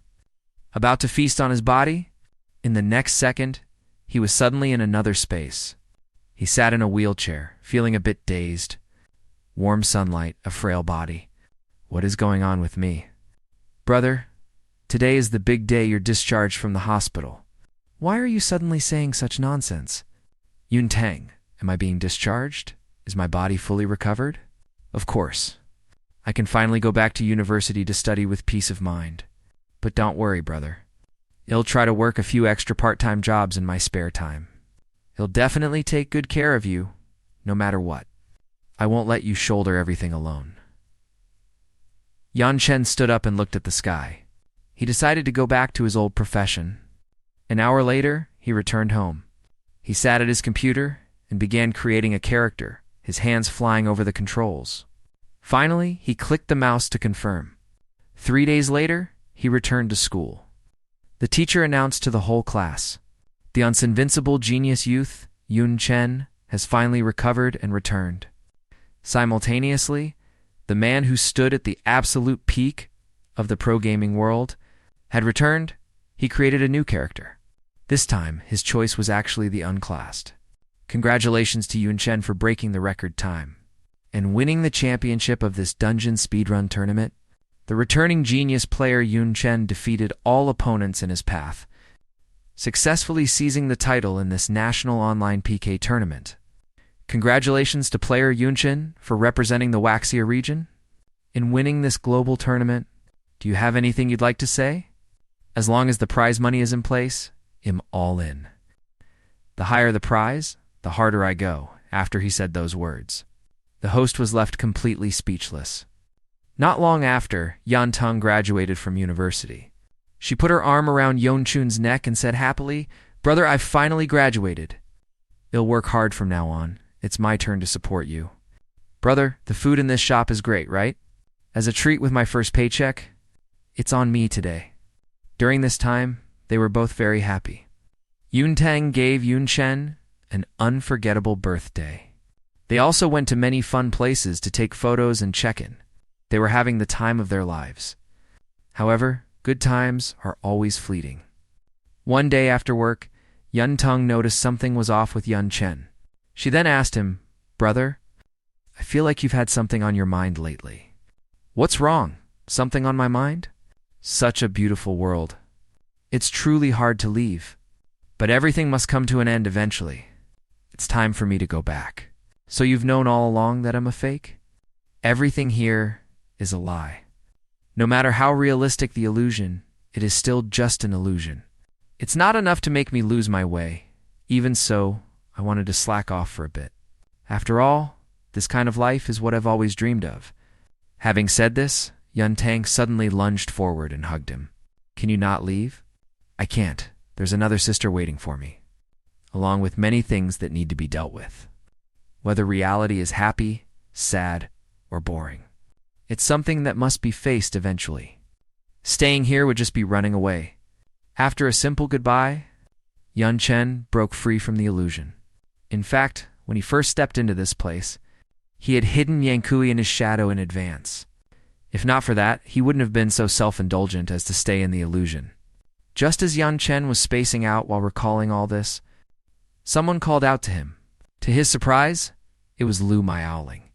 Yun Chen was a bit stunned. "President, weren't you supposed to infiltrate the dissent order?" "What are you doing here?" "Collecting materials for my superior. I brought some believers along. But right now, they don't seem to want to leave. According to my observations, once the mist here accumulates on the body to a certain point, it turns into slime. The slime. It not only traps people in illusions, but also numbs the pain receptors and the 5 senses. Even if their limbs were cut off, they wouldn't wake up. Those with weak willpower or extremely strong desires are very likely to lose themselves, therefore. This place is a famous suicide holy land in the dark world. Many who have lost hope in life come here voluntarily. just to die within a beautiful dream. But that aside, Junior, what's with your appearance? You look even more like a Demonkin than before. I didn't even dare to recognize you at first. I thought I was seeing things. It's because I absorbed dark magic power, and my skills underwent a mutation. That's how I ended up like this. Luckily, I can still maintain my human form, absorbing dark magic power. Years ago, the military put immense effort into researching this. In the end, they failed. I didn't expect you to actually succeed. I was just lucky. Besides, I made a lot of preparations beforehand. I almost bit the dust on the way, but luckily I succeeded in the end. President, how's progress on your side? Over the past 6 months, by plotting and plundering resources, I've become a bishop. I'm considered a mid-level leader, but it's nothing compared to our old acquaintance Luceni. She has the high status of a priestess. Being served by a group of believers every day, you have no idea how good she has it. Luceni, so that's how it is. No wonder she lost so easily in the tournament. I thought it was just a careless mistake. Now it seems everything was planned. Exactly. Furthermore, the descent order here is deeply entwined with the Holy Empire. Through my investigation, I found that most humans in the organization were brought here from the Holy Empire when they were infants. They've adapted to the dark world environment since childhood and were brainwashed to call themselves sacred believers. The professional systems and teachings they use all come from the Holy Empire. In their eyes, whether human or Demonkin, anyone not within the cult is a heretic that needs to be eliminated. Dark believers worship Demonkin and long for the descent of Demonkin. Since they are called the Descent Order, what are they trying to make descend? God. That is the God they long for. As far as I know, in both the dark world and the human world, aside from receiving sacrifices, God does not interfere with anything. They actually want to make God descend. Is that even possible? I'm not sure either. After all, we know too little about God, at least for now. Even though Lusani claims she can communicate with God, it's mostly just deceptive tricks. Let's not talk about that. Junior, did you come here because you saw that treasure map and want to go to the Flame Demon Purgatory? Yun Chen widened his eyes, thinking Lu Miaoling wanted to go too. Lu Miaoling immediately denied his suspicion, stating she was just here to go through the motions, because that place is far too dangerous. After all, it's the ruins of the explosive Flame Demon clan. Any Demonkin who targeted that place ended in failure. In fact, they never even saw a glimpse of the Flame Demon Purgatory. It was all because a certain city blocked their path. No one knows what is inside that city. Lu Miaoling also advised Yun Chen not to go. As for the shrank materials, she could find a way herself. After all, she is now a bishop. She holds a decent amount of power. Yun Chen felt Lu Miaoling's plan was unfeasible. After all, she is in the enemy's camp. If she were discovered, she would be buried within the Descent Order. Yun Chen decided he had to find a way himself. He didn't want Lu Miaoling to take such a risk. He was determined to obtain the position of a 72 demon pillar, because the final battle against the Night Demon Lords is less than 6 months away. Yun Chen's time is very tight. He expressed his intentions to Lu Miaoling. Then, he set off. Not long after, he arrived at a place covered in skeletons. There seemed to be no living things left here. Up until now, Yun Chen still hadn't seen the husk of disillusionment mentioned in the quest. At this point, he couldn't be sure. If the scene before him was his own hallucination, rather than saying these Demonkin and magical beasts were corroded and rotting, it looked more like they had been digested and absorbed. It seems he has reached his next destination. Is this the City of Emptiness? He couldn't feel any breath of life coming from inside. There wasn't even any sound. It was like a ghost town. At the very least, I have life-saving divine skills if I encounter danger. I can just activate invincibility and use divine flash to escape. No matter what the situation is inside, there will always be a way to handle it. Yun Chen fought with his own thoughts for a while. Ultimately, he chose to go inside and investigate. After he entered, a bright light suddenly appeared before his eyes. When he woke up, he found himself squatting beside a large tree. Just then, Yun Chen suddenly felt a sharp pain. This sudden situation left him a bit dazed. "It hurts. What's going on?" "I clearly remember entering the City of Emptiness. Where is this place? And where did these injuries on my body come from? The moment I stepped into the City of Emptiness, what on earth happened?" While Yun Chen was wondering, just as Yun Chen was wondering, a little girl walked over from not far away. This little girl looked strange and even a bit eerie. Then she greeted Yun Chen. "Hello there." Yun Chen looked at the little girl, wondering what was going on. This little girl was clearly a Demonkin, but he couldn't tell which race she belonged to. Moreover, I clearly have a human appearance right now, yet she shows no hostility whatsoever. Seeing that he was awake, the little girl turned around and shouted, "The outsider whose face I can't see is awake. Everyone, come and see. Our efforts weren't in vain."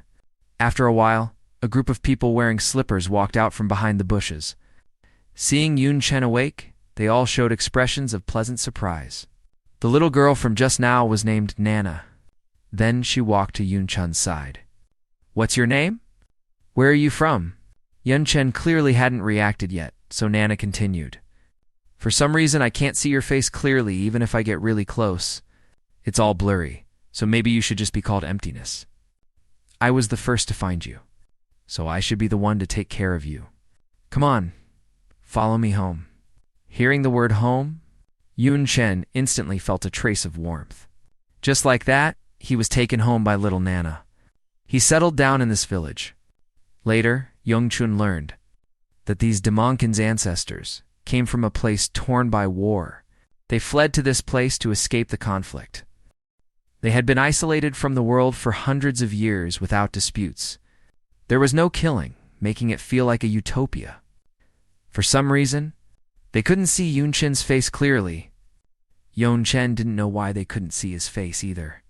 In their ears, Yun Chen's voice was neither sharp nor coarse. His figure was also very blurry. However, they didn't mind. Moreover, they very kindly accepted Yun Chen and integrated him into their lives. Here, he felt the warmth of life. He had been here for 3 months. It was just that sometimes he would say some nonsensical things. He couldn't even understand some of the words himself, even if those were thoughts he had never had. Just as Yun Chen was feeling puzzled, little Nana walked out. During this time, he and Nana had become very familiar. At this moment, Nana was asking him to learn the characters here. Carved on the stone was his name, Emptiness. Just then, several young people walked past the door. They were saying, "It appeared again, we need to hurry over." "Don't let them die." Yun Chen curiously asked them what had happened. This black-headed fellow told Yun Chen, "We found a few more outsiders, but this time, their faces are clear." Actually, when an outsider first appeared, everyone was quite scared, worried we would encounter bad guys. But it turns out Emptiness is lovely and kind. This time the outsiders will surely be just like you, so no one is afraid at all. That kind of thinking is very dangerous. I hope nothing happens. The situation was exactly as the black-headed fellow said. A few strange people had indeed arrived. In the next second, the red-haired demon in front spoke while baring his teeth. "The damnable fang of disillusionment is far more treacherous than I imagined. I didn't find the treasure and ended up covered in wounds. I should have listened to my old man's advice back then. Young patriarch. The patriarch warned you countless times. It was you who insisted on exploring. Now, look at this. Even we've been trapped along with you. It's a trivial matter. Don't forget my identity. If push comes to shove, it'll crush this sensing crystal. As long as my old man makes a move, it'll be hard for us to die, even if we wanted to. There's no need to worry about the timing either. After all, our explosive Flame Demon clan's territory is backed by the Fang of Disillusionment, and the Lost Swamp connects with the Fang of Disillusionment. With my old man's full speed, he can be here in just a few breaths. But speaking of which, we were clearly at the border of the Lost Swamp and the Fang of Disillusionment. And suddenly, we fell into this place. It's my first time seeing it too. While the red-haired demon and his group were wondering what this place was, the villagers walked over. They were completely unaware of the danger. The red-haired demon's subordinates also saw them. Luck is really bad today, running into another Demonkin tribe at a time like this. Although I can't identify the specific race, they look quite weak. We should strike before they return to their tribe to report. Don't move yet. They don't look like they want to fight. These people have purple eyes and these dark sigils. These guys are clearly the pure-blooded ancient race recorded in ancient books. But this race went extinct 1,000 years ago. These Demonkin are practically living fossils. If we sell them, they'll be worth a fortune. The red-haired demon's words showed he was clearly up to no good. Then he hypocritically stepped forward to greet them. He claimed he was seriously injured and begged for them to save his life. The people living here were all very kind. Without any guard, they brought the red-haired demon and the others back. They even had their companions prepare herbs to treat their wounds. At this moment, the red-haired demon was thinking, pure-blooded ancient races everywhere. Am going to strike it rich this time? If I capture them and breed them in captivity, it will mean infinite wealth. Nana saw they were back and also wanted to go help. She was stopped by Yun Chen. Peace for too long had long since made these Demonkin forget the cruelty of the outside world. They didn't realize at all that the outsiders would likely bring disaster upon them. Yan Chen held Nana back. Yana asked him why he wouldn't let her go. To his surprise, Yun Chen was unable to speak. This wasn't the first time this had happened lately. Yan Chen looked at Nana and thought, why does it feel like any information about the outside world, or any words that could change their thoughts, are impossible for me to say, even though I am clearly in the middle of it? I am like a spectator. I can only watch things unfold, unable to change anything. Following this trend, I can basically guess the subsequent development. After the red-haired demon spent a week healing in the village, the explosive flame demon kin, who were with him, had recovered from their injuries and left the place. One day, not long after, it was a bright morning. Yun Chen went up the mountain to chop wood as usual, wanting to do his part for everyone. However, when he returned to the village, everything had changed. The scene before him absolutely stunned him. The place had turned into a sea of fire. It was actually done by the red-haired demon and his group. This is the price of resisting me. Since you aren't willing to be livestock, then you can all die. The person the red-haired demon was clutching by the throat was exactly little Nana, who had taken such good care of Yun Chen. When he saw this scene, his eyes suddenly widened. Yan Chen was instantly enraged. You damnable things. All of you are living beings. Why are you so evil and despicable? Immediately after, he used his innate skill, Nether Demon Flame. The power was immense. The ground shook and the mountain swayed. With just one move, he finished off all of the red-haired demon's followers. After Yun Chen's display, the red-haired demon was instantly paralyzed with fear. You fellow with the unidentifiable face, do you know that my old man is the patriarch of the explosive flame demon clan? If you dare lay a hand on me, you will die a miserable death. Right now, Yun Chen didn't care about any patriarch at all. He sent the red-haired demon straight to the afterlife. A moment later, the place was a sea of fire. After Yun Chen walked out, he thought, it looks like it's all over. No matter how realistic the experience is, in the end, it's just another illusion. I could even refuse the illusion where Yun Tong was. This kind of thing alone won't influence me at all. However, the surroundings feel very familiar. I seem to have seen this somewhere before. Just as he felt the environment was familiar, he felt like he had stepped on something. Then he picked it up. This is the stone tablet little Nana used to teach me how to write my name. Could it be that all of that wasn't an illusion, but something that actually happened? The familiar village, the familiar place. In the same stone tablet, the only difference was that this place had been reduced to ruins. From the look of it, everything before actually happened. It wasn't a simple illusion. It wasn't even something triggered by my appearance. It felt more like I accidentally intervened, In the end, I was just a spectator. I didn't participate in anything, nor did I change anything, listen. According to Bahar, the explosive flame demon clan existed a long time ago. The time that illusion actually occurred should also be quite ancient. After the explosive flame demons were wiped out, the environment here should have gradually recovered. Why is it still so harsh? Just as Yun Chen was feeling puzzled, bursts of fire suddenly erupted from the mountain ahead. Yun Chen's reactions were lightning fast. He instantly retreated to dodge the fire attack. To his surprise, after the fire landed, it actually turned into magical beasts. They pounced toward Yun Chen. They looked extremely ferocious. Their attack power likely wouldn't be weak either. Yun Chen also reacted quickly. He revealed his weapon. He used a ray breaker to parry. What surprised him was that this magical beast's combat strength was incredibly high. It actually knocked him back dozens of meters. Even his array breaker couldn't hold it off.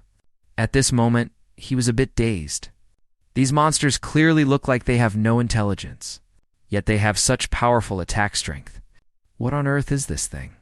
At this moment, a mysterious being appeared in the sky. Its name was Emptiness. It looked at Yun Chen and couldn't help but sigh. It seems you're the kid who invaded my memory land. No wonder you weren't obliterated. So, it's a human. But so what if it's a human? You're so pathetic dealing with just a few strands of dissipated power. Ultimately, you aren't qualified to probe the depths. I hope he realizes this and doesn't throw his life away for nothing. I have absorbed the nether demon flame. My resistance to fire is extremely high, enough to highly immunize me against most fire attribute skills. Even so, I was still burned just now. The flames used by these beings are extraordinary. At the very least, they are on the same level as the nether demon flame. Seeing that fire attribute skills were ineffective, Yun Chen switched skills. Magic, water, wood, cold Kai's soul waterfall. It instantly clashed with the fire emitted by the magical beasts.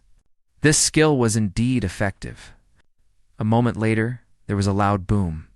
The ice soul waterfall, the beasts, and the flames all disappeared. However, Emptiness in the sky said to Yun Chen, "This skill, I see, have actually run into a very interesting existence." Not bad, quite interesting. In that case, it's not out of the question to meet you, provided you can see the rules there. After saying that, it left.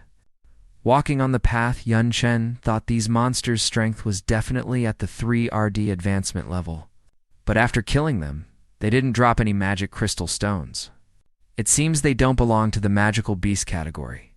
Even the spewed lava can turn into such powerful monsters. There's likely an extraordinary existence inside that volcano. However, this couldn't make Yun Chen have any thoughts of backing down. He immediately used the assassin's primary skill, stealth. He entered quite smoothly. These monsters' combat strength is high, but their intelligence is very low. As long as he doesn't enter a combat state, he can get by just with stealth. As he walked, Yun Chen saw a situation in the distance, because the distance was too great. Yun Chen used the hunter's primary skill, Eagle Eye, to look over. To his surprise, the fellow trapped in the distance was the patriarch of the explosive flame demon clan. Back to the real world. This is Jungnan University. Today is the opening ceremony for the second semester of the sophomore year.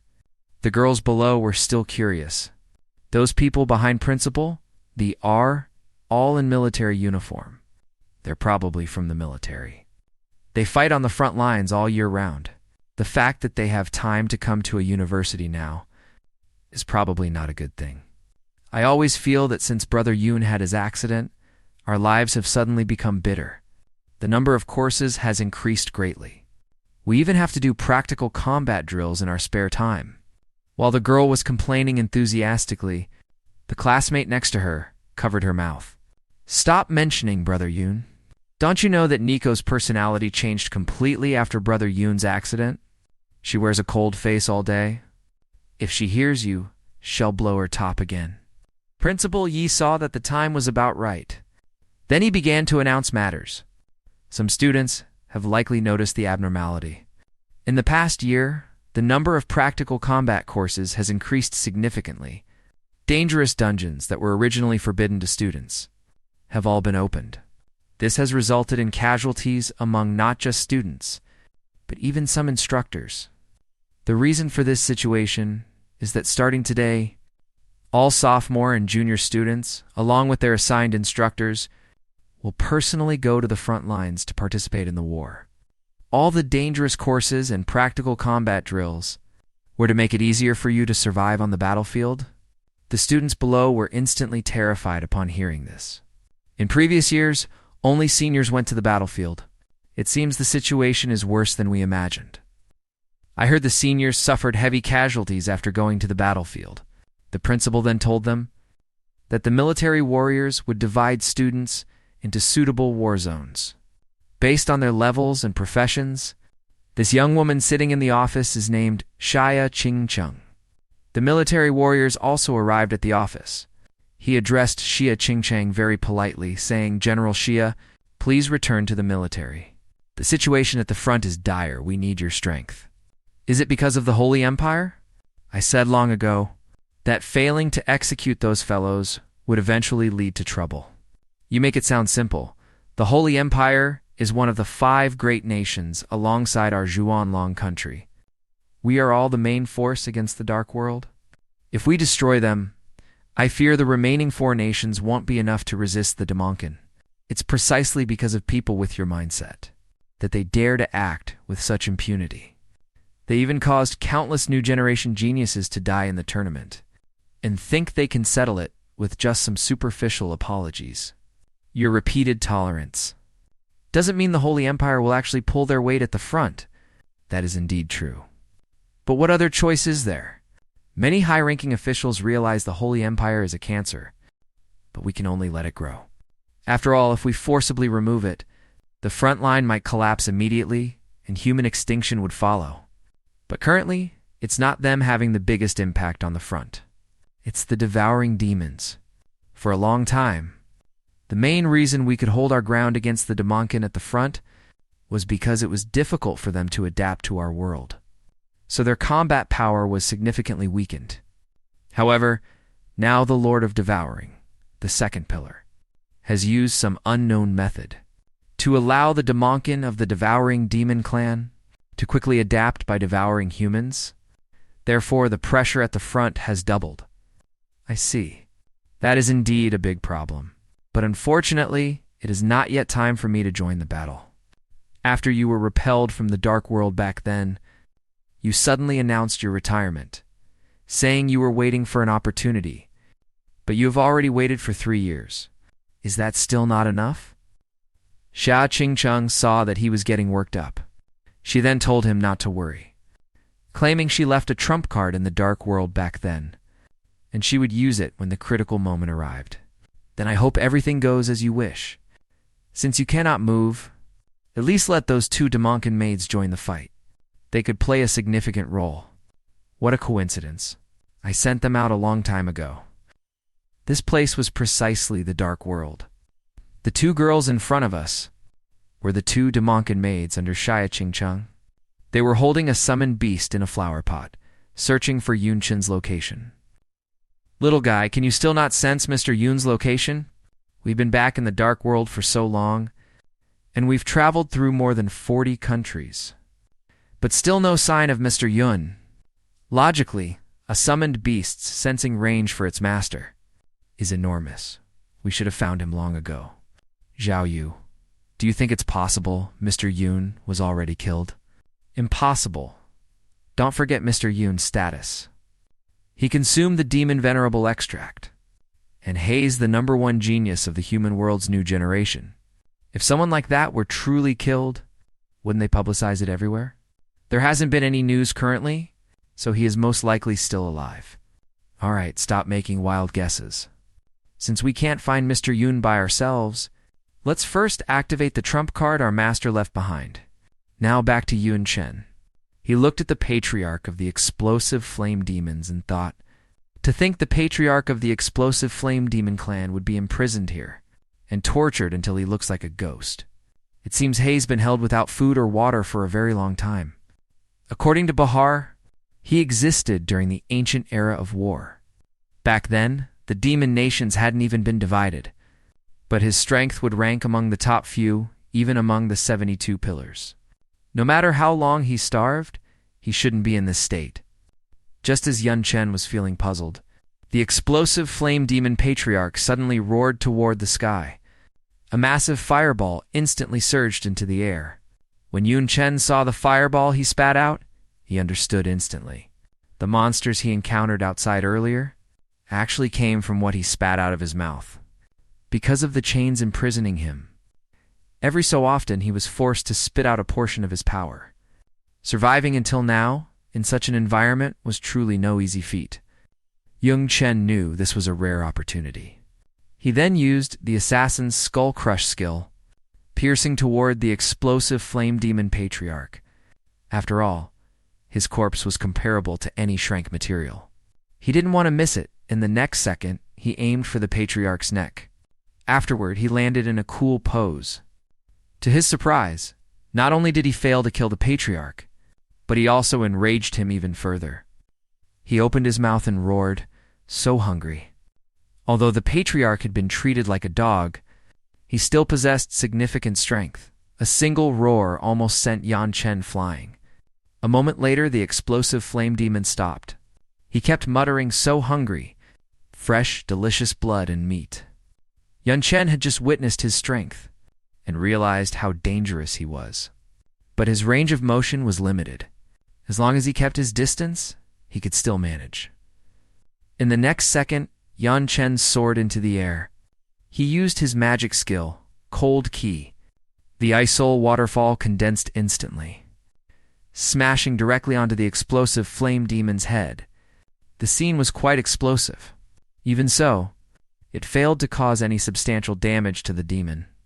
Unexpectedly, the explosive flame demon let out another terrifying howl. He kept shouting that he was hungry. That powerful force knocked Yun Chen back dozens of meters. Yun Chen immediately adjusted his stance. From above, he executed a level 5 Dao collapse punch. This time, he concentrated all his power, smashing a collapse punch straight toward the demon's crown. Yun Chen was shocked by how tough the creature's hide was. What a thick-skinned fellow, for a monster that has lived for hundreds of years. Just his health bar alone is bottomless. Based on the current situation, even if I use myriad calamities, I'd probably be worn down to death by him. Worse yet, because the gap is too large. The effect of the Hand of Plunder hasn't triggered either. At this moment, Yun Chen felt an ominous premonition. He then soared into the air, putting distance between them again. Sure enough, the explosive flame demon roared to the sky. The entire valley shook as if a volcano were erupting. This once again shook Yun Chen. To think that after my full power strike, he was completely unharmed. At this moment, sparks flew from the demon's eyes. He seemed much more spirited. Then, he looked at Yun Chen and said, "To think I was given a beating. What a terrible dream. I don't know which clan you belong to, kid. But since you dared to wake me, are you prepared for death? This time you don't seem to want to eat me anymore. Was it all just sleep talking? You actually have no appetite for me at all. Presumptuous, a lowly piece of trash like you is not worthy of entering the mouth of the explosive flame demon lord." At this moment, Yun Chen felt unprecedented pressure in his heart. It seemed he really had just woken up. All his previous actions relied solely on unconscious battle instincts. Did my allowed attack just act as his alarm clock? To think I didn't crush this ant. I am still too weak right now, Void. You've imprisoned me for 700 years. When exactly will you be willing to kill me? The explosive flame demon was indeed quite pitiful. Now that he was fully awake, he gathered a massive fireball, intending to kill Yun Chen.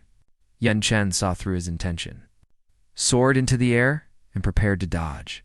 The explosive flame demon knew he wanted to flee. He reached out a massive palm. Don't even think about escaping? Yun Chen didn't expect that the explosive flame demon would actually melt the space between him and the ground. Consequently, he fell from the sky. The demon said confidently, "After all, you're just an ant. It's time to end this." To his surprise, Yun Chen suddenly activated Diamond Body. If a free person like me is an ant, then what are you who are imprisoned? A mere ant can actually burst forth with such power. That must be a significant burden on your body, right? I imagine you can only maintain this state for a minute at most. It won't take a minute to deal with you. You overestimate yourself. The explosive flame demon, having never been so disrespected, was instantly enraged. He suddenly made a move, and the surrounding lava turned into countless hands. Yun Chen knew that the arms made of lava weren't just numerous, but also extremely fast. Therefore, he had to take the initiative to attack. He couldn't afford to be stalled by him for too long. In the next second, Yun Chen used a dirty trick, Injury of the Weak. A stream of purple liquid sprayed toward his chest. However, this didn't cause any substantial damage to him either. The demon knew Yun Chen's strength was inferior to his own. Because of this, he began to get curious. Without Void's permission, it would be impossible for him to stand before me. What was Void's purpose in letting him in? I cannot afford to be careless. Just then, Yun Chen began his attack. He used Memory Fusion, Berserker's Furious Strike. To his surprise, the explosive flame demon didn't dodge, but took the hit hidden. Then he began to mock Yun Chen. This level of power is your strongest strike? With my physical foundation, I can take at least several hundred more, but it's enough if I can just pry your mouth open. Before the explosive flame demon could react, Yun Chen instantly threw something into his mouth. The demon swallowed it inadvertently. This directly infuriated him. You bastard. What did you stuff into my mouth? The food you crave the most, of course. Don't tell me you didn't taste it. Did you really think I didn't notice? The chains binding you are actually some kind of rule. As for the method to trigger this rule, I've already guessed it. Damnable piece of trash. How did you find out? Anyone with eyes can see it. You have been ravaged by hunger. Even the monsters condensed from your spat-out power were shouting that they were hungry, even while your consciousness slept. Your body was craving blood and meat. Having starved for 700 years, you were desperate for food. But after you woke up, you acted like you had no appetite for me. The contrast is so large that it made me suspect it wasn't that you didn't want to eat me, but that you didn't dare to. Also, it entered Void's memories. And I know that fellow hates your explosive flame demon clan to the bone. He imprisoned you specifically to torture you. So the chains on your body don't just have a binding effect. They are also a rule that forces you to endure pain. Now that you've eaten food, it's equivalent to breaking the rule, and you will be punished. What you just ate was a magical beast corpse from my backpack space. I compressed it into a meatball and threw it into your mouth. To actually lose to such an ant? Am not willing to accept this. Not like this.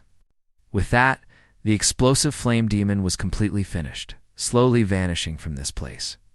Because Yun Chen had just engaged in a fierce battle, the exhaustion was too great. At this moment, he couldn't even maintain his demon form. He changed back into his human state. After the demon vanished, Yun Chen prepared to check the spoils of war. This is the Skyfire Flame Crystal. The core refined by the explosive flame demon lord over 1,000 years. Absorbing it directly grants immunity to all fire attribute damage.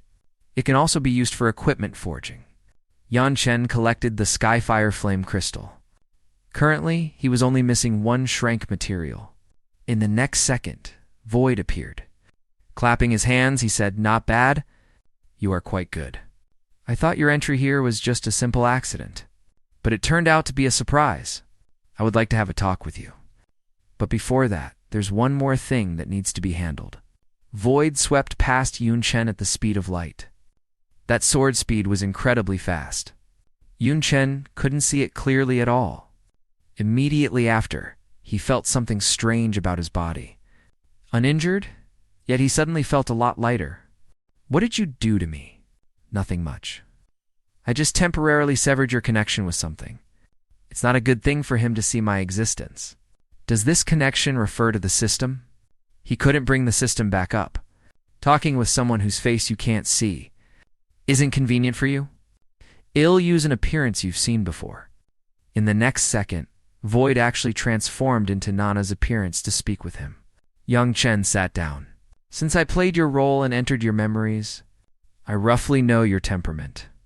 If you wanted to kill me, you wouldn't have waited until now, right? That's true? You should be glad you're human.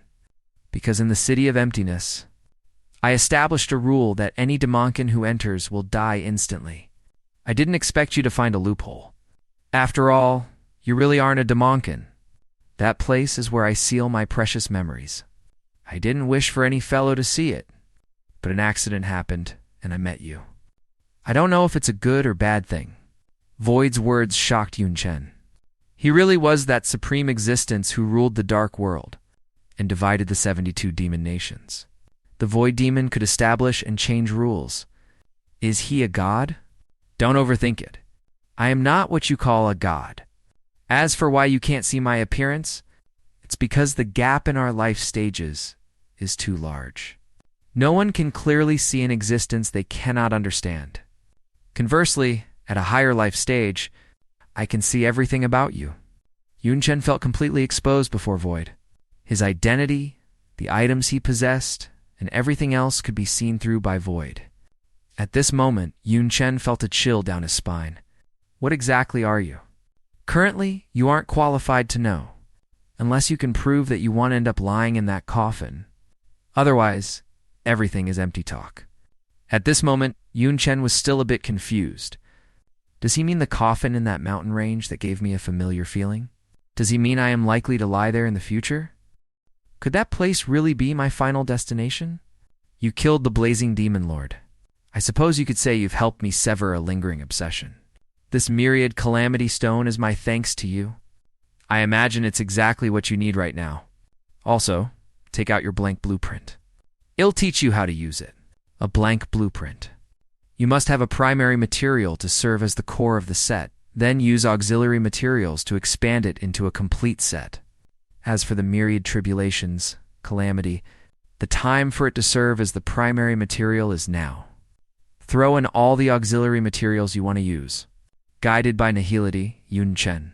Fuse the Skyfire, Flame Crystal, the Death Ore, and the Black Forest Core. And the essence parasites all into it. In the next second, a strip of cloth covered in incantations wrapped around him. In an instant, Yun Chen received another upgrade. He was now wearing the Myriad Tribulations smelting set. This item took his attributes to the next level. His strength, constitution, and endurance all doubled. The effects of this set go far beyond just that. It can absorb calamities. Once fully charged, it can unleash the power of myriad tribulations. Looking at the set, Yun Chen thought to himself that, with this gear, dealing with those 3 demon lords would be enough. I just don't know how much of a gap still remains between me and the demon sovereign. After a moment of satisfaction, he suddenly remembered the crusade mission the system had issued earlier. He then asked Nihility about the disillusioned shell. Actually, you've seen it long ago. You just didn't realize it. It is everywhere around us. This entire volcano and everything surrounding it, including us, is inside its body. In ancient times, before the 72 demon clans were divided, the dark world was full of dangerous lands. The most prominent among them was the phantasmal Fire Fang. Back then, only a few Demonkin patriarchs knew that the phantasmal Fire Fang wasn't just a simple dangerous zone. It is actually a giant demonic beast that has slept for 10,000 years. Its name is the Disillusioned Shell. With Nihility's guidance, Yun Chen understood instantly. Those corpses he saw earlier in the Lost Swamp were being digested. The deaths of those demonic beasts were all the work of the Disillusioned Shell. And at the boundary between the phantasmal Fire Fang and the Lost Swamp, there should be a crack leading directly into the body of the Disillusioned Shell. It might be its exhaust vent. Little Nana's ancestors must have wandered in there by mistake and fallen into the Disillusioned Shell. That's how they managed to avoid the wars of the outside world. Unfortunately, they were eventually destroyed by outsiders who also wandered in. Over the years, because my city of Nihility blocked all Demonkin, no one could cross over. Over time, the existence of the phantasmal Fire Fang was forgotten. Instead, it left behind the legend of the Balrog Purgatory. Originally, the territory of the Blazing Demon clan was very close to the phantasmal Firefang. But with the Blazing Demon Lord present, the disillusioned Shell didn't dare to act. After Nihility imprisoned him, the disillusioned Shell began to act without restraint. It devoured everything belonging to the Blazing Demon clan. Now Yun Chen understood the whole story. Nihility continued to speak to him. You and the Blazing Demon were just fighting inside someone's stomach. Once it's over, it'll definitely pick an easy target to bully. Your appearance gave me a momentary whim. One day you will stand on my side, provided you can live until then. I hope we meet again. By the way, let me remind you, your previous battle has already woken that fellow up. Although it didn't dare move because of my presence, now its chance has come. Just as Nihility left, the ground began to shake violently, and Yun Chen could barely keep his footing. Immediately after, the disillusioned Shell revealed itself. Its body was colossal. It was practically like a massive mountain. Yun Chen looked up at the disillusioned Shell and thought, well, this is just great. And I'm still in a weakened state right now. Now, over to the other side. This is deep within the Broken Range Mountains. Right now, Demonkin are transporting coffins here. This bered teeth little demon is named Krata. He is summarizing the number and rank of the coffins: 31 high demons, 128 mid-rank demons, and 545 low-rank demons. Krata and his subordinates have been busy here for a year because they lacked sufficient power. They have only managed to open 1/3 of the coffins so far. Just then, his subordinate discovered something new. While moving them, they found a coffin that was actually moving. Krata almost wet himself when he heard the news. What the hell is going on? Aren't these coffins only supposed to contain corpses? Could someone still be alive in there? Krata steeled himself and walked over to investigate. At this time, his subordinate said, trembling, "In the coffins opened so far, the ones lying inside were all incredible figures when they were alive. Several of them were even legendary existences. A monster isn't really going to crawl out, is it?" Krata looked at the coffin before him. He didn't sense any aura of life. However, it was indeed shaking. The subordinate's suggestion was to report to Lord Misha Ji first. Krata had his own little scheme, so he sent his subordinate away, telling him not to touch the coffin for now, claiming he would handle it himself. After the subordinate left, he had already guessed Krata's intentions. It turns out, Krata wants to hit on Misha Ji. That's why he didn't report it. He wanted to settle it himself to gain her favor. My Demon King relic is very special. It's better at appraisal and analysis than fighting. If there really is something incredible inside, Lord Mishaji will surely be very happy. Now, to the Kingdom of Night Demons. Today is the day of the final battle against the 3 Night Demon Lords. The red-haired guy in front is Demon Lord Carlos. The Mohawk blonde is named Pro. And this girl is Lycia. These are the 3 great lords of the Night Demons. They are the 3 demon lords who control the Kingdom of Night Demons. Any demon lord in the country can participate in this final battle. Only the lord who stands at the very end can sit upon this throne. In other words, whoever is the strongest has the best chance. The Demonkin from Yun Chen's castle have also arrived here. Seeing that Yun Chen still hadn't arrived, Bahar asked, "Is Lord Wuxi really going to come? Have faith in our Lord. He has never broken his word." Their conversation was overheard by Demonkin from other castles. They immediately started gossiping. Did I hear that right? The Lord of Tilico Castle is actually going to participate. A small-time lord from a remote place like that? He's probably just coming here to die. At this moment, the host on the stage spoke. Over the years, our Night Demon clan has suffered endless humiliation. Our status is ranked at the very bottom of the 72 demon clans. Today, all of that ends. A new king will lead us to restore our clan's glory. The rules of this final battle are simple. Any demon lord of the clan can take the stage to defend the ring and accept challenges from other lords. But the one who can remain standing on the stage until the very end will be our king. I hereby declare the grand final battle officially begun. Will the lords who wish to fight please come up to the stage? Just as the host finished speaking, an impatient lord jumped onto the stage. The king shall be me. Those who want to challenge me, come. I am Lord Dita of Love Castle. This kid was talking very arrogantly. He clearly didn't care that being the first on stage meant facing a gauntlet of battles. In the next second, a lord from another castle descended from above to begin the duel. Lord Dita. The flames on the stage lit up the entire arena.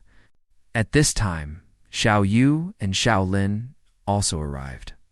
Holding their summoned beast, the two were still looking for Yun Chen. The next moment, the summoned beast suddenly moved. It stretched its arms and started making a fuss. Xiao Yu quickly asked the summoned beast, "Little guy, what's wrong?" "Master is getting closer. Hei's coming toward us. We searched for so long without a trace, and he actually showed up on his own. What do you think Mr. Yun is doing here? It's certainly impossible that Hei's here to fight. Hei's only been here for a year. No matter how fast Mr. Yun grows, he wouldn't exceed the level of a high demon. So Hei's probably just here to watch the excitement." By now, Dita had already won 8 consecutive matches on the stage. He was acting extremely arrogant. "You bunch of small fries dare to challenge me? Hurry up and crawl back to your mothers." Dita's behavior caused quite a stir among the crowd below. Some said he was about to get taught a lesson, while others firmly believed he could become the new king. At this time, Lacia held a wine glass and thought, "You peasants, go ahead and rack your brains guessing. You will never imagine that the outcome has long been decided. Dita is a pawn we've cultivated for years. His purpose is to play the role of a powerful dark horse today, and when we crush him with overwhelming power, we will receive even louder acclaim. After all, a throne taken without any resistance doesn't fit the image of a king in the hearts of the commoners. In the end, Dita is just an opening act. The main event will be our internal battle." "Carlos, you don't seem to be paying attention to the stage. Are you thinking about that Wuxi who refused to hand over resources and crippled your subordinates? He hasn't even arrived by this time. It looks like he doesn't dare to show up. If he dares to come, I will tear him apart with my own hands. It doesn't matter if he doesn't come, because I've prepared an interesting program." Just then, a crowd of guards suddenly rushed up from behind. Bahar was a bit dazed. What the hell is going on? The guards surrounded them. Now, let's see what tricks Carlos is going to play.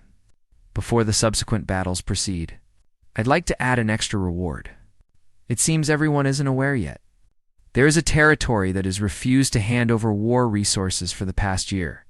This has caused us to endure extreme pressure. You must know that contributing war supplies is an obligation all demons must bear. Those who defy this will be dealt with by a coalition of other clans. If I hadn't taken on the extra resources myself, our kingdom would have likely been flattened by now. Even after I sent an envoy to reason with them, they still crippled the envoy. He was thrown out like trash. The one behind all of this is the Lord of Tilico Castle, Wuxi. He is a traitor to our Night Demon clan. The Demonkin who work for him are also unpardonable traitors. After Carlos's speech, it was instantly met with approval from other castles, and they all began shouting insults at them. In the next second, Carlos directly took action. He imprisoned Bahar and the others. However, Carlos continued his nonsense. Although they crippled my subordinate, I, Carlos, am not the type to settle personal grudges using my position. So I'll give them a chance. The right to kill them will be reserved for the king. Only our new king shall decide everything. Carlos's maneuver indeed won the approval of the demons below. Xiao Yu and Xiao Lin stood among them, still wondering who Wu she was. The next moment, the summoned beast spoke. Hei's here, Master is here. Sure enough, a pillar of light descended directly from the sky. To think Yun Chen actually came. He even boldly declared to Carlos that he would kill him today. Yun Chen's appearance completely stunned Xiao Yu and Xiao Lin. Isn't that Mr. Yun? He actually became a lord. We thought he was living a miserable life, hiding here and there. Who would have thought he was doing so well? At this time, Dita, who was defending the ring, stepped forward. Looks like you're that lord named Wuxi. You dare to provoke Lord Carlos? See if I don't kill you? Dita hadn't had enough of acting tough, but Yun Chen didn't indulge him at all. He slapped him right on the head. Before the Great Lord could even react, he was beaten by Yun Chen until he was utterly defenseless. He was just like a dead dog. Yun Chen turned around and pointed his spear at Carlos. "Since you're still refusing to come down, then I'll help you." In the next second, Yun Chen used Black Dragon coiling the pillar to snag Carlos's left foot. He was then yanked off the stage, landing in an incredibly messy heap. Carlos's dignity was instantly ground into the dirt in front of the entire crowd. As one of the three great lords, he completely lost his temper. "Kid, I'll have your life. Come forward and meet your death." Carlos unleashed his finishing move, Bone Spirits. At this moment, he bared his teeth, wanting only to devour him. Yun Chen's bone spikes advanced rapidly. Each one was like a sharp knife. Yun Chen seemed to have a golden body protecting him. Carlos's bone spikes failed to cause him even a bit of damage. Carlos was nearly scared witless. My bone spikes can't even break his defense. Just how strong is this kid? It looks like I have no choice but to use the Demon King relic. At this moment, Yun Chen began his counterattack. He used the Eye of the Night. This skill instantly caused Carlos to freeze. He was completely bewildered. What the hell is going on? Why can't my body move? Is it a problem with Lady Night Sovereign? Yun Chen walked calmly in front of him. He took the Demon King relic from his hand and said, "It's also called the Staff of Decay. When attacking, it can plant an aura of death inside the target. It ignores the target's defense and reduces their lifespan. Truly a formidable item." After Yun Chen's display, even Zhao Yu below was beyond shocked. That skill is definitely correct. It's the perfect Eye of the Night.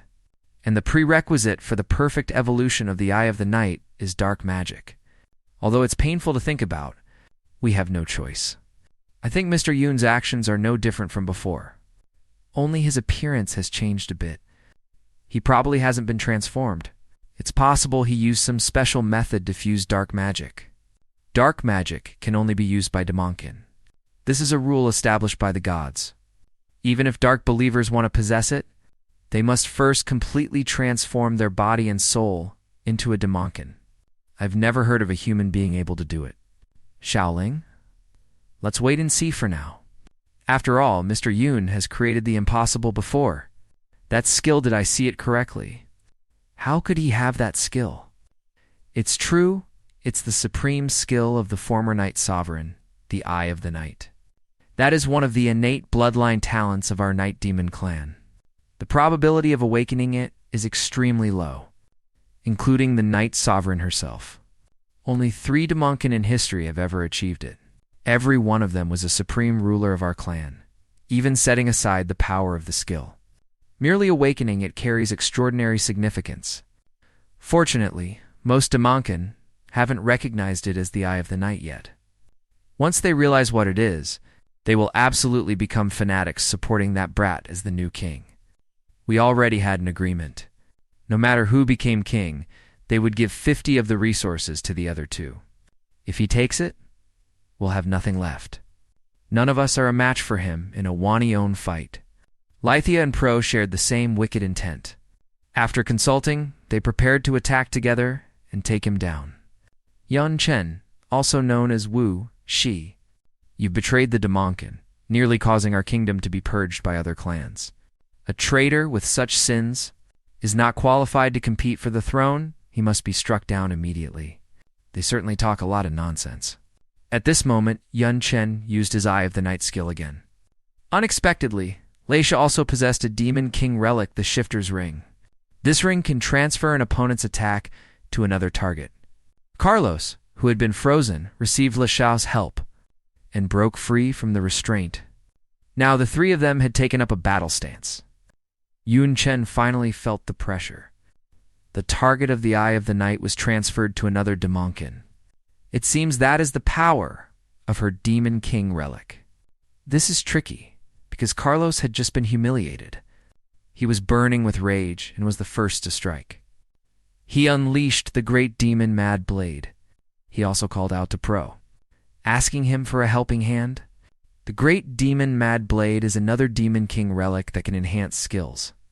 Yunchen saw that their attack range was too large to dodge. In the next second, he used the Bright King explosive flame palm. He intended to use it to counter them. But Lithia wasn't idling either. Little brother, stop struggling. I have the Demon King relic, Shifter's Ring. This woman Lisha fights dirty. She actually redirected Yanchun's own attack back at him. Carlos's Great Demon Mad Blade and Yunchen's own Bright King explosive flame palm were both transferred onto Yunchen. A moment later, Yunchen looked visibly disheveled. He stood up, panting heavily. Pro was now fuming. How is he still alive? My grimoire is capable of significantly amplifying skill power. It's nothing special. Its base attributes are just high enough. But then again, since Yunchen is wearing a full legendary set, he wasn't about to be one-shot by them. Currently, Yunchen is being attacked from all sides. Hei's hesitant to use his ultimate skills recklessly. If he uses them carelessly, he might struggle to survive the weakened state that follows. Although Xiao Yu and Xiao Lin were there, Yan Chen didn't want to rely on them just yet. Below the stage, Xiao Yu and Xiao Lin were discussing whether to jump in and help. While they were hesitating, the summoned beast spoke again. Master has noticed us. I feel that he wants us to stay out of it. Mr. Yun noticed us. This proves he hasn't been fully transformed by demonic power. He has achieved the impossible once again. Then well, listen to him for now, and only act if necessary. Currently, Leisha's Demon King relic is Yun Chun's biggest headache. He decided to use a fireball spell to deal with that annoying woman first. Leisha seemed to lack a brain. She used the same target transfer skill again, redirecting Yun Chen's fireball back at him. In the next second, Yun Chen soared into the air. He charged straight through the fireball. Seeing Yan Chen completely unharmed, Latia freaked out. What kind of monster are you? You actually charged through such intense flames. Without a single scratch? What a coincidence. I can tank all of my own fire attribute skills without taking damage. Your redirection is useless. It's time to end this. Yun Chen charged toward her to kill her, but she didn't dodge. She calmly said, Little brother, have you forgotten something? As soon as Leisha finished speaking, Carlos lunged with the Great Demon Mad Blade. Pro also charged from the other side, wielding the sky-piercing hammer. Yun Chen reacted with lightning speed. He blocked both of their attacks simultaneously. Lithia stood up and said, You said it's time to end this. How hilarious. Pro and Carlos knew very well how important their sister was. They knew exactly who needed protection. Targeting her was a smart move. But staring only at her won't work. Staring at you. You've got to be joking. You were the one staring at me so intently that you didn't notice what was behind you. Leisha never imagined Yun Chen would be this powerful. In the next second, she was pinned to the ground. Even then, she remained stubborn. Damn it, he actually has a clone skill. Just when did you create a clone? While you were using my own skill against me. The flames obscured your vision at that moment. I had Yin Kui hide in the shadows. It just so happens he has a stealth-type skill. Sneaking up behind you wasn't difficult at all. It's not as simple as you make it sound. Clones that can hide in shadows and use stealth are extremely rare. Without Liseia's target transfer, the remaining two were easy to handle. Yan Chen unleashed a martial artist's crushing punch at Pro. Pro's sky-piercing hammer, when faced with Yan Chen's punch, was as fragile as a melon. Such immense power terrified Pro. This is freaking impossible. My skills were specifically amplified. This kid's strength has almost completely surpassed the level of a demon lord. After Pro was defeated, Yun Chen gave him two choices. First, submit. Second, die. Pro completely lost his previous bravado. He knew the outcome was decided. Further resistance was nothing but a death wish. So, he chose to kneel and submit. Lithia was also someone who knew how to adapt. She also chose to submit. At this moment, some random nobody in the crowd started talking trash. How can this be? Lady Lithia and Lord Pro are actually submitting to a traitor. This guy who refused to turn over resources and disregarded the life and death of the clannis, he really going to be king? Are you kidding me? No matter how strong he is, Hayes just a traitor? If we let you be king, our kingdom will eventually be destroyed. For the lives of billions of citizens, I, Carlos, will not back down even if it means death. Carlos was very skilled at playing to the crowd. After his grand speech, the Demican from various tribes began to support him. Filthy traitor. You have no right to be king. Lord Carlos, who considers the clan's interests at every turn, is the only one fit for the throne. Following you will only lead us to death. Get off the stage. Seeing the situation turning ugly, Xiao Yu and Xiao Lin felt it was time to act. They appeared beside Yun Chen in a flash. They had changed into their proper attire. Then they addressed the Demonkin. If we also acknowledge him as king, will you still think that way? It's Lady Lujobella and Lady Arunbella, the two strongest demon lords of our kingdom back then. Weren't they captured by humans to be servants? Servants? That's utterly ridiculous. We only feigned surrender back then. It was solely to stay close to the humans and find a chance to avenge the Night Sovereign. Now we have succeeded, so we've returned. Even at this stage, Carlos was still making a desperate last stand. He claimed they were spies sent by the humans and wanted to kill them. The crowd below was brainless. Listening only to Carlos, they continued to jeer. Yan Chen finally lost his patience with this situation. He prepared to use force. At this critical moment, he was stopped by Xiao Yu and Zhao Lin. Mr. Yun, please show mercy. They are our fellow clansmen after all. They've just been incited. Actually, there's a very simple way to make them yield. At this point, Carlos charged toward them. Guards, the moment to sacrifice for our nation has come. Everyone, charge. Execute this traitor. No matter how strong he is, we shouldn't be afraid. Our numbers are enough to crush everything. Hayes a traitor who brings calamity. For the peace of our kingdom, charge under Carlos's instigation. They surged forward instantly. Yun Chen used the Eye of the Night once again. This time, it froze every single Demonkin there. Now, they couldn't move at all. But they could still speak and think. Our bodies won't move. This sensation, we've only felt it from the former Night Sovereign. Everything within sight. It's completely frozen. Could this be that innate talent? The Eye of the Night? The Eye of the Night that only a king can use? This was the legend of the Night Sovereign back then. It was precisely because of her that the Night Demons stood among the 72 demon clans, revered by the people. Through the cycles of history, there have been many kings ruling the Night Clan, but only 3 among them could awaken the Eye of the Night. That number is far fewer than the number of kings. This also means becoming a king doesn't guarantee you'll have the Eye of the Night, but one who possesses the Eye of the Night is destined to be king. At this point, they no longer had any reason to oppose Yun Chen. Carlos, meanwhile, began to panic. Using the Eye of the Night on such a large scale consumes an incredibly terrifying amount of dark mana, and it technically doesn't help in an actual fight. Normally, no one would make this choice. Why would he think of using it like this? Could it be that Lujobella and Arunbella told him to? Just so the citizens would recognize the Eye of the Night? The truth was exactly as Carlos suspected. Now, his momentum was gone. He knew he couldn't stir up any more trouble. In the next second, he tried to bolt. Yun Chen certainly wasn't going to give him that chance. He immediately used the Eye of the Night again. Carlos was frozen once more, unable to move a muscle. Yun Chen didn't want to get his own hands dirty. He then addressed the Demonkin below, followers of Carlos. For inciting a civil war against my stewards and personal guards, you should have faced the death penalty. But considering our kingdom is weak and we must avoid internal strife, I'll give you a chance at redemption. Carlos's body is currently frozen. He has lost all ability to resist. What happens next is up to you. Lord Carlos, we're sorry. Your biggest mistake was slandering the new king. We've risked our lives for you for so many years. It's time you've protected our lives for once. And just like that, Carlos was sent to the afterlife. A great lord had fallen.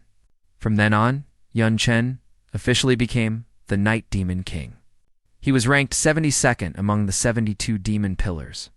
He was known to the world as the Night Monarch. This news spread like wildfire, quickly reaching every corner of the dark world. It sparked intense reactions among Demonkin everywhere. Night Monarch, the title sounds flashy enough. To think a random demon lord who popped out of nowhere can be a king, the night demons have truly fallen. Does someone like that even deserve to be ranked among the 72 demon clans like us? At the Hall of the 72 Pillars, patriarchs from all regions were discussing Yun Chen's rise. The next to speak was the second demon pillar, the Lord of Gluttony. Regarding the news of the Night Monarch, I assume you all already know? I won't say much more. I expect it won't be long. Before we meet him right here, Lord of Gluttony. Are you suggesting we let him attend? This is a meeting that only the 72 demon pillars are qualified to join. Does he have that qualification? Right now, the night demons don't even have a single demon venerable. He simply took advantage of a loophole. I absolutely refuse to acknowledge him. It's true that because of that human, Sha Qingcheng, the powerhouses of the night demons suffered heavy losses, but their foundation remains. They will eventually nurture new powerhouses. But what's more important right now is we are still at war with the human world. Mid-rank and low-rank demons are the main force on the battlefield. In this regard, their value is far beyond what smaller demon clans can provide. As long as war resources are paid in full, and enough contributions are made to the dark world, anyone can be king. If the Void Demon and the First Pillar were here, I believe they would agree with my decision. Who knows where the First Pillar has run off to all these years? The Void Demon is even more elusive. He hasn't been seen since the 72 kingdoms were divided. This woman is the Night Sever Demon, Mashagi, from the 72 demon pillars. She is ranked as the 21st pillar. Currently, she was discussing Yan Chen with her confidants. This Night Monarch, also known as Lord Wuxi. His appearance is far too abnormal, as if he appeared out of thin air. He first suddenly appeared at Tiloko Castle, swiftly killed the original Lord Sati, and became the new lord. After disappearing for a year, he actually took the throne of the king.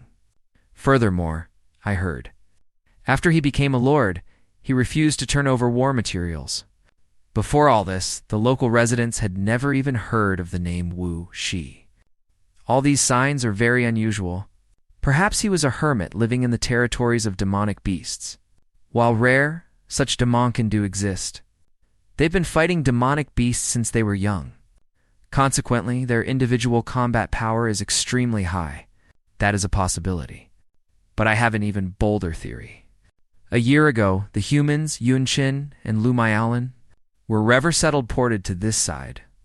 Their landing point was our Night Sever Demon territory, so naturally, we had to handle it. So I sent Krata. Unexpectedly, the pursuit was unsuccessful. Instead, they discovered the opened Forbidden Mountains. Considering the importance of the Forbidden Mountains, I gave up the chase at the time, now that I think about it. The exit on the other side of the Forbidden Mountains happens to be the territory of the Night Demon clan. And the nearest territory to that spot is exactly Tiloko Castle. Are you suggesting the Night Monarch is actually the human Yun Chen? But that shouldn't be. He possesses a very dense dark aura. Any Demonkin who witnessed that battle can feel it. There's no way he could be a human. Whether it's possible or not doesn't matter.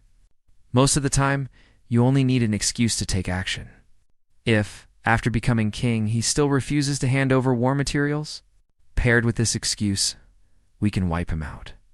A night demon kingdom that possesses such a foundation is full of temptation.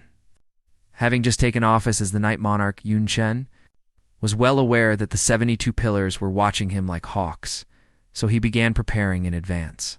He summoned Bahar. The kingdom was controlled by the 3 demon lords for too long. It's safer to use our own people for important positions. Wouldn't you agree? Lord Bahar, please rest assured, within 1 month, I guarantee our trusted confidants will be placed in all key positions within the royal city. By then, you will have absolute control over everything. It'll leave that matter to you then? If there's nothing else, you may go. After Bahar left, Xiao Yu and Xiao Lin came to see Yun Chen. They informed him that they had come, this time on behalf of Xia Qingcheng's intentions. There are two purposes for coming here. One is to find Yun Chen and Lu Miaoling and help them return home. As for the other, it is to activate the trump card the master left behind in the dark world. Hearing the words trump card, Yun Chen's interest was instantly piqued. Tell me quickly, what is this trump card? We must first ask our master for instructions, to determine if we can disclose it to Mr. Yun. In the next second, Xiao Yu took out a god-tier special item, the star-phasing mirror. This item can ignore all restrictions. Holders on both sides can communicate freely, even across the spatial barrier of another world. They can still communicate face-to-face. Xiao Yu was very excited to see Sha Qingcheng. Master, look, we found Mr. Yun. He is incredible now. He has already become one of the 72 demon pillars. One of the 72 pillars. That is a remarkable achievement. You'll have to tell me all about it. Yun Chen explained the entire process of how he became one of the 72 pillars in detail. Sha Qingcheng was very gratified by Yun Chen's progress and praised him for it. Yun Chen had no news of the human world, so he asked her about the situation on the front lines. Sha Qingcheng said to Yun Chen, "Currently, it would be better for you to stay in the dark world. The best way to relieve the front lines is to spark a civil war among the demons. What level has your current strength reached? It's hard to say if I encounter a demon venerable, but below that rank, I don't think he'll lose." When Yun Chen revealed his strength, Xiao Yu and Xiao Lin were instantly shocked. "Oh no, mister," Yun said something outrageous. "Doesn't that mean Hei's invincible below the rank of demon venerable? Hei's forgotten the master's own level, hasn't he?" Xia Qingcheng laughed heartily. Then she told Xiao Yu and the others to take Yun Chen to that mysterious place. Sha Qingcheng wanted to give him a Longaverdu test. Xiao Lin and Xiao Yu led Yun Chen to a secret passage. Xiao Lin was very curious about his experiences and asked, "Mr. Yun, where did you go after arriving in the dark world? We had a very hard time finding you." "Well, I went to the Endless Desert.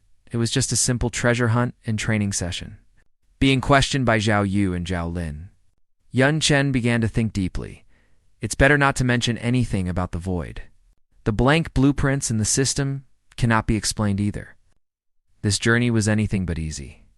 To fuse the dark mana, I was almost obliterated by the rules. In the end, I was abandoned by the void. I was in a weakened state at the time, completely unable to handle the monsters that suddenly appeared. Fortunately, my attribute values are much higher than before. Even in a weakened state, I could still move to a certain extent. Combined with frantic use of supplies and the terrain, I managed to escape for a while. Of course, I planned a route while fleeing. I deliberately lured the monsters together. Finally, using the set skill Molten Annihilation, I wiped them all out in one go. Before new monsters could appear, I escaped into the city of Nihility at the entrance just in time. I barely escaped with my life. During that time, if I had made even one wrong move, it would have been a dead end. Yun Chen recalled the events at the Disillusioned Shell. Before long, they reached the door of a magic formation. What a powerful guardian magic formation. I can feel that I definitely couldn't break it on my own. Who on earth set this up? And where is this place? Naturally, it was set up by the master. Behind the formation is the treasure vault of the Night Sovereign. I will open it for you now. A treasure vault. To think it wasn't seized by the 3 demon lords and has remained until now. The magic formation master setup also has a concealment effect. You can only see it because we are here, Mr. Yun. Alright, let's go in. Master's test is also inside. Yun Chen and the others entered what Xiao Lin called the treasure vault. Yun Chen walked with his arms out, looking quite at ease. Suddenly, a girl appeared in front of him, intent on killing him. Just a second before her blade pierced Yun Chen's throat, she was stopped by Xiao Yu. "Master, stop. He isn't a Demonkin. He's the disciple you took after returning to the human world. You mustn't kill him." Yun Chen looked at her and thought, What terrifying speed! I couldn't see her clearly at all, let alone make any reaction. Taking a disciple, how could I have the free time for such a thing? Lujo Bella.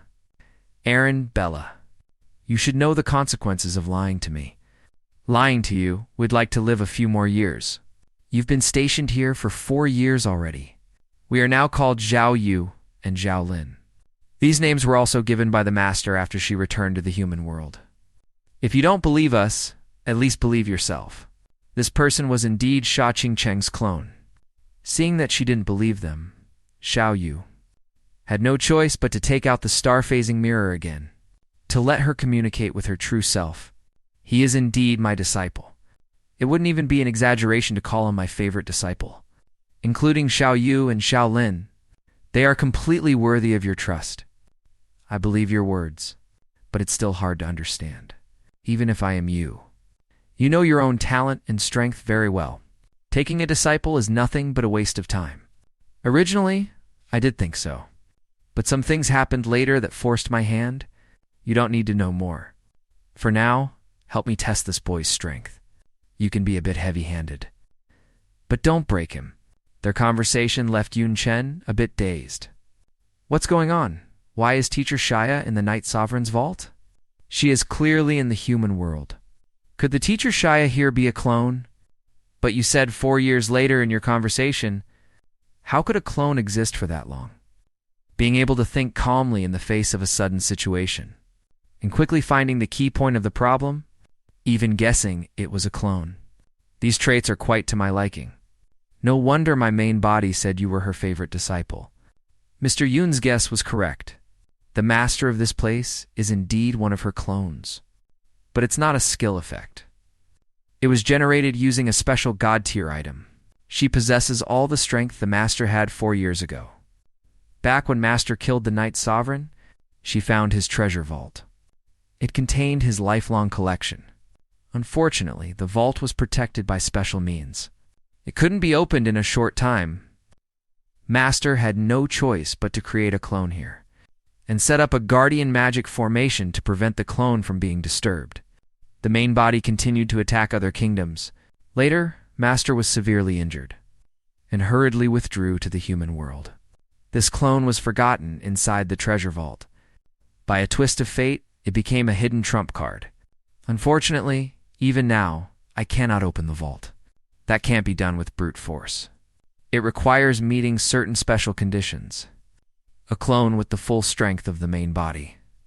That can exist for as long as 4 years. That gotcha item is too powerful. Even my Yin Kui can only use some skills, and its attributes are discounted. It can't compare to this at all. It's not that exaggerated. This clone has major flaws. Enough small talk. It's time to see what you're made of. Yan Chen prepared himself for Sha Qingcheng's test. He showed a look of anticipation, because he also wanted to know just how strong Sha Qingcheng was 4 years ago in normal tests. Skill fusion is always exclusive to those who have changed classes, but the unclassed Yun Qin insisted on breaking this rule. Holding his longsword, he actually fused fireballs and lightning into his sword techniques. Sword Ki, carrying dual attribute energy, blasted out furiously, shattering all professional norms. Meanwhile, his master, Shaya Qingcheng, had even more ridiculous controls, though she should have been a close combat swordsman, charging in. She floated high up, condensing ice bullets at her fingertips. They fell like a torrential rain, easily blocking Yunchen's fierce assault. She played a swordsman like a long-range turret. This extraordinary trial quietly began. In this legictifying duel, would the rebellious disciple come out on top, or would the legendary master have the last laugh? In the mysterious and ancient trial grounds, a giant golden gear device turned slowly. This was where Sha Qingcheng had stayed for 4 years. The long passage of time had left her a bit bored. On this day, as Yan Chen stepped in, Sha Qingcheng watched the scene and said softly, "Staying in this place for 4 years has been quite tedious. I hope you as a disciple can bring some fun. Of course, I won't use my full power. After all, this is just a test." Her words seemed casual, But they hid her anticipation for this encounter. Yun Chen moved nimbly. Staring at Sha Qingcheng, he said, "As a swordsman, you don't use a sword, even if my opponent is Teacher Shaya. It's quite annoying to be underestimated to this extent." Without hesitation, he immediately performed the magic swordsman basic skill, Phantom Step. Blue afterimages flashed. He shouted, "Let's begin!" He launched the attack first. Sha Qingcheng watched Yun Chen rushing at her, crossed her arms and said with a hint of teasing, "Choosing a hidden collision before even figuring out my methods? I wonder how my main body taught you. Isn't this a bit reckless?" But soon the situation on the field changed. Yun Chen actually used the druid basic skill, entangling vines. Purple tentacles coiled toward Xia Qingcheng like spirit snakes. Xia Qingcheng was caught by the tentacles, a flash of surprise in her eyes. Although the form is a bit different, this is indeed the druid's entangling vines. But the weapon Hei's using is clearly a sword. He used a swordsman's skill as well. What's going on? She was full of doubt, but didn't expect Yun Chen to close in instantly using the advantage of this skill. The red sword in his hand brought a sharp whistling wind. He laughed loudly. "Teacher Xia, it seems you're the one who hasn't figured out your opponent's methods, using skills from multiple classes." Yun Chen caught Xia Qingcheng off guard. Suddenly, a purple energy body containing blue crystals struck from the shadows, slamming into the ground with a boom. Rubble flew everywhere. Yun Chen couldn't dodge in time, and was startled by this turn of events. His body stumbled as he scrambled to block with the red sword. A giant question mark appeared over his head, his mind full of confusion. What is going on now? Once he stabilized, he looked at the shattered blue crystals around him and frowned in thought. She broke free, and it looks like an icy attribute skill effect. On the other side, Xia Qingcheng activated appraisal, strange runes appearing in her eyes. After seeing Yun Chen's condition, it clicked. Huh? So you haven't changed classes. No wonder you can use multi-class skills. Your attribute values are also very high, she mused to herself, a hint of interest curling her lips. It seems my main body has taken on a rare disciple. Yan Chun was also quickly adjusting his state. Sha Qingcheng didn't give him much room to breathe. She looked at Yun Chen and analyzed calmly. The skill power is also good, far exceeding the level of basic skills. You must have a special talent. It seems that in a battle with you, I cannot use ordinary methods. As soon as she finished speaking, blue light flashed beneath her feet as she performed an ice skill. She charged at Yun Chen like a sharp blade, ice waves surging around her. I have to treat you as a collective of multiple people at the very least. While Yun Chen was dodging, several black figures lunged from hiding. Their speed was dizzyingly fast. So fast, it's hard to see the figures. Yun Chen was secretly alarmed. But he reacted quickly, locking on to Xia Qingcheng's position with his keen perception. He shouted, "Over here," just as Yun Chen locked onto her position. Sha Qingcheng predicted his actions like a ghost, flashing behind him. She said coldly, regrettably, "You guessed wrong. Her speed was so fast." That Yun Chen's dodge was hurried. He couldn't help but feel a few more degrees of fear toward Sha Qingcheng's strength before Yun Chen could stabilize. Sha Qingcheng exerted her power again. Yun Chen immediately used the Divine Flash skill. Blue light exploded around him, cold flying swords. Yun Chen cried out, "What a terrifying skill. If I didn't use Divine Flash, it would be completely impossible to dodge." Watching Yun Chen use Divine Flash, interest flashed in Sha Qingcheng's eyes. A spatial skill. Interesting. However, in the next second, taking advantage of the moment Yun Chen landed, she closed in rapidly, stepping down beside him. Rubble flew from the ground, but unfortunately, it doesn't count as fun yet. Yun Chen refused to give up just as he was about to counterattack. Sha Qingcheng pressed him again, while dodging. Yun Chen was forced into a freezing zone, coldness piercing like sharp blades. Yun Chen rolled, barely avoiding it, but the shock in his heart remained. She actually caught up to my Divine Flash through pure speed. This is simply ridiculous.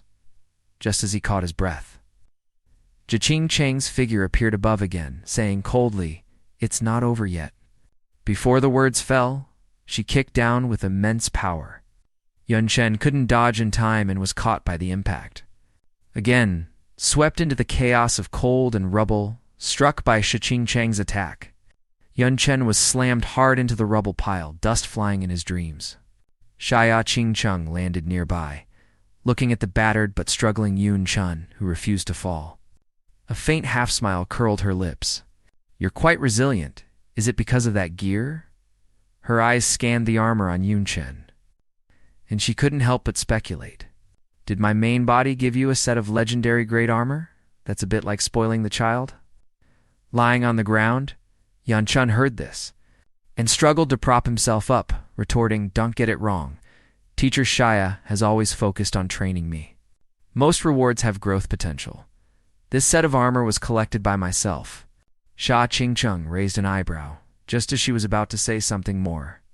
Yun Chen suddenly noticed something strange on his hand. He looked at his hand. Blue ice crystals were spreading from his palm, causing his eyes to widen in shock. Next, more ice crystals coiled around his body. Only then did Yun Chen recognize. This was the ice steps of the hidden class, Frost Spirit Dancer. When moving, it leaves a frost zone on the ground. If the opponent touches it, they will be frozen. He was both shocked and angry. Realizing he had fallen into a trap Xia Qingcheng had set long ago. Yun Chen quickly recalled the battle and finally understood. So that's it. The rapid movement earlier was to leave enough frost zones to compress my dodging space. The attack in the air was also a deliberate move to kick me onto the frost zone. But isn't Teacher Xia a blizzard swordsman? How can she use Frost Spirit Dancer skills? Confusion and unwillingness surged frantically in this desperate situation. But his body, frozen by the frost, gradually became unable to move. Xia Qingcheng looked at Yun Chen, who was completely bound by ice crystals, and spoke slowly. "It's over," she declared the winner of this trial. Yun Chen looked at his body frozen by Xia Qingcheng, but his eyes didn't show the slightest sign of defeat. With a thought, he performed memory, fusing with the druid. Entangling vines, druid purple vines grew, drilling frantically out of the shattered ground like writhing giant pythons. In an instant, they crushed the frozen area. The giant vines coiled, allowing the vines to condense into a thick purple pillar, forcibly lifting the immobile Yun Chen. Yanking himself out of the frost restraint, Yun Chen watched as Xia Qingcheng's eyes flashed with interest.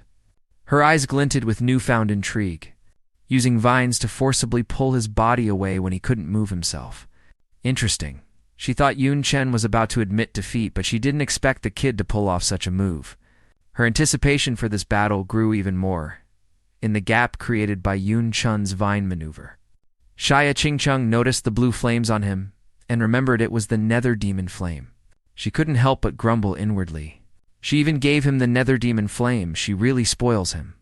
However, this flame also became the source of his confidence for a counterattack, after shaking off the frost.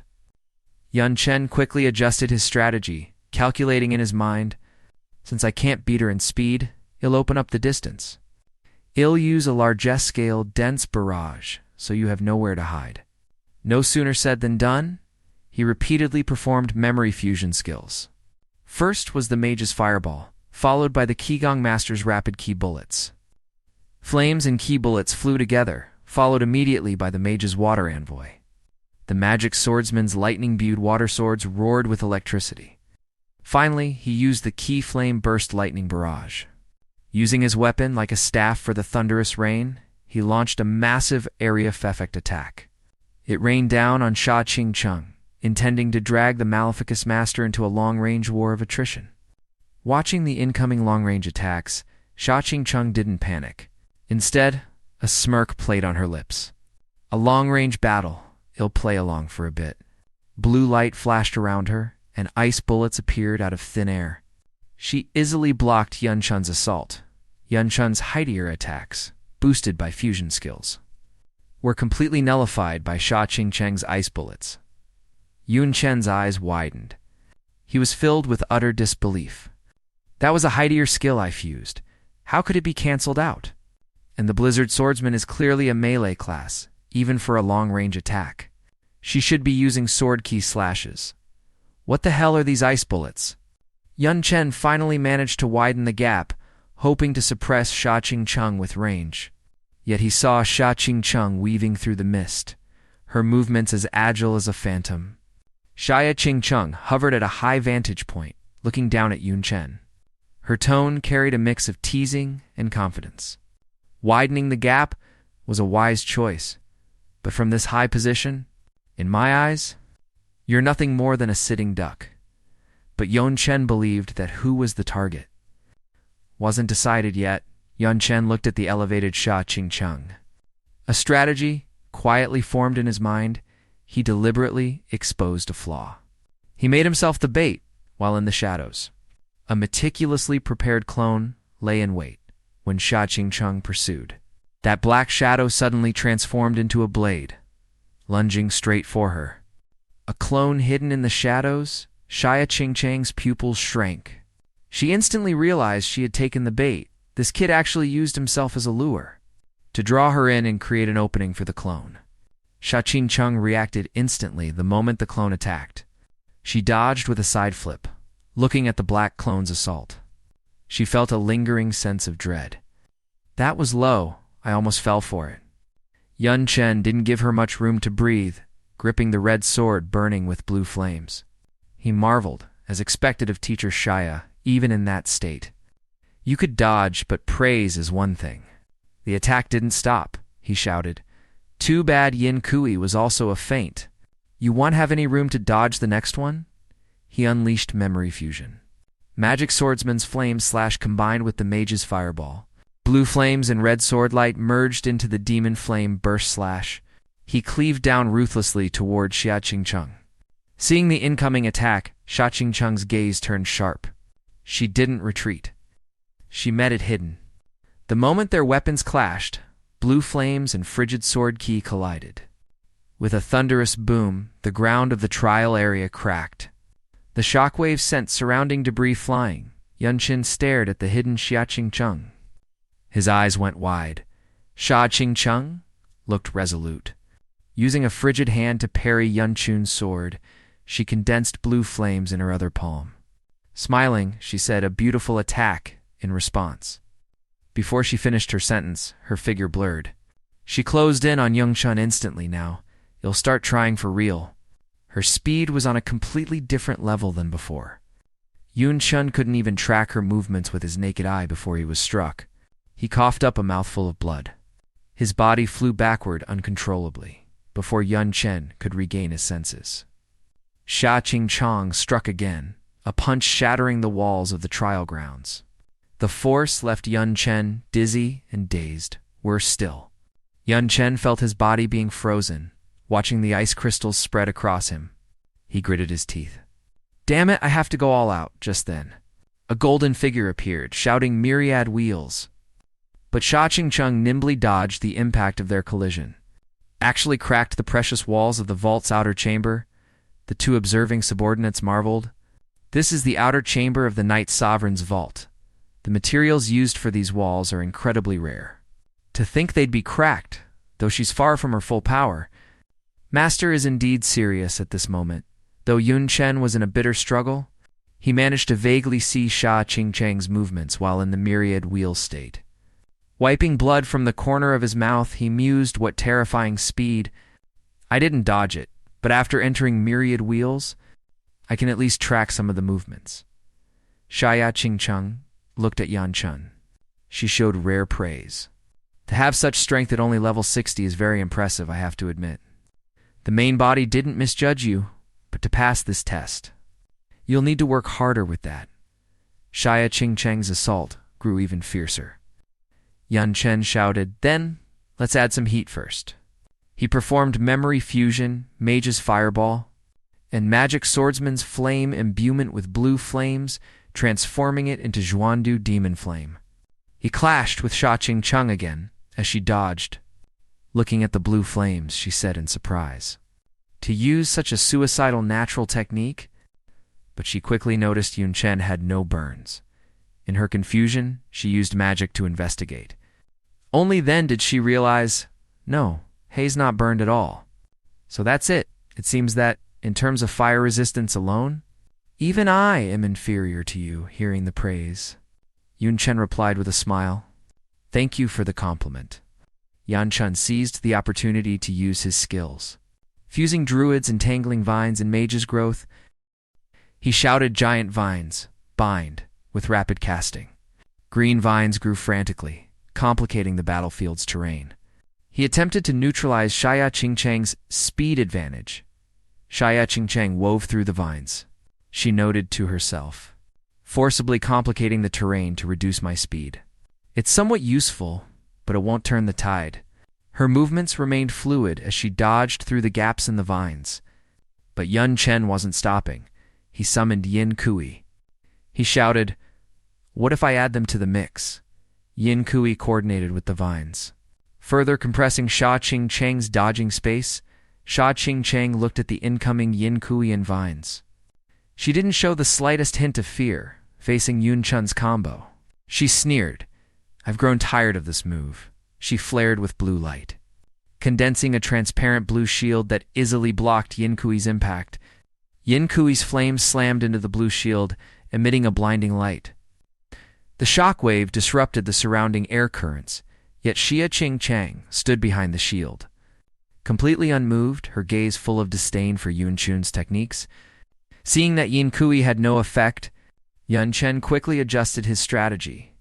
He commanded Yin Kui to attack again. The two Yin Kuis were like burning beasts, swinging flaming claws and smashing ruthlessly against the shield. A thunderous crash echoed, and fine cracks appeared on the shield. Xia Qingchang's gaze sharpened, and her figure blurred. She dashed out from the shield, nimbly weaving between the Yin Kuis. Seizing the moment to counterattack, she kicked one of the Yin Kuis, sending it flying, taking advantage of Xia Qingchang's distraction with Yin Kui. Yun Chen used the Divine Flash skill, turning into a streak of blue light. He charged toward Xia Qingchang at high speed, attempting a close-quarters strike. Xia Qingchang sensed his movement and was about to dodge. When she suddenly noticed something wrong beneath her feet, looking down, she was greatly shocked. A trap! It turned out Yan Chen had set up a mechanism here long ago. Xia Qingchang stepped right into it. It triggered instantly amidst the rapid beeping of the alarm. Explosive fire soared into the sky, swallowing Xia Qingchang. Looking at the sudden onslaught, Xia Qingchang couldn't help but marvel. This kid is truly full of surprises, but Yan Chen didn't give her much time to react. He immediately used memory fusion, Mage's fireball volley, and Mechanic's danger device flame burst. A massive explosion rocked the trial grounds, the roar sending debris flying everywhere. The fusion of fire and mechanical power formed a terrifying destructive force. Xia Qingchang moved through the blast, though she sustained minor injuries. She remained calm, observing Yun Chun's skill combinations. She praised him inwardly. Different skills being paired together to strengthen one another. With endless layers of cover, she knew how difficult Yan Chen was to deal with. If their power levels were equal, Yan Chen would definitely be one of the opponents she'd least want to face. The main body really found someone extraordinary. Yun Chen didn't care about any of that. Under the cover of the explosion, he summoned a strange weapon. He shouted loudly, "Now you have nowhere to run." Then he performed memory fusion, Wizard's Wandering Wind, and Mage's Cyclone weapon. Carrying the power of the Cyclone and Wandering Winds, it swept toward Xia Qingchang. It was as if he intended to completely trap her within this storm of skills. Watching Yun Chun's endless stream of moves, Xia Qingchang was about to retreat. But how could Yun Chen let her escape so easily? His gaze turned sharp. He bellowed, "Don't even think about escaping," while using the Night Sovereign's Eye of the Night. Though this skill could only momentarily freeze Xia Qingchang's movements, it gave Yun Chen the timing he needed to cast. Xia Qingchang looked at the familiar yet strange skill. She said in shock, "The Night Sovereign's Eye of the Night. To think you have this skill too, even if it can only freeze me for a split second. It's enough for you to cast." Yun Chen seized the chance. He summoned the Zenith Giant Peak. The blue peak was like a surging ocean, sweeping in with a force meant to destroy everything trapped in the hurricane. Xia Qingchang analyzed calmly. It seems that, whether it was the flames, the clones, or the fire attribute, the traps weren't just for damage and cover, but to prepare for rapidly burning the plants. Now, sealing off the fire such a high-intensity, large-scale attack is enough to block my movements. It's practically a killing blow. Not bad at all. But she was a veteran powerhouse, after all. She wouldn't just sit and wait for death, looking at the weapon in her hand. She muttered, "But I am technically your teacher if I can't solve this move. It would be too embarrassing." Sha Qing-chung swung her weapon. She sliced the blue giant peak into pieces, watching Sha Qing-cheng's maneuver. Young Chen couldn't help but marvel. Is this teacher Shai's true strength? Young Chen was also awestruck by that strike. But he didn't back down. Instead, it ignited an even stronger fighting spirit. He continued to grow through the constant clashes. Finally, after a fierce battle, Young Chen successfully passed the trial. Sha Qing-chung looked at him. She smiled with gratification. "Congratulations on passing the test. As for the reward." Sha Qing-chung pointed toward the vault and said solemnly, "Everything in this treasure vault, the lifelong collection of the Knight Sovereign, shall belong to you." As she finished speaking, everyone's gaze focused on the vault door. Though Yun Chen was excited, he was also confused. After all, Shia Qing-cheng had said even she couldn't open it. He couldn't help but ask, "The Knight Sovereign's collection?" "But Teacher Shia, didn't you say even you couldn't open this vault?" Sha Qing-chung explained patiently. "I said that's because it requires meeting a specific condition. Forcing it open would only cause the treasures inside to self-destruct. The design of this door is very special. There's a massive amount of mana inside, constantly undergoing complex and precise flow. That mana is like individual strands of hair forming tiny conduits, or like flowing water. It circulates between the safety component positions and the destruction component positions, intertwining and never stopping. To open the door, you must halt the mana flowing in the safety component positions. At the same time, allowing the mana in the danger positions to continue until it reaches the safety position, then halting it as well. That way the self-destruct mechanism won't be triggered. I tried freezing the mana. But the solidification of ice takes time. It cannot be done instantaneously." Hearing this, Yun Chun's eyes lit up. After a moment of thought, he clapped his hands.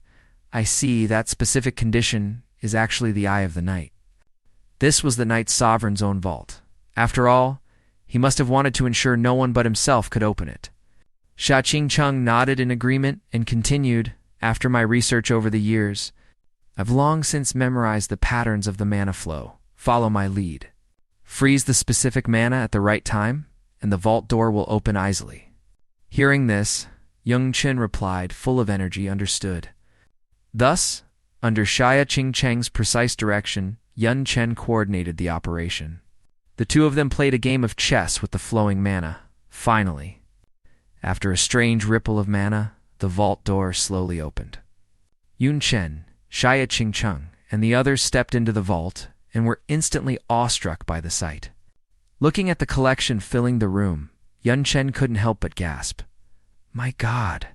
As expected of one of the 72 pillars, inside the vault were riches, heavenly treasures, special items, high-tier gear, weapons of war, and more. They were neatly displayed on racks, emitting an enticing glow.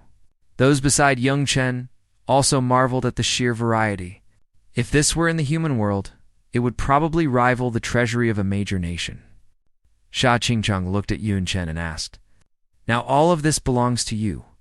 How do you plan to use it?" Yun Chen pondered for a moment and analyzed, "Though there are many things here. Most are only suitable for Damonkin to use them for our soldiers. Wed needs specialized research and modification, since the frontline situation is dire. We probably don't have that much time, so there is only one best use: war." Shia Qing-chung raised an eyebrow and questioned, "You want to trigger a Damonkin civil war in the dark world? Do you have the strength for that?" Yun Chen was full of confidence. He replied, "I can find ways to strengthen the low and mid-tier forces. For the high-tier forces, I can rely on myself, Xiao Yu, and Xiao Lin. But for the top-tier combat, it'll have to rely on Teacher Xia. At this time, 2 attendants stepped forward. They explained to Yun Chen, "Mr. Yun, the range of Master's clone is limited. Once she leaves the vault, she will disappear within 3 days. Furthermore, Master's main body has a more important task for her. Those 3 days must be used for that task." Only then did Yun Chen understand the flaw of the clone, he mused. So that's what you meant by major flaw. Even so, the god cheer item used to create this clone was powerful enough. But then again, Teacher Shaya has an absurd number of treasures. He thought of the demon sovereign's emerald she had given him, the Poseidon statue's tallow and other treasures, as well as the star-phasing mirror for the maids, and the god tier item that created the clone, looking at Sha Qingcheng, who seemed to be able to pull out endless treasures. Yun Chen couldn't help but marvel. It's as if she has every treasure imaginable, always pulling out something incredible. In this regard alone, she probably far surpasses Principal V, who has reached his 4th job change. But Sha Qingcheng was clearly only at her 3rd job change. This left Yun Chen full of confusion. He folded his arms in deep thought. But Teacher Shaya is currently only at the 3rd job. Where did all those treasures come from? And her terrifyingly powerful strength, even I, with the system, am far from being her match. I'm afraid it's not just about talent. Finally, Yun Chen honestly voiced his confusion. "Teacher Shaya, I thought ID worked very hard, but I still lack confidence against a demon sovereign. Both you and I are within the 3rd job change range, yet you can slay demon sovereigns repeatedly. And even wipe out the 72 pillars? You can even use long-range magic skills as a melee class. How on earth did you do it?" Sha Qingcheng looked at Yun Chen. A faint smile played on her lips as she explained patiently. "It seems the main body never taught you. Level and job don't represent everything. Otherwise, why would she take you an unclassed freelancer who can't change jobs? As a disciple, I think I understand her reasons now. After all, some things cannot be understood if taught too early, to make it clearer for Yun Chen." Sha Qingcheng began to explain the advanced knowledge for class users. "You likely know that the biggest gap between the 2nd and 3rd job change lies in skill power. The attribute conversion ratio of high-tier skills is far beyond what ultimate skills can offer, but the 3rd and 4th jobs are different. Upon reaching the 4th job level, not only do you have higher attribute values, and 4th, job skills with higher ratios, you also become qualified to use a kind of skill that contains a trace of origin power, origin skills." Yun Chen was completely baffled. He followed up origin skills. "Origin power, what is that?" Sha Qingcheng continued her explanation. Calling it an origin skill might be hard to grasp. "What if I called it an ultimate skill, or a god tier skill? For the vast majority of class users, an origin skill is their final destination and the end of their career, but for a few powerhouses, an origin skill is only the beginning. The power of an origin skill lies in the fact that it contains a trace of origin power, and so-called origin power refers to the source that constitutes a world and the fundamental power used by gods when creating the world. There are countless types. It can be life forms like flowers, trees, or animals, or phenomena like water, fire, wind, and lightning. Although ordinary skills can also trigger similar phenomena, they are merely using mana. To make a crude imitation, they haven't touched the core essence. After reaching the 4th job, a class user will learn a specific origin skill that matches their class, although it only contains a trace of origin power. Its power is far beyond ordinary skills, and more importantly, it can serve as a stepping stone to comprehending origin power. Once you successfully comprehend and master a type of origin power, you possess power that transcends the limitations of your own class. You can make your origin power take on any form or effect, for instance, my frigid origin. Though this ice block looks like a basic mage skill, Ice Bullet, it's actually just me using origin power to create a similar form.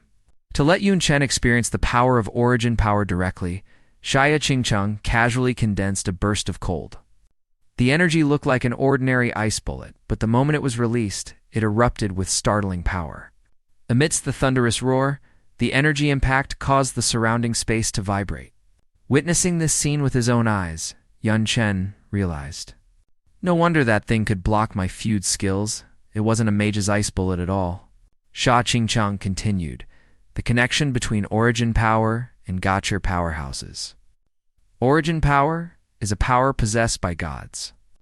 Therefore, fourth job users who can use origin skills are also called god-tier powerhouses. Of course, there are varying levels of strength among fourth job powerhouses and demon sovereigns. The key to their strength lies in the type of origin power and the degree of mastery the user has over it. Ordinary fourth job users or demon sovereigns are only capable of using origin skills. They have little understanding of origin power and might not comprehend it in their entire lives. But once you reach the level of the 72 pillars, they basically all master origin power. The stronger the origin power mastered, and the higher the degree of control over it. The higher their ranking. After hearing this, Yun Chen fell into thought. Combining this with Sha Qingchang's strength, he analyzed, I see. Teacher Shaya has mastered an origin power that even demon sovereigns don't possess. That's why her battle record is so brilliant, but Teacher Shaya hasn't reached her fourth job yet. Where did the origin skill used to comprehend origin power come from? Sha Qingchang smiled slightly and explained, besides the fourth job. There are other ways to obtain origin skills, for example, through top-tier special items, materials, or gear. It's a pity my main body isn't here and there's nothing like that in the Night Goddess's treasury. Otherwise, I could have given you a few. Yun Chen lowered his head in thought. Muttering about equipment origin skills, his eyes suddenly lit up. He said in pleasant surprise, I might actually have that thing 1 month later. In a room decorated with primitive simplicity, Young Chen sat on a large carved chair.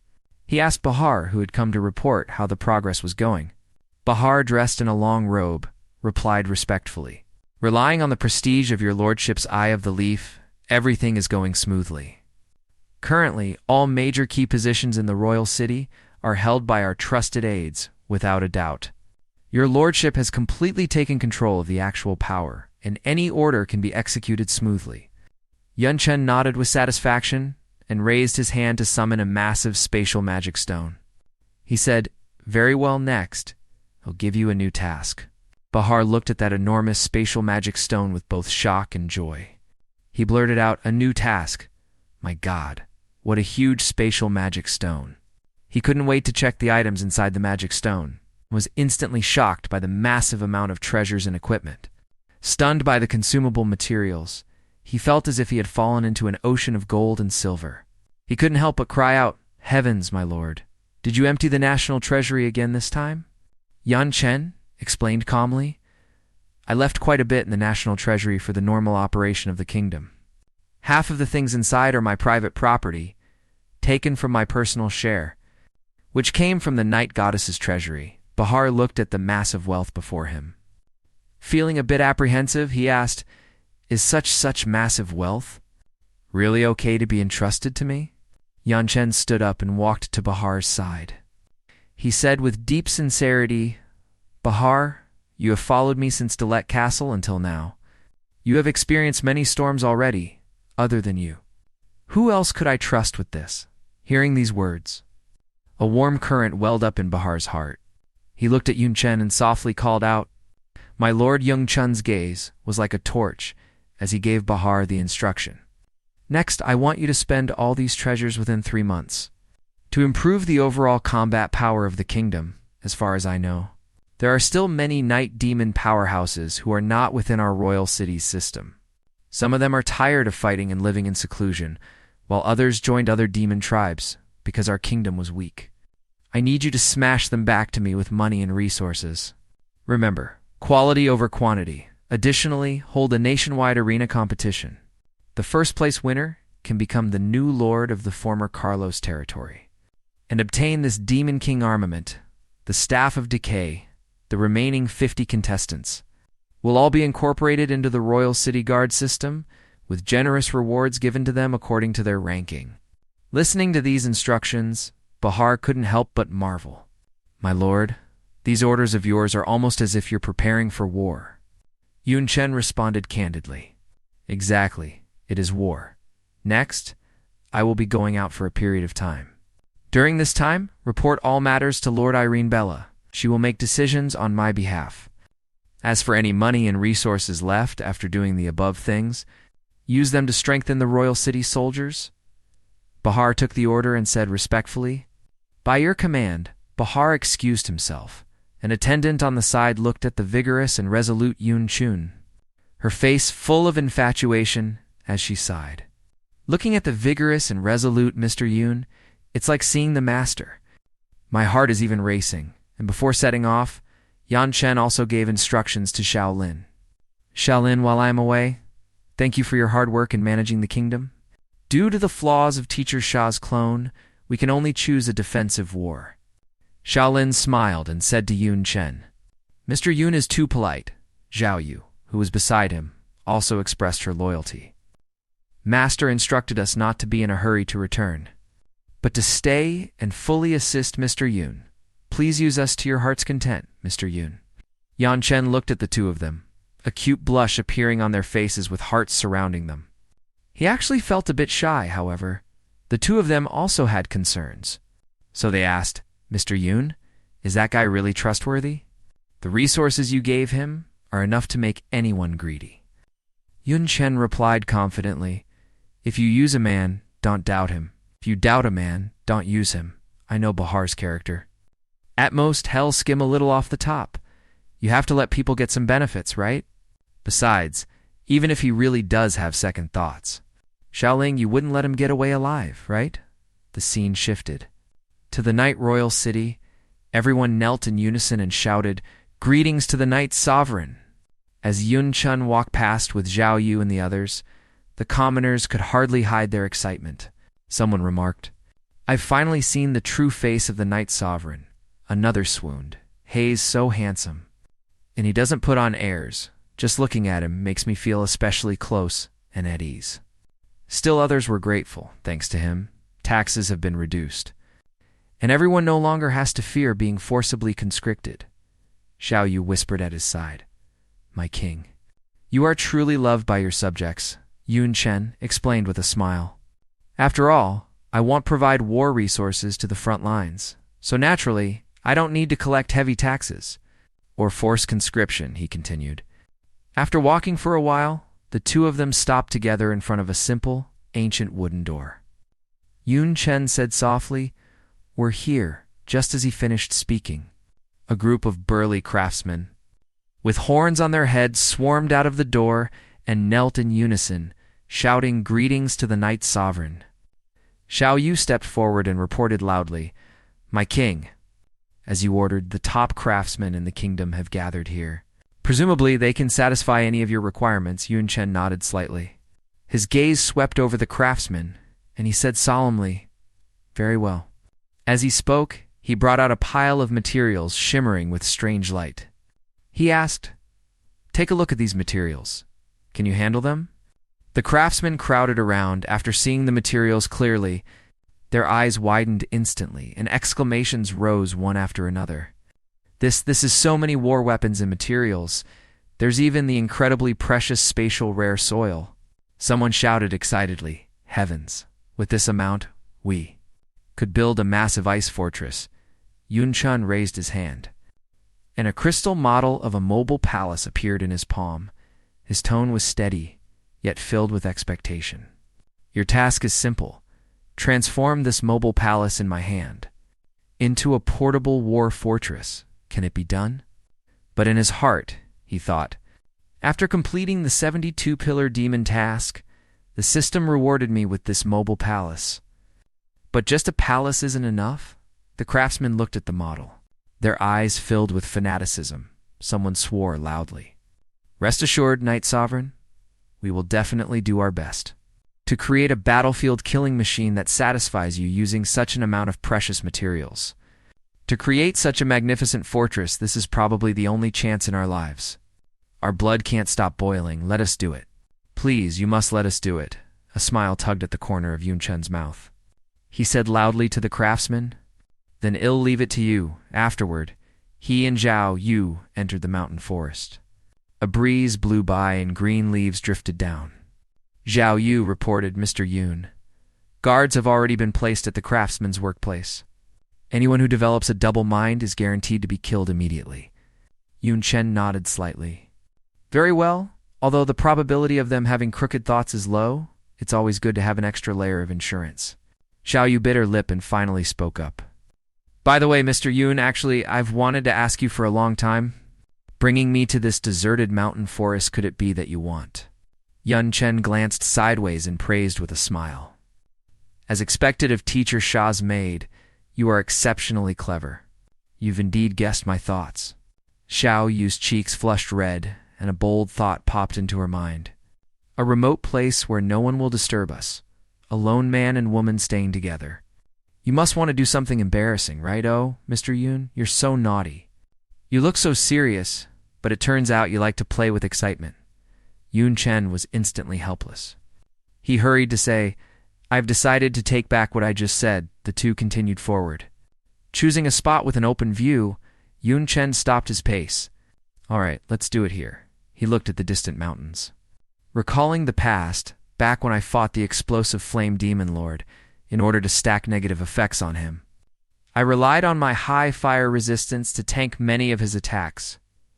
But there was one move in particular, that even in my 10,000 wheel state, I didn't dare to let touch me even slightly.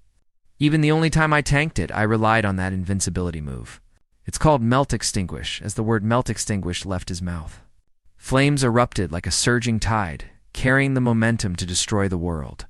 The roar shook the mountains, and thick smoke rose up.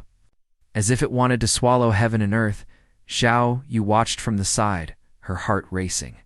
She muttered to herself, My God, what a terrifying skill with this intensity.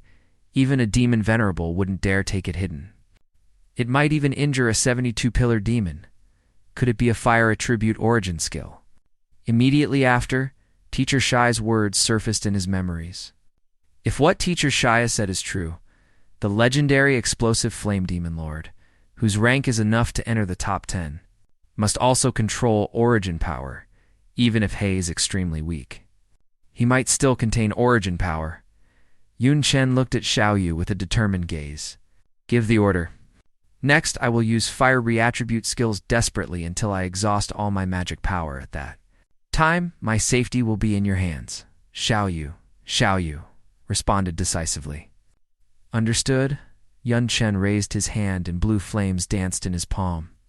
He said solemnly, comparing my flames to flames that possess origin power. If I try repeatedly, I should have a chance to comprehend origin power. 3 days later, Yun Chen continued to delve into the mysteries of fire in the mountains. But after the blue flame exploded, his face was full of confusion. No, completely wrong. My fire and the fire of Melt Extinguish are simply not on the same level. He looked at the nether demon flame in his hand. Filled with incomprehension, reasonably speaking, my nether demon flame is an SSS-rank flame. Far beyond what ordinary things can compare to, but compared to what the explosive flame demon lord used. Why is the power gap of ordinary flames so huge? Where exactly is the key difference? Xiao, you said guiltily at his side. I'm sorry, Mr. Yun, besides serving you.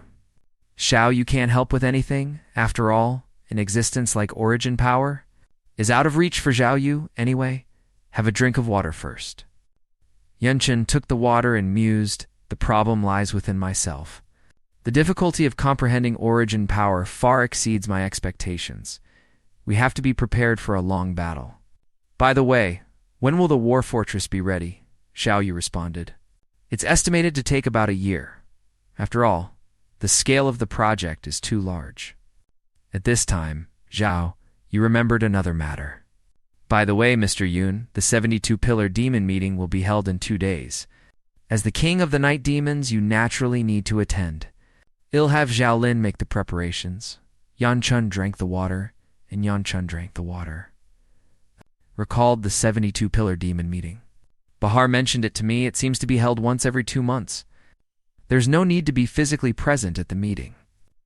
One only needs to use special equipment. To create a magic projection, he put down the water cup. His eyes firm.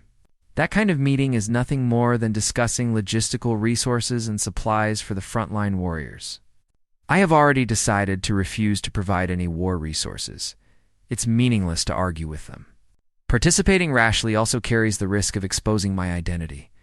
After saying that, the flames around Yunchen's body reignited.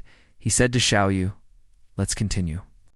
In front of the Descent Organization's building, Lushini was dressed in a bishop's robe. Looking at Xiao Lindsay kneeling at the bottom of the steps, she was full of smiles. "Xiao Lindsay, promoting you to bishop was truly an incredibly correct decision. In just 1 year, you helped me collect all the Third Awakening materials. I'm so happy. What reward do you want? Wealth? Status?" Xiao Lindsay lowered his head, his voice respectful. "It is my honor to serve your divinity. I shouldn't ask for a reward, but if possible, there is a place I hope you can accompany me to alone." Lushini blinked. Teasing a date invitation, it's somewhat expected. After all, so many people adore me. I accept your invitation. But it will have to be after I complete my 3rd job advancement. At that time, I will come find you personally. Be ready for a date at any time." Xiao Lindsay hurriedly thanked her. As the high priestess led Lushini into the building, a strange look flashed in Xiao Lindsay's eyes. He whispered, "Don't worry, Lushini. This date will definitely leave a deep impression on you." The scene turned back to Yunchen. He was in a strange space, looking at the huge blue light pillar, constantly trying out fire skills, but his face was full of frustration. No matter which fiery attribute skill I use, or even if I fuse it with other skills, it's still worlds apart from melt extinguish after practicing so hard for so long. I've made no progress. What exactly should I do? Zhao Yu said softly from the side. Mr. Yun, I don't know if it's Zhao Yu's illusion, but I feel that although Mr. Yun's demon flames are gorgeous and varied compared to that origin skill, they seem a bit illusory. As if one is a solid entity and the other is ethereal and unstable. Yan Chun stared at Xiao Yu, waves rising in his heart. Illusory, solidified. Zhao, you can see things that I feel nothing about. It seems that just burying my head in hard training has made me lose sight of the bigger picture. He knew that relying solely on verbal descriptions was too vague, so he pulled out a strange fire orb. He muttered, to understand it more specifically. It's best to feel it directly with my body. Just as he finished speaking, the scorching fire of melt extinguish ignited around Yunchen. The fire was like a sky-swallowing giant python, completely wrapping him up. He leaped into the sea of fire, and a piercing pain immediately came from his skin. It burns. Yunchun's pupils shrank in disbelief. Unbelievable. With my fire resistance and fire attribute immunity, I'm actually being burned with just my own fire? It would be absolutely impossible to do this, amidst the raging fire. Yan Chen actually laughed. Is this an origin skill? Not enough. I need to feel more. His roar penetrated the wall of fire. Zhao? You shouted anxiously from the side. No matter what you say, that is an origin skill. Even Forthiakening powerhouses don't dare take it hidden, the sliver of origin power within it. Is power that comes from a god, even if your fire resistance is higher, Mr. Yun. It's impossible to be immune, but Yun Chen turned a deaf ear. Insisting on using his body to touch that divine power, the fire roasted his body. Every inch of skin was burning, and every drop of blood was boiling. Just when Zhao Yu thought he was about to collapse, Yan Chen suddenly let out a deafening shout. I felt it in an instant. The flames seemed to be tamed. An origin power flowed into his meridians like a small stream, amidst the intertwining of pain and ecstasy. Yun Chen touched the true essence of the phantasm fire laws, heading towards a stronger realm. Yun Chen was covered in wounds from the impact of the melt extinguished fire. Fire and black smoke raged around him. He grit his teeth and refused to fall. Xiao Yu was frantic with worry. She shouted. Mr. Yun Chun's feet slammed onto the ground. Rubble flew everywhere. He had only one thought in his heart. I finally caught a little bit of the feeling. I absolutely cannot fall. He quickly gathered magic power and shouted fireball technique. A blue energy tide rose up. Yan Chen pressed his palm into the center of the tide. He said sharply, condensed for me. The blue energy spun wildly, forming a magnificent spiral, but Yun Chen was still not satisfied. He He roared, "Not enough, not enough. It needs to be more solid." More solid? The flame in the center of that spiral? Under his pressure, constantly compressed and transformed, Xiaoyu looked at the light ball in Yunchen's hand, her eyes full of shock. That little fireball actually gives me an extremely dangerous feeling. Could it be an origin skill? No, it's still a bit short compared to an origin skill. It looks like a sliver of an origin skill. Has been birthed from within an ordinary skill. Yunchen was enduring great pain at this time, his body being hit by energy until starlight exploded, but he smiled. After all, it's my first attempt. Doing it to this extent is already my limit. As the light ball rose into the sky, Yun Chen fell backward, muttering, but at least have barely reached the threshold after the intense confrontation with the melt extinguish skill. Yun Chen was covered in injuries and lay on the ground weakly. Xiao Yu rushed forward instantly and caught him steadily. She said anxiously yet firmly, "I will protect your safety. Please rest well." Xiao Yu's figure became Yun Chen's warmest support at this moment. They returned to a safe place. Yun Chen fell into a deep sleep, recuperating his depleted strength. The scene shifted to a mysterious arched building. Various strange items were displayed inside. Sha Qingcheng sat opposite another person. Communicating through a magic mirror, a voice came from the mirror. "This is your final mission. No matter the cost, you must complete it." Sha Qingcheng's expression was calm as she replied, "Don't worry, main body, although I possess your memories, feelings, and all your abilities. I alone did not inherit the desire for life. Perishing means nothing to me." She paused and said, "But I cannot execute this mission immediately. I expect that within half a year, Yun Chen will still need my help." The person in the mirror thought for a moment and answered, "Fine, half a year won't cause the front line to collapse yet." Shia Qingcheng looked at the main body in the mirror and asked softly, "Can you tell me everything now? I find it hard to imagine what exactly happened back then that could actually make me want to take a disciple." The scene in the mirror changed, and she saw some familiar yet strange scenes. The main body in the mirror spoke. "They are still alive." Sha Qingcheng was instantly moved. She stood up, her eyes full of disbelief. "They really—" Shia Qingcheng stared at the magic mirror in front of her, her body trembling slightly. The words coming from the mirror made it hard for her to believe. "What did you say? Is it true?" Her voice carried a hint of a tremor. Her eyes were full of expectation and unease when it was confirmed that they were indeed still alive. Tears instantly burst from her eyes and slid down her cheeks.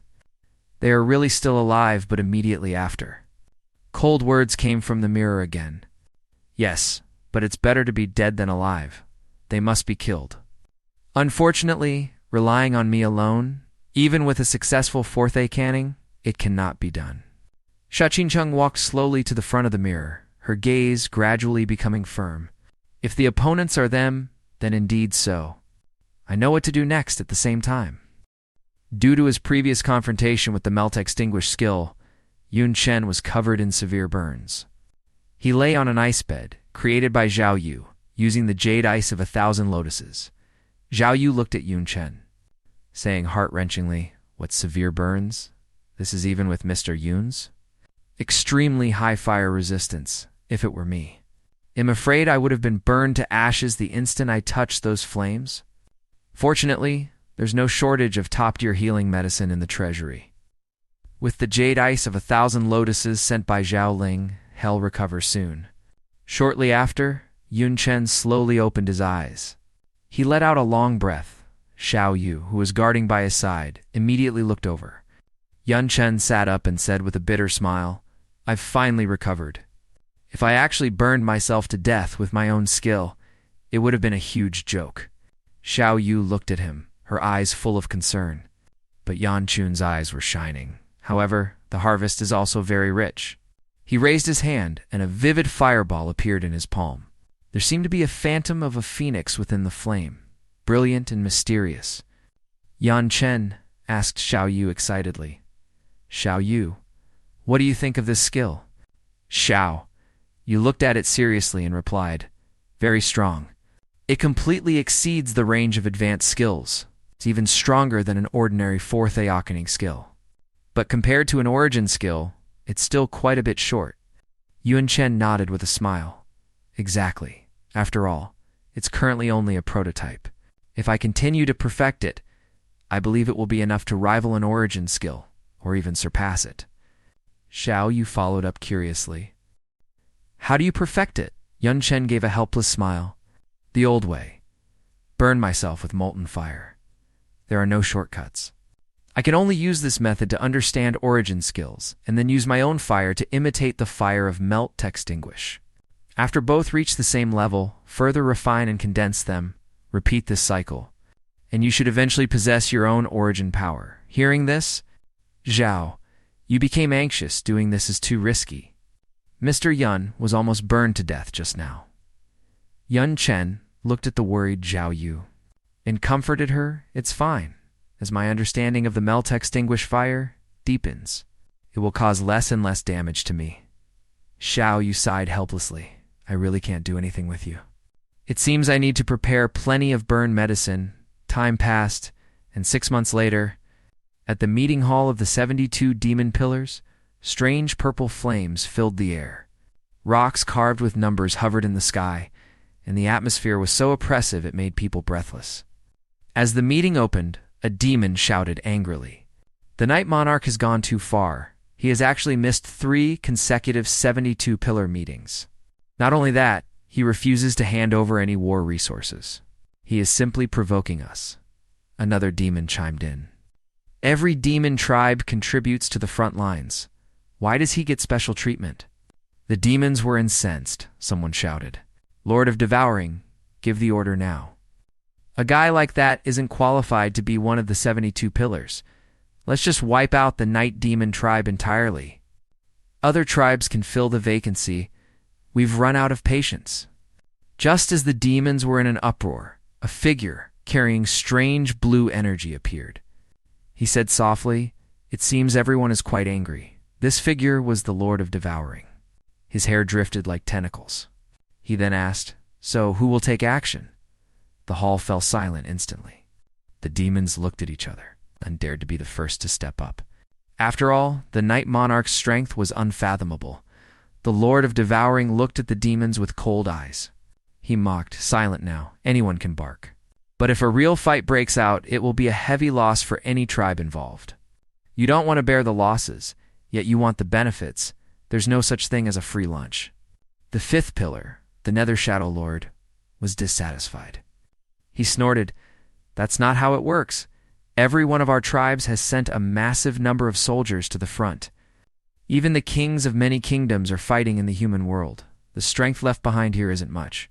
If the Lord of Devouring agrees to let me recall my main army, wiping out a mere night demon would be nothing.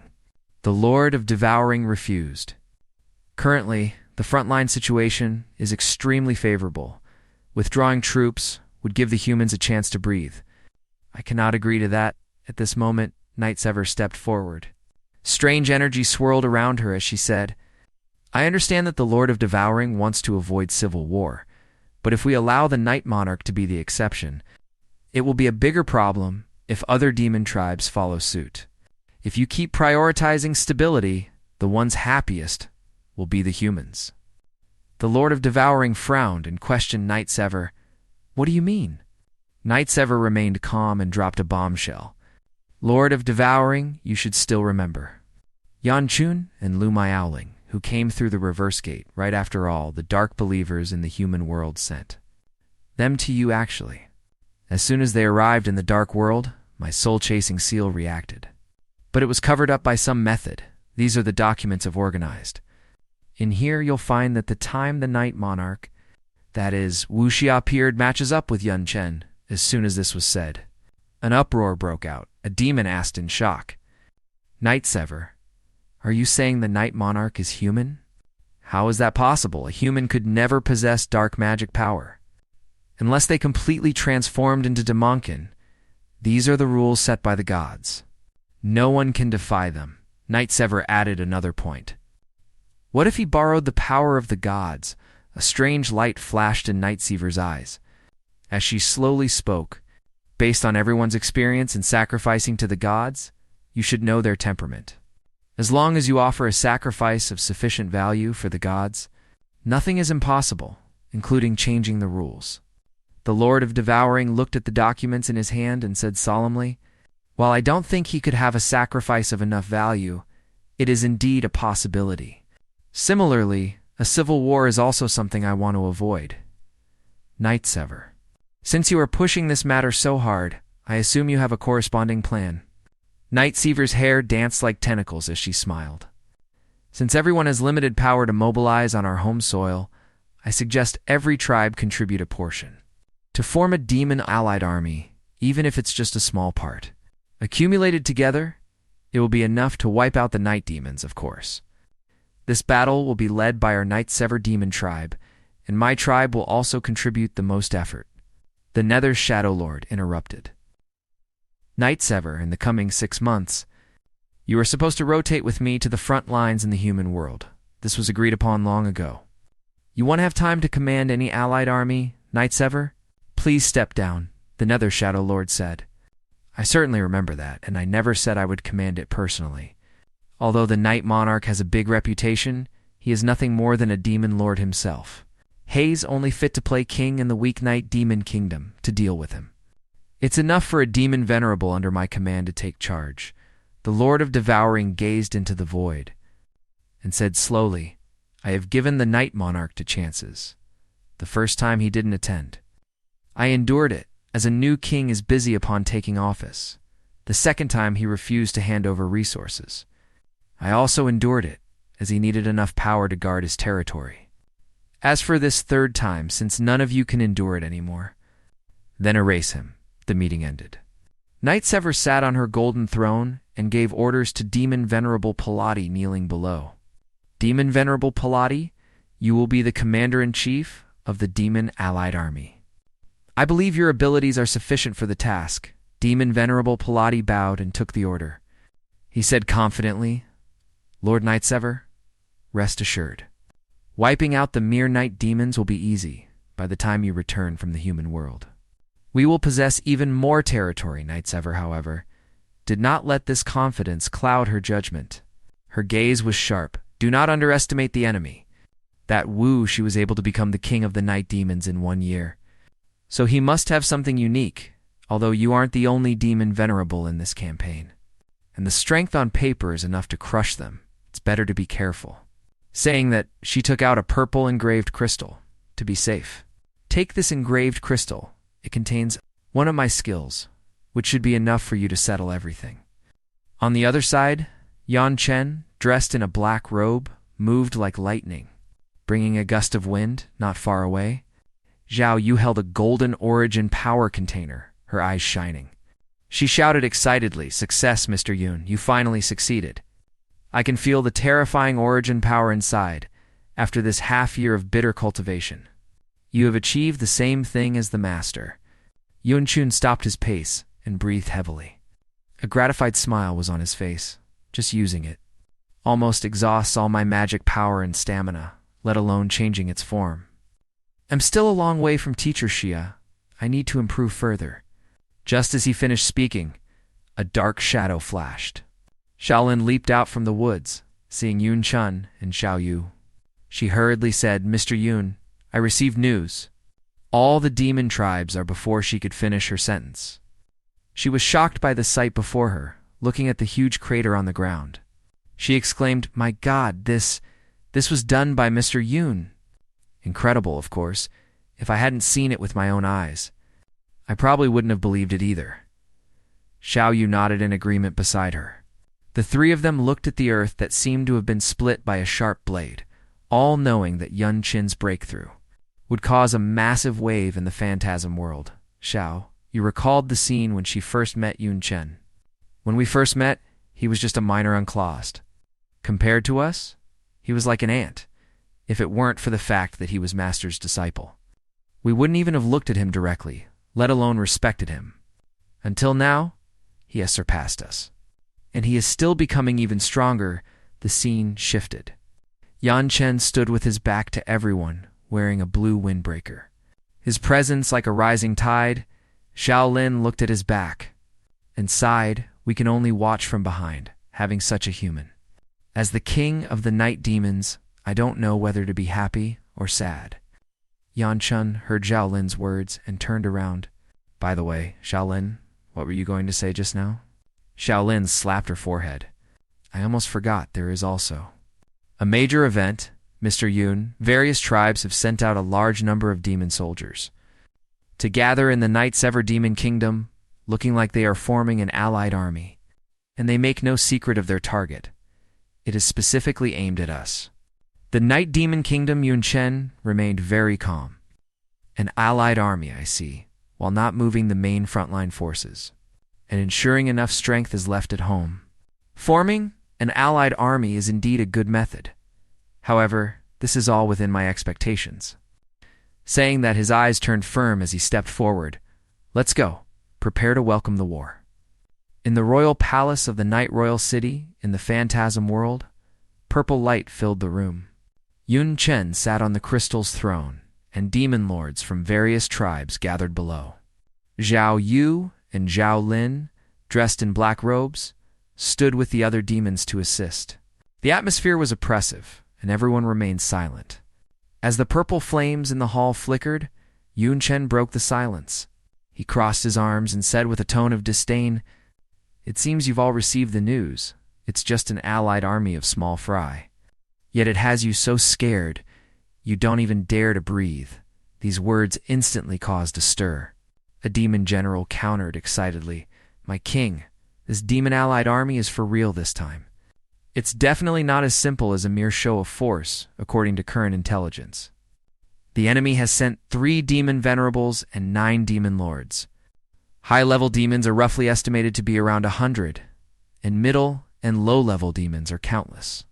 In contrast, even if we include Zhao Yu, Bella, Zhao Lin, Bella, and the new Lord Latuxi, we only have 5 with true Lord level strength. Plus, the number of soldiers in the allied army crushes our forces, and we have almost no way to deal with 3 demon venerables. We are simply too far behind at this moment." An introduction to Lord Latuxi followed. Lord Latuxi was the new lord who won the national arena competition and took over the Carlos territory. His strength was very high. It was said he was only 1 step away from becoming a demon venerable. As soon as the words fell, Lord Latuxi appeared. His red hair flew as he held a sharp blade and knelt on one knee. "My king, it is an honor to meet you. I am the demon lord Latuxi. I am willing to serve my king and sacrifice everything for the kingdom to repel the external enemies." Yun Chen raised an eyebrow and teased, "Looking at how confident you are you not afraid of the demon allied army?" Latuxi held his head high. "I am, but I fear the destruction of the kingdom, and the casualties of our people even more, no matter how great the disparity in strength. I will never back down in this battle." Zhao Yu and Zhao Lin stood with the pro-or Damonkin and shouted in unison, "My king, please assemble our forces for battle. We will never back down." But soon, the noble Damonkin of the peace faction jumped out to object. They were dressed flashily, but reeked of cowardice, shouting, "No. No, we must not have any more meaningless sacrifices. The front lines are currently fighting fiercely with the humans. We should try our best to avoid civil war. We are all Damonkin. Let's not let the harmony be ruined. I think this can still be negotiated. There's no need to fall out with Damonkin of other tribes if we cede some territory. Perhaps we can settle this, if all else fails." "There's no shame in surrendering." Yun Chen looked at the leading noble and recognized him as a great noble, followed by other nobles and merchants of the kingdom. He felt annoyed in his heart. The pro-or Damonkin instantly exploded, arguing fiercely with the peace faction bullshit. "If we surrender, of course there's shame. Ceding territory. I can't believe you even thought of that. Isn't it because we can't win? Do we have to go to our deaths? If we make an enemy of the allied army, even if we happen to win by luck, we'll offend every other demon tribe. Won't we still be at a dead end? You brutes don't consider the consequences at all." Yan Chen raised his hand to signal for silence. "Quiet, calm down. The situation is very clear now. Lords, pro or nobles, and Demonkin generals, stop arguing In 7 days, I will connect the nationwide magic projection. Whether to fight or surrender, I will give the answer. In the quiet study, Yun Chen leaned against the desk and looked at Xiao Yu and Xiao Lin, sighing, I didn't expect that lords like Prolo and Lythia, despite being that scared, would still firmly support war. It's quite beyond my expectations, Xiao. You stepped forward to explain the reason why the lords wanted to fight. My king, do you know why to become a lord? One must kill the previous lord. Once a Demon King armament is used, it is bound to the user unless the user is killed. It is useless, even if stolen, once we surrender. Demonkin from other countries will definitely seize our territory and grab the Demon King armaments. To cultivate new lords, after all, for such an important role as lord, they'd definitely feel more at ease using Demonkin from their own tribes. At this point, Yun Chen asked. But aren't night demon armaments only usable by night demons? Xiao, you smiled. That's easy. Just arrange for their own Demonkin. To mate with a night demon, the offspring will definitely have the corresponding bloodline. By the way, the reason Mr. Yun can use the armaments without the bloodline is because the priority of your talent is higher than that of bloodlines, Shaolin added. As for those who want to surrender, they are mostly nobles or wealthy merchants, even if the kingdom changes masters. As long as they pay a price and grease the right wheels, they can continue to live comfortable lives. By the way, Mr. Yun, you've already decided to fight, so why didn't you say so directly? Why wait 7 days to announce it? Yun Chen replied. If I said it directly, wouldn't those nobles run away with all the funds overnight? We have to leave some time to make arrangements. Then Yun Chen looked at Shaolin. Shaolin, you'll leave the nobles and wealthy merchants to you. Shaolin nodded. Rest assured, I will arrange everything. Just then, an attendant reported that Lord Lutuxi had arrived. Lutuxi also asked softly, My king, may I ask what the matter is? Yan Chen looked at Lutuxi and said, Lutuxi, I've checked your information. You were once just one step away from becoming a demon venerable. After all that glory, you suddenly went into seclusion. Can you tell me the reason? Lutuxi's expression became solemn if the night goddess asked this question. I would refuse to answer, but only to you. I want to tell everything. Yung Chen stood by the bookshelf and asked back in confusion. Why? Lutuxi stepped forward slowly, simply because you refused to hand over war resources, lowered taxes, and abolished forced conscription. You did what I wanted to do, but couldn't, of course. You've also caused huge trouble. Yun Chen's voice was sharp. We Demonkin our enemies with humans. Isn't it natural to hate humans and contribute to the front lines? Lutuxi recalled the past. At first I indeed thought so, but I also thought that forced conscription for that reason was wrong. After all, I had never seen a human. Humans were too ethereal to me, existing only in books, but the persecution caused by conscription happened right before my eyes. The night goddess's orders could not be defied. Unable to change it, I could only choose to leave my home and wander. While escaping reality, I hoped to see the cruel atrocities of humans with my own eyes. To prove that Lady Night Goddess was right, during these 20 years of wandering, I did indeed encounter humans. They called themselves Holy Believers from the Descent Order. Their nature was cruel and insane, but everything they did was no different from bandits and robbers. It was as if they committed evil for the sake of evil, and they didn't seem very bright either. I find it hard to imagine that a race with no intelligence and mediocre strength like that could truly threaten the dark world just as I was confused. I suddenly received news of a war breaking out in the kingdom. I rushed back, but I was one step too late. The humans had already set out for another kingdom, and everything was over. In the painful battlefield, Lutuxi keenly discovered something strange. While everyone was immersed in grief, I discovered that those who fell were mostly combatant Demonkin. Although the civilian children looked miserable, most of them were still alive. This means their war had a purpose, wasn't purely for slaughter. If it were the Holy Believers, they would definitely have exterminated everyone. With doubts about his perception of humans, he began to track them. Perhaps the Holy Believers don't represent all humans. With this doubt, I began to track them and found the human soldiers to be orderly, disciplined, and rational. This didn't match the descriptions in books. and they were very different from the holy believers.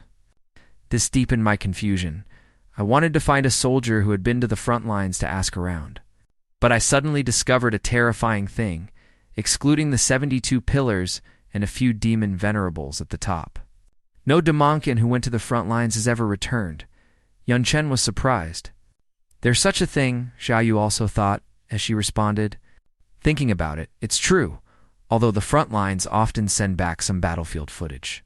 There really haven't been any soldiers who returned alive. Yun Chen clenched his fist. I see. It looks like the 72 demon pillars are hiding something. In the study, Zhao, you looked at Yun Chen and asked in confusion. My king, you said the 72 demon pillars are hiding something? What specifically do you mean? Yun Chen's eyes were deep. The history of the dark world and the truth about humans. He turned to look at Xiao Yu. Xiao Yu Bella, you've been to the human world. What do you think of humans? Xiao Yu thought and replied. Aside from appearance, food, and living habits, they are basically the same as Damonkin. Hearing this, Bahar, who was on the side, countered excitedly. Impossible. Humans are clearly cruel and evil. This is the consensus of all Damonkin. How could evil humans be similar to Damonkin? Yun Chen responded calmly. Bahar's reaction was expected. Xiao Yu Bella. Xiao Lin Bella. Before you went to the human world, you probably thought the same as him. Xiao Yu and Xiao Lin responded in unison. Yes. Yun Chen then explained. In the dark world, the humans Damonkin can see are limited, basically only lunatics like those holy believers. But once at the front lines, Damonkin will face humans hidden and find that real humans are completely different from what they knew, although in battle. Most Damonkin or humans will fight crazily due to orders, hatred, survival, and many other reasons, even if some guys are rational at first. After witnessing the death of their loved ones, comrades, and other important people, they are extremely likely to be swallowed by hatred and stop thinking. But even so, as long as the numbers are large enough, certain special individuals will inevitably appear when they find that. The opponent is not an uncommunicative monster. They will doubt the correctness of the war. They might even consider stopping the war through negotiation and other means, or escaping the battlefield. After all, nobody wants to die. Once this kind of thought spreads back to the dark world for the Damonkin, it would be a major blow, enough to shake their faith, and would even destabilize the foundation of their rule. This is what the 72 pillars don't want to see, so they simply use force to prohibit Damonkin who have been to the front lines from returning to avoid unnecessary trouble. Hearing this, Bahar collapsed and shouted, This kind of speculation is too crazy, even if you are a king.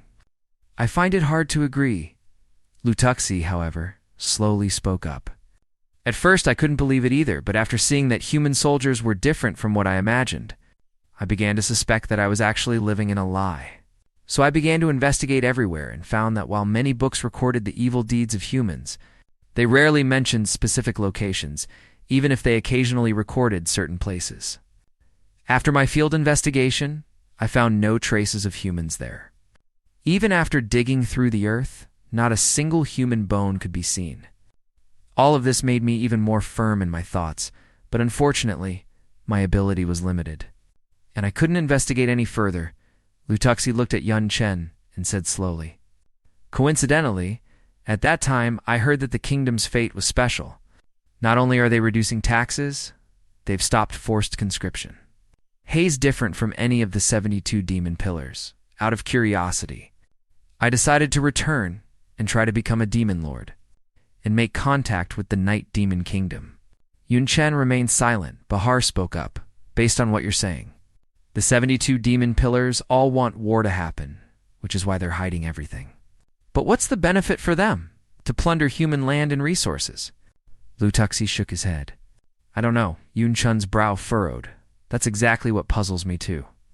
In terms of resources, even the air in the dark world is better than the human world. Is it worth mobilizing the power of an entire world to attack? He crossed his arms and sighed deeply. Forget it. There's no point overthinking it.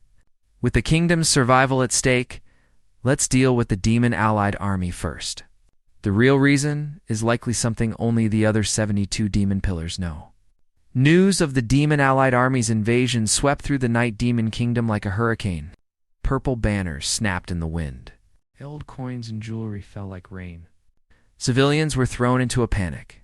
Some resolutely supported the war, unhesitatingly emptying their savings into the national treasury just to protect the life they'd finally gained. Others advocated for surrender, taking their families to flee to other kingdoms. Most Damonkin, however, chose to wait and see how things developed before making a move. The 7 days passed as quickly as a white horse leaping across a gap. The hearts of the night demons were pulled taut. Some traveled thousands of miles to the royal city just to witness the king's decision. Others watched the magic projection in their local areas. All eyes were on the royal city plaza, waiting for Yunchun's answer, war or surrender. Yunchun stood on the royal city's high platform, his gaze sweeping over the subjects below as he spoke slowly. I presume my subjects already know why I've connected this nationwide magic projection. It is to address whether we fight or surrender to the demon-allied army before I announce the answer. I have a few words to say. Due to decades of war with humans, our magic power has been heavily depleted to supply enough war resources to the front lines. Every tribe has had to raise taxes significantly and even enforce conscription. We night demons were no different because of the war 4 years ago. Our tribe suffered heavy losses and our status plummeted. We were bullied and discriminated against by other tribes on top of that. To supply the front lines, we had to increase taxes by a massive amount, and even use violence to snatch able-bodied men, making our already weak kingdom even worse. Yan Chen stood on the platform, his gaze scanning the crowds below, as he continued. In that situation, even just reuniting with your family, or having one full meal, became a luxury. Now, things are different. I want to ask you all one thing. In the 6 months since I became king, how has your life been? The crowd instantly erupted. Extremely. Good. It's a life I couldn't even dream of before. I can eat my fill. And I don't have to worry about being conscripted anymore. My friends from other demon tribes are even jealous. Of me, we are all deeply grateful to the Night Monarch. Their faces were filled with a happiness and satisfaction they had never known. Yung Chun's expression turned stern. But this is only temporary. Now, the Demonkin of the other 71 tribes have formed an allied army to strip this life away from us. Their reason is that we haven't handed over war resources, claiming we aren't considering the greater good of the dark world. But I want to ask, when our kingdom was weak and impoverished, did they ever consider us? Did they reduce their resource demands by even a single shred? He slammed his hand on the platform. No, they even doubled down and demanded more. They don't care about our survival at all. We must protect our current way of life. We must go to war in an instant. Shouts for war swept across the plaza like a tidal wave. However, there were dissenting voices in the crowd. These guys are getting carried away by a few words. An allied army of 71 tribes. We're bound to lose if we fight. At worst, we can just flee to another kingdom. Only a fool stays here to wait for death. Yan Chen looked at these people, his eyes firm. Some of you must be thinking that once war starts, you can just flee to another country and live as a refugee? But will things really go as you hope? Yun Chen stood on the platform, his gaze scanning the people as he threw out a heavy question. Think about it. The end of the war on the front lines is nowhere in sight. When other countries need to provide soldiers, will they prioritize catching outsiders like you to be cannon fodder? Or will they choose their own Damonkin?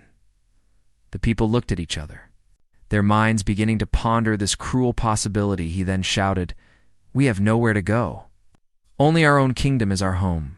Surrender and return to that hellish life of the past.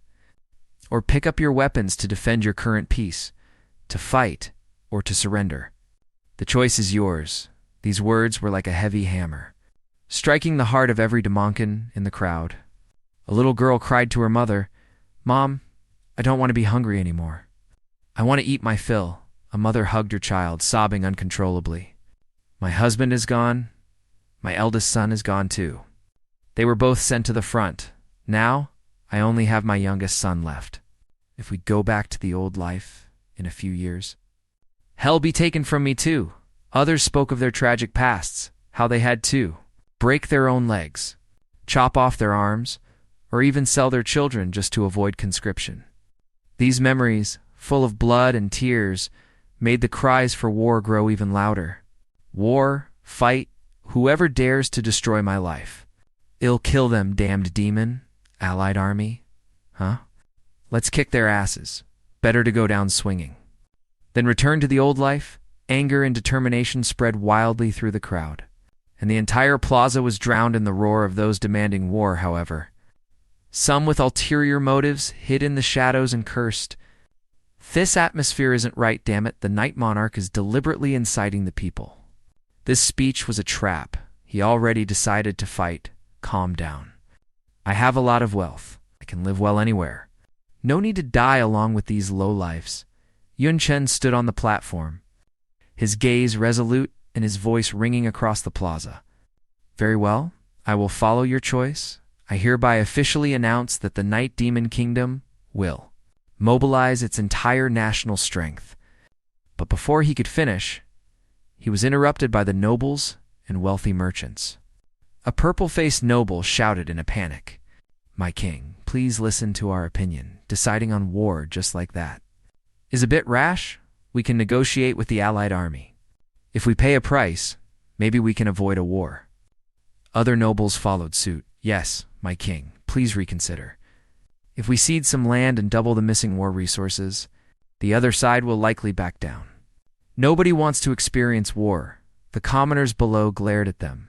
A bald, burly man cursed, "Damn it, all those speaking are nobles and merchants. You usually live in luxury, yet now you're too cowardly to fight. A bunch of useless gluttons. I'd rather die than go back to the old life. Talk about surrendering again and see if I don't butcher you." The wave of anger rose again.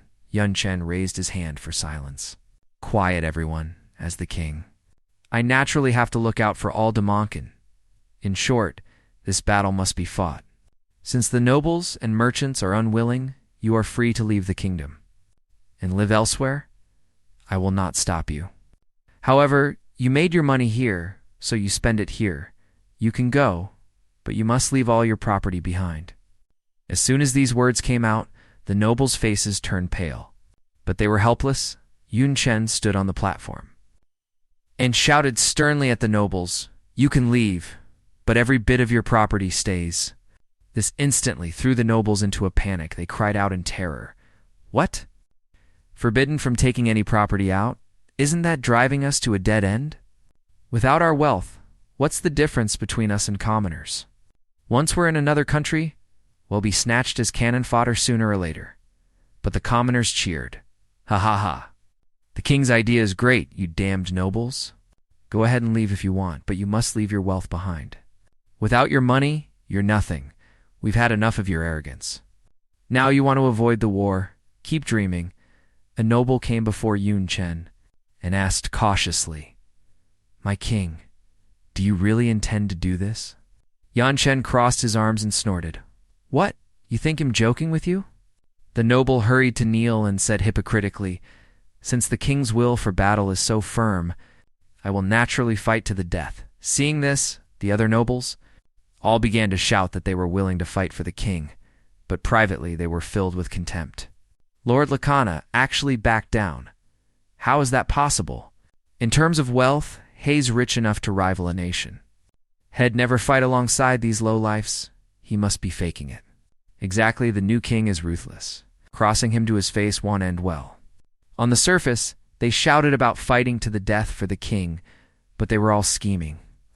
"He'll pretend to support the war for now, and secretly transfer all my assets later, as long as I have money. I can live comfortably anywhere. War is for the peasants to worry about." That noble named Lakana mocked them inwardly. "Heh, a bunch of idiots, since the king dared to announce it to our faces. He must be prepared. It's too late to think about transferring assets now. I'm not like you, to be safe. I made two-way preparations the day before yesterday, looking at the time. My relatives should have already fled to the border with the wealth once I run tonight. You can keep your hollow shell of a kingdom and fight your war knight monarch? Lakana was gloating to himself, thinking the wealth transfer had gone smoothly. A subordinate ran over in a panic, shouting, "This is bad, Lord Lakana. It's a disaster. The personal guards in charge of escorting the goods suddenly betrayed us. All the goods were stolen. Immediately after, more news arrived. Lord, it's terrible. The royal city guards suddenly appeared and seized the warehouses, they said. Anyone who tries to move goods out will be executed on the spot. We can't hold them off at all."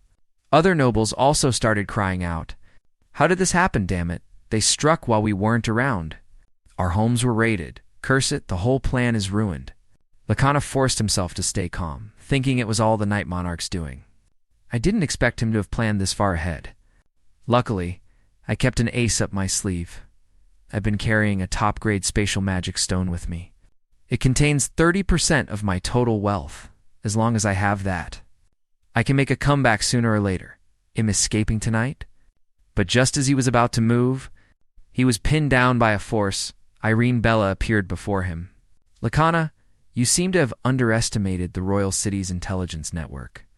I know everything, whether it's you sending trusted aides to move goods, or the fact that you're carrying 30% of your wealth," the king said. "Assets cannot be moved the moment you heard the order. You didn't command your subordinates to stop. This is a blatant defiance of the king's order. As for the consequences, do I need to say more?" Lakana was terrified, but he was powerless to change his fate. Irene Bella struck swiftly, and Lakana instantly fell in a pool of blood. Ripples of black magic power scattered. The surrounding noble aides cried out in alarm. "Lord Lakana is dead, Irene Bella." "How dare you?" Irene Bella wiped her hands, her tone cold and menacing. "Why wouldn't I dare? What, you want to avenge him? Be my guest, by the way. You can try transferring your assets like him, provided your subordinates can still be trusted." These words were like a blade stabbing straight into the hearts of the other nobles. They looked at Lakana's corpse and thought of their own subordinates, who might have already been turned against them. Their faces turned pale and red with suppressed rage and fear. Zhao Yu sidled up to Irene Bella and asked curiously, "Wow, Shaolin, how did you get their subordinates to defect?" Irene Bella said nonchalantly. "Wealth, status, life, loved ones, as long as you're ruthless enough. There are plenty of ways to threaten them," Zhao Yu teased with a smile. "You're so bad," Irene Bella shrugged. "We're demons. Well, being a bit bad is normal." At this moment, Yun Chen stood at a high point and announced loudly, "The farce ends here.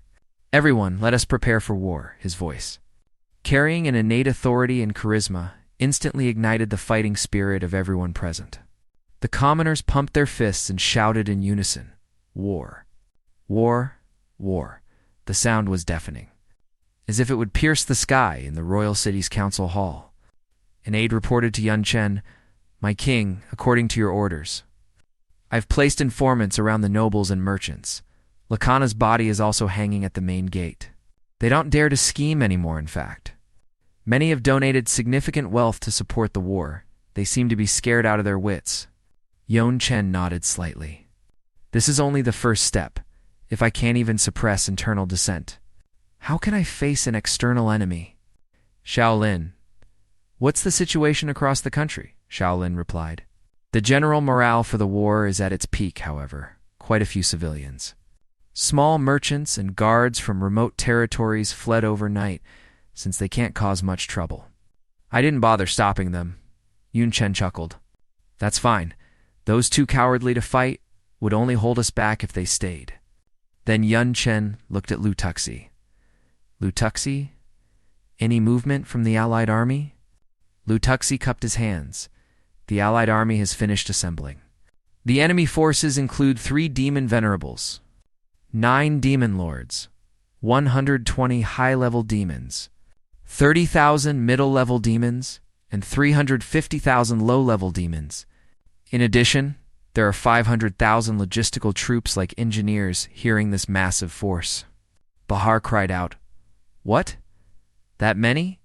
We only have 70 high-level demons, 10,000 middle-level demons, and only 150,000 low-level demons. Yan Chen frowned. I expected a gap in numbers, but I didn't think it would be this large. A main force of nearly 400,000, that's a staggering number. You have to understand that in the human world, only a small portion can awaken talents to become professional classes. Among them, combat classes suitable for the military are only about half. It's the same here in the dark world. The proportion of Demonkins skilled in combat is similar to humans, yet they scrape together nearly 400,000. As expected of an allied army of 71 tribes, Yun Chen asked Lu Tuxi for details. When do they start marching? Lu Tuxi reported. They've already started. They're expected to reach the border in 3 days. Yun Chen raised an eyebrow. 3 days? It seems those guys can't wait. They really don't take us seriously. Lu Tuxi sighed helplessly and analyzed. The Demonkin and the allied army come from all over. Normally, the first thing they do after gathering is get to know each other. Only after a period of coordination can they display their true combat power. But they skipped that step. Clearly, they see us as a piece of meat, and are racing to get a bite. A sharp glint flashed in Yun Chen's eyes. Good. Very good, then let's let them take a bite and see if they break their teeth. The allied army's arrogance has also exceeded my expectations. Yun Chen then looked at Lu Tuxi. Lu Tuxi, you've wandered for over 20 years. You must know quite a bit about the various tribes. Lu Tuxi nodded. Yes, I also made quite a few foreign friends. It would be wonderful if any of my information can be used by the king.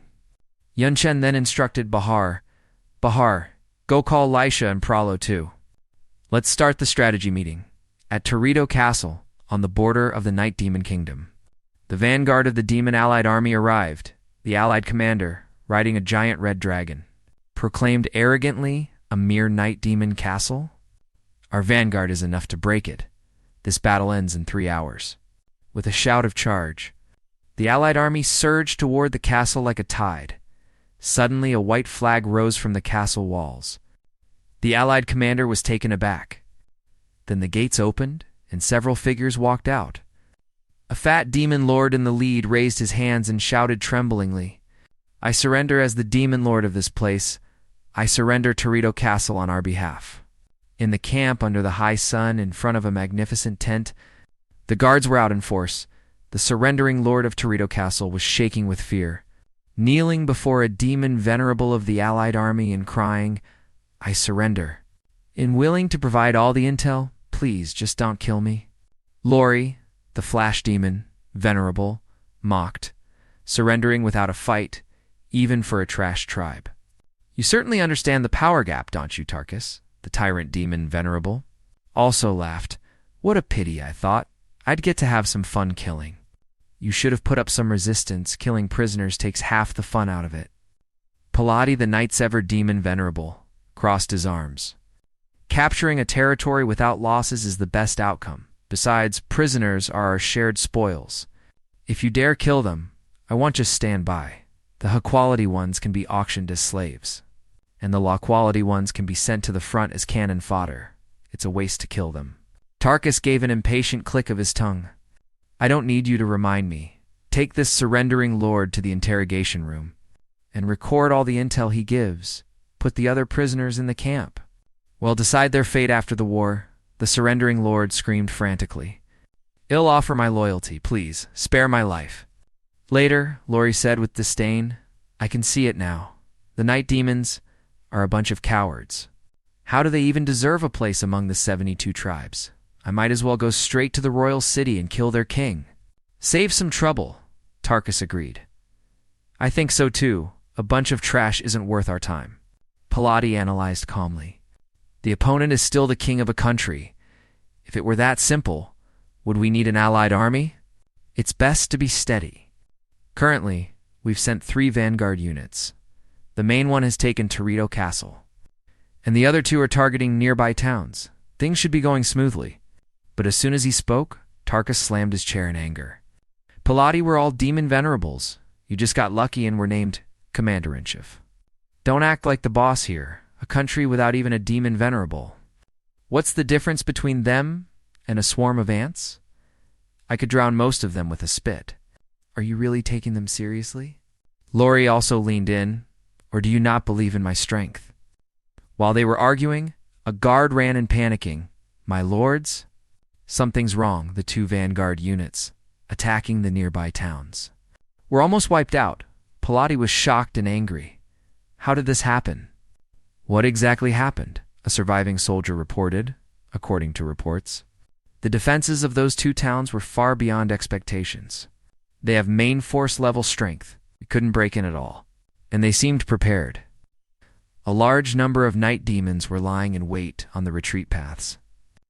We were crushed. Pilati pressed for their numbers. When he learned the enemy used 10,000 soldiers to guard a town, he was even more furious.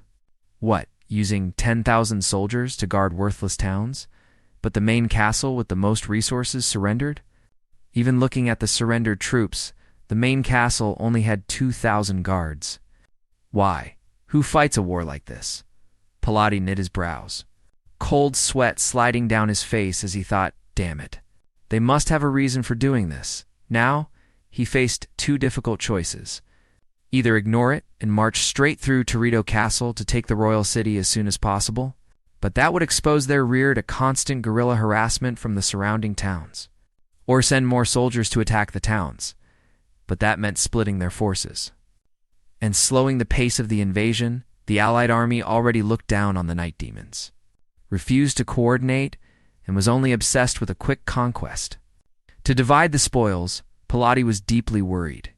If they fought too slowly, the allied army would probably fall into chaos from within first.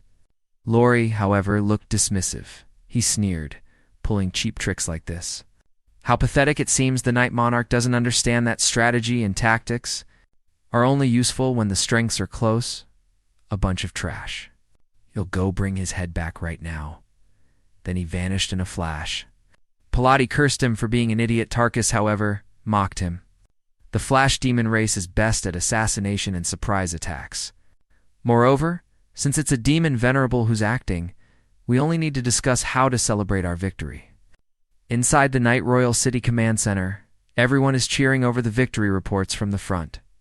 A report came in stating the Allied army was caught off guard. We won the first battle, but Zhao Lin calmly reminded them it's a bit early to be happy. Compared to a force of 400,000, a loss of over 1,000 isn't even enough to dent their morale. Yung Chen pondered the Allied army's choice, whether to march rapidly regardless of losses, or to disperse part of their forces and slow down their progress. We'll see what they choose. Before he finished speaking, a loud bang suddenly echoed through the command center. Everyone shouted in alarm. What happened? Go out and look! Quick! Everyone rushed out to see the building damaged. The enemy had already fought their way to the front. It was Lori, he shouted crazily. Speak! Where is that Night Monarch of yours? Otherwise, I'll snap your, before he could finish. Yun Chen found him. Lori laughed arrogantly. Found you? Nice to meet you, Il. Take your head for a spin? Inside the royal city, Lori's sudden attack was like a violent storm. Civilians screamed in terror while others cheered. The king! The king has been attacked! At the critical moment, Lutuxi roared, Don't even think about hurting the king. His body wrapped in lightning, he lunged forward to stop Lori. Lori's gaze turned sharp. This guy didn't seem simple, Lutuxi shouted, Prolo. Give me a hand, Prolo responded immediately. Got it. Activating his Demon King armament to boost mana, golden magic flowed into Lutuxis's body. Meanwhile, Zhao Yu summoned the Demon King armament, Void Shackles. You dare come to the royal city to assassinate our king. 100 deaths wouldn't atone for your crime. The chains were like crimson vipers below Lori, condensed lightning. A lightning burst, carrying heat and power, blasted toward Xiao Yu. Xiao Yu was injured. Seeing this, Lori became extremely arrogant. Amidst the explosion's firelight, he opened his arms and laughed wildly. Ha ha ha. A few small fry dared to resist me. You're looking for death. Ha ha ha. Just as everyone fell into despair, thinking Lori was unstoppable, a figure rushed out from the shadows, with his cloak fluttering. Lutuxi, carrying a fierce momentum, threw a punch at Lori. Lori's pupils shrank in shock before he could react. He was sent flying by the impact, smashing into the ground and kicking up dust everywhere. The battle in the royal city raged on. Lori originally wanted to ambush Yun Chen, but was held back firmly by Lutuxi and the others, seeing the crowd pursuing him. Lori felt ruthless, yet secretly alarmed. Damn it. I didn't think there'd be someone of this caliber among the night demons. Lutuxi was probably only one step away from being a demon venerable. Combined with the armament's boost, it was enough to pose a threat to him, even worse. The Night Monarch hadn't made a move yet, as the king. He definitely had powerful trump cards. I wanted to kill him instantly. But now that I'm blocked, the situation is very bad for me. While calculating, Lori suddenly discovered that Yun Chen, who was just in front of him, had vanished without a trace. Where's the Night Monarch? He panicked. But before he could react, Yun Chen, riding a mana-patterned beast, blocked his path. I say things have already reached this point. You're not thinking of running, are you? Lori's heart sank. He tried to use his spatial movement to slip away. But the moment the spatial fluctuations appeared, he was seen through by Yun Chen. Spatial fluctuations. As expected, you also have spatial movement abilities. Seeing his plan exposed, Lori knew killing Yun Chen in a short time would be as hard as climbing to heaven. He grit his teeth. He had to retreat. But as he moved, Yun Chen's golden crossed pupils lit up. Don't think about escaping. Yun Chen used the Eye of the Night to trap Lori. Lori was suddenly startled. Oh no, I forgot he had this move. But the tide of battle waits for no one. Lutuxi Bahar, Shaolin, and Zhao Yu seized the opportunity and roared in unison. Now, go, kill him, the four of them, each holding weapons. Lunged at Lori like crazed tigers, Yun Chen also laughed arrogantly. Slaughtering a demon venerable, the thought alone is exhilarating. Lori thought the Eye of the Night was indeed troublesome, but Yun Chen wasn't the night goddess. Freezing him for 3 seconds was the limit. That time would only cause him light injuries at most. But as soon as he thought that, Lori felt the temperature skyrocket. A dangerous power gathered rapidly behind him. He looked back to see Yun Chen holding a mana-patterned sphere. His body swirled with blood-colored aura. That pressure made Lori's heart feel like it was shattering. That move was no joke. He absolutely couldn't take it. He had to escape at all costs. Lori tried to flee, but Lutux's group of 4 intercepted him desperately. The sounds of clashing weapons and mana explosions. Intertwined above the royal city, Lutux's group collided with Lori. Creating a blinding firelight, Yun Chen hovered in the sky. Looking down at the mess below, just as he was about to confirm the result, he keenly sensed something was wrong. Dead. He dove down and grabbed a shattered fragment from the ground. His pupils shrank. What's going on? It's empty inside. Could this demon venerable just be a giant puppet? Lutuxi was full of indignation. This is the royal city. The enemy comes and goes as they please. A disgrace, an enormous disgrace, Xiao Yu added. That demon race is notoriously hard to kill, especially their demon venerables. He seems to be a flash demon, naturally difficult to deal with. Every demon race has special innate talents. We night demons have darkness and the Eye of the Night. Flash demons have spatial blink and life retreat. Everyone then learned that Lori could use spatial blink. To teleport from the front lines to the royal city in 30 seconds, he could also use life retreat to break free from control and block a fatal blow, though he only had 3 uses in his life. After use, he would be weak for a month. Yun Chen looked at the fragment, filled with doubt. I remember flash demons are only ranked 31st, since they have such a powerful talent. Their ranking should be higher, Shaolin explained. Individual strength has a huge impact on the ability. Normally, a low-level demon's blink is limited to 10 centimeters, and it can't be used consecutively. Also, the flash race is generally fragile. They're good at assassination and running, but not really strong in a hidden fight. Yun Chen suddenly understood. It felt very much like an assassin among humans. That demon venerable's goal was likely to assassinate me, not to take the city alone. Once he thought through this, he immediately ordered the remains to be gathered. To boost morale, he also ordered the treasury to release all interfering mana crystals to disrupt spatial flow in the royal city. This situation where people can come and go as they please must never happen again. Everyone shouted in unison, "Yes, my king," inside the camp. Lori was being harshly reprimanded. "Lori, look at what you've done. You ignored orders and attacked on your own, achieved nothing, and fled back in shame. The body part you left behind was sewn together and put on display at the Night Royal City's gate. Soon, rumors of a demon venerable's overconfident assassination, getting beaten senseless by the Night Monarch, will spread. Rumors that the allied demon venerables are frauds are going wild in the Night Demon Kingdom. Even the allied army's morale has taken a heavy hit." The Flash Demon soldiers felt even more humiliated. The allied command angrily asked Lori how head to take responsibility. Lori lowered his head, his voice trembling. "I'm sorry." Fortunately, General Tarkus stepped forward. Who would have thought the royal city had multiple demon lords? In a powerhouse only one step from being a demon venerable. Blaming him is useless. Let's discuss the next phase of the war, but Pilati was frustrated. We relied on the demon venerables to intimidate the night demons, but now that advantage is gone. We must boost morale first, so he ordered 50,000 soldiers to be dispatched, split into 4 teams to attack the next castle and 3 surrounding towns, and to crush them at all costs. Pilati stood on the high platform with his hands behind his back, his gaze icy. The best way to boost morale is victory.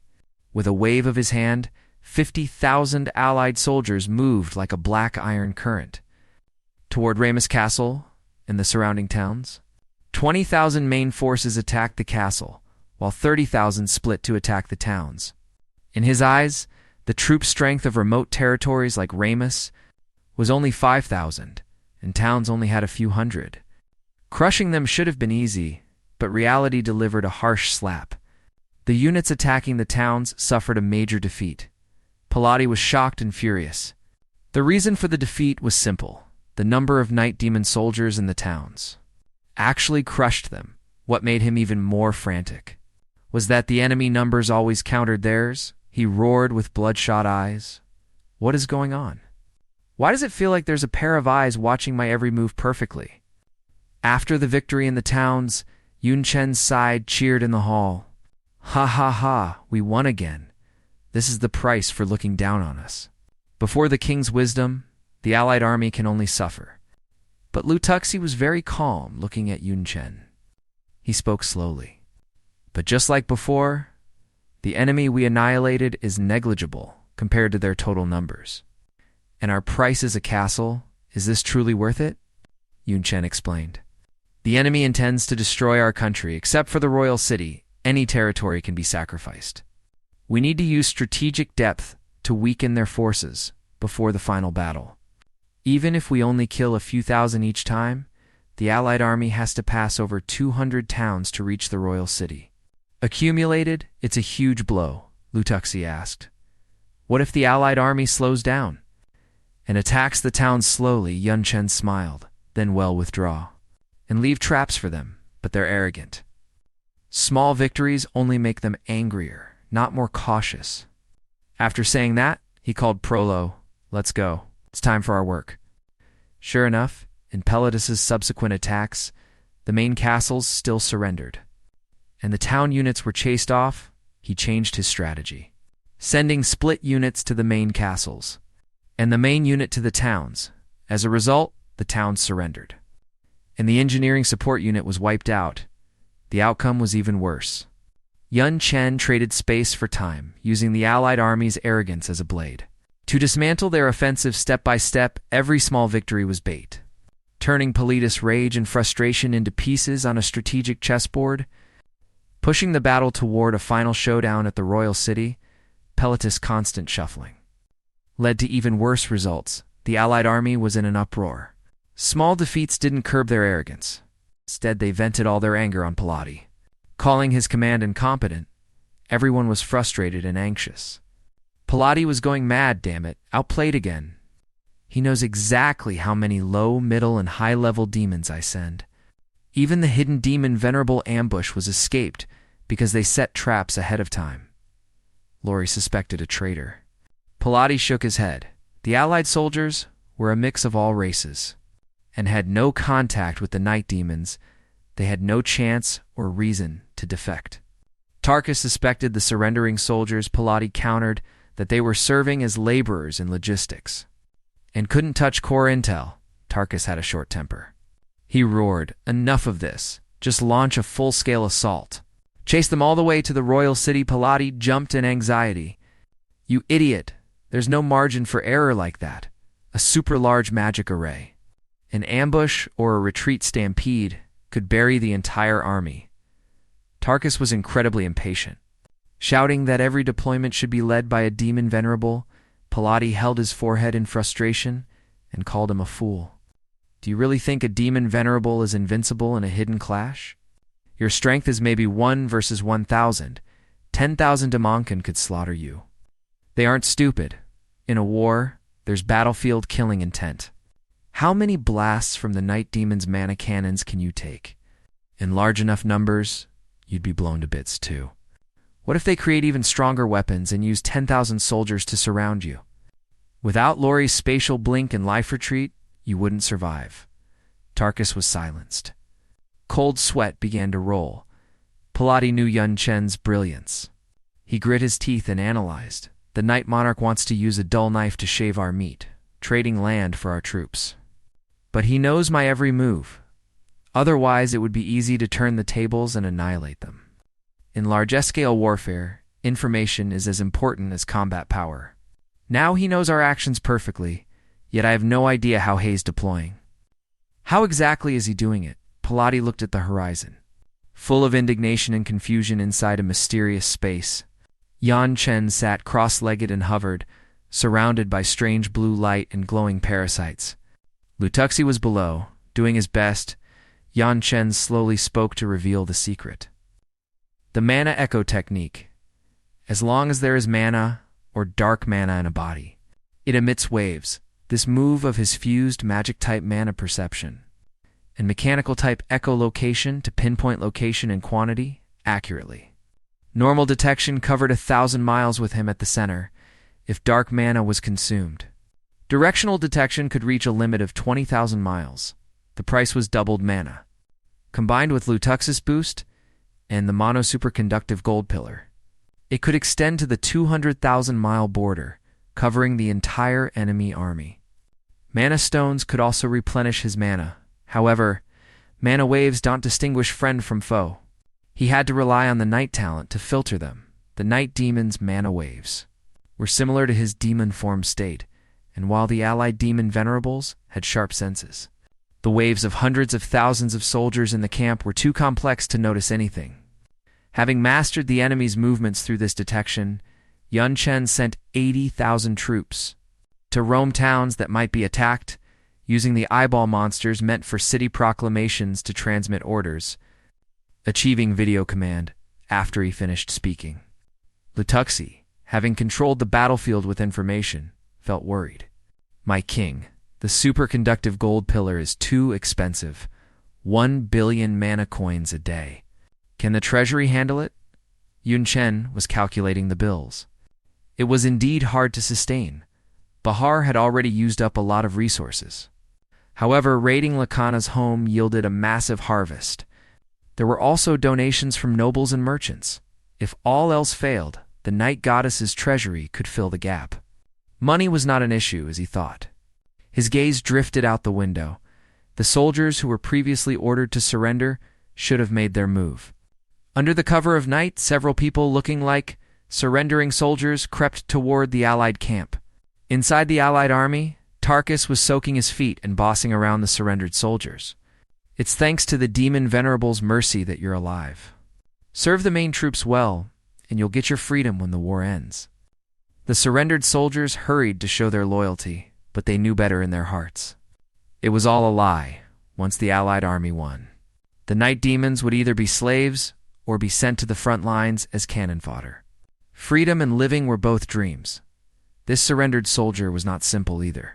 Seeing the demon let his guard down, he said cautiously, "Lord, I've heard some rumors. I don't know if I should speak them." The demon roared impatiently. "Speak." The soldier then embellished the story. "A soldier from the Nether Shadow Demon said that your wife was stolen by him back then. Now Hayes still fighting side by side with him. He probably laughs himself to sleep." The demon instantly flew into a rage. "What? I was cuckolded by that bastard back then, and now he dares to join the Allied army? And mock me. Where is he? He'll go butcher him right now." The soldier laughed inwardly. Mission accomplished. He wondered how the other brothers were doing. It turned out these surrendered soldiers were all arranged by Yun Chen. Working as double agents, they specifically picked internal conflicts to fan the flames, making the situation even messier. In the Allied camp, a storm of settling old scores was raging wildly. Inside the camp, Pilati saw his subordinate run over in a panic. "Lord Pilati, this is bad. Many soldiers have suddenly started infighting." Pilati was instantly stunned. He had no idea that this was the Rescue Data Nation plan arranged by Yun Chen. They specifically picked ancient grudges within the Allied army and sent people to fan the flames, blowing up all the internal conflicts and hatred, making their own people fight each other, leaving their combat power in tatters. The Allied camp was in total chaos. Two demons were brawling with each other. One roared, "You bastard, I'm going to kill you." The other cursed, "You knights of her demons all deserve to die." The surrounding comrades also joined the fray, shouting, "You're looking for death? You dare strike back?" Fists and weapons flew everywhere, and tents were smashed to pieces. Pilati heard the news and rushed over, shouting for them to stop. "In fighting before a great enemy, do you still have military orders, or me as the commander-in-chief in your eyes?" But no one listened to him. The chaos continued. Pilati's face turned black. "Tarkus fanned the flames from the side, Pilati. You've led the Allied army to too many defeats. You have no prestige in the soldiers' hearts." Pilati roared. Impudence. He exploded with power. Mana shattered the ground. Pilati looked at the figures scattered all over the camp, veins bulging on his forehead as he grit his teeth and roared, "Anyone who dares to fight again. This will be their end." But the soldiers only looked at him silently. There was fear in the eyes, and even more resentment that couldn't be hidden. Inside the tent, Pilati, Tarkus, and Lori sat together. The atmosphere was so oppressive, it was hard to breathe. Lori frowned and spoke. "Everything was fine yesterday. This sudden internal chaos today must have been incited by someone in the shadows." Tarkus slammed the table and roared, "Investigate the camp, drag out the troublemakers, and behead them in public." Pilati, however, waved his hand weakly. He sighed deeply, rather than the inciters. The fact that the soldiers were so easily swayed is the more serious problem. His thoughts drifted involuntarily back to the past of the Dark World. Before the Void Demons appeared, this place was in constant war. Various demon races slaughtered each other, and grudges were like buried embers. Even if an allied army was formed, old hatreds hadn't vanished. They should have spent time coordinating and resolving their differences, but the war was rushed. This step was skipped entirely now, with a light poke from Yun Chen. Those ancient grudges instantly exploded. The anger of the various demon races spread wildly, turning the allied army into a boiling pot of soup. What I feared most has happened. Pilati covered his face in pain, knowing that the fire between the various tribes was already burning. They could only delay the attack and start coordinating from scratch in the Allied Army's council hall. Yun Chen's side cheered, "Ha ha ha, the Allied Army is indeed in chaos. They only barely suppressed it thanks to the demon venerable's presence." Yun Chen smiled and waved his hand. "I only gave the order. Lutuxi has wandered through various countries for over 20 years and made countless friends. Without his help, the effect would have been greatly diminished." Lutuxi responded modestly and then explained the strategy. The key was relying on friends to gather gossip about the Allied soldiers, exploiting the old grudges of various races and arranging for surrendered soldiers to incite them. It was easy to cause internal chaos in the Allied army. Xiao Yu was puzzled. "We paid a large number of surrendered soldiers, yet the internal casualties were limited. Was it a loss?" Yun Chen shook his head. "You can't just look at the surface. Forced suppression will only make the anger in the soldiers' hearts pile up more. They already don't take us seriously, so they feel it's fine to cause trouble on the battlefield. This fire will inevitably burn brighter sooner or later, saying that his gaze turned firm. He asked where the next castle in front of the Allied army was, learning it was Lord Laisha's Gethsemane castle. He immediately arranged for Zhao Yu. You and Lythia go there to gather troops. We'll have a tough fight with the Allied army. If things go south, retreat inside the Allied camp. Soldiers of various races sat together to eat, but the atmosphere was not light at all. Damn it, Pilati broke up our tribes and regrouped us. I have to squeeze into a group with another race even to eat. It's disgusting to look at. Complaints rose one after another. Pilati watched from afar, knowing in his heart that friction in the early stages of coordination was normal. He was calculating that by forcing soldiers of different races together to eat, live, and train for 3 months, the friction could be eliminated. And a stronger army would be created, he was happily planning.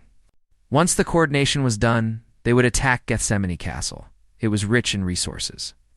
So Yun Chen would definitely be unwilling to lose it. But just as he finished discussing the plan with Tarkus and Bahar, the outside went into an uproar. Night Demon soldiers were shouting and cursing outside the camp. Calling for a fight to the death at Gethsemane Castle, Pilati was instantly stunned. Why is there more infighting? This shouldn't be happening. Reporting to the Demon Venerable, Night Demon soldiers are shouting and cursing outside the camp. A fight to the death at Gathers Hill Castle, the soldier's report struck Pilatus' ears like a thunderclap. He instantly flew into a rage. What? Gathers Hill Castle? What's the troop strength the magic box is choosing this exact time to clash? It was too ruthless. The soldier knelt and replied, a large number of night demons have gathered. Roughly estimated at 70 to 80,000, Pilati broke into a cold sweat from the shock. He continued to analyze from the side. Before, the night demons either surrendered or were forced to fight. The main force hasn't suffered much loss. Now is a good opportunity to strike them hard. But Lorelei still needs a few days to recover. I must guard the base. Pilati gnashed his teeth and gave orders to Tox. You personally lead this battle. Even if it's a trap, we must break through. Tox took the command, a cruel smile curling at the corner of his mouth. Finally, I can slaughter in the sky. Winged night demons were flying on patrol, muttering about why the demon coalition was so quiet. Suddenly, they saw dust rising in the distance. The coalition was on the move. They panicked and hurried to report, get a clear observation. Report to the castle once they saw clearly. They were scared out of their wits. A coalition force of 120,000 was heading straight for Gathers Hill Castle, led by the demon sovereign of the tyrant demon clan. Tox Pilati stood on high ground, looking toward Gathers Hill Castle, the unease in his heart growing stronger and stronger. Hearing his subordinates report that Tox had already begun the siege, even though they had superior numbers and a demon sovereign leading the way, he just couldn't set his mind at ease. He had to prepare a backup plan. This battle must not be lost. On the battlefield, Tox was like a mad bull. Leading the demon coalition in a frantic assault, the castle was riddled with holes from great war cannons. But Tox didn't care at all. These clumsy cannons can't hit me. Shifting and dodging through the gunfire, he led the army forward with a roar. That momentum felt as if he would swallow the castle whole. Tox looked at the 3 night demon lords opposite him. His face full of disdain, he shouted arrogantly, a bunch of fakes. Having lords without a demon sovereign is your weakness? Let me show you overwhelming power. With those words, he summoned the tyrant blood beast, its body burning with fierce flames. As it lunged toward the Lord's Leisha, seeing things take a turn for the worse, quickly pulled out the Demon King tool, the Shifter's Ring, and shouted, "Don't even think about it." A spiral of light flashed and Tox's attack was diverted, striking the distant mountains. Rocks splattered. Tox felt the sting, his eyes widening in fury. To think you have a rare Shifter King tool? Ill talk after I kill you and snatch it? He charged viciously at Leisha, high above Gathers Hill Castle. Tox was restrained by Shoya's void shackles. He roared, another Demon King tool, yet he remained arrogant. No matter how many demon lords there are, they are still small fry. Leisha seized the opportunity and ordered 80% of the artillery to turn their muzzles and blast Tox. Fire rained down. Only then did Tox realize that the king tools of these two lords were of the containment type. Coordinated with the mana storage cannons, I thought 120,000 troops could crush them. But when he looked down, the coalition was actually at a disadvantage. The soldiers were pushing blame onto each other, ignoring commands and shouting, "Quick, come help me." But no one responded. The infighting was even worse than before. Tox was stunned. How could this happen? Little did he know, this was exactly Yun Chen's chaos. The military discipline on the battlefield was completely falling apart. Demon Coalition soldiers were hacking at each other. Someone shouted, "I've hated you for a long time," stabbing the other while retorting, "Your death alone won't affect the battle." Turning around, he was ambushed by an enemy with purple flame magic, who screamed, "You slept with my wife and still expect to live," seeking frantic revenge. Watching from midair, Taka's eyes nearly split from rage. These fools are actually fighting among themselves on the battlefield. But after cursing them as idiots, he himself began to panic. With 120,000 soldiers wasting away like this, if they dragged it out, they would all die. I should have drilled them better. He grabbed his hair and screamed in collapse, completely losing his domineering demon's sovereign air, just as he was in despair. The soldiers below suddenly roared, "Slaughter all the night demons!" Tox was bewildered. Turning around, he actually saw the banners of reinforcements. The soldiers cheered. Pilates sent reinforcements. Victory was in sight. Latia looked at the Demon Coalition's 120,000 troops, then spotted the newly added 100,000. He gritted his teeth and cursed. 120,000. Against 80,000 was one thing, but they even sent reinforcements. There was no way to fight. He and Xiao Yu exchanged a look, hardening their hearts to execute the final plan. Xiao Yu immediately used magic to transmit the order. "Night demon soldiers, hear my command, retreat into the castle shield, execute the final plan."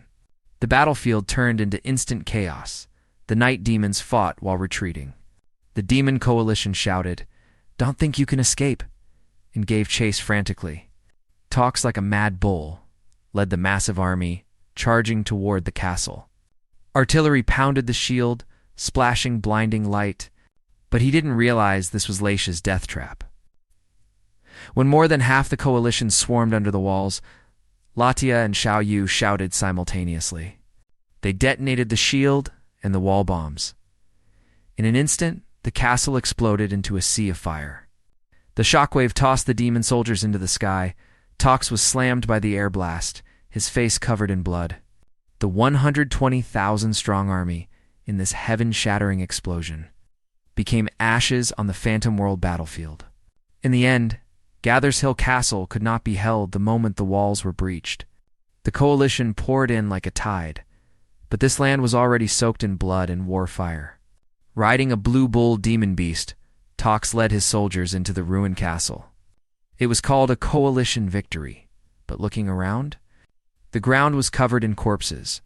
Inside the council hall, a subordinate tremblingly reported the casualties. 97,300 soldiers killed in action, 35,000 seriously wounded. Pilati clenched his fists, his hair nearly standing on end. A furious roar echoed through the hall. "We only annihilated 20,000 of the enemy. The walls were stuffed with explosives, and the shield was tampered with to detonate. These are all the dirty tricks of the Night King. Those fools even engaged in infighting and didn't provide support. It's no wonder we lost." The anger shook the throne. The subordinate lowered his head, not daring to respond. Pilata's fury seemed ready to burn away the humiliation of this crushing defeat. Tox was shaking with rage. His red crest nearly standing straight up to the sky, he kicked over a chair in the council hall and roared. Who could have known the walls were stuffed with explosives? The shield was even specially processed. This was all the Night King's calculation. Plus those idiots fighting among themselves instead of supporting. How else could we lose so miserably? Pilati sat on the magnificent throne. He spread his hands irritably and shouted in a shrill voice. With the previous battlefield losses plus this time, The main army has only 210,000 left. Even with 3 demon sovereigns leading the way, you could still lose like this. If this gets out, we'll be the laughingstock of the dark world. Pilati suddenly covered his face with his hands. He forced himself to remain calm, frantically calculating his remaining forces. Looking at the maps, he realized how many towns they'd have to capture to reach the royal city. If they marched by standard methods, their forces would be exhausted sooner or later. Fortunately, the soldiers had finally woken up after this defeat. They stopped the infighting and no longer dared to underestimate the Night King. He waved his hand for everyone to withdraw and sat alone on his throne. Gazing at the empty council chamber, his heart was filled with frustration. At that moment, he stared at Lorelei and said helplessly, "The Night King's methods far exceed expectations. We can't overcome the intelligence gap, but as long as we break into the Night Royal City, everything will be fine." Having said that, his eyes turned fierce.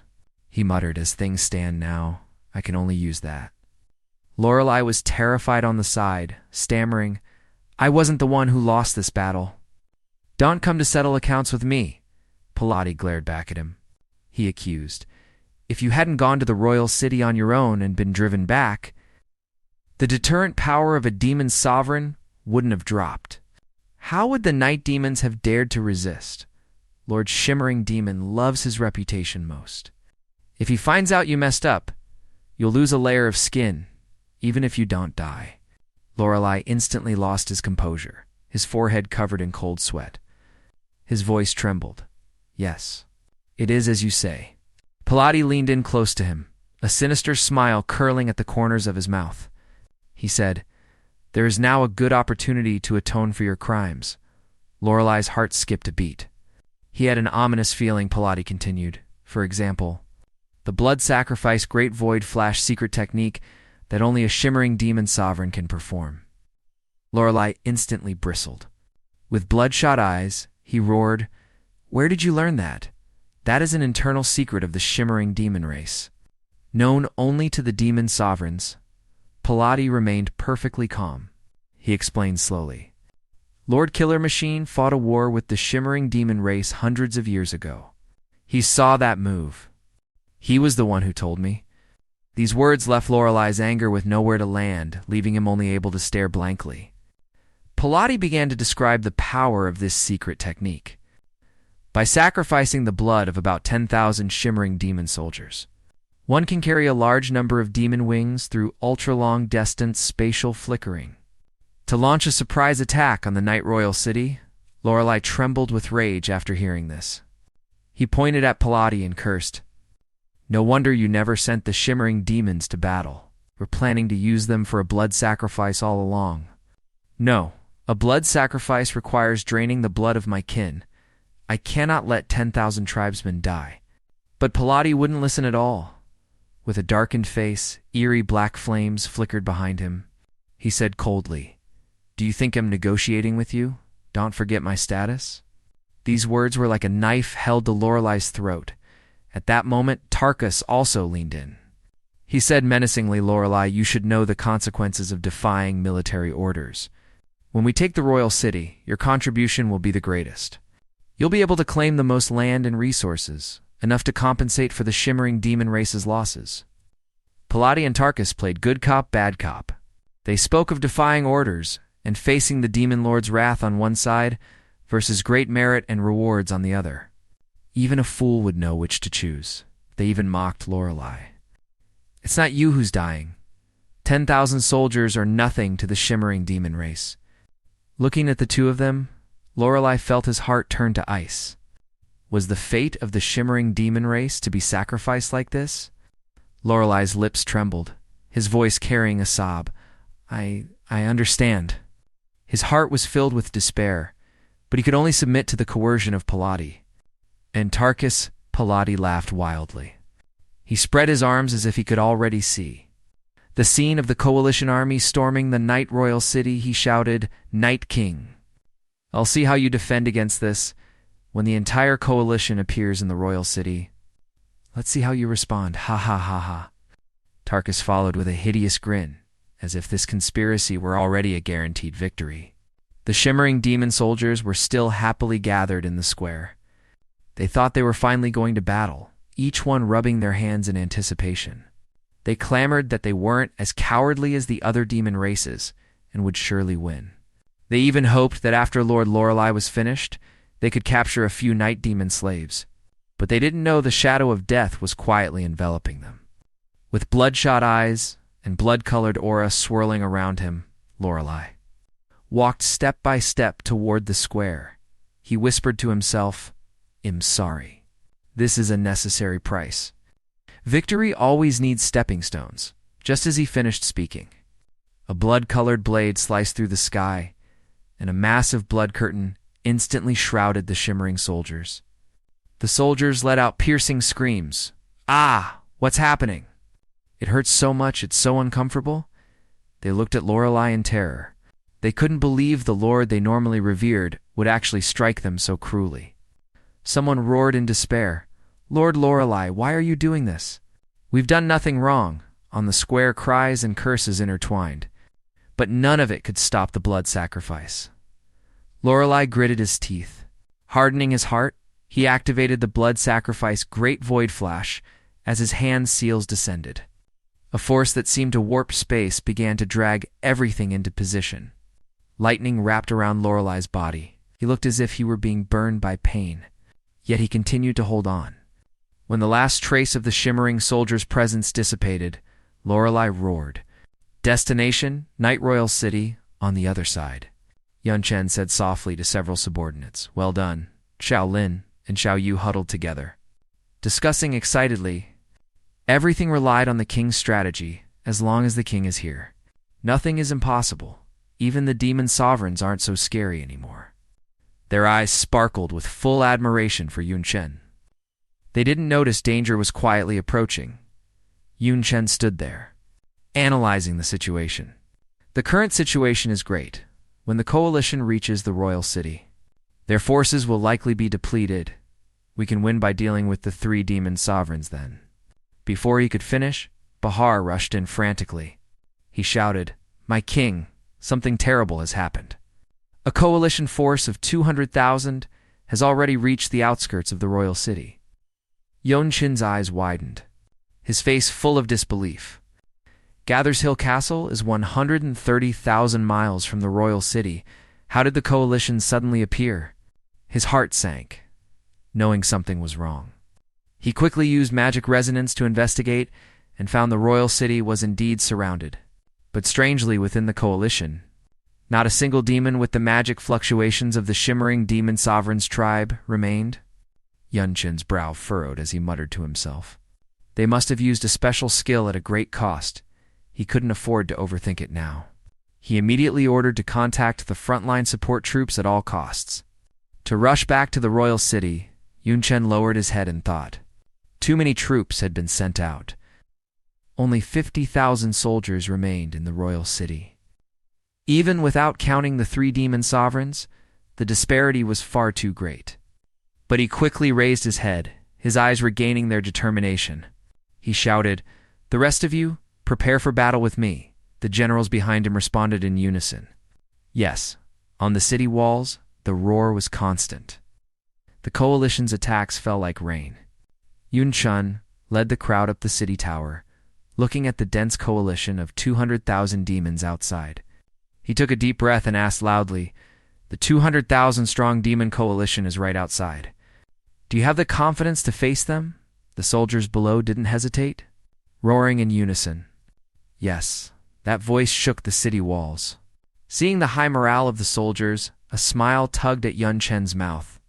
He shouted, "Good, then let the battle begin." In truth, he knew this battle was as difficult as reaching the heavens, but as things stood, they could only force their way through. The safety of the royal city and the lives of the people rested on this one battle. Yun Chen and his soldiers had to carve out a path to survival against this overwhelming disparity. The hot blood of this last stand battle burned fiercely over the royal city, above the royal city. The coalition's artillery fell like rain, and the explosions made the entire city tremble. On the walls, coalition soldiers operated giant magic cannons, shouting "Fire!" Beams of green energy light headed straight for the city walls. Below the city, the coalition's vanguard units raised their weapons and clamored wildly. Breaking the wall means victory. Blow them up. Yun Chen stood at the wall, watching his own shield being weakened bit by bit. Bahar urged anxiously, "My king, if this continues, the shield will be breached. Send out the troops." Yun Chen had no confidence either. How could 50,000 soldiers fight 200,000? But the situation was critical. He couldn't afford to hesitate. Gritting his teeth, he shouted, "Attack!" Yun Chen knew the surprise attack exceeded expectations. They could only fight with everything they had. He quickly adjusted his strategy, sending soldiers out to meet the enemy, while ordering all demon lords to strike the coalition. Demon lords. The demon lords moved at the command, charging toward the coalition like black lightning. Lu Tuxi was at the forefront, his body radiating a fierce aura. He shouted in the air, "Let them see the true strength of the night demons on the royal city battlefield." Lu Tuxi was like a god of war, fighting 3 coalition experts alone. Red battle aura exploded around him, his moves sharp and ruthless. Facing 3, he didn't lose ground at all. Yun Chen watched the battle from the city wall, silently praising, as expected of Lu Tuxi. This combat power greatly compensates for our imbalance. Then he looked at the close partners Xiao Yu and Xiao Lin. Their cooperation was even more ingenious. Xiao Yu's demon artifact focused on control, sending out chains like flexible black snakes to entangle the coalition enemies. Xiao Lin's artifact excelled in powerful attacks, each swing of his blade bringing bursts of cold. Light, the two faced 4 enemies without fear. Yun Chen felt slightly more at ease, noting that the cooperation of veteran demon lords was indeed effective. But soon his brow furrowed again, although Pro and Lithia were quite strong. And the combat power at the demon lord level was balanced, the disparity among soldiers was vast. High rank, mid rank, and low rank demons, the enemy numbers were overwhelmingly superior. Yun Chen looked at the battlefield, his heart filled with worry. Once their main force collapsed, and the enemy soldiers supported their lords, the balance at the lord level would also be broken. Failure would be inevitable then. Furthermore, the enemy demon sovereigns hadn't entered the field yet. If they joined the fight, the battle situation would collapse instantly. The more Yun Chen thought, the more anxious he became. So what if mastered an origin skill?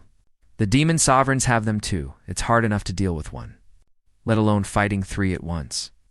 Against crushing strength, schemes were useless. He was so anxious he scratched his head, but suddenly his eyes fixed. His thoughts took a turn. Why am I so worried? I am human to begin with.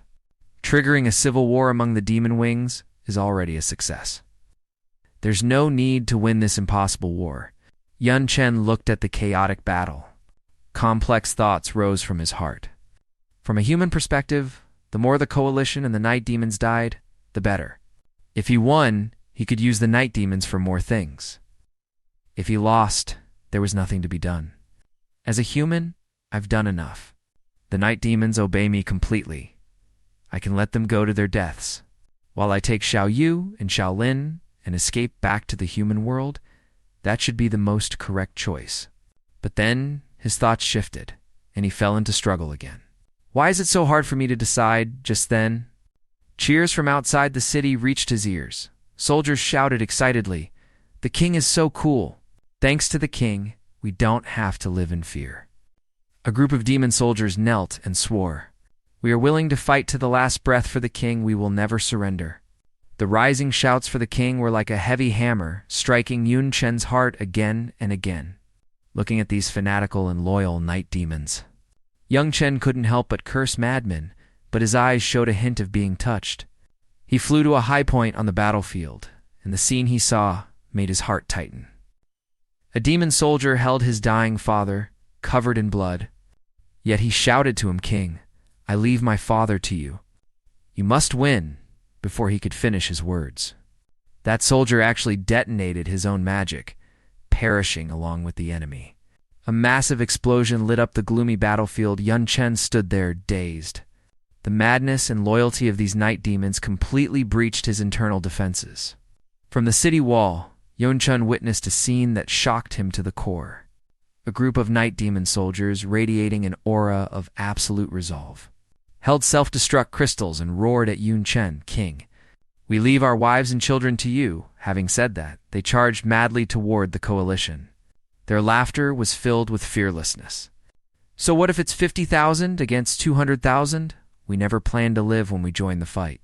Taking one down isn't a loss. Taking two is a profit." The coalition army was terrified by this suicidal stance, screaming, "Madman, don't come over!" But those night demons didn't care at all, carrying a heart full of fury and resolve. To perish with the enemy, the light of the explosions died, the royal city's sky red.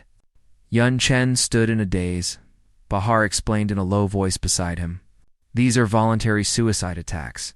The soldiers prepared self-destruct crystals long ago. Even every household of civilians in the royal city has them ready once the city is breached. They take the enemy to hell with them just to protect you. To protect this beautiful kingdom you transformed." Yun Chen felt a pang of bitterness in his heart. He knew his human identity. He knew his status as a Demonkin was just a disguise. But seeing these people fighting to the death to protect him, he could no longer convince himself to flee. He suddenly looked up, a fire burning in his eyes. He roared at the heavens and earth, "Even if my identity is fake, I am still your king."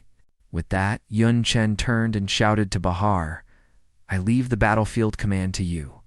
I will join the fight personally." Before his voice even faded, he had already leaped from the city wall, charging into that battlefield of blood and fire. On the other side, the demon-allied army surrounded a heavily injured night demon. The soldiers mocked him wantonly. "You were shouting pretty loud just now, trying to take us down with you. Now that your arms are useless, let's see how you use that self-destruct crystal." The soldier's face was full of resentment. He roared in his heart, unwilling to die like this. Yet he was powerless to resist, just as he fell into despair. Blue flames suddenly surged from the horizon, and a familiar figure leaped out.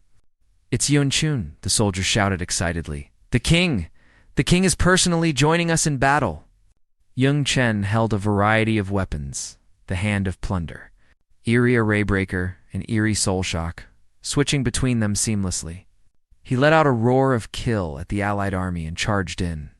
As Yun Chen fought, he thought to himself, "Getting emotional over Demonkin isn't my style.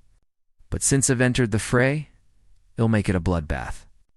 His weapons swept through thousands, and waves of blue magic sent the allied soldiers flying in droves. Every move carried resolve and fury. The immense power Yun Chen displayed on the battlefield left the watching soldiers in awe. A yellow-haired demon shouted excitedly, "Is this the king's true power? So strong, it seems, when he fought us." He was still holding back quite a bit. Lituxi stood amidst the tide of blue magic, gazing at Yun Chen's figure, secretly marveling. He truly is the king. He's so strong I can't compare. I can even feel that this isn't his full power. There's still a terrifying power hidden within him. Inspired by Yun Chen, the soldiers shouted in unison, "Brothers, don't let the king be the only one at the front. Even the king has joined the fight. There's nothing we can't overcome." For a moment, the battle cries resounded through the royal city battlefield. The night demons were like they'd been injected with adrenaline, brandishing their weapons and charging madly toward the demon-allied army. The three demon leaders, Tarkus, Lori, and Pilatus, stood at a council post outside the city. Gazing at the distant royal city, Tarkus crossed his arms. He said solemnly, "As a king, he actually entered the field himself. Haze boosted the night demon's morale so much, we shouldn't have encountered this trouble." Pilates sat in the main seat, a flash of annoyance on his face. The original plan was to teleport the army directly inside to destroy them. Who knew the space in the royal city would be disrupted in advance? We could only teleport outside. It's all Lori's fault for the assassination attempt. Made them stay on guard. Lori was about to speak, but Pilates waved him off and sat down casually, saying dismissively, "It doesn't matter, though. Just consider it a slight increase in difficulty for the siege, Tarkus. Go up with Lori and bring me the Night Monarch's head." Hearing this, Tarkus immediately perked up. He beat his chest and replied, "Yes, I'll bring the Night Monarch's head to you." Yun Chen stood with a long spear, followed by several warriors. His figure looked exceptionally resolute against the clouds. He led the group in a rapid advance. With a whoosh, the spear sliced through the air, with unstoppable momentum as he approached the enemy. Yun Chen roared, and an eerie purple power surged out instantly, dyeing the surrounding space purple. But as soon as this power appeared, Yun Chen keenly noticed something strange. He let out a light gasp, finding a brand new power gathering from the battlefield. It was the second effect of his Myriad Calamities set, the power of Myriad Calamities. Originating from slaughter and calamity, it was evil and terrifying. While he was thinking, Tarkus's massive figure suddenly appeared. Blocking the path like a mountain of flesh, Tarkus laughed arrogantly. "The Night Monarch, right? Die for me." A giant fist condensed from flames slammed toward Yun Chun. Yun Chun hurriedly used his weapon to block. The powers of both sides collided, sparks flying everywhere. Amidst the sound of the spear shattering, a golden light flashed in Yun Chun's eyes. Tarkus' attacks were like a violent storm with one punch. The earth itself trembled. Yun Chen barely managed to block, but was still shaken to the point of spitting blood. He sighed in his heart. To face a demon venerable with a mere array-breaker rank weapon is indeed too much. Just as he caught his breath, Lori pounced again, mocking, "Kid, this time there's no lord to protect you. Die quietly." His attack carried an eerie demonic power. Yun Chen dodged clumsily. Adding new wounds to his body, Xiao Yu and Xiao Lin were fighting hard in the distance, calling out anxiously Mr. Yun, but they could barely save themselves. They could only grit their teeth and believe he would hold on. Yun Chen dodged to the edge of the wall to gasp for air. Looking at Tarkus and Lori, he understood the gap, but he didn't give up. He looked at his opponents and mocked. "Is this all you've got? You're fit to be among the 72 pillars of demons?" Lori smilingly held Tarkus back. "Don't be in a hurry. Killing him was a lot of trouble. Let's play with him slowly." Yun Chen knew that even with the demon venerable extract and legendary set, the stat gap was still huge. In this desperate battle, how was he going to turn the tables? With life and death hanging by a thread, Yun Chen's counterattack was about to explode from despair. Yun Chen knew he'd surely die in a Wanyantwa, but his gaze suddenly sharpened.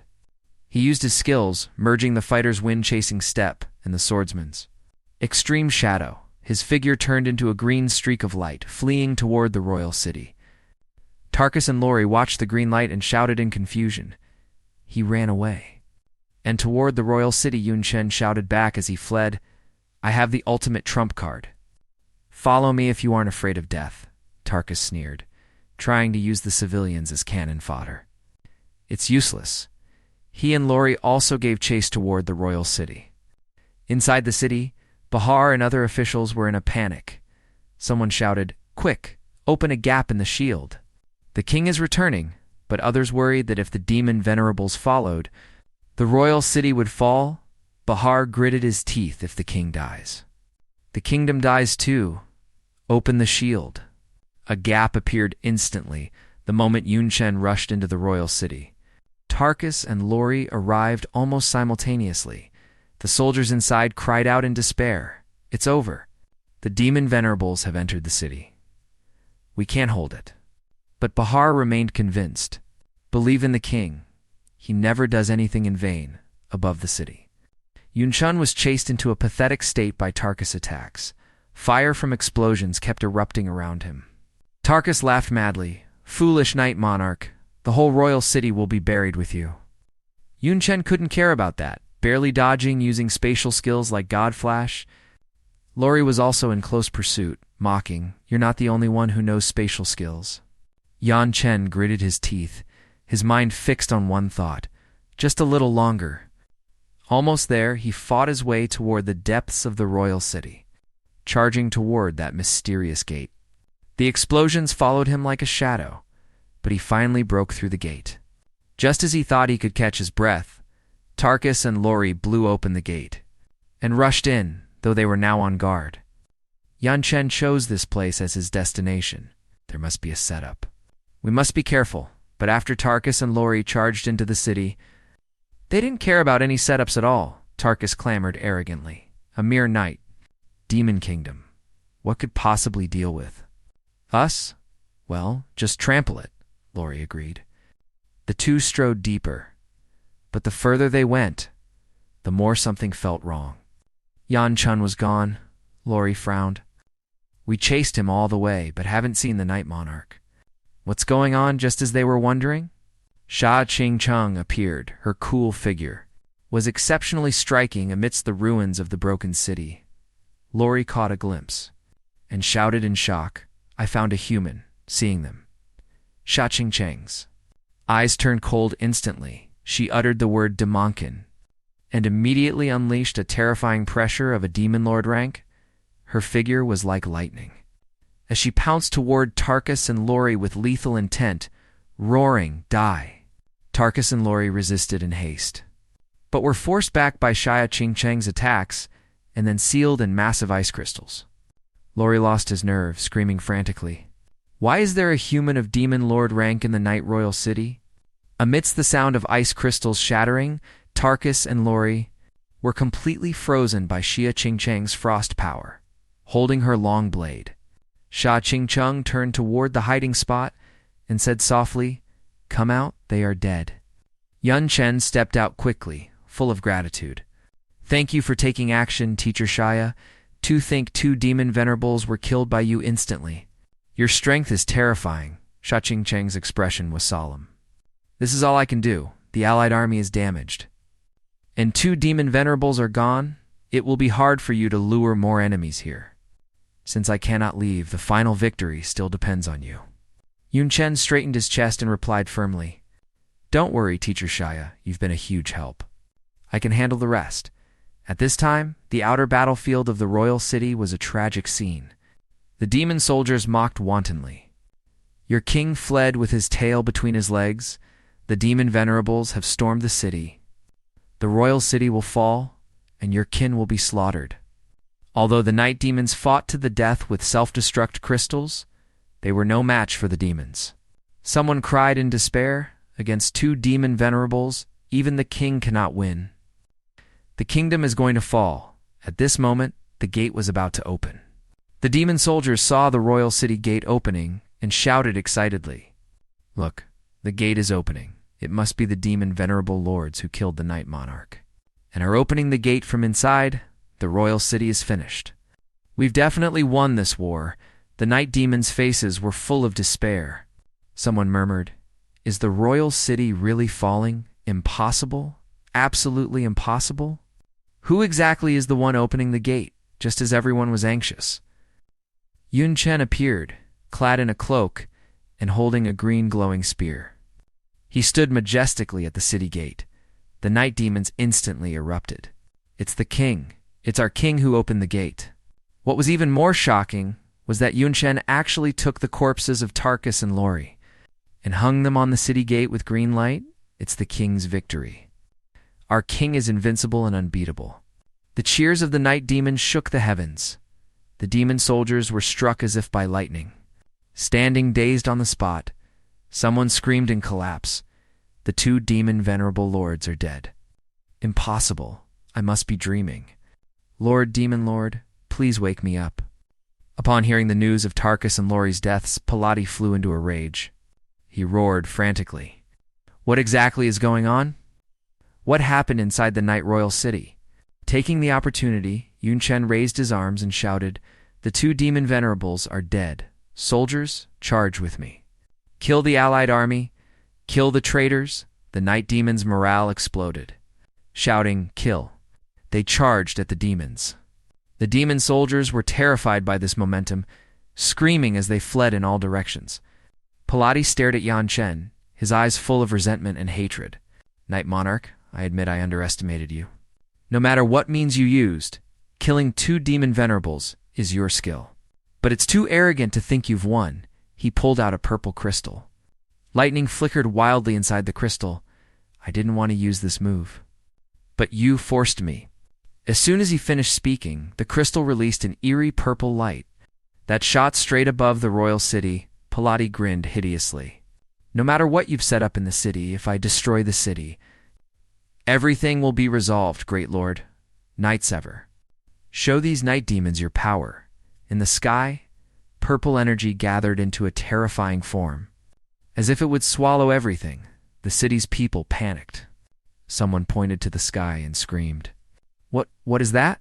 The sky suddenly turned black? I can't breathe. Yun Chen's heart also tightened. The fear of death spread instantly. This skill makes my heart tremble. Is it a demon venerable? No. A demon venerable doesn't have this power. Just then, a subordinate reported in a hurry, My king, in the sky, is an imprint crystal. Engraved with the power of the 72 demon pillars, Yun Chun's pupils shrunk in shock. The demon still had this trump card. He wanted to destroy the city. Pilati stood on high, laughing madly. Feel the power of Night Sever. Annihilation, myriad calamity, thunder. Purple lightning poured down like a waterfall, heading straight for the royal city. The purple thunder slammed into the city towers.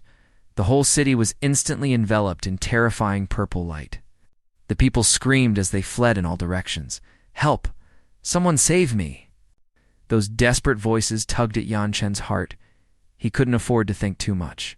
Shouting to his comrades, Latia Pro, leave your opponents. Come help me quickly, before his voice even faded.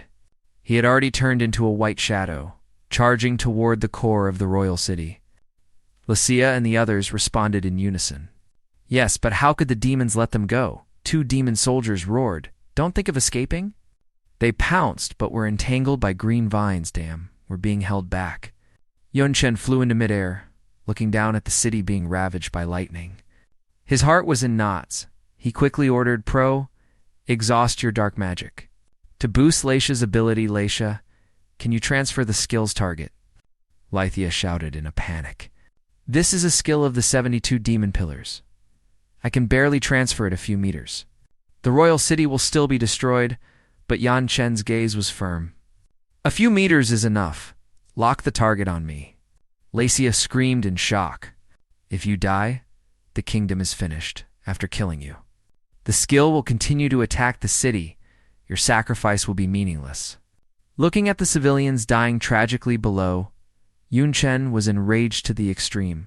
What time is it? Why are you still hesitating? Tens of thousands of civilians have already died. Do exactly as I say. This is an order. He radiated an aura of absolute resolve that allowed no room for hesitation. Pro gritted his teeth and flipped open his magic book. Black light surged around him. Latia, the rest is up to you. You must complete the transfer. Leisha's eyes became firm instantly. I'll do it. He activated the demon artifact, the Ring of the Shifter. Golden rings spun frantically on his fingertip. As he shouted, Transfer! Transfer for me! The purple lightning twisted in midair. Lythia used all his magic power, and finally dragged the skill target toward Yun Chen. At that moment, the world seemed to tremble. Everyone stared intently. At this key struggle for the survival of the royal city, could Yan Chen handle the transfer and take the fatal blow to protect the last hope? Above the city, the purple lightning slammed down like a spear of world destruction. The people watched this scene. Some knelt on the ground and wept. The king is protecting us. How could this happen to us? We can't be without our king. Xiao, you wanted to rush over regardless of everything. A companion shouted urgently. Zhao Yu, are you going to your death? Zhao Yu murmured in tears. This is a skill of the 72 demon pillars, Mr. Yun He. But she still held a glimmer of hope. Mr. Yun had created so many miracles. Maybe he could withstand it. Pilati laughed madly on the side. Foolish Night Monarch, even if you die, the kingdom will still be destroyed. You can't protect anything, but in the next second. His laughter stopped abruptly. Yun Chen actually walked out of the lightning unscathed. The prompt invincibility remaining time 0 flashed by, but he wasn't injured even a bit. Pelita's eyes widened and he roared. Impossible. Absolutely impossible. Yun Chen looked at the remaining lightning. Still feeling lingering fear, The royal city shared part of the skill, and invincibility barely held, but that residual power almost turned me to ashes. Yan Chen looked at the green self-healing light on his face, thinking to himself, if not for the transcendental self-healing trigger, how could I be standing here? Beside him, Pro and Lythia were exhausted. Lythia said with a bitter smile, King, you really held on, a skill of the 72 demon pillars. I feel like I'm dreaming, unfortunately. Pro and I have exhausted our magic, and have no combat power left. Facing a demon lord level skill?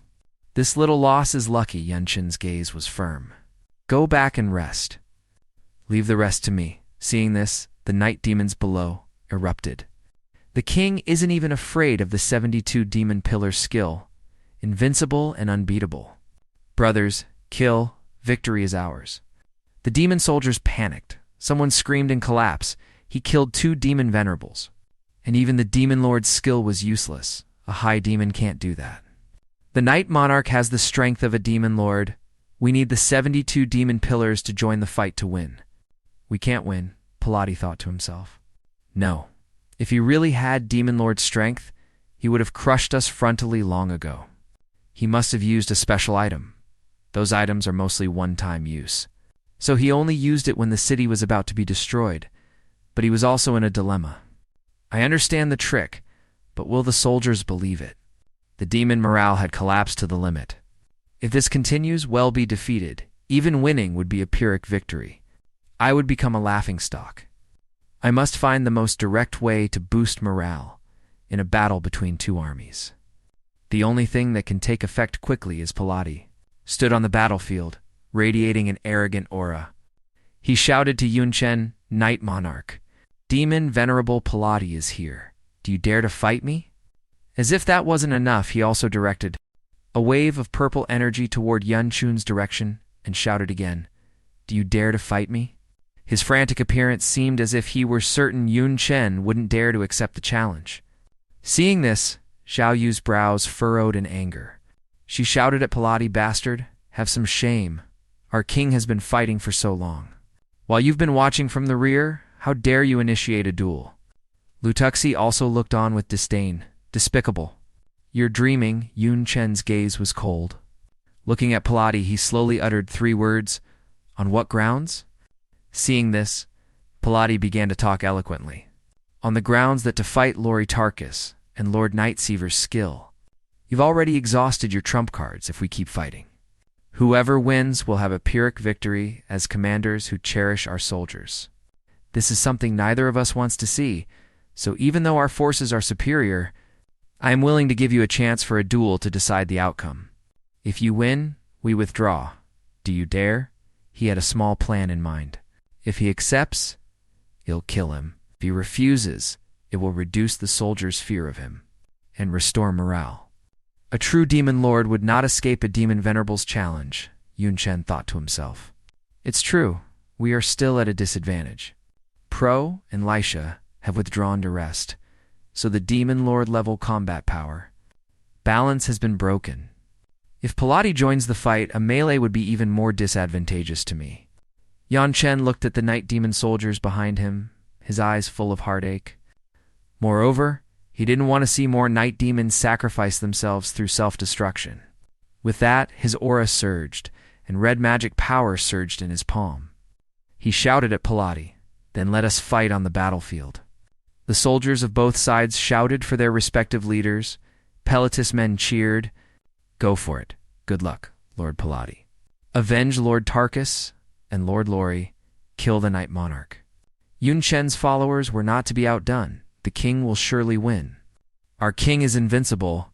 He killed 2 demon venerables already. What's one more, even if the king falls in battle? We will follow him to hell. Xiao Yu and Xiao Lin, however, were filled with worry. Dueling a demon venerable at the 3rd awakening level? How is that possible? Mr. Yun isn't the master. Can't interfere in a battle of this caliber. Pilati stepped forward then, sneering at Yun Chen. Night Monarch, there are tears among demon venerables. I can suppress Tarkus and Lori not just because of my role as commander-in-chief. Comparing me to them, is foolish, he pulled out an eerie red weapon. He aimed it at Yun Chen, arrogant to the extreme. Yun Chen remained calm. This battle will be over soon. Palati echoed, yes, very soon. Brandishing the red spear that radiated a sinister aura, Palati lunged fiercely at Yun Chen. With a loud bang, the attack carried a momentum that threatened to tear everything apart. But in the blink of an eye, a palm emitting a strange power appeared abruptly, steadily blocking the fatal blow, then Yun Chen's ultimate form, with golden hair and a golden halo encircling his body, revealed itself as he activated a skill. A divine and powerful aura of myriad wheels instantly blanketed the battlefield. Palati panicked instantly. His eyes widened. Is this a buff-type skill? His presence has completely changed haze almost on my level. Before he could finish, Yun Chen had already closed the distance. Merging the Ammo Master's induction diffusion shell and the sharpshooter's lethal shot, he aimed straight at Palati, one headshot each.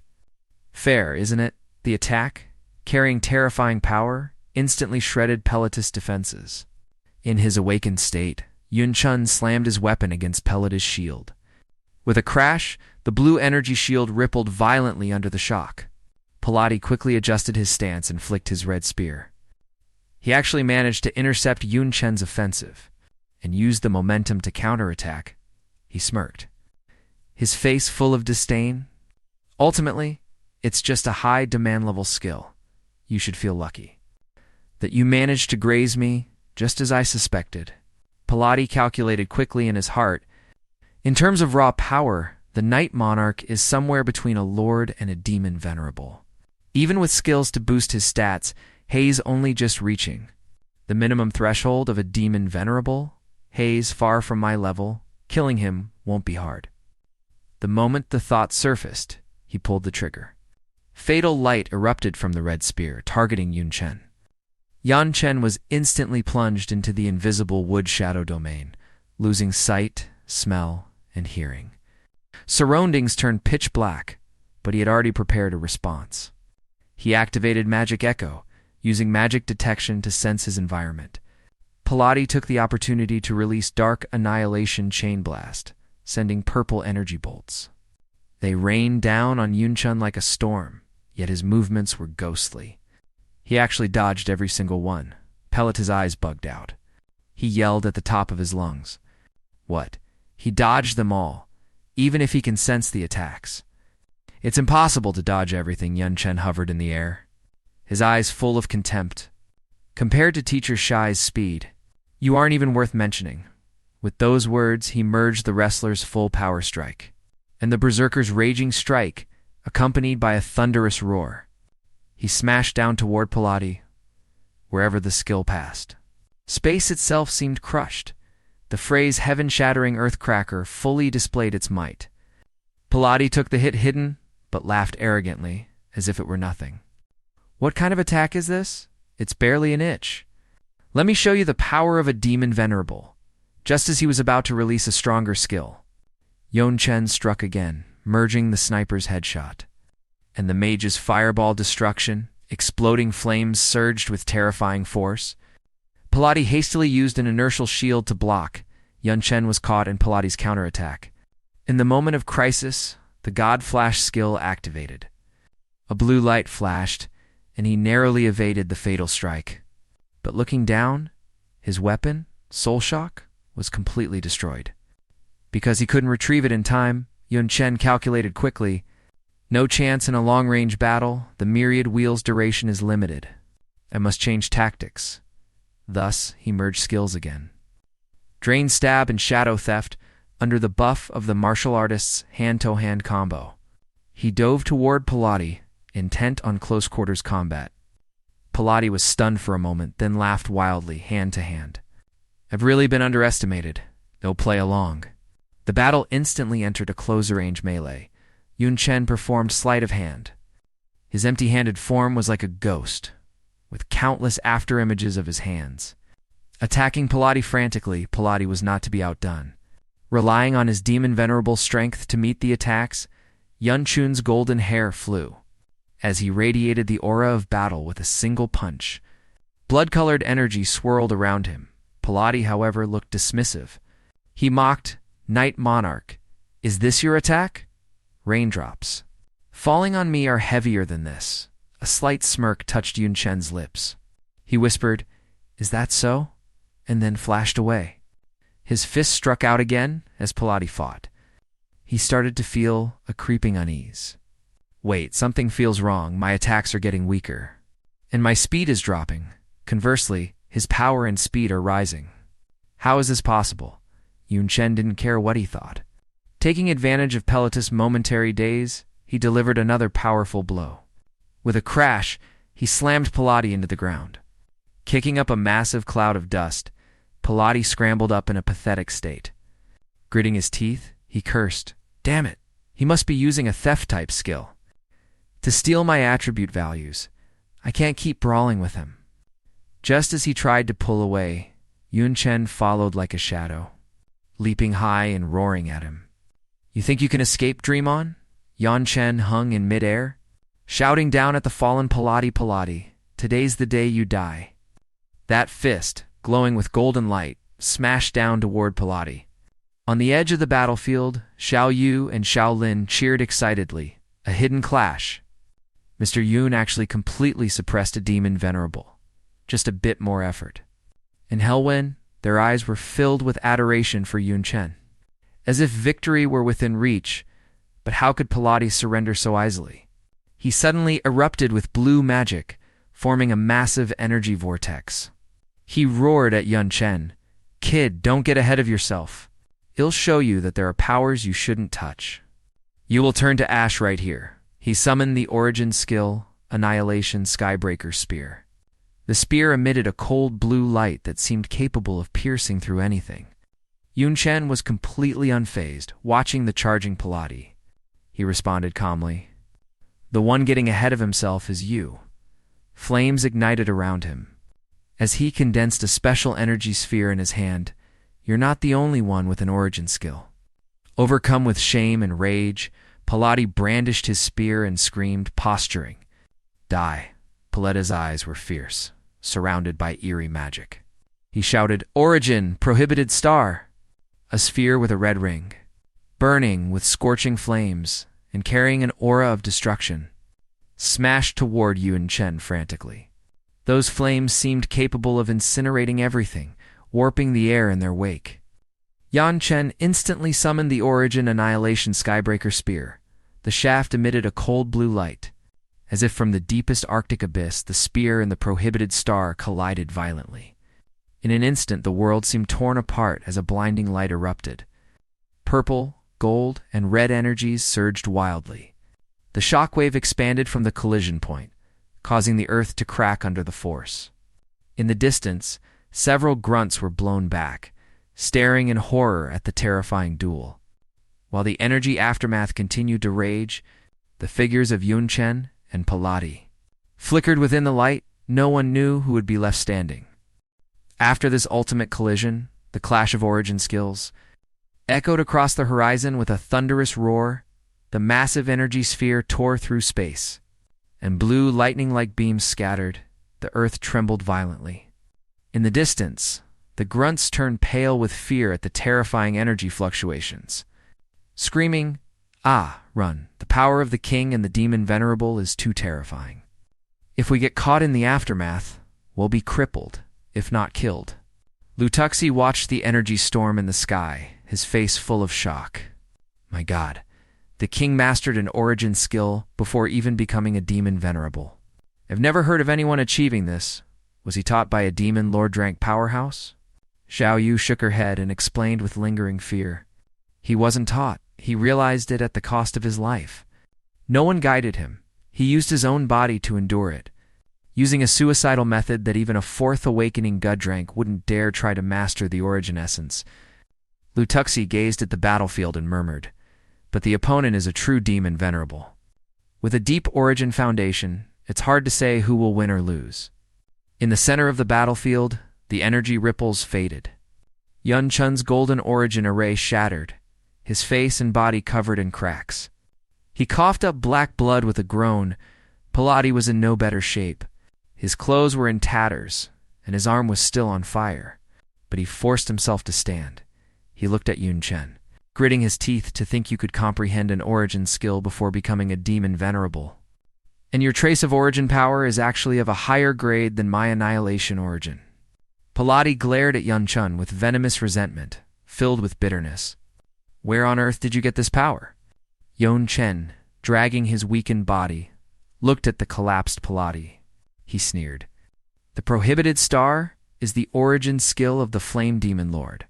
Back then, they were in the top 10, maybe even top 5. Your Night Sever demon origin can't even compare, Paladi panted heavily. His eyes full of malice, but he was powerless to refute it. Paladi slowly approached, his wound still seeping blood, but his voice was ruthless. It doesn't matter if you don't tell me the source. You can barely stand right now. I'm at my wit's end. But you're in even worse shape, saying this. He pulled a strange red gun from his robe and aimed it at Yun Chen. This shot will take your life. At the moment he pulled the trigger, a shout came from the distance. Lord Paladi, look behind you. Paladi whipped his head around, only to see a dark figure carrying a massive green-patterned cannon. Smashing down ferociously, Yun Chen took the chance to retreat rapidly. He was secretly pleased. When we clashed origins, I had the silver golem hide in the distance. Hayes, carrying the demon's storage annihilation cannon, looted from the Lord's warehouse. Now, the silver golem, separated in the myriad wheels state, has enough power to be used as a weapon. Paladi, seeing the approaching golem and the giant cannon, panicked and shouted at Yun Chen. Well, withdraw, Lord. Night Sever won't let you off. I can't dodge this shot, but Yun Chen remained unmoved. The silver golem had already activated, and green light gathered frantically in the magic cannon. No, Paladi screamed in despair. The next second, the cannon roared, and blinding light swallowed everything. The final duel between Yun Chen and Paladi ended with Paladi being blasted away by the magic cannon. Hitting the ground with a thud, Yun Chen had also exhausted his strength. He sat down cross-legged, gasping for air. With the lingering glow of battle still swirling around him, outside the battlefield, the soldiers of various factions erupted. Cheers reached the clouds. The outcome was decided. The king had won, and the kingdom was saved, but the enemy camp was in chaos. Some screamed in despair that it was over, while others attempted to put up a final resistance, shouting that Lord Paladi was dead, but the war wasn't over. They claimed the Night Monarch was powerless to fight back, and incited the crowd to charge Yun Chen. They wanted to take his life while they had the chance. The chance to slay a 72 pillars demon has come, kill him, and claim the ultimate glory. Seeing things take a bad turn, Xiao Yu and Xiao Lin were anxious. While rushing toward Yun Chen, they shouted, "Protect the king!" They agreed to settle it with a duel, yet they're going back on their word. We must protect the king no matter what, but the enemy was faster. Just as the soldiers reached Yun Chen, and everyone thought he was hanging by a thread, he slowly looked up and sneered, "Want to kill me?" "You're welcome to try." Saying this, both hands activated equipment skills. A scorching energy core appeared on his chest, even if my status is poor. Equipment skills can still be used. Yun Chen's eyes sharpened. He unleashed the meltdown skill. A massive flaming light wheel formed instantly, rolling forward with an aura of destruction. When the wheel hit the enemy, it turned into a massive exploding light ball, blasting cracks into the earth with a boom. A torrent of scorching energy poured down, crushing rocks, and kicking up dust. The enemy soldiers were stunned by the terrifying power. A moment later, they snapped out of it and screamed, "Run!" They turned and fled in disarray. But amidst the chaos, other enemy factions learned that the royal city was empty and tried to seize the chance to launch a sneak attack. They were aggressive, shouting to kill them all. Just as Xiao Yu and Zhao Lin worried about the city's safety, a turning point appeared. The soldiers Yun Chen had sent to patrol the front lines returned just in time, seeing the reinforcements. The morale of his side soared. The soldiers shouted with their support. The coalition won escape. The enemy camp collapsed instantly. Some knelt directly on the ground to surrender. Yun Chen slumped on the ground, looking at the surrendering coalition soldiers and letting out a long sigh. Finally, we won. This tragic battle ended with the enemy's surrender, but news quickly spread across the dark world. The demon camp was in an uproar, filled with anger, sorrow, in various forms of panic. Some were even secretly pleased. A woman by candlelight saw a subtle curve rise at the corner of her mouth. She whispered, "Night Monarch, I'd really like to meet you on the other side." The war was over. Sha-Ching Chung stood before a broken wall. After a long silence, she said, "The war is over. It's time for me to go perform my mission." With that, her figure vanished into an archway. Racing toward a new mission, the kingdom's defense was a total victory. In the ruins of the royal city, the soldiers celebrated. Lifting wine barrels, they shouted, "Victory!" Winged soldiers circled in the sky. The entire city was overflowing with joy. Yun Chen ordered a celebration for 3 days and 3 nights. Paid for by the national treasury, people released their joy of victory to their heart's content. But inside the magnificent palace, young Chen wasn't so relaxed. Sitting on his purple throne, he asked Bahar about the results of the statistics. Bahar knelt and reported the number of coalition forces killed and captured in this campaign, as well as their own casualties. After listening, Yun Chen calmly arranged, "Have Irene Bella handle the enemy corpses, oxen, or brainwash the prisoners into slavery." To replenish the treasury, Lu Tuxi looked at Yun Chen, asking in confusion, "You traded over 90,000 soldiers for a great victory. Why aren't you happy?" Yun Chen looked at the damaged royal city and sighed helplessly. "The kingdom's main force only has 50,000 left. Half the city is destroyed. I really can't smile." Saying this, he dismissed everyone and led the ministers away. Yan Chen saw that Xiao Yu and Xiao Lin hadn't left, so he asked softly, "Xiao Yu, Xiao Lin, is there anything else?" Xiao Yu and Xiao Lin knelt to bow to Yun Chen, full of gratitude. "You could have escaped, yet you fought to the death against the demon venerables for the kingdom and for us. For this kindness, we are willing to offer you everything." Yan Chen hurriedly helped them up and smiled. "We're all on the same side. There's no need for such grand formalities. Besides, you have a special relationship with teacher Shia." "Don't be so formal," but Zhao Yu said seriously. "If one day you and teacher Shia become enemies, we will stand on your side." Yun Chen didn't know whether to laugh or cry. Why would I be enemies with teacher Shia? Just then, a voice came from above. "Talking about others behind their back is not a good thing." Everyone looked up. To see Sha-Ching Chang appearing from a spatial rift, Xiao Yu and Xiao Lin instantly panicked. Their hearts were pounding. "Oh no, she heard what we just said. Given teacher Sha's temper, will she kill us?" Sha-Ching Chung just glanced at them and said faintly, "I'm not that unreasonable. If you wag your tongues again, I'll take them." Xiao Yu and Xiao Lin breathed a sigh of relief. They obediently shut their mouths. Yun Chen looked at Sha-Ching Chang, asking solemnly, "You're leaving the treasure vault, does it mean?" Sha-Ching Chang nodded. "I will disappear in 3 days. I came specifically to say goodbye. I'll use the remaining time to perform my mission."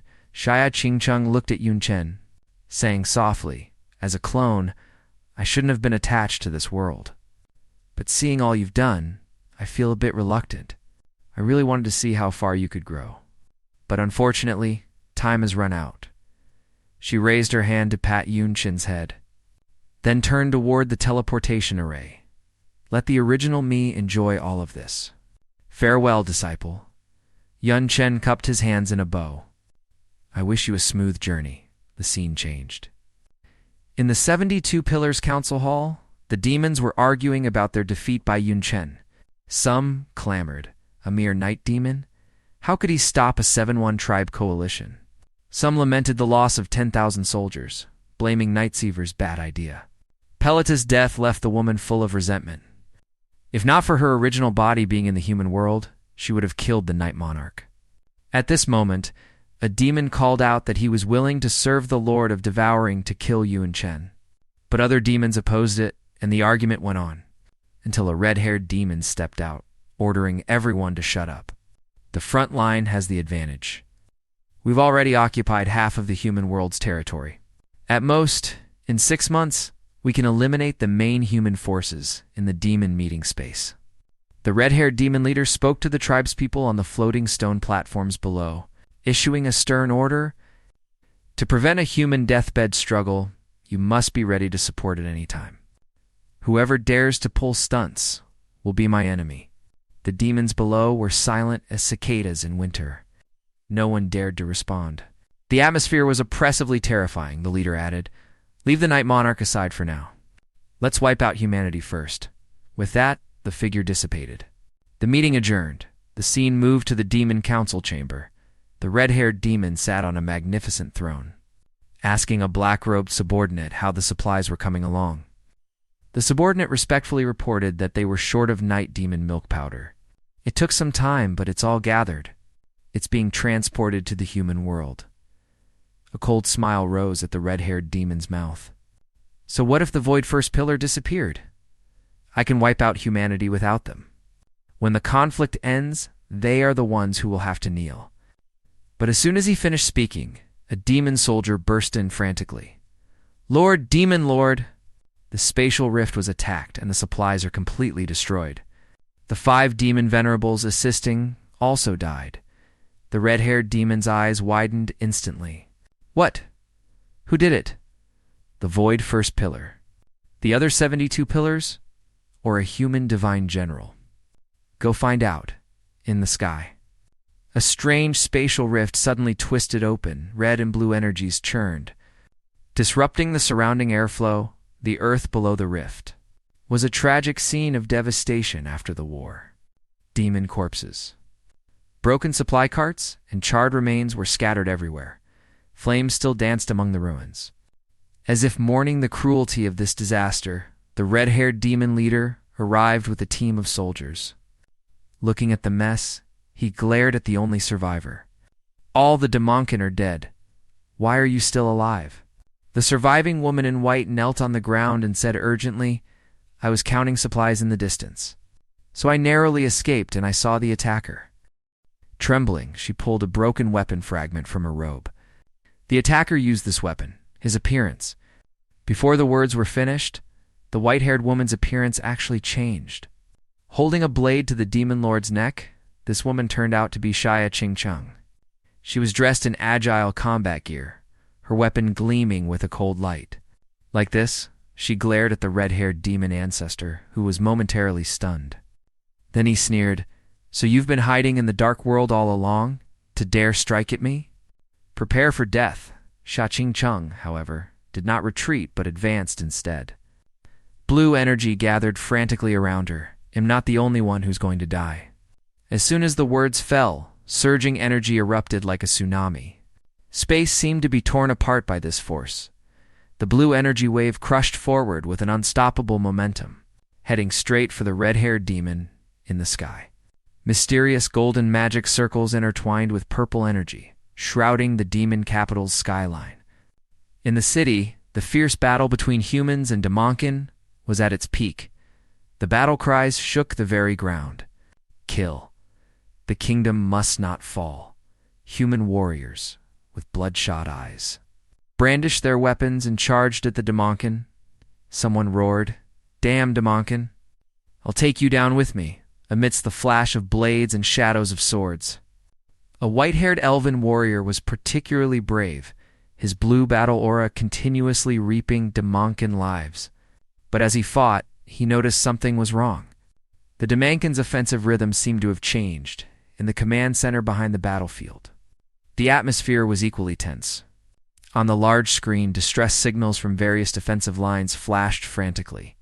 The commanders were in a frantic spin. Defensive line 2 is about to be breached. Send reinforcements quickly. Teams 5 and 7 can't hold on either. At this moment, Yun Tang stepped forward. With a steady gaze, she said, It's time for me to go. I can erase shadows below the demon venerable level. Even against a demon venerable, I have a chance.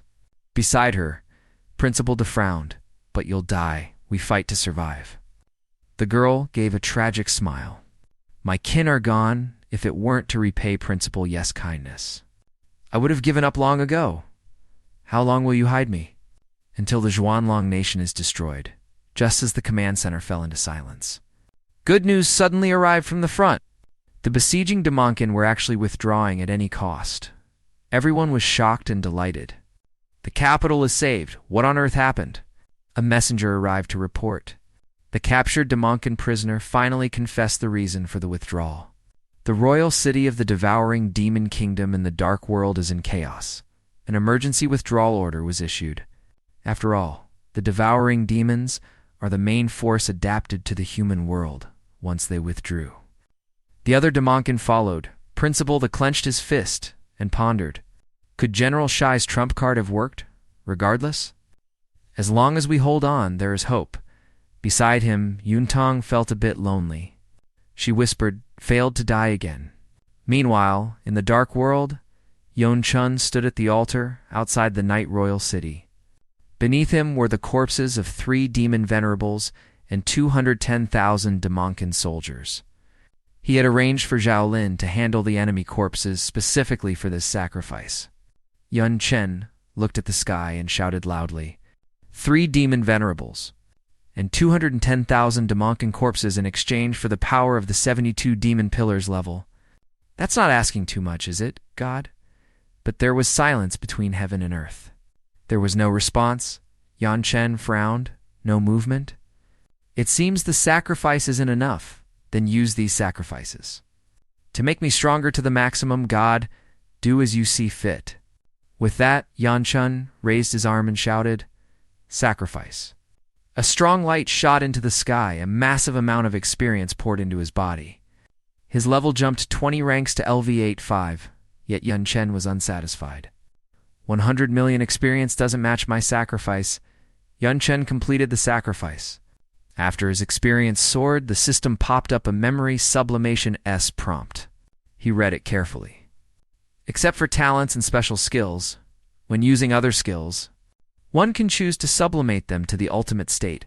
However, mana consumption is 10 times the original. Yan Chen frowned and calculated in his heart. Sublimating common skills is fine, but for fusion skills, consumption is already doubled. Can my mana withstand another sublimation? He used simple skills for analysis. After merging Fireball and Vine techniques, the consumption surged. A sublimation would be even more terrifying. Even with his high mana pool, he had to be careful. Looking at the remaining corpses, Yun Chen thought that, since the rewards were in hand, it was a good time to study the mysteries of sacrifice. He remembered what teacher Shea said. Sacrifice is a transaction with a god, but the corpses were simply erased. It wasn't clear what the god gained, so Yun Chen pulled out the soul-losing club.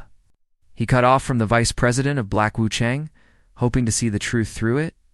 The moment he grasped the soul-losing club, the scene before Yun Chen changed drastically. An eerie, massive red pupil appeared. Just being watched made his breath stop.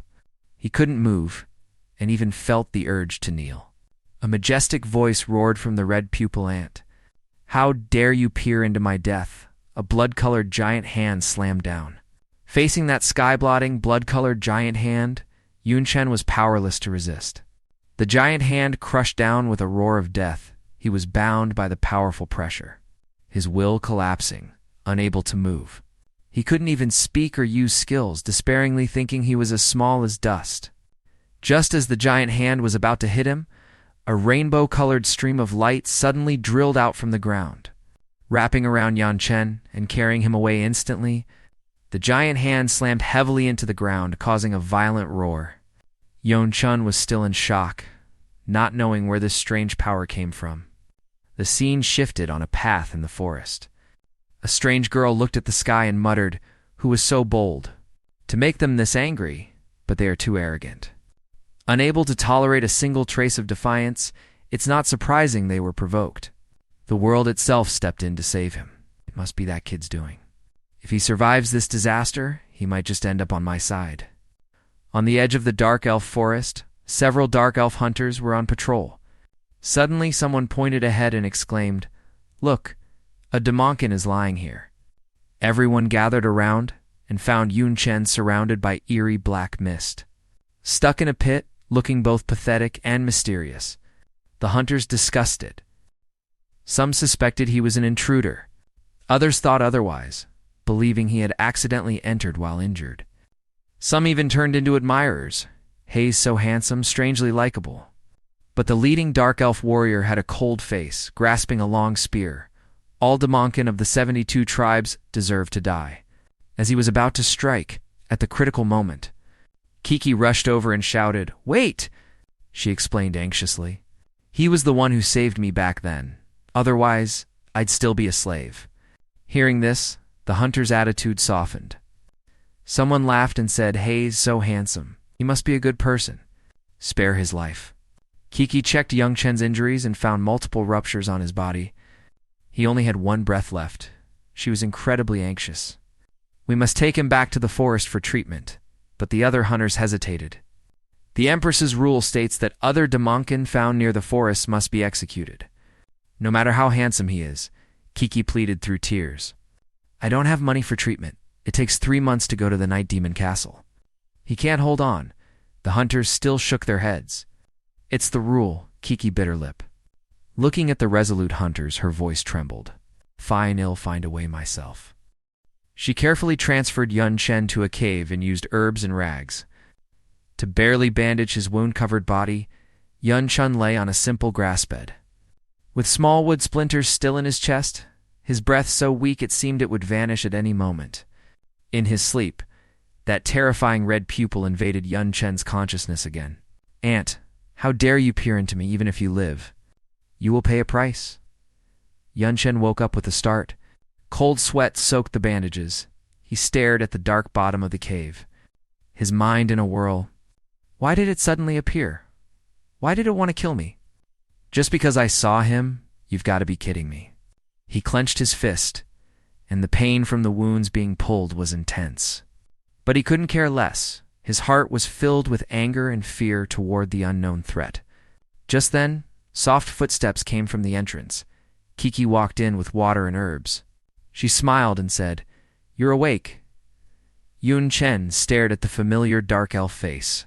He blurted out, "You're the slave I liberated back then. Where am I?" Kiki smiled brightly, her eyes curving into crescents. "My name is Kiki right now. We're in a treehouse 10 miles from the Dark Elf Forest, Hearing Dark Elf Forest."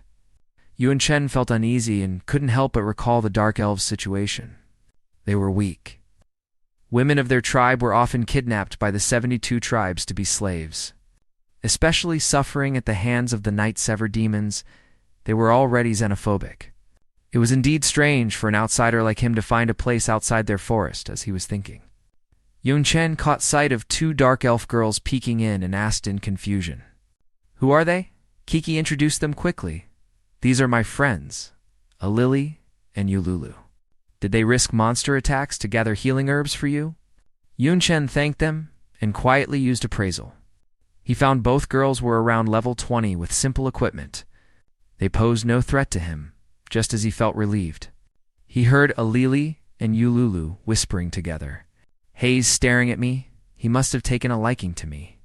What if he proposes, although the Empress forbids marrying outsiders? Hayes just too handsome." Yun Chen was completely baffled. He thought, "I've been in the dark world so long, and this is the first time invalued for my face." Dark elf aesthetics really hit the spot later. Kiki said she felt close to Yun Chen the first time they met, and her kin felt the same. Yun Chen then remembered the nature's gecko Nico gave him. This special item is a symbol of elven friendship, which can significantly increase favorability with elven races. It was thanks to this that he hadn't been killed as an enemy. Yun Chen held the item, looked at the simple and warm dark elves, and couldn't help but ask, what on earth happened? Yun Chen looked toward the Dark Elf Forest, his heart full of doubt. The Dark Elf Forest is nearly 1,000,000 miles from the Night Royal City. How did I get here? The scene shifted to the former altar site outside the Night Royal City. The earth was cracked, and red light was darting around. Zhao Lin and Zhao Yu rushed over. Zhao Yu was anxious. "Are you sure Mr. Yun was near here? There's nothing at all?" Zhao Lin grabbed her, nearly crying from anxiety. "It's absolutely true. There was an altar here, originally. Mr. Yun should have been in the trap. Why has it all vanished?" They knew the altars were divine gifts, with fixed numbers and locations. No one had ever heard of anyone destroying one. Furthermore, the area was full of the aura of death, just like the Forbidden Mountains. Likely no life would exist for decades. Xiaolin stomped her foot in anxiety. Never mind the Forbidden Mountains. Mr. Yun's safety is the most important. We must send people to find him, Xiao Yu was calmer. Leaking the news will cause national panic. It'll be bad if other Damonkin take the chance to attack. We can only search in secret. Meanwhile, Yun Chun and Kiki returned to the place where she found him. Yun Chun asked, "Is this where you found me?" Kiki pointed to the tree root remains on the ground. "Yes, you were tangled in tree roots then." "The remains are still here," Yun Chen recalled carefully. When he was attacked from the sky, he vaguely felt he was saved by something. He guessed it was a powerful skill, but didn't know who did it. He knelt down and looked at the ordinary plant remains. Unable to deduce anything further, as he was pondering, he suddenly heard a cry for help. "This is bad, come help." Yululu was attacked by monsters while gathering herbs. The situation was critical. A frantic dark elf girl burst into view. Kiki's eyes turned red with anxiety. She grabbed Yun Chen's sleeve and shouted, "Quick! Go save her!" Without a word, a green air spiral swirled around Yun Chen. Carrying Kiki and the messenger girl, he sprinted toward the scene like an arrow from a bow. When they arrived, Yululu was being besieged by several hideous-looking low-level monsters. She had her herb basket on her back, and she was resisting with a simple weapon. Her forehead was covered in cold sweat, and she was muttering it looked incredibly dangerous. "Don't be afraid, Yululu, we're here." Kiki shouted loudly and was the first to charge into the fray. Yun Chen also followed quickly, blue flames condensing in his hand. He planned to solve these monsters easily, thinking they were just low-level creatures. Nothing significant, but just as the blue flames were about to fly out, a sharp pop sounded. The flames actually dissipated strangely. Yun Chen was stunned. His eyes widened, his face full of disbelief. He murmured, "What's going on?" Then he was horrified to find that the mana in his body seemed to be blocked by an invisible thin membrane. He couldn't use any skills at all. Skills wouldn't work. Yun Chun looked at the dark elves in the melee below, feeling incredibly anxious. He could clearly sense the mana flowing in his body, but the skills just wouldn't work. This bizarre situation left him baffled, looking at Kiki and the others. Their equipment was simple, and their levels were far below the monsters. If this continued, they would surely die. Young Chun racked his brain for a way at this time. A magic wolf targeted Young Chun. Roaring and pouncing, Yun Chun thought that given his attributes and level, even without skills, he could crush these monsters in a melee.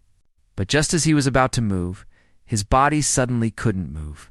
Something strange was also wrapped around him. He instantly remembered that terrifying dream. In the dream, the red-pupiled monster said, "Even if you live, you will pay a price." Could this inability to use skills and restricted body be the price on the battlefield?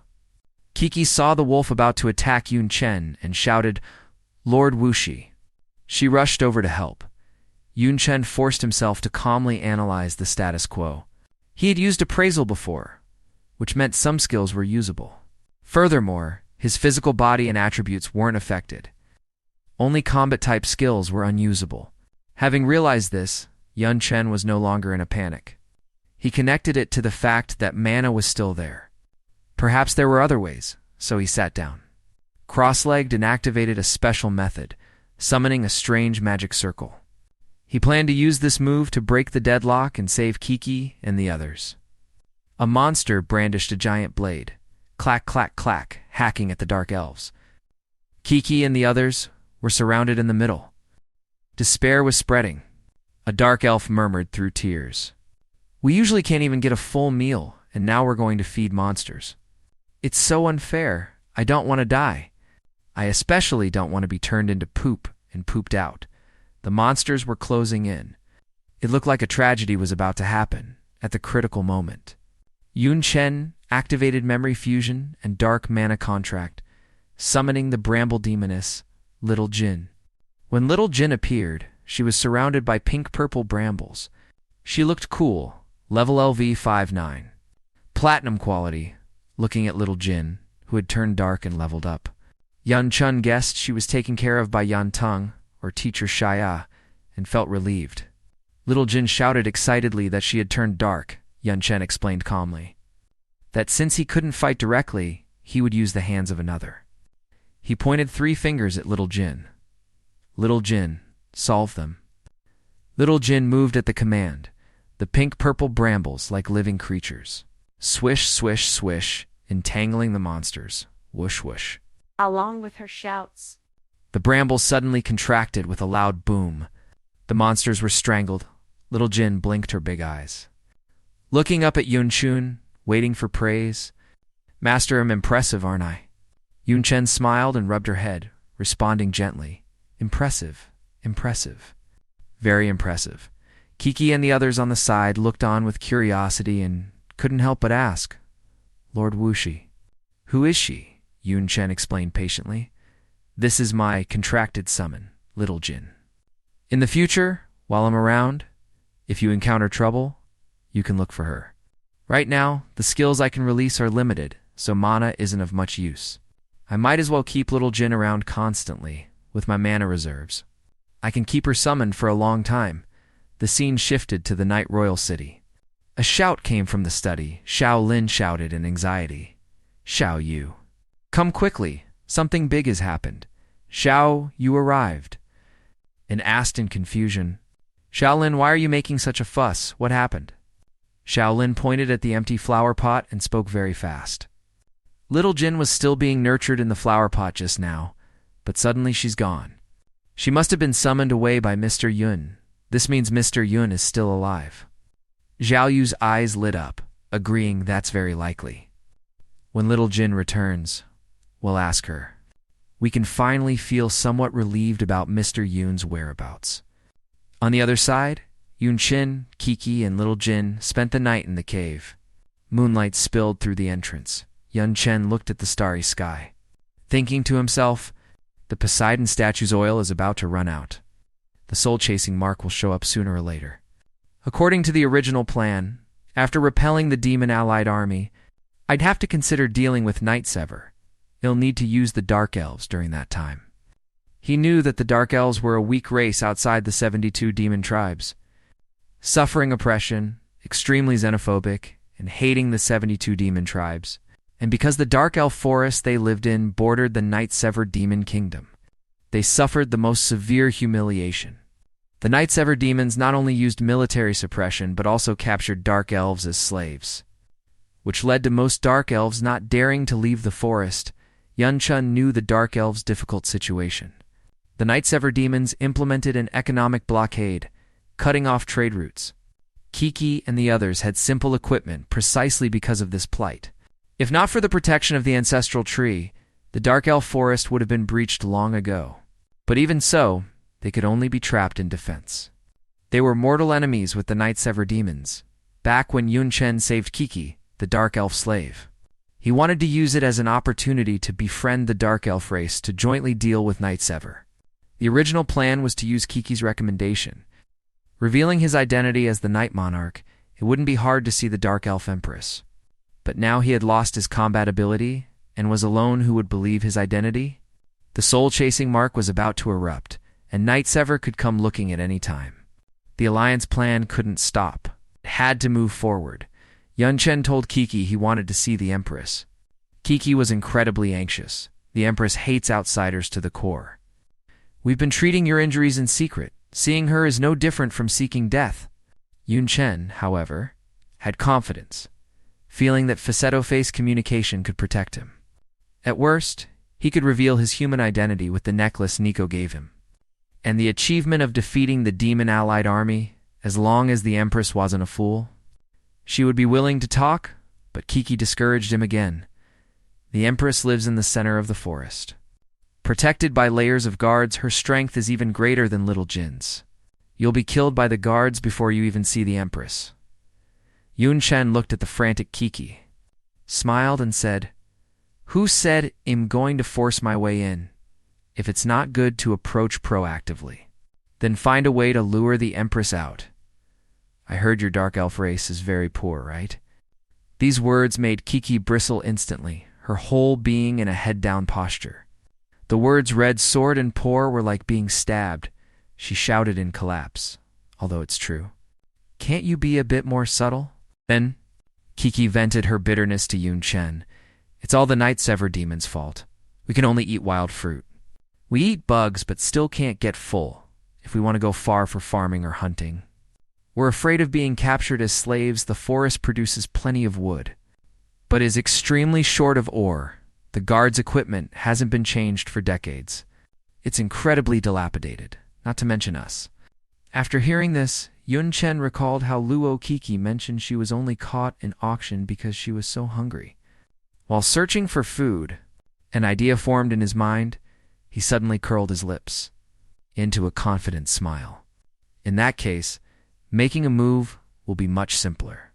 After all, the one thing I have plenty of is money. Clad in hooded cloaks, Yun Chen and Luo Kiki stepped into Kuro Castle within the Night-Severing Demon Kingdom. Luo Kiki tugged at Yun Chan's cloak and asked curiously, "Lord Wuxi, what are we doing here?" Yun Chen replied calmly, "Shopping." Luo Kiki's eyes widened instantly, filled with confusion. "Don't tell me you're trying to grease palms with gifts. That's impossible. We dark elves may be poor, but we have our dignity. We will never accept charity." Yun Chen laughed and patted her shoulder. Who said anything about giving it away for free? My money didn't blow in on the wind. Don't worry, I have a plan. First, let's buy some clothes. The two stepped into a clothing store. Yun Chen crossed his arms and asked, "How does this shop feel to you?" Luo Kiki picked up a beige dress and felt the fabric. The material isn't bad. It feels quite comfortable.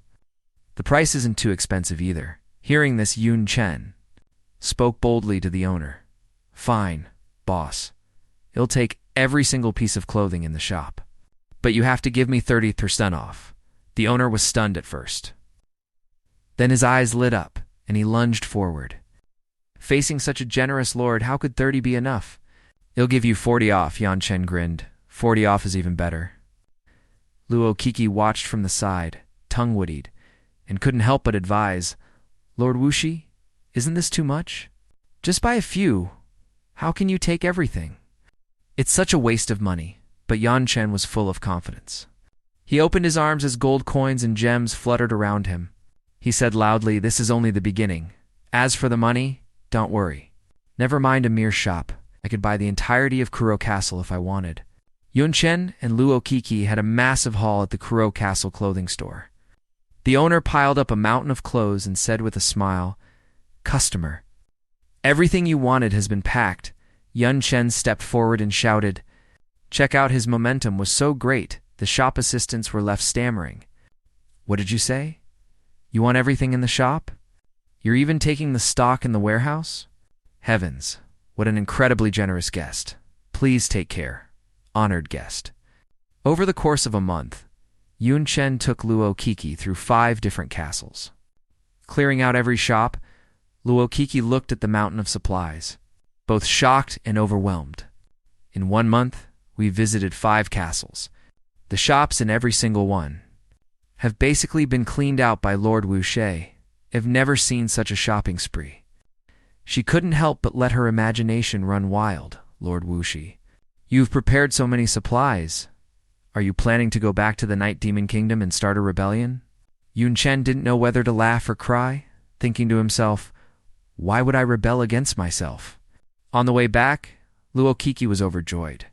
Wearing her new clothes, she thanked him. "Thank you for your generosity, Lord Wuxi. I haven't worn new clothes in years." Yun Chen smiled in response and told her to hurry along. But before they had gone far, Luo Kiki's expression suddenly changed. She cried out nervously, "Wait, I think we're being followed." Yun Chen focused his gaze. Sure enough, figures of night-severing demons were lurking in the shadows. There were quite a few of them, Luo Kiki counted. "I feel like there are 4. No, at least 5. Yun Chen sensed them carefully. He frowned and said, "They are indeed night-severing demons, 17 in total. Most are at the mid-rank demon level. They've been eyeing us since we were in the city. Luo Kiki looked at the swarming night-severing demons in the darkness and grew frantic. So many, after your shopping spree, they must be after your money. What do we do at a time like this? Xiao Jin isn't even here. Yun Qin didn't stop his pace. He explained, Xiao Jin has another mission before we left. I sent him to go hunting with you, Lulu and the others. His eyes were sharp. As he analyzed the situation, a hidden fight definitely won't work. But if they're blind enough to insist on seeking death, there's nothing we can do. The night-severing demons hid in the shadows, gloating. In a place like this, we can make our move without worrying about alerting the castle guards. Let's go. Kill that fat sheep. A group of demons charged forward with eerie shrieks. But as soon as they rushed out, they triggered traps. Explosions rang out one after another. The demons were blasted until they were wailing for their parents. Damn it, how are there so many traps? My arm's been blown off. It hurts. Yun Chen stood to the side, watching the chaotic demons. He chuckled softly and said, Hey, if I just accidentally dropped some traps, and others accidentally stepped on them. It doesn't exactly count as direct combat, does it? At the entrance of the Dark Elf Forest. 2 Dark Elf guards were on patrol. One of them suddenly twitched his nose. His eyes lit up. Meat. That's the smell of meat. And the smell is different from the insects we occasionally eat. That's the aroma of real red meat. The other guard got excited too, clutching his stomach. Ugh. I can't take it. Someone must be roasting meat nearby. He started walking toward the drifting scent, forcing an excuse. Damn it, this behavior has seriously affected my appetite. Lest it affect the queen's safety, we must investigate. Following the scent, they saw Xiao Jin setting up a stall outside the forest. Roasted monster meat was hanging on a rack. Xiao Jin called out enthusiastically, Freshly roasted monster meat. Delicious and cheap. Come give it a try. I hunted it myself. The 2 guards bristled instantly. Raising their weapons, they questioned, What tribe of Damonkin are you? How dare you set up a stall on Dark Elf territory? It smells way too good. I mean, this is too much. You must be here to humiliate us. Bullying us because we have no money to buy it? Just then, Yun Chen passed by and quickly explained, We're just setting up outside the forest. We're still a distance from the entrance. We have no intention of invading. Did your queen say this is illegal? The guards were momentarily speechless. No, but deliberately tempting guests who can't afford goods is a crime of insult? Speak. What are your intentions? Yan Chen smiled and brought out a plate of roasted meat. Don't worry, samples are free. Yan Chen held out the meat, inviting the Dark Elf guards to taste it. The 2 guards were instantly conflicted. One mumbled with a red face, Damn it. Being invited by such a handsome guy to try a free sample. The other was also losing it. This is a foul. How can anyone resist this? But the aroma was simply too enticing. They took a bite and were instantly won over. This is real meat. It's not bugs. Ooh, it's so good. One guard cried while eating. The other followed suit, howling. I don't know how many years it's been since I last ate proper meat. Seeing them like this, Yan Chun greeted them with a smile. If you're not full, there's more inside. The 2 guards completely let go and began feasting frantically. Between mouthfuls, they shouted, Oh, so good, I can't stop. To enjoy such a delicacy, it's worth being punished by the queen. After a while, they were burping and slumped on the ground, unable to move. They cried out weakly, Can't eat anymore, and ill burst. Only then did Yun Chen confess. I only said the samples were free. I never said the full meal was. He deliberately teased them. I've heard the Dark Elves are a proud race. If rumors spread that you ate without paying, the guards were so scared they knelt down. Sorry, how much did we eat? Well, spit it all back out. Yan Chen laughed and helped them up. Who told you to spit it out? Don't worry. I won't make things hard for you. Just go back and spread the word that there are good things for sale here. And we only accept shadow wood for trade. I remember your Dark Elf forest is full of top-tier timber, isn't it? When the guards heard Yun Chen wanted to trade, they immediately perked up. They shouted excitedly, So you want to trade with us? Why didn't you say so? Shadow wood is everywhere in our forest? No problem at all. Great. Everyone will get to eat good food. Their enthusiasm was as if they could already see the delicacies waving at them. Yun Chen wrapped himself in his cloak. His mind working on his schemes, he mused to himself. Because of the war, the Night King's city suffered heavy losses. Rebuilding requires a massive amount of materials. Shadow wood is a top-tier construction timber that will be very useful. And using only cheap daily supplies, I can show kindness to the Dark Elves. While getting such high-quality goods, it's a guaranteed win. Carrying shadow wood on their backs, the elves headed joyfully toward the trading point. They laughed and chatted along the way once they arrived. Some began devouring roasted meat with gusto, while others enjoyed mugs of beer. Xiao Jin was hawking nearby with all his might. 1 log of shadow wood for 1 pound of monster meat. We've hunted plenty of monsters.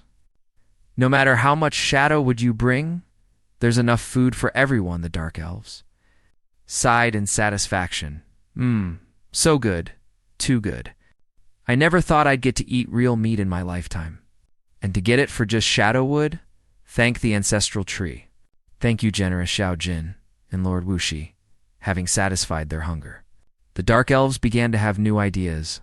A woman in old clothes whispered to a little girl, "While I'm happy to eat meat, if possible, I'd like to trade for some new clothes. I've been wearing this for years." These words reached Yun Chen's ears. He acted immediately, putting out various styles of clothing and making a cool entrance in sunglasses.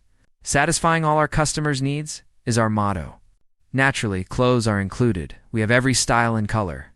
These can also be traded for shadow wood. The Dark Elves instantly crowded forward, shouting, "Wow, wow, wow, Lord Wuxi. I love you to death. I have shadow wood. Quick, I want to buy new clothes. I'll have new clothes to wear." The scene turned chaotic. Yun Chen was squeezed in the middle, caught between laughter and tears. "Slow down. There's plenty. Everyone gets some. Don't push. Who just touched my butt in the mess? And who was the one who kissed my cheek? Stop. I'm selling clothes, not myself." Luo Kiki watched the spectacle from the side. Yan Chen called out, "Luo Kiki, don't just watch. Come help maintain order, Luo." Kiki replied with a grin. "Just bear with it, Lord. I don't know why, but everyone just really likes you. I often peek at your sleeping face too, Lord Wuxi," while the clothes trade was booming. The Dark Elves on the other side had new demands. Several warriors approached. "My equipment is all rusted. It would be great if I could buy new gear. Safety would be better guaranteed. Yes, and daily necessities are also lacking. We want to buy even more things. I hope I can get some wine." Standing among the crowd of Dark Elves, Yan Chen raised his arm high. He shouted with a radiant glow, "We have everything. Our motto is, whatever the Dark Elves need. That's what the shop will stock." He continued his introduction. "Besides clothes and food, we have a general store, an equipment shop, a tavern, and other branches. Other shops are also under construction. I guarantee a wide variety. We have whatever you want." Having said that, he raised a glass elegantly while wearing his sunglasses. "Uniformly, everything can be traded for shadow wood." The Dark Elves erupted in excitement, cheering Lord Wuxi. "You are like a god come to save us. Thank you. Thank you so much." "Ha ha ha. Finally there's wine to drink." Yun Chen looked at the lively scene. "Feeling secretly proud to satisfy you Dark Elves? I cleared out every shop in 5 different castles. I expect it won't be long before that person is alerted." Sure enough, a month later, things changed in the Dark Elf forest. The scenery of the forest was as serene as ever, but for several kilometers, the Dark Elf Queen slowly woke up, stretching her limbs. She mumbled, "I slept for so long, my head is spinning. I must have slept for nearly 2 months this time, but there's no helping it. The entire race is blockaded by the night-severing demons. We can only move within the forest." She sat up and thought helplessly. "Even if I'm awake, there are no important matters for me to handle. Might as well sleep. I feel like if this continues, it'll turn into a lazy bum." Then the scent of meat caught her nose. She frowned in confusion. "What's going on, guards?" Come in at once. 2 guards dashed in, their eyes sparkling. They cried in surprise, Queen. You're awake. The Queen stared at the guards, her eyes widening. Her small face was full of questions. How long has it been? Since I last saw you. Why are you all so whelped and round? And what's with the smell of meat outside? Did everyone go out hunting? Aren't you afraid of being caught and sold? The guards looked awkward, stammering, well, we didn't go out hunting. As for what specifically happened, after they reported the external events, the Queen rested her chin on her hand, trying to remember. Merchant Wu, she-night demon? Only trading with Shadow Wood. The name Wu, she sounds familiar. I feel like I've heard it somewhere. Forget it. I'll think about it later. Handle the matter at hand first. She stood up and crossed her arms. Acting furious, I gave the order long ago. To kill any other race's Demonkin who approaches the forest, you dared to disobey. To tolerate that profiteer years ago, before the blockade, Shadow Wood was our best-selling high-grade resource. Now it's being traded for mere daily supplies. That guy is making a killing. The guards quickly knelt to plead. My Queen, he really has no ill intent. Thanks to him, everyone's life has improved so much. No matter how good Shadow Wood is, you can't eat it. Leaving it in the forest is just for decoration. It's better to trade for something practical. We beg for the Queen's mercy. Forgive him. The Queen felt a twinge of doubt.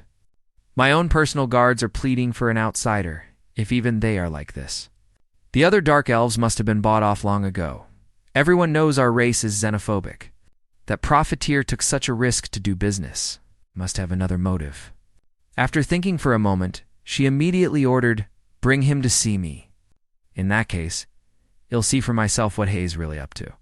Yun Chen and Luo Kiki stepped into the grand hall of the Dark Elves. On the high throne, the Queen stood tall. Yun Chen cupped his hands in greeting. Greetings, Queen. It wasn't in vain that I went to such trouble. To finally meet you, as the Queen looked at Yun Chen. Waves rose in her heart. She marveled secretly. This guy is so handsome. Wait, why would I have such a good impression of an outsider a meeting for the first time? It shouldn't be, and the guard's expressions I see. She quickly calmed down and analyzed. We dark elves are close to nature. He must be carrying a treasure with an extremely dense aura of nature. Even I am affected, let alone them. Deliberately carrying a natural or a treasure to approach my people, and using trade to buy them off? Wu Shi, you've calculated well. To go to such lengths?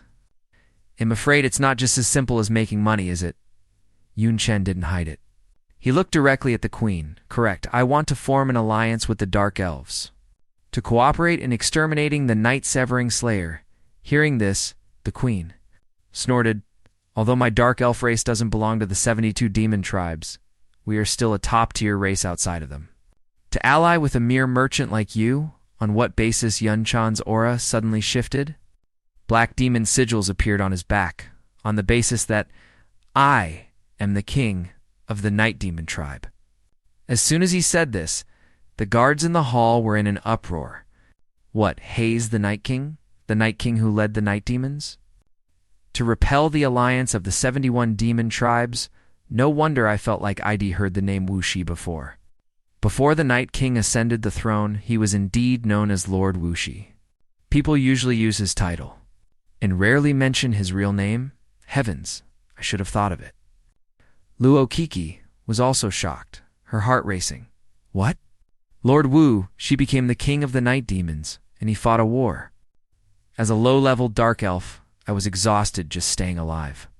Unlike the guards, I didn't have time to pay attention to outside news. The Queen remained calm, looking straight at Yun Chen. I see, but I still have to tell you. Keep dreaming. The Night-Severing Demon tribe ranks 21st among the 72 tribes.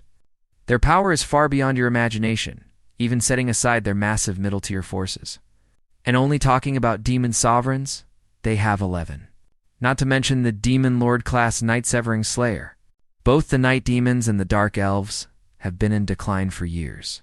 Even if the Night Empress were still alive and both races were at their peak, joined together they could never hope to resist them. But Yun Chen was very calm, who said we're fighting hidden. We only need to deal with the Night-Severing Slayer. Your dark elves have fought the night-severing demons for years. If you said you hadn't prepared any trump cards, I wouldn't believe it.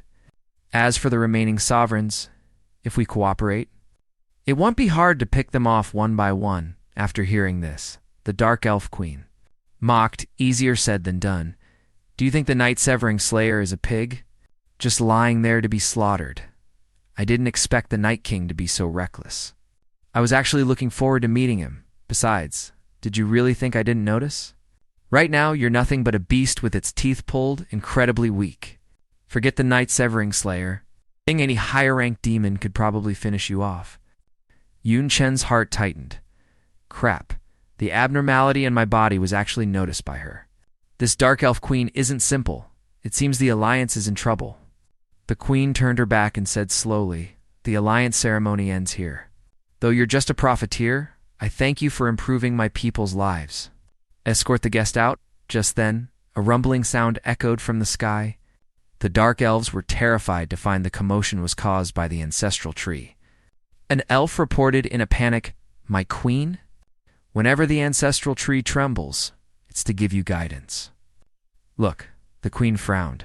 In that case, this matter will be put aside for now. I'll go see what the ancestral tree means. The Dark Elf guards were buzzing with discussion. To think even the ancestral tree was stirred. No wonder he is the Night King after all. Rumors say he killed 3 demon sovereigns. Hayes the weakest of the 72 main demons in the dark world. One began to analyze. Even if Hayes the weakest, that's still a demon lord level existence. No wonder the ancestral tree reacted, my grandfather once said. That whenever the ancestral tree trembles, something major happens that affects our entire race. I wonder what guidance the ancestral tree will give the queen this time. Young Chen stood to the side, thinking to himself, I thought the Dark Elf ancestral tree only protected the forest. Acting like a defensive fortress, now it seems to be much more than that. It must possess an independent consciousness, with a status above the queen, holding the ultimate decision-making power of the Dark Elves. Just as he was thinking, the queen turned back and said to Yun Chen, Night King, "Come with me for a moment. The ancestral tree wants to see you." These words instantly shocked the guards. What? The ancestral tree wants to see an outsider Damonkin? This has never happened before. It has always only seen the successive queens. Yun Chen was also full of doubt. Seeing me just because of my status as Night King? Or if that's the case? This goes much deeper than I thought. He followed the queen toward the ancestral tree. On the way, the queen said bluntly, I won't reveal any information about the ancestral tree to you. Unless it specifically instructs me to do so, you might as well give up on that idea. However, I can promise you one thing. Meeting the ancestral tree is not dangerous. He is not a killer. In fact, he has never harmed any living being. Following the Dark Elf Empress, Yun Chen finally stood before the ancestral tree. The Empress whispered, We are here. The ancestral tree was gargantuan. There seemed to be a human face on the trunk, radiating a mysterious light. It spoke, I wish to speak with him alone, you may withdraw. The Empress obeyed and left, leaving Yun Chen alone. Facing the tree, the ancestral tree slowly called out Yun Chen. We meet again. Yun Chen was greatly shocked. You know my real name? My true identity should only be known to President Liu Miaoling. Little Jin, Xiao Yu, and Xiao Lin, it's impossible for them to have contacted you. Wait, if anyone else knows, it's likely only the Void Demon who can see through everything. Could it be the ancestral tree seemed to see through his thoughts? Hey, it seems you've already guessed. Indeed, it was Void. He told me of your existence and asked me to assist you. Yun Chen grew even more confused. You said we meet again. But I have no memory of ever seeing you, the tree explained. You were near death at the time. It's normal that you didn't notice me. What if you saw this? With that, a rainbow light emerged from the roots. Yun Chen instantly recalled the roots. I see, it was you who saved me back then. Standing before the ancestral tree, Yun Chen looked panicked. That person who suddenly attacked me? Who exactly was he? Why did he want to kill me? The ancestral tree spoke slowly. Why ask me? You should be very clear about his identity in your heart. You just don't want to believe it. Yun Chen stood rooted to the spot, silent for a long time. He gave a bitter smile. So it's true. The one who attacked me was a god. For you to save me from a god's hand, you are likely more than just the Dark Elves' ancestral tree. The tree replied, I paid a great price to save you because Void recognized you. But I do not think you are yet qualified to stand on our side, if you wish to know more. You must first pass a test. As soon as the words fell, an avatar formed from the ancestral tree's roots appeared within a rainbow light. This avatar is formed from my roots. Destroying it will be your victory. Yun Chen grew anxious. I never said I wanted to join your group. I only came to discuss an alliance with the Dark Elves. Besides, I am currently cursed by a god, and am in a state where I cannot engage in direct combat. How could I possibly defeat your avatar? The tree retorted. Cursed by a god. You think too highly of yourself? A god has never placed any living creature in his sight, in his eyes. All things are but dust. Would a god go out of his way to curse an ant? You cannot fight simply because your instincts dictate it. Understand this. What binds you is not a curse at all. But instinct. Yun Chen was stunned. In instinct? The ancestral tree continued to explain exactly. Just as a mouse fears a cat, and a sheep fears a wolf, every living being has things they instinctively fear. Even Demonkin and humans are no exception, and God stands above all living things. Feared by all of creation, the tree said slowly, when you saw him. The fear dormant within your body was completely triggered. You fear that God will attack you, so you cannot even muster a thought of combat. Yun Chen exploded at this. You say, am afraid of him? What a joke. I've experienced death twice. Am not even afraid of dying, so why would I be afraid of him? The tree's gaze was piercing. You were so agitated precisely because what I say is the truth. As for the so-called not fearing death, that is actually not uncommon. Anyone can achieve that by experiencing enough life and death battles. But at its core, that is not an absence of fear toward death. It's simply being able to face the fear death brings, in comparison. The fear caused by instinct is completely different. It is etched into every cell of your body. As natural as eating when hungry or drinking when thirsty. For example, you can resist the pain brought by hunger and thirst. But you cannot prevent the phenomenon of hunger and thirst from occurring without eating or drinking. Yun Chen was rendered speechless. The tree seized the opportunity to up the stakes. Enough talk, if you pass the trial. The alliance is as good as done. If not, there's nothing to discuss. The battle begins, just as the words ended. The ancestral root. Avatar attacked with a green blade. Swish. The blade cut through the air, aimed directly at Yun Chen's vitals. Yun Chen broke into a cold sweat while dodging. Damn it, this guy aims for vitals with every strike. He's really going for the kill in desperation. He shouted, "I'll have to use the old method." He threw a pile of traps toward the avatar. The avatar looked at the traps beneath its feet and hummed. Not active combat, but accidentally dropping traps near me, it's a way to bypass instinct through opportunism. But it's too childish. He crushed a trap with one foot. A violent explosion roared, yet the root avatar was completely unharmed. It stood proudly. Playthings like this cannot harm me in the slightest. What other little tricks do you have? Show me. Before it could finish speaking, pink bramble vines suddenly attacked, entangling the avatar with a series of whooshes. Yun Chen had used his contract to summon the bramble, which Little Jin, the avatar, raised an eyebrow. A plan-type summon. Interesting, but still far from enough. Yun Chen observed from the side, thinking to himself.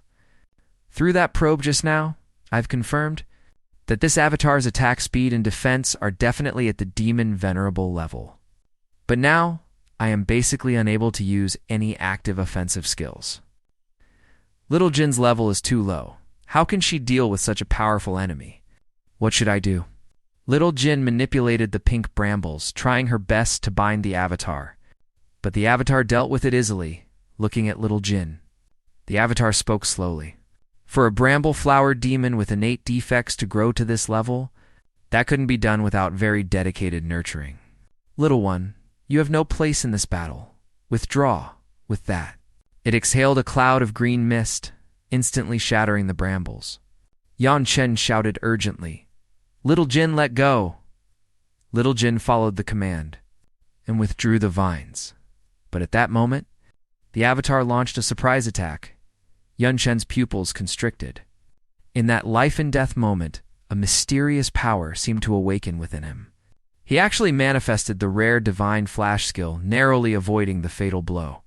The ancestral tree was slightly surprised. A rather rare skill indeed. Yun Chen was still shaken. That was close. I almost got caught. I didn't think divine flash would still work. Yun Chen stared at the hand of plunder on his arm, his eyes lighting up. If that's the case, then I have a chance. After all, the avatar only has the power of an ordinary demon venerable. It might not keep up with my divine flash. As long as I use divine flash for Hitandran tactics and use the hand of plunder to steal stats, winning isn't impossible, just as hope flickered. Divine flash suddenly failed. I can't use divine flash. Damn it, that restrictive power has appeared again. The avatar seized the chance to close in. You have an instinctive fear of God, which prevents you from fighting. Running away like you did just now is one thing, but attacking is completely impossible. If you cannot erase that instinct, death is your only path.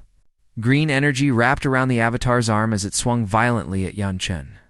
At the critical moment, Little Jin rushed out. I won't let you hurt my master, but the avatar didn't even acknowledge her. I told you, you have no place here. A wave of green energy blasted toward Little Jin. Amidst the explosion, Yun Chen watched as Little Jin fell into danger. Little Jin, instantly, he was consumed by fury. You old bastard, you're dead. Anger ignited the power within Yun Chen.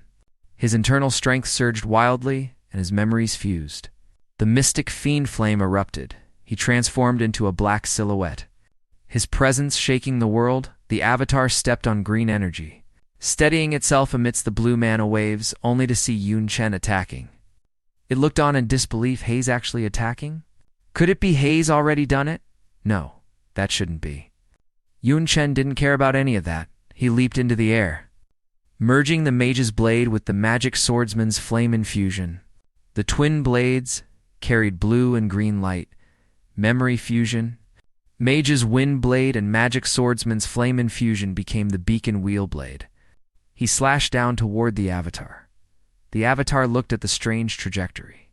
The attack trajectory is very odd. It doesn't look like it's aimed at me. But if I don't dodge, it will definitely hit. Before it could figure it out, the attack struck. The avatar was hit by the move, but reacted quickly. I see you still dare to play such little games. Yun Chen had played a trick on the surface. He was attacking the avatar, but his actual target was the vegetation behind it. The avatar thought to itself, this kid appears to be attacking me, but Hay's actually targeting the plants behind me. This way, even if he hits me, it isn't considered active combat in his mind. Hay's just using a skill to clear weeds and cut trees. He has no intention of fighting. The avatar saw through it instantly and barked. Foolish, doing this is just deceiving yourself. Just like the traps earlier, these are all low-level tricks. Yan Chen refused to back down. That's just your opinion. He used Divine Flash again, but the avatar didn't even defend. Using the power of the ancestral tree, it made Yun Chen's attacks miss again and again. Yan Chen questioned, why don't you defend this attack of mine? You should be able to block it with defensive means. Why waste effort using spatial skills to dodge? The avatar replied flatly. The reason is simple. Defense is also part of combat. Yan Chen panicked. Damn it, this old guy sees through everything. Normally, against such largesse scale. Low power attacks, I could just put up an ice wall to block them, while looking for an opening to counter, but now I can't perform any defensive actions. Even dodging is a struggle. I have no strength left to counterattack. Moreover, Divine Flash consumes a lot of mana. If I keep dodging like this, it'll be drained dry soon. What do I do? What on earth am I supposed to do? The battle reached a fever pitch. Yun Chen got distracted while dodging, and a crisis struck instantly. He thought, crap. A momentary distraction gave him an opening. It's too late to use Divine Flash, At the last second, pink brambles coiled around, blocking the fatal attack for him after the explosion. Yun Chen was both surprised and relieved. "Little Jin, you're alive? You're not even that hurt." Little Jin was also dazed. Yai's am also very surprised. Yun Chen scrambled up and realized he didn't feel pain when he fell. It was soft under his backside, then he realized. It was softwood, while the root avatar attacked. It had actually cushioned him with several layers of softwood. He suddenly understood. Right, this isn't a life and death struggle. It's a trial. And didn't the Dark Elf Empress warn me the ancestral tree is different from Teacher Xia? He doesn't kill on a whim like Teacher Xia. His previous attacks only seemed lethal. But he was holding back, looking at the avatar again. Yun Chen understood, based on its words. The enemy of void in the tree was clearly God. Since we share an enemy, the more allies, the better. But to stand on their side, one must meet a certain condition. And that condition is overcoming the instinctive fear of God. Yun Chen looked at the fierce demon wolf. Recalling the tree's explanation of instinct, so-called instinct is something inherent to a creature. A skill mastered without learning, it helps a creature survive and reproduce. Like seeking food, mating, and fearing avoiding predators. Like how I cannot fight hidden it really is because of my fear of God. He admitted that calling it a god's curse was a lie. God only looked at me once, trying to crush me, and the ancestral tree saved me.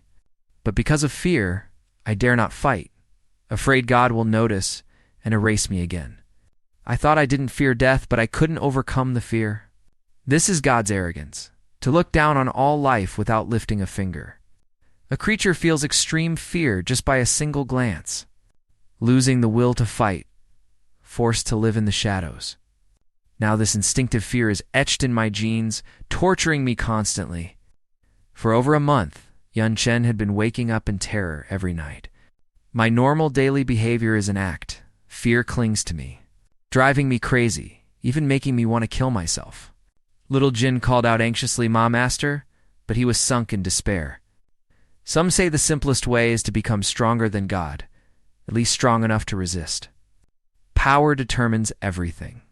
Humans picked up weapons, and with greater power, they no longer feared beasts. But for me, this is a deadlock. If I can't even fight, how do I get stronger? Void and the tree aren't stronger than God either, or they would have dealt with him long ago. Why bother looking for allies, yet they aren't afraid of God? How did they do it, when all living things fear God? Every living thing, Yun Chen repeated.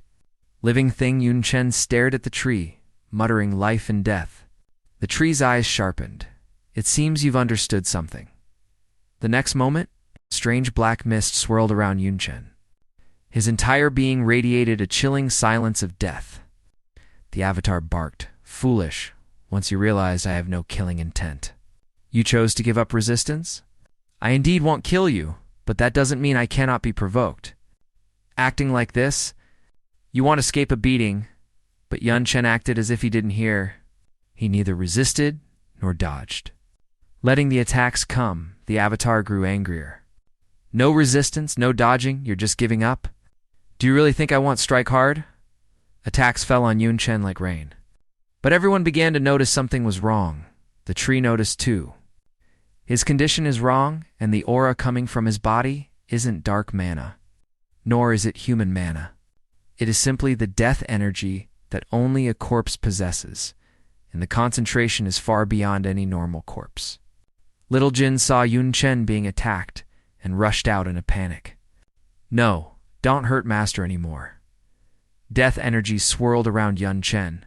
He looked terrifying. Little Jin rushed up to protect him. As soon as she shouted, she saw Yun Chen panting heavily, that chilling aura still cloaking him. Little Jin was terrified. The avatar instantly sensed danger. "Hey, little one, get away from him." But it was too late. The death energy on Yun Chen turned into blades. Stabbing toward Little Jin, the avatar hurriedly used vines to block them. Bang! Little Jin was blown back, injured. She cried out, "Master!"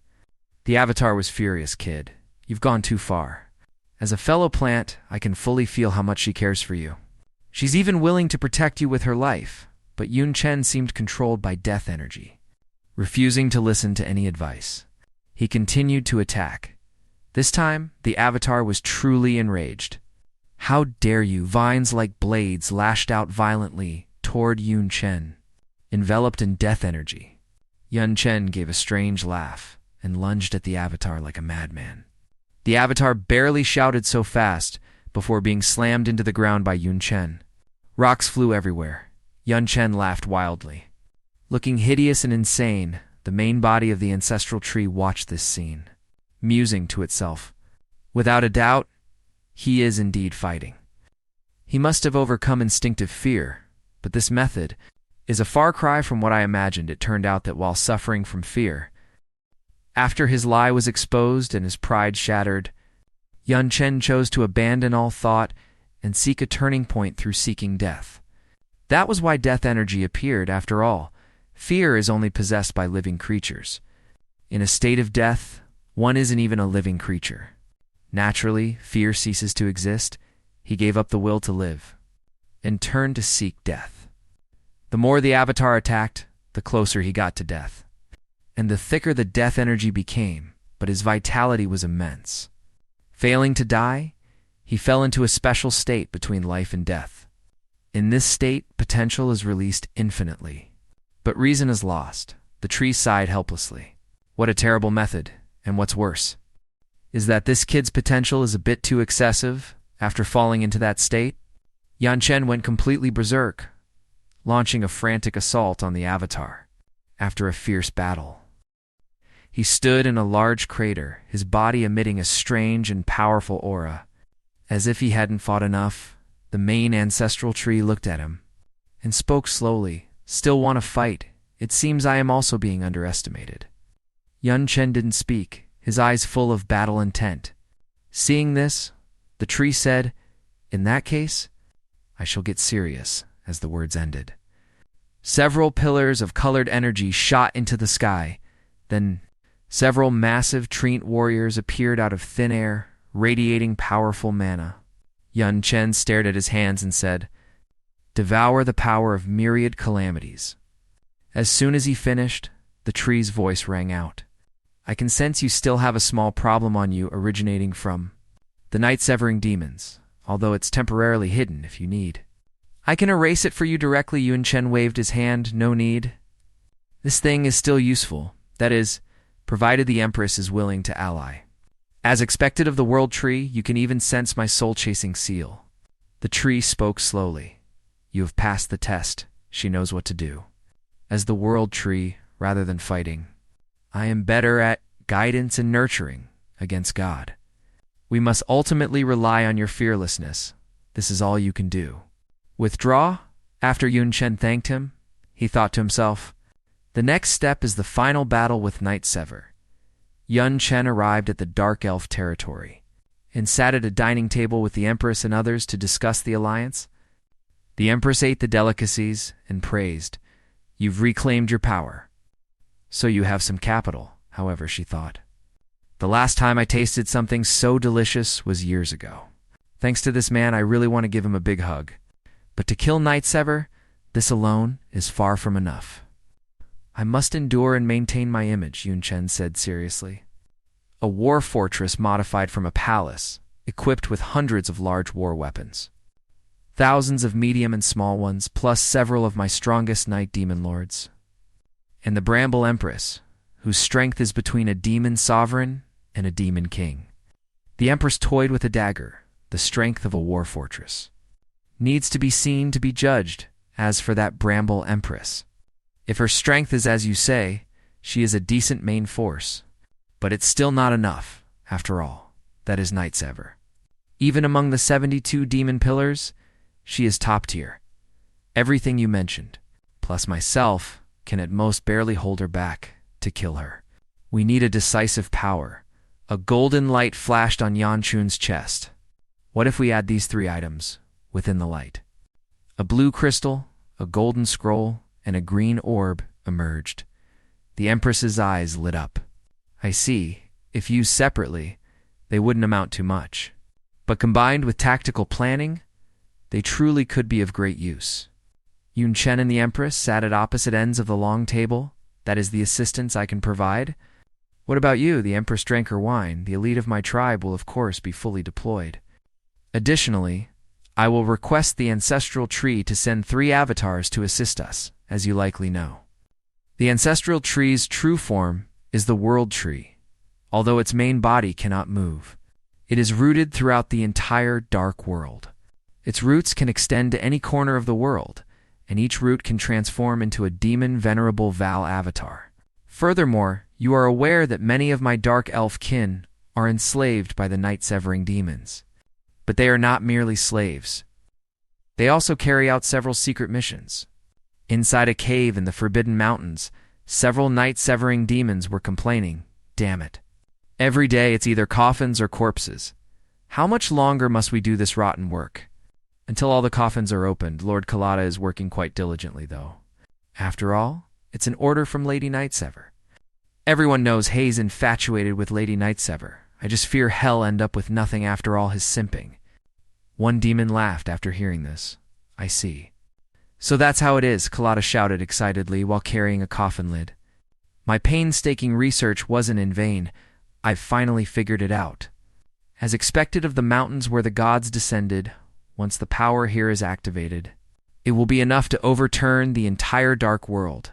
To think. The dark world still hides such terrifying power if Lady Nightsever can utilize it. Our night-severing demon tribe can rank at least in the top 5 among the 72 tribes. No, maybe even the top 3. With such a great contribution, I wonder how Lady Nightsever will reward me. Even if I make some excessive requests, she would likely agree.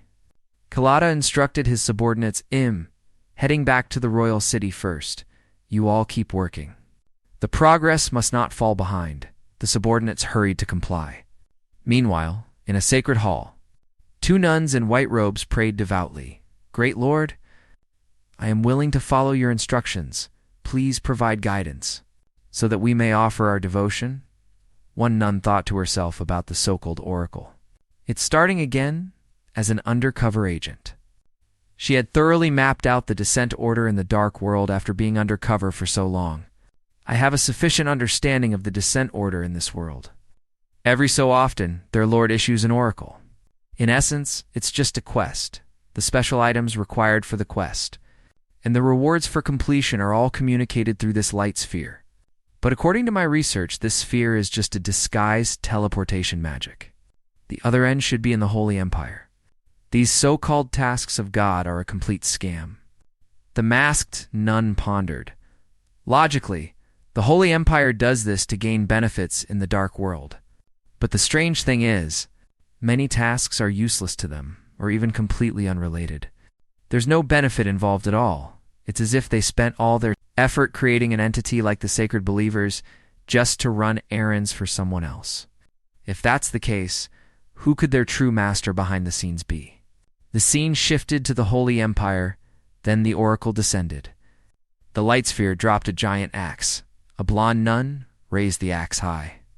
Announcing to the believers, there are 2 oracles.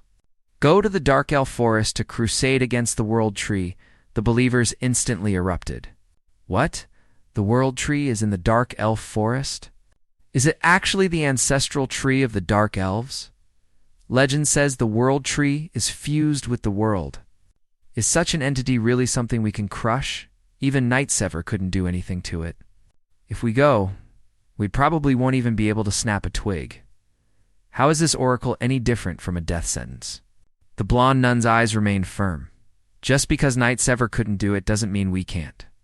This axe is the strength bestowed upon us by God. Before it, the World Tree is nothing more than a pile of rotten wood, but the believers still had concerns. But the Dark Elves won't just let us act. We know nothing about the Dark Elf Empress. She is shrouded in mystery. No one knows exactly how strong she is. Rumor has it she defeated the demon lord of the 67th pillar in her early years. If it weren't for the overall weakness of the Dark Elf race, she would have long ago been ranked among the 72 pillars. The blonde nun smiled to reassure everyone, "Don't worry, I will contact the Pope. To deploy the holy steadfast crusaders, a mere dark elf tribe is nothing." The believers were instantly excited. the holy steadfast crusaders. That's the most formidable force among our sacred believers, unlike our usual minor skirmishes. Deploying them is enough to annihilate a demon kingdom. Heavens, I never thought in my life I'd have the chance to see a crusade of such scale, the masked nun wondered secretly. Strange, why does the Holy Empire want to attack the World Tree in the Dark World? The two have nothing to do with each other, however, judging from past experience. Oracles often seem to harm the Dark World, but actually benefit it. The blonde nun's tone shifted. As for the second oracle, annihilate the Night Demon Kingdom and kill the Night Monarch, her lips curled upward. Into a fanatical smile, the masked nun was shaken inwardly upon hearing this. Though she showed no expression later, the masked nun found the blonde nun. My lord priest, to complete this oracle. It will likely take a long time before we begin. I hope you can fulfill your promise. The blonde nun teased, what an impatient little kitten. Fine, since we still have plenty of time, I will respond to your affection earnestly. Let our date begin under the blue sky and white clouds. Xiao Lingzi and Lucini stood side by side on a stone bridge, looking at the landscape. Xiao Lingzi spoke, Lord Priest, regarding those two oracles. What do you plan to do? Lucini laughed and said, since we've decided to use the Crusaders, it means we have enough power to crush everything. Naturally, we'll do whatever's most convenient, looking at the route. We'll first annihilate the Night Demon Kingdom, then head to the Dark Elf Forest. Lucini reached out on a rare date like this. Don't just talk about business. You should relax properly. And don't call me priest anymore. I allow you to be more intimate. Just call me Lucini. She leaned closer to Xiao Lingzi. Xiao Lingzi, you helped me gather the materials for the Third Awakening. I've seen your hardships, as long as it's your request. I will grant anything. Xiao Lingzi's eyes were red. Any requests at all, even if it's very excessive. Lusani responded affectionately, anything. But in the next second, Xiao Lingzi suddenly lashed out. What if I want you to kneel and lick my feet? Lusani's pupils shrank. Xiao Lingzi, some jokes shouldn't be made as a sacred and noble being. How could I do such a lowly thing that won't do? I can agree to other kinds of play, Xiao Lingzi quickly explained. Lusani, you misunderstood me. This isn't a question of play. I simply want you to understand something. As she spoke, she tore off her mask, revealing her true face. Lu Miaoling was dressed in red and gold light armor, her long hair like ink. Her red eyes were full of fury. She barked, Who's the truly lowly sow here? Lusani instantly turned pale. Lu Miaoling. What's going on? Why are you in the Dark World? Did the Zhuanlong nation send troops? Impossible? They don't have the spare strength? Lu Miaoling sneered. How did I get here? The same way as you? Naturally forcibly sent by Elgar? You didn't even know that, it seems. Your communication with the Holy Empire isn't very convenient either. Flames ignited around her. Her silhouette becoming sharper in the firelight, Lucini realized she'd been set up. Black wings sprouted from her back. No wonder you chose this secluded spot for a date. You had this planned from the start, but so what? If you think my performance in that competition was my full strength, you're dead wrong. Moreover, I have now completed my Third Awakening. Even you, Lu Miaoling, can only submit and kneel. As she spoke, she transformed into a Third Awakening six-winged fallen angel. Red eyes flickered on her black clothing. Radiating a terrifying pressure, Lu Miaoling's gaze was sharp. Just as I thought. You intentionally held back and lost to Elgar back then. Since when exactly has the Holy Empire been colluding with the Dark Believers and the Dark World? Lusani sneered. What's the use of knowing so much if you're a dead person? Fallen light. Purple light carrying destructive power lashed out.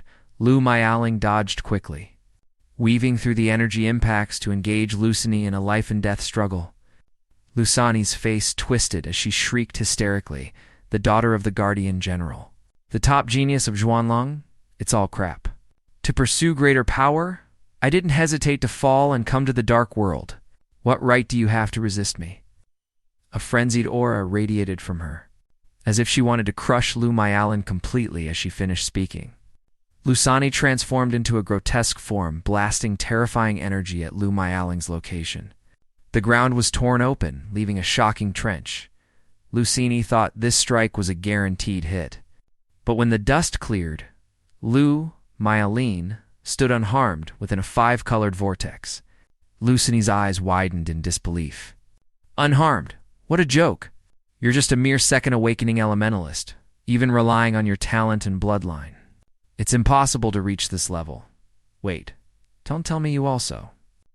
Lu Myaoling's lips curled upward as she spoke slowly. Don't be surprised, I've worked hard for you all these years, but I used your name to make things convenient. With just a little bit of embezzlement here and there, it's not strange that I've completed my 3rd awakening, right? By the way, I was the first to enjoy the spoils of every mission. What I offered you were just leftovers. As she spoke, Lu Myaoling revealed her 3rd awakening form, Element Guardian Messenger. 5-colored energy circled her body, creating an imposing presence. Lusani was both shocked and enraged, cursing frantically. Damn it! You filthy parasite! You should be struck by lightning and erased. She summoned dark monsters to attack Lu Myaoling. Lu Myaoling snorted with disdain. Petty tricks break, poplar demon suppressing stake. The stake carried holy power, crushing the dark monsters in one hit. Lusani looked at her dissipated magic in shock. Dissipated? What was that thing? What element? She couldn't figure out for the life of her. How her attack had been countered? Lu Myaoling stood within the yin-yang elemental vortex, explaining with a smile, it's not an ordinary wood element, my yin and yang elements. Besides being used directly for attack, can also provide special boosts. 2 other elemental attributes. Before she finished, she condensed Yang Flame and shouted like this. Yang Flame, Crimson Sun Sky. A massive sphere of Yang Flame rose into the air, radiating terrifying heat. Lusani's wings were scorched. She screamed, Damn it! My wings are actually being. I have to avoid this heat. She hurriedly dove to dodge. But Lu Myaoling launched another attack. Yin Water, Dark Trench Wave. A surge of black water swept in. Yin Water, Dark Trench Wave. Lusani was struck by the wave. Left in a wretched state, Lu Myaoling held the yin-yang twin fish in her hands. Where there is water, there should naturally be fish. Yin and yang merge. The twin fish swam in her palms as if to transform the yin-yang power. Completely into a killing move to defeat Lusani, Lu Myaoling released the yin-yang fish. The pink-white and ink-black fish tumbled in midair. Lusani gasped. The yin-yang fish? Carrying majestic yin-yang power, the fish pierced down like blades. Sharp black prisms tore through the ground, sending debris flying. Lusani fell to the ground in defeat. She looked at Lu Myaoling. Speaking weakly, Lu Myaoling, I admit I underestimated you. You are more powerful and beautiful than I imagined. She lay on the sandy ground, her hair disheveled, but the madness in her eyes had vanished. Then Lusani seemed to fall into a complex emotion, looking up at Lu Myaoling. If it's you, you truly are qualified to trample and ravage me. Come, I am willing to bear your everything. Please release your desires. Lu Myaoling's eyes widened, her face full of shock and disgust. This person is even more of a pervert than I imagined in a lush forest. Yun Chen and the Dark Elf Empress stood side by side. It was quiet all around. With only the rustle of the wind through the leaves, the Empress was dressed in a magnificent robe. She looked at Yun Chen with a firm gaze, her voice steady and certain. Everything is ready. Let's begin. Her voice echoed through the woods with an unquestionable authority. Yun Chen nodded slightly as he reached out. His sleeve slipped down a bit, revealing a mysterious tattoo on his neck that glowed with a faint light. He responded briefly and powerfully. Good. Then Yun Chen turned his head slightly, his gaze sharp and serious as he looked into the distance. Don't disappoint me, Night Sever. The main body of the ancestral tree summoned forest warriors, each emitting a cold aura. Little Jin shrank into a corner, clutching her head and crying, Master hit me, Master hit me. At this time, Yun Chen was dominated by his potential. With red eyes, he roared and charged at the forest warriors. A warrior let out a roar and swung a thick arm. Yun Chen threw a punch, sending the warrior flying as debris scattered. The main body of the ancestral tree watched in shock. This power was far beyond. Can't compare to him. He's still constantly growing stronger. Fortunately, the giant formed by the rootless tendrils possesses the breath of non-life. Injuries of this level would soon heal, but Yun Chen's strength was beyond imagination. The forest giants roared and surrounded him again. Yun Chen weaved through them. With a few slashes, he forced the forest warriors back. He leaped and attacked the giants, each move carrying the momentum to destroy heaven and earth. Yun Chen's eyes were blood-red, his hair flying in the wind. Two red glows in his hand slashed at a forest giant like blades. The giant was pierced by the red glow, but instantly reached out with a massive hand. Gripping Yun Chen in its palm, seeing the opportunity, the main body of the ancestral tree let a green light flash on its forehead. Now, countless vines swarmed over, wrapping Yun Chen in layers. Not enough. More. The vines wrapped tighter and tighter, turning Yun Chen into a giant cocoon. He roared frantically. Roar! The ancestral tree was full of confidence. The confinement spell they formed contains a trace of my origin. It's impossible for you to break free once you're confined. The rest will be easy. But before it could finish, a strange red glow surged from Yun Chen's body, directly tearing the vines. What? The ancestral tree was shocked. Yun Chen broke the confinement, but a strange red glow appeared on him. The tree realized, this is the power of myriad calamities. I see. Void didn't just give you equipment, but also a trace of origin. The tree couldn't use more power. Fearing it would be noticed by him, Little Jin came up with a plan. Little one, I cannot use any more power, or he will notice. Fortunately, like me, you are a plant-based life form and can receive part of my origin. The tree handed over the world nectar. This is world nectar. Swallow it to complete your evolution and help me save your master. Little Jin swallowed it in one gulp and was instantly wrapped in purple vines. Evolving rapidly, Yun Chen's side was affected by the calamity power. The situation was critical. The tree shouted, Little one, hurry, faster. Finally, Little Jin broke through the cocoon. Transforming into the Bramble Empress, the tree urged, Little one, quick, go and restrain him. Little Jin charged at Yun Chen like an arrow. As the Bramble Empress, she sent purple thorny vines out to coil around Yun Chen. A mysterious purple heart was hidden within the vines, seemingly absorbing the calamity power. Little Jin hugged Yun Chen tightly, crying out, Master, wake up quickly. But the calamity power was violently eroding his body, making him howl in pain. The ancestral tree was extremely grim.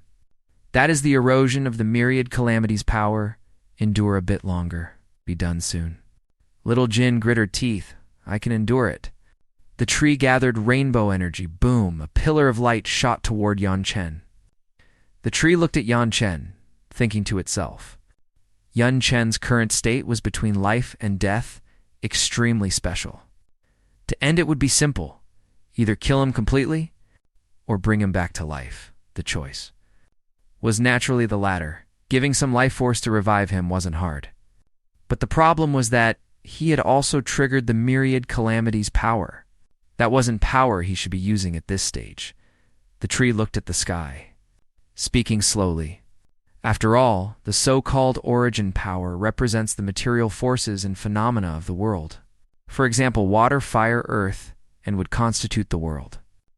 And create the world, but then its tone shifted. However, for the world to be in balance, creation alone is not enough. There must also be destruction to harmonize it. Therefore, since there is a life origin that births the world, naturally, it also possesses the origin of destruction that can ruin the world, such as devouring, annihilation, disintegration, and plague. The tribulation and calamity represented by myriad calamities are extremely strong, even among the destruction origins. The tree looked at Yun Chen with a solemn face. Void gave him this origin with the intention that he use it after reaching a certain stage. I didn't expect it to be triggered so soon. At this moment, origin power was surging wildly from Yun Chen. With flames and vine-like energy lashing out, the tree grew anxious. This is not a good thing for you. I will handle it for you. Yun Chen's eyes were blood-red, yet he seemed controlled by the origin. The tree shouted, "Origin activation." Extinguish birth followed by void seal. With a series of movements, the tree intended to seal this out-of-control origin power. A strange mask appeared on Yun Chen's face as energy gathered, and then was driven away. Yun Chen slowly woke up. Lying on the ground, looking at little Jin beside him and the tree before him, he murmured, "It wasn't a dream, it seems. I made quite a scene." The ancestral tree spoke with relief. "You certainly did, but fortunately, the result is good. Void certainly didn't choose wrong. Congratulations on overcoming your instinct. You now have the qualification to face God, and have become one of us." Yan Chen sat up and asked, "How many other companions are there?" "Did they all reach this level like me?" the tree explained. "Not exactly. The test methods and results are similar, but the solutions are completely different. Your method is special and extreme.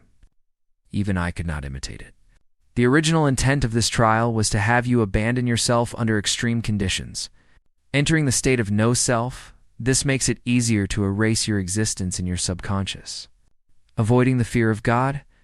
Almost all companions did it this way, and they all succeeded. But I didn't expect you to find a different path.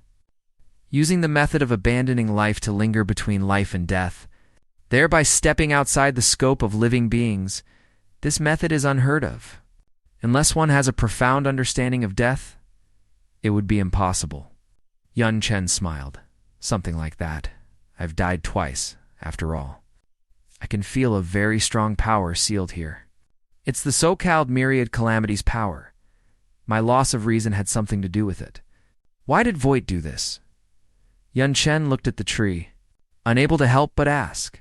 "To fight God, the more power, the better. That calamity power is a gift from Void, but I opened it a bit too early." "But what if I refuse to fight God?" The ancestral tree's gaze was deep. "You have no choice. Unless you want to be like them."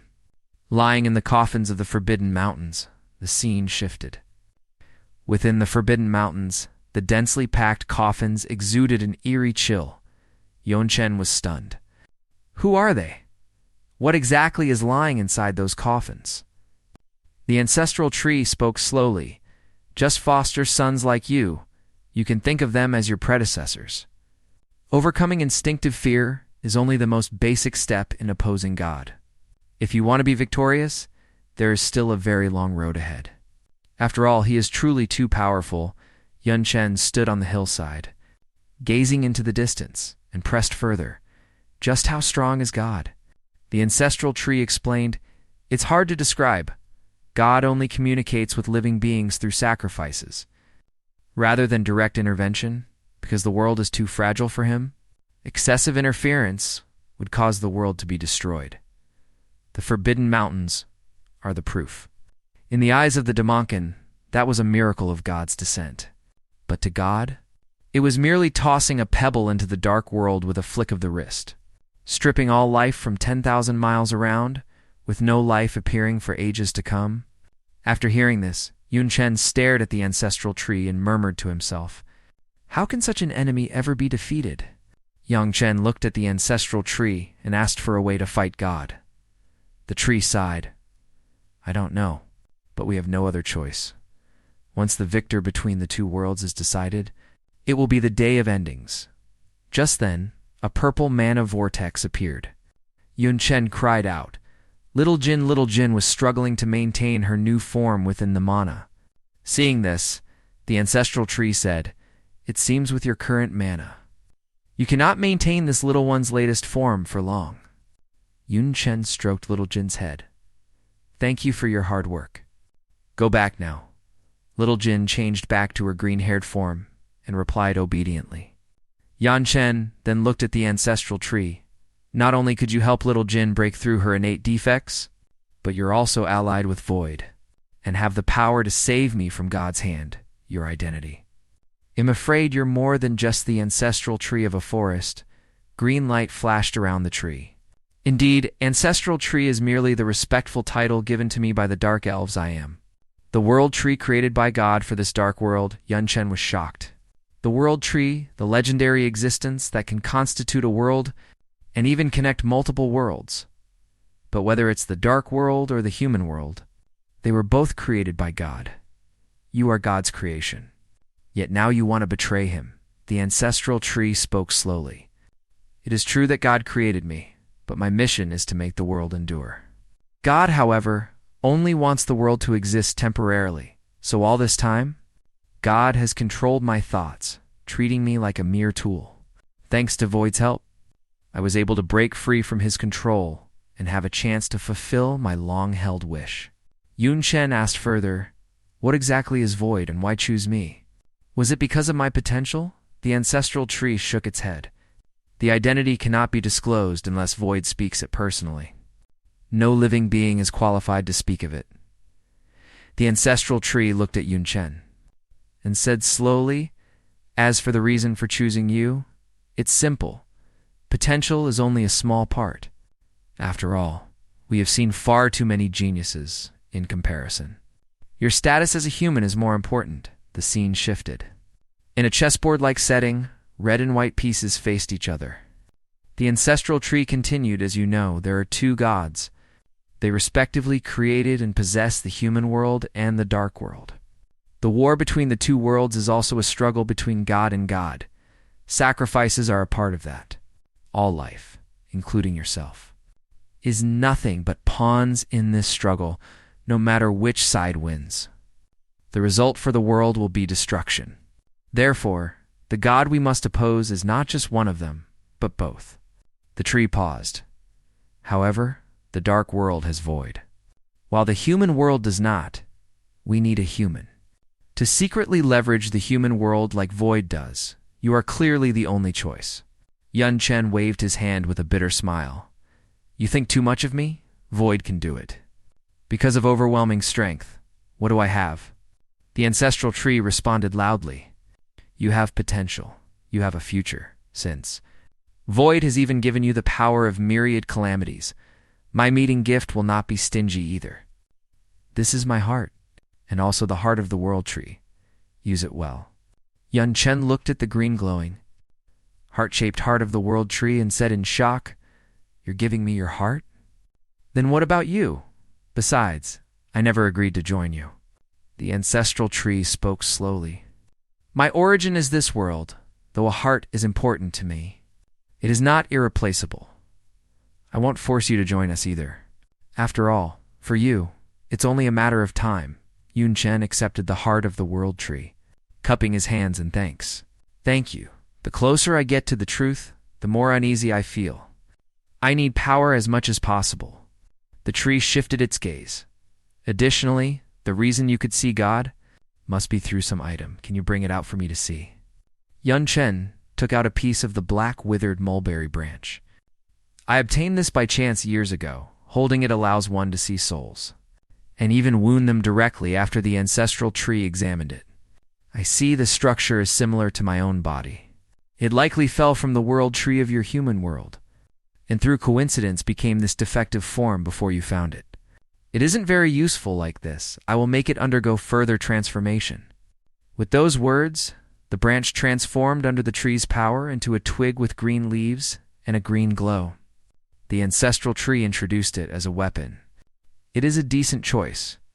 Yunchen checked the stats and shouted in surprise, What a powerful weapon, the tree added. The weapon's effect is just a bonus. Its main purpose is to let you see more. The next time you perform a large-scale sacrifice, be sure to hold it in your hand. Then you will know more also. Remember not to be noticed by God again. As long as you don't look God in the eye, he will not notice your existence. Just as no one cares about an ant walking with its head down, Yunchen asked about the heart of the world tree's usage. The tree replied, combined with a blank blueprint. Once you obtain the heart of the world tree from the human world, you can make them into a jewelry set. Yunchen frowned, his eyes full of worry. According to you, the human world's tree doesn't have void to help it. It's likely still under God's control. Would it be willing to give me its heart? The ancestral tree shook its head slowly. Of course not. How could it be as easy to talk to as me? But you must not use brute force recklessly if you kill it. The human world will disintegrate. As for exactly how to handle it, wait until you return to the human world to consider it carefully. That's for later. The tree's tone shifted. For you right now, the most pressing matter is how to handle this myriad calamity's power. It is different from an ordinary origin. As long as you engage in slaughter, it will grow stronger. Sooner or later, it will break through the seal. Yun Chen lowered his head in thought. The tree continued. Your best choice is, before it destroys you, to devour it first. In the night-severing royal city at the end of the cold crystal stairs, Nightsever stood proudly as her subjects knelt and welcomed her in unison. Welcome back, Lady Nightsever. She had returned from 6 months of war, and before resting, she asked with concern, You've worked hard these 6 months. What is the situation on the front lines? A subordinate replied with frustration. Frowning. Not good. The commander-in-chief failed us at the critical moment. Otherwise, we could have taken another major human nation. The Lord of Devouring, what on earth got into that guy? He, who normally can't tolerate setbacks on the front lines, actually chose to withdraw. And after withdrawing, he ordered the royal city's defenses strengthened, closed his doors, and won't even attend the 72 Pillars meetings. Nightsever's brow furrowed as she pressed. What exactly happened? Setting aside the situation of the frontline nations to other subordinates, knelt to report. Apart from Pelitu's death and the defeat of the Allied forces, nothing else of importance has occurred. Leading an allied force of 71 demon tribes, yet they couldn't even take down the pathetic night demons. Nightsever looked on with fury and snorted. They really are useless. But even if Hay's useless, he is still my Nightsever's subordinate. The only one qualified to take his life is me. Black mana surged around her and her long hair danced like ink. She was imposing, as if she wanted to burn everything with her rage. But just then, the ground shook. A subordinate suddenly cried out, This feeling, it's the soul-chasing seal, as far as I know. The only one who has been branded with the soul-chasing seal and lived until now. Is that human, Yun Chen? We couldn't sense it before? How could it suddenly appear? Nightsever's gaze turned sharp. She crossed her arms and said deeply, No need to confirm. 100 miles east of the border, we couldn't sense it before. Likely because some special method was used to mask it. Now, that method clearly no longer works. In a dim room, 2 powerful Damonkin, Sula and Agail, received an order. Sula, Agail, go and bring me his head. That thing has quite some value. Their eyes were vicious, as if Yun Chen's head was already in their hands, but a subordinate was full of worry. But Lady Nightsever, didn't you say? That the Night King's true form is likely that human Yun Chen, previously 3 demon venerables, tried to corner him, but were all killed instead, relying only on us. I'm afraid Nightsever, dressed in magnificent attire, crossed her arms. She sneered. Humans cannot wield dark mana. I only said that. Because I needed a reason to start the war, Sula and Agail heard this, and immediately became arrogant. Then it's easy. Just dealing with a third awakening human, yet you're sending both of us. It's like using a sledgehammer to crack a nut, hehe. They radiated a violent aura. Eager to take Yun Chun's life at this time, Yun Chun was sitting cross-legged in the woods, cultivating. The surrounding trees were lush, and sunlight filtered through the leaves onto him. But the arrival of Sula and Agail shattered the tranquility as they descended with a mana storm. Human brat, finally found you. Normally, someone like you wouldn't be worth our personal attention, but Lady Nightsever happens to be in a very bad mood. You can only blame your bad luck. Yan Chen slowly stood up, a cold smile on his lips. I don't know if I should say Nightsever is lucky, or if you two are unfortunate. As soon as he finished speaking, another figure stepped forward on green mana light. If you ask me, I'd say both. This person was the Dark Elf Empress. Her appearance made Sula and Agail instantly nervous. They had thought dealing with Yun Chen would be effortless. But when the Empress's figure loomed, Their faces turned pale, D-Dark Elf Empress. But they soon noticed something was wrong. Sula said tremblingly, "No. There's something else," just as the words fell. The ground shattered, and several giant figures burst from the earth. Treants with demon venerable Velival stats radiated a strange green light.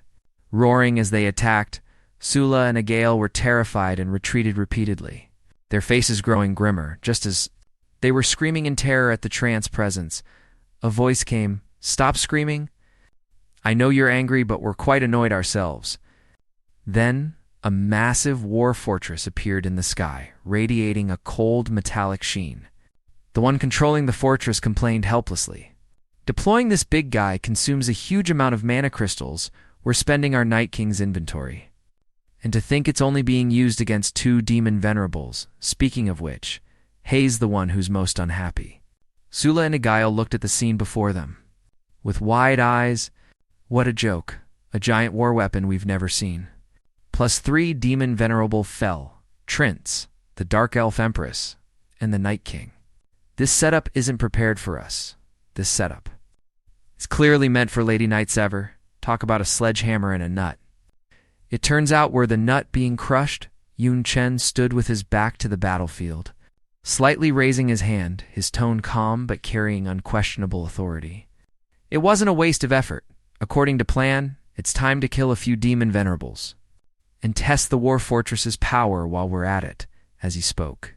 The light from the war fortress crashed down like golden lightning. The demon venerables' screams rang out in the explosion, flames and light intertwining. Turning the ground golden, Yun Chen watched this. While lightly turning a core component of the war fortress, a satisfied smile on his lips. The power is decent. It's more than enough to kill a demon venerable. It wasn't a waste of all those resources if fully powered. It would be enough to give the 72 pillars a headache. He walked to the edge of the shattered earth. Looking down at the device in his hand, a thoughtful look in his eyes, it truly is fitting to be modified from a mobile palace. It's also very convenient to carry. Its greater value lies in being able to store life, as long as there's enough food. It's no problem to house an entire army inside at this time. The Elf Queen stepped out from the shadows with a faint mist. Yes, the internal space is exceptionally large. Putting those Trents inside is very easy. Xiao Lin and Xiao Yu also approached. Xiao Yu waved her hand and said helplessly, but having said that, the original plan was to lure Nightsever here for an ambush. It seems that failed. Xiao Lin also added, "Strange, the night-severing demon captives all say the Night King's true form is a human." The Dark Elves in the royal city also obtained similar intel, but she only sent 2 demon venerables that shouldn't be right. It seems that intel was merely a reason to start the war. Even she didn't believe it. Yan Chen rubbed his chin in thought for a moment. Then a firm light burned in his eyes. The current plan has failed. We must act before she can react, and execute the backup plan inside the magnificent night-severing royal palace. Crystal stairs led to the high throne. Nightsever leaned back lazily, her long hair hanging down loosely. 2 cloaked subordinates stood respectfully. There are teleportation arrays for travel. They only need an instant to reach the border. Why isn't it finished yet? Nightsever rested her chin on her hand. A sudden sense of unease rose in her heart. For some reason, I suddenly feel uneasy, just as she spoke. A wretched-looking demonkin with a fiery aura rushed in. "This is bad, Lady Nightsever. The eastern and western borders are being attacked simultaneously by night demons and dark elves. The enemy forces are extremely strong, the local lords. Can't hold them back," Nightsever frowned. Coincidence or collusion? Well, it doesn't matter now. The 2 of you go and support them immediately. 1 to each location. The 2 subordinates took the order and left. But as they reached the door, one of them felt alarm bells ringing. Something's not right, all of this. Why does it feel like it's targeted at me? Also, the aura of the soul-chasing seal is suddenly approaching. Nightsever also noticed the anomaly as the seal within her body throbbed restlessly. She snapped upright. Something's not right, all of this. Why does it feel like it's targeted at me also? The aura of the soul-chasing seal is suddenly near. A cracking sound came from the royal palace's ceiling. Night Sever turned to look and saw countless stones falling, but she suddenly smiled, elegantly catching a stone slab. I see, quite an unexpected guest. In the next second, a dazzling explosion erupted in the palace. Yunchin, clad in mana wings, descended with scorching flames and black mana. His white hair flew in the wind. Since you won't come to your death, I'll take the initiative to find you. Yunchun's voice, carrying suppressed fury, boomed through the palace. Night Sever. Night Sever's ink-like hair spread out wildly, and her purple horns glinted coldly in the dim light. She slowly raised her hand, her fingertips tracing her cheek. With a faint smile, "It really is you." She leaned forward, her torn black clothing outlining dangerous curves, yet her gaze was bone-chillingly cold. She slowly spoke, "Night King, Yunchen, 2 months ago." In a quiet place surrounded by mountains and ancient trees, Yunchen and the Elf Queen were under an exquisite domed structure, discussing a plan that concerned their fate. The Elf Queen spoke first. Using the soul-chasing seal as bait is indeed a method, but the success rate isn't high. What if it fails? The scene shifted. Yun Chen sat on a magnificent throne, crossing his arms, his eyes showing. Determination, then we attack. For that, we need intel. Intel provided by those undercover dark elf slaves. The Elf Queen, dressed in a red robe with a fur collar, walked forward slowly. As expected, you're eyeing that indeed the gap in national strength is too large. Starting a hidden war is a death sentence. The only way to victory is decapitation. We're of the same mind on this, and my arrangements over the years have been for this very purpose. She unfolded a map, pointing lightly. A detailed analysis, currently, in the entire night-severing demon kingdom. Besides Pilati, whom you killed, there are 10 demon venerables. 3 of them are fighting in the human world, and can be set aside. Of the remaining 7, 3 reside in the 3 main cities outside the royal city. The other 4 are active within the royal city. Additionally, there are 7 demon lords in the city, 300 high-rank demons, and 9,000 mid-rank demons. About 180,000 low-rank demons. Then there's the storage locations for large war weapons, teleportation array locations, and guard distribution and numbers. Cold sweat broke out on Yun Chun's forehead as he listened. He asked in confusion, "Wait, aren't all the undercover dark elf slaves? How could they access such detailed and even confidential intel?" The Elf Queen explained patiently. "You seem to have misunderstood something, even in the royal city. Those who can afford slaves are often nobles among the Damunkin. It's common for exceptionally beautiful dark elves to be taken as concubines by the powerful. With their status, they naturally have chances to touch deep intelligence." Then the queen pointed to a key spot on the map, her speed of speech increasing. "We need to find a way to lure those 4 demon venerables away. Storm the royal city. Destroy the teleportation arrays between the city and other territories, and stop the guard army. Cut off all possible support and use as much force as possible to strike directly at Night Sever." Yun Chen thought for a moment and said, "Luring the demon venerables away isn't hard. Starting a fight at the border and forcing them to support will do. But how do we storm the royal city? The defenses there are quite strong." The queen said, "Can't the war fortress store life? Put us inside, and once you've snuck into the city, release us." But Yun Chen shook his head. "It's not that simple. My soul-chasing seal is usually just masked. Essentially, it hasn't vanished. Other night-severing demons are one thing, but once Night Sever is present, he'll notice before we even get near the city." Hearing this, the queen rubbed her chin and said, "I see. Then we'll just have to ask the ancestral tree for help again. Its roots are spread throughout the world, and they're naturally under the night-severing royal city too." On the day of the war, after the ambush failed, Yun Chen and the queen stood on a forested height, the queen in her red robe, looked into the distance and said deeply, "It's about to begin." Yun Chen understood this life-and-death operation had officially entered its critical phase. The queen turned to look at Yun Chen, her gaze sharp as a blade. "Once this battle fails, we will surely die, we must give it our all. There can be no holding back. Yun-chun nodded silently and picked up the potion beside him. Tilting his head back, he drank it down, the potion flowing into his throat. He felt power surging within his body and immediately crushed the container in his hand. "Understood," he shouted. "Let's go." As soon as he finished speaking, colorful energy vines burrowed out from the ground, enveloping the two of them. Amidst the flickering light, they followed the guidance of the vines. Heading toward the Broken Leaf Royal City, soon the two arrived at the city. Inside the city, people were coming and going, with demon race commoners weaving through the streets. Buildings of various shapes were scattered about, but as soon as they stepped inside, colorful vines began growing frantically from the ground, bursting through the road surface.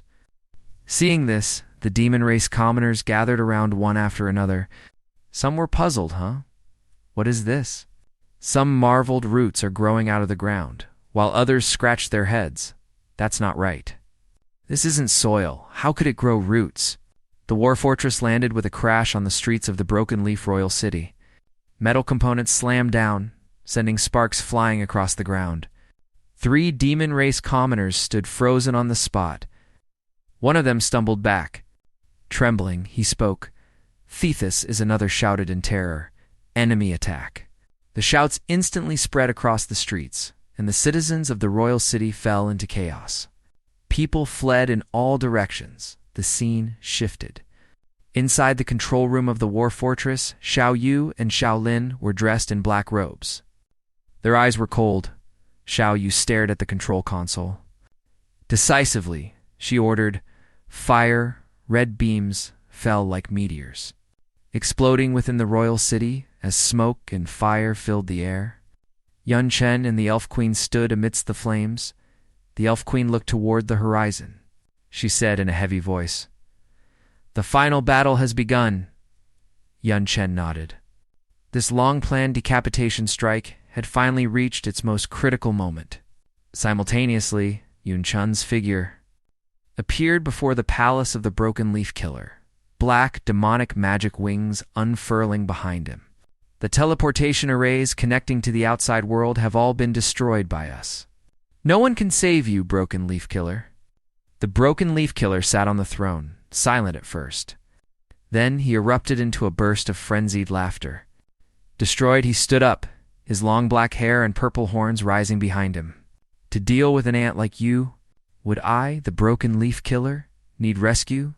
Before his voice faded, a massive phantom of a 2-headed demon appeared behind him, or rather, he waved his hand. Black magic transformed into sharp blades, slashing toward the Woodlement monsters summoned by Yun Chen's side. Wherever the magic passed, space seemed to be torn apart, and the Woodlement monsters were instantly shattered. The Broken Leaf Killer glanced disdainfully at the remains. "This rotten wood is the source of your confidence." But just as he relaxed his guard, a cracking sound came from beneath his feet. He frowned and looked down. Purple, parasitic dark python vines burrowed out from the ground, coiling toward his body. Yet the Broken Leaf Killer showed no fear as black magic erupted once again, shredding the surrounding dark python vines into pieces, utterly boring. But just as he dealt with the vines, a blue light flashed across the sky. Doubt flickered in his lone eye. He saw the Elf Queen clad in a red robe. She quickly drew her ice-blue longbow, ethereal frost arrow. The arrow carried a bone-chilling cold, streaking like a meteor toward the Broken Leaf Killer. A smile tugged at the corner of her mouth. "Hey, long time no see. This won't let you feel bored?" The moment the Broken Leaf Killer saw clearly who had arrived, his pupils shrank. "It's you." But before he could react, the ethereal frost arrow had already approached, tearing through the air with shattered ice crystals. Simultaneously, Yun Chen's white hair flew wildly. His hands moved rapidly, magic converging into a searing vortex.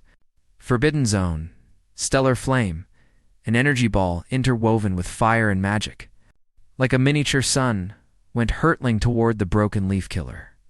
The Broken Leaf Killer stood upon the palace's red carpet facing the lethal pincer attack. He barely managed to mobilize his magic to block.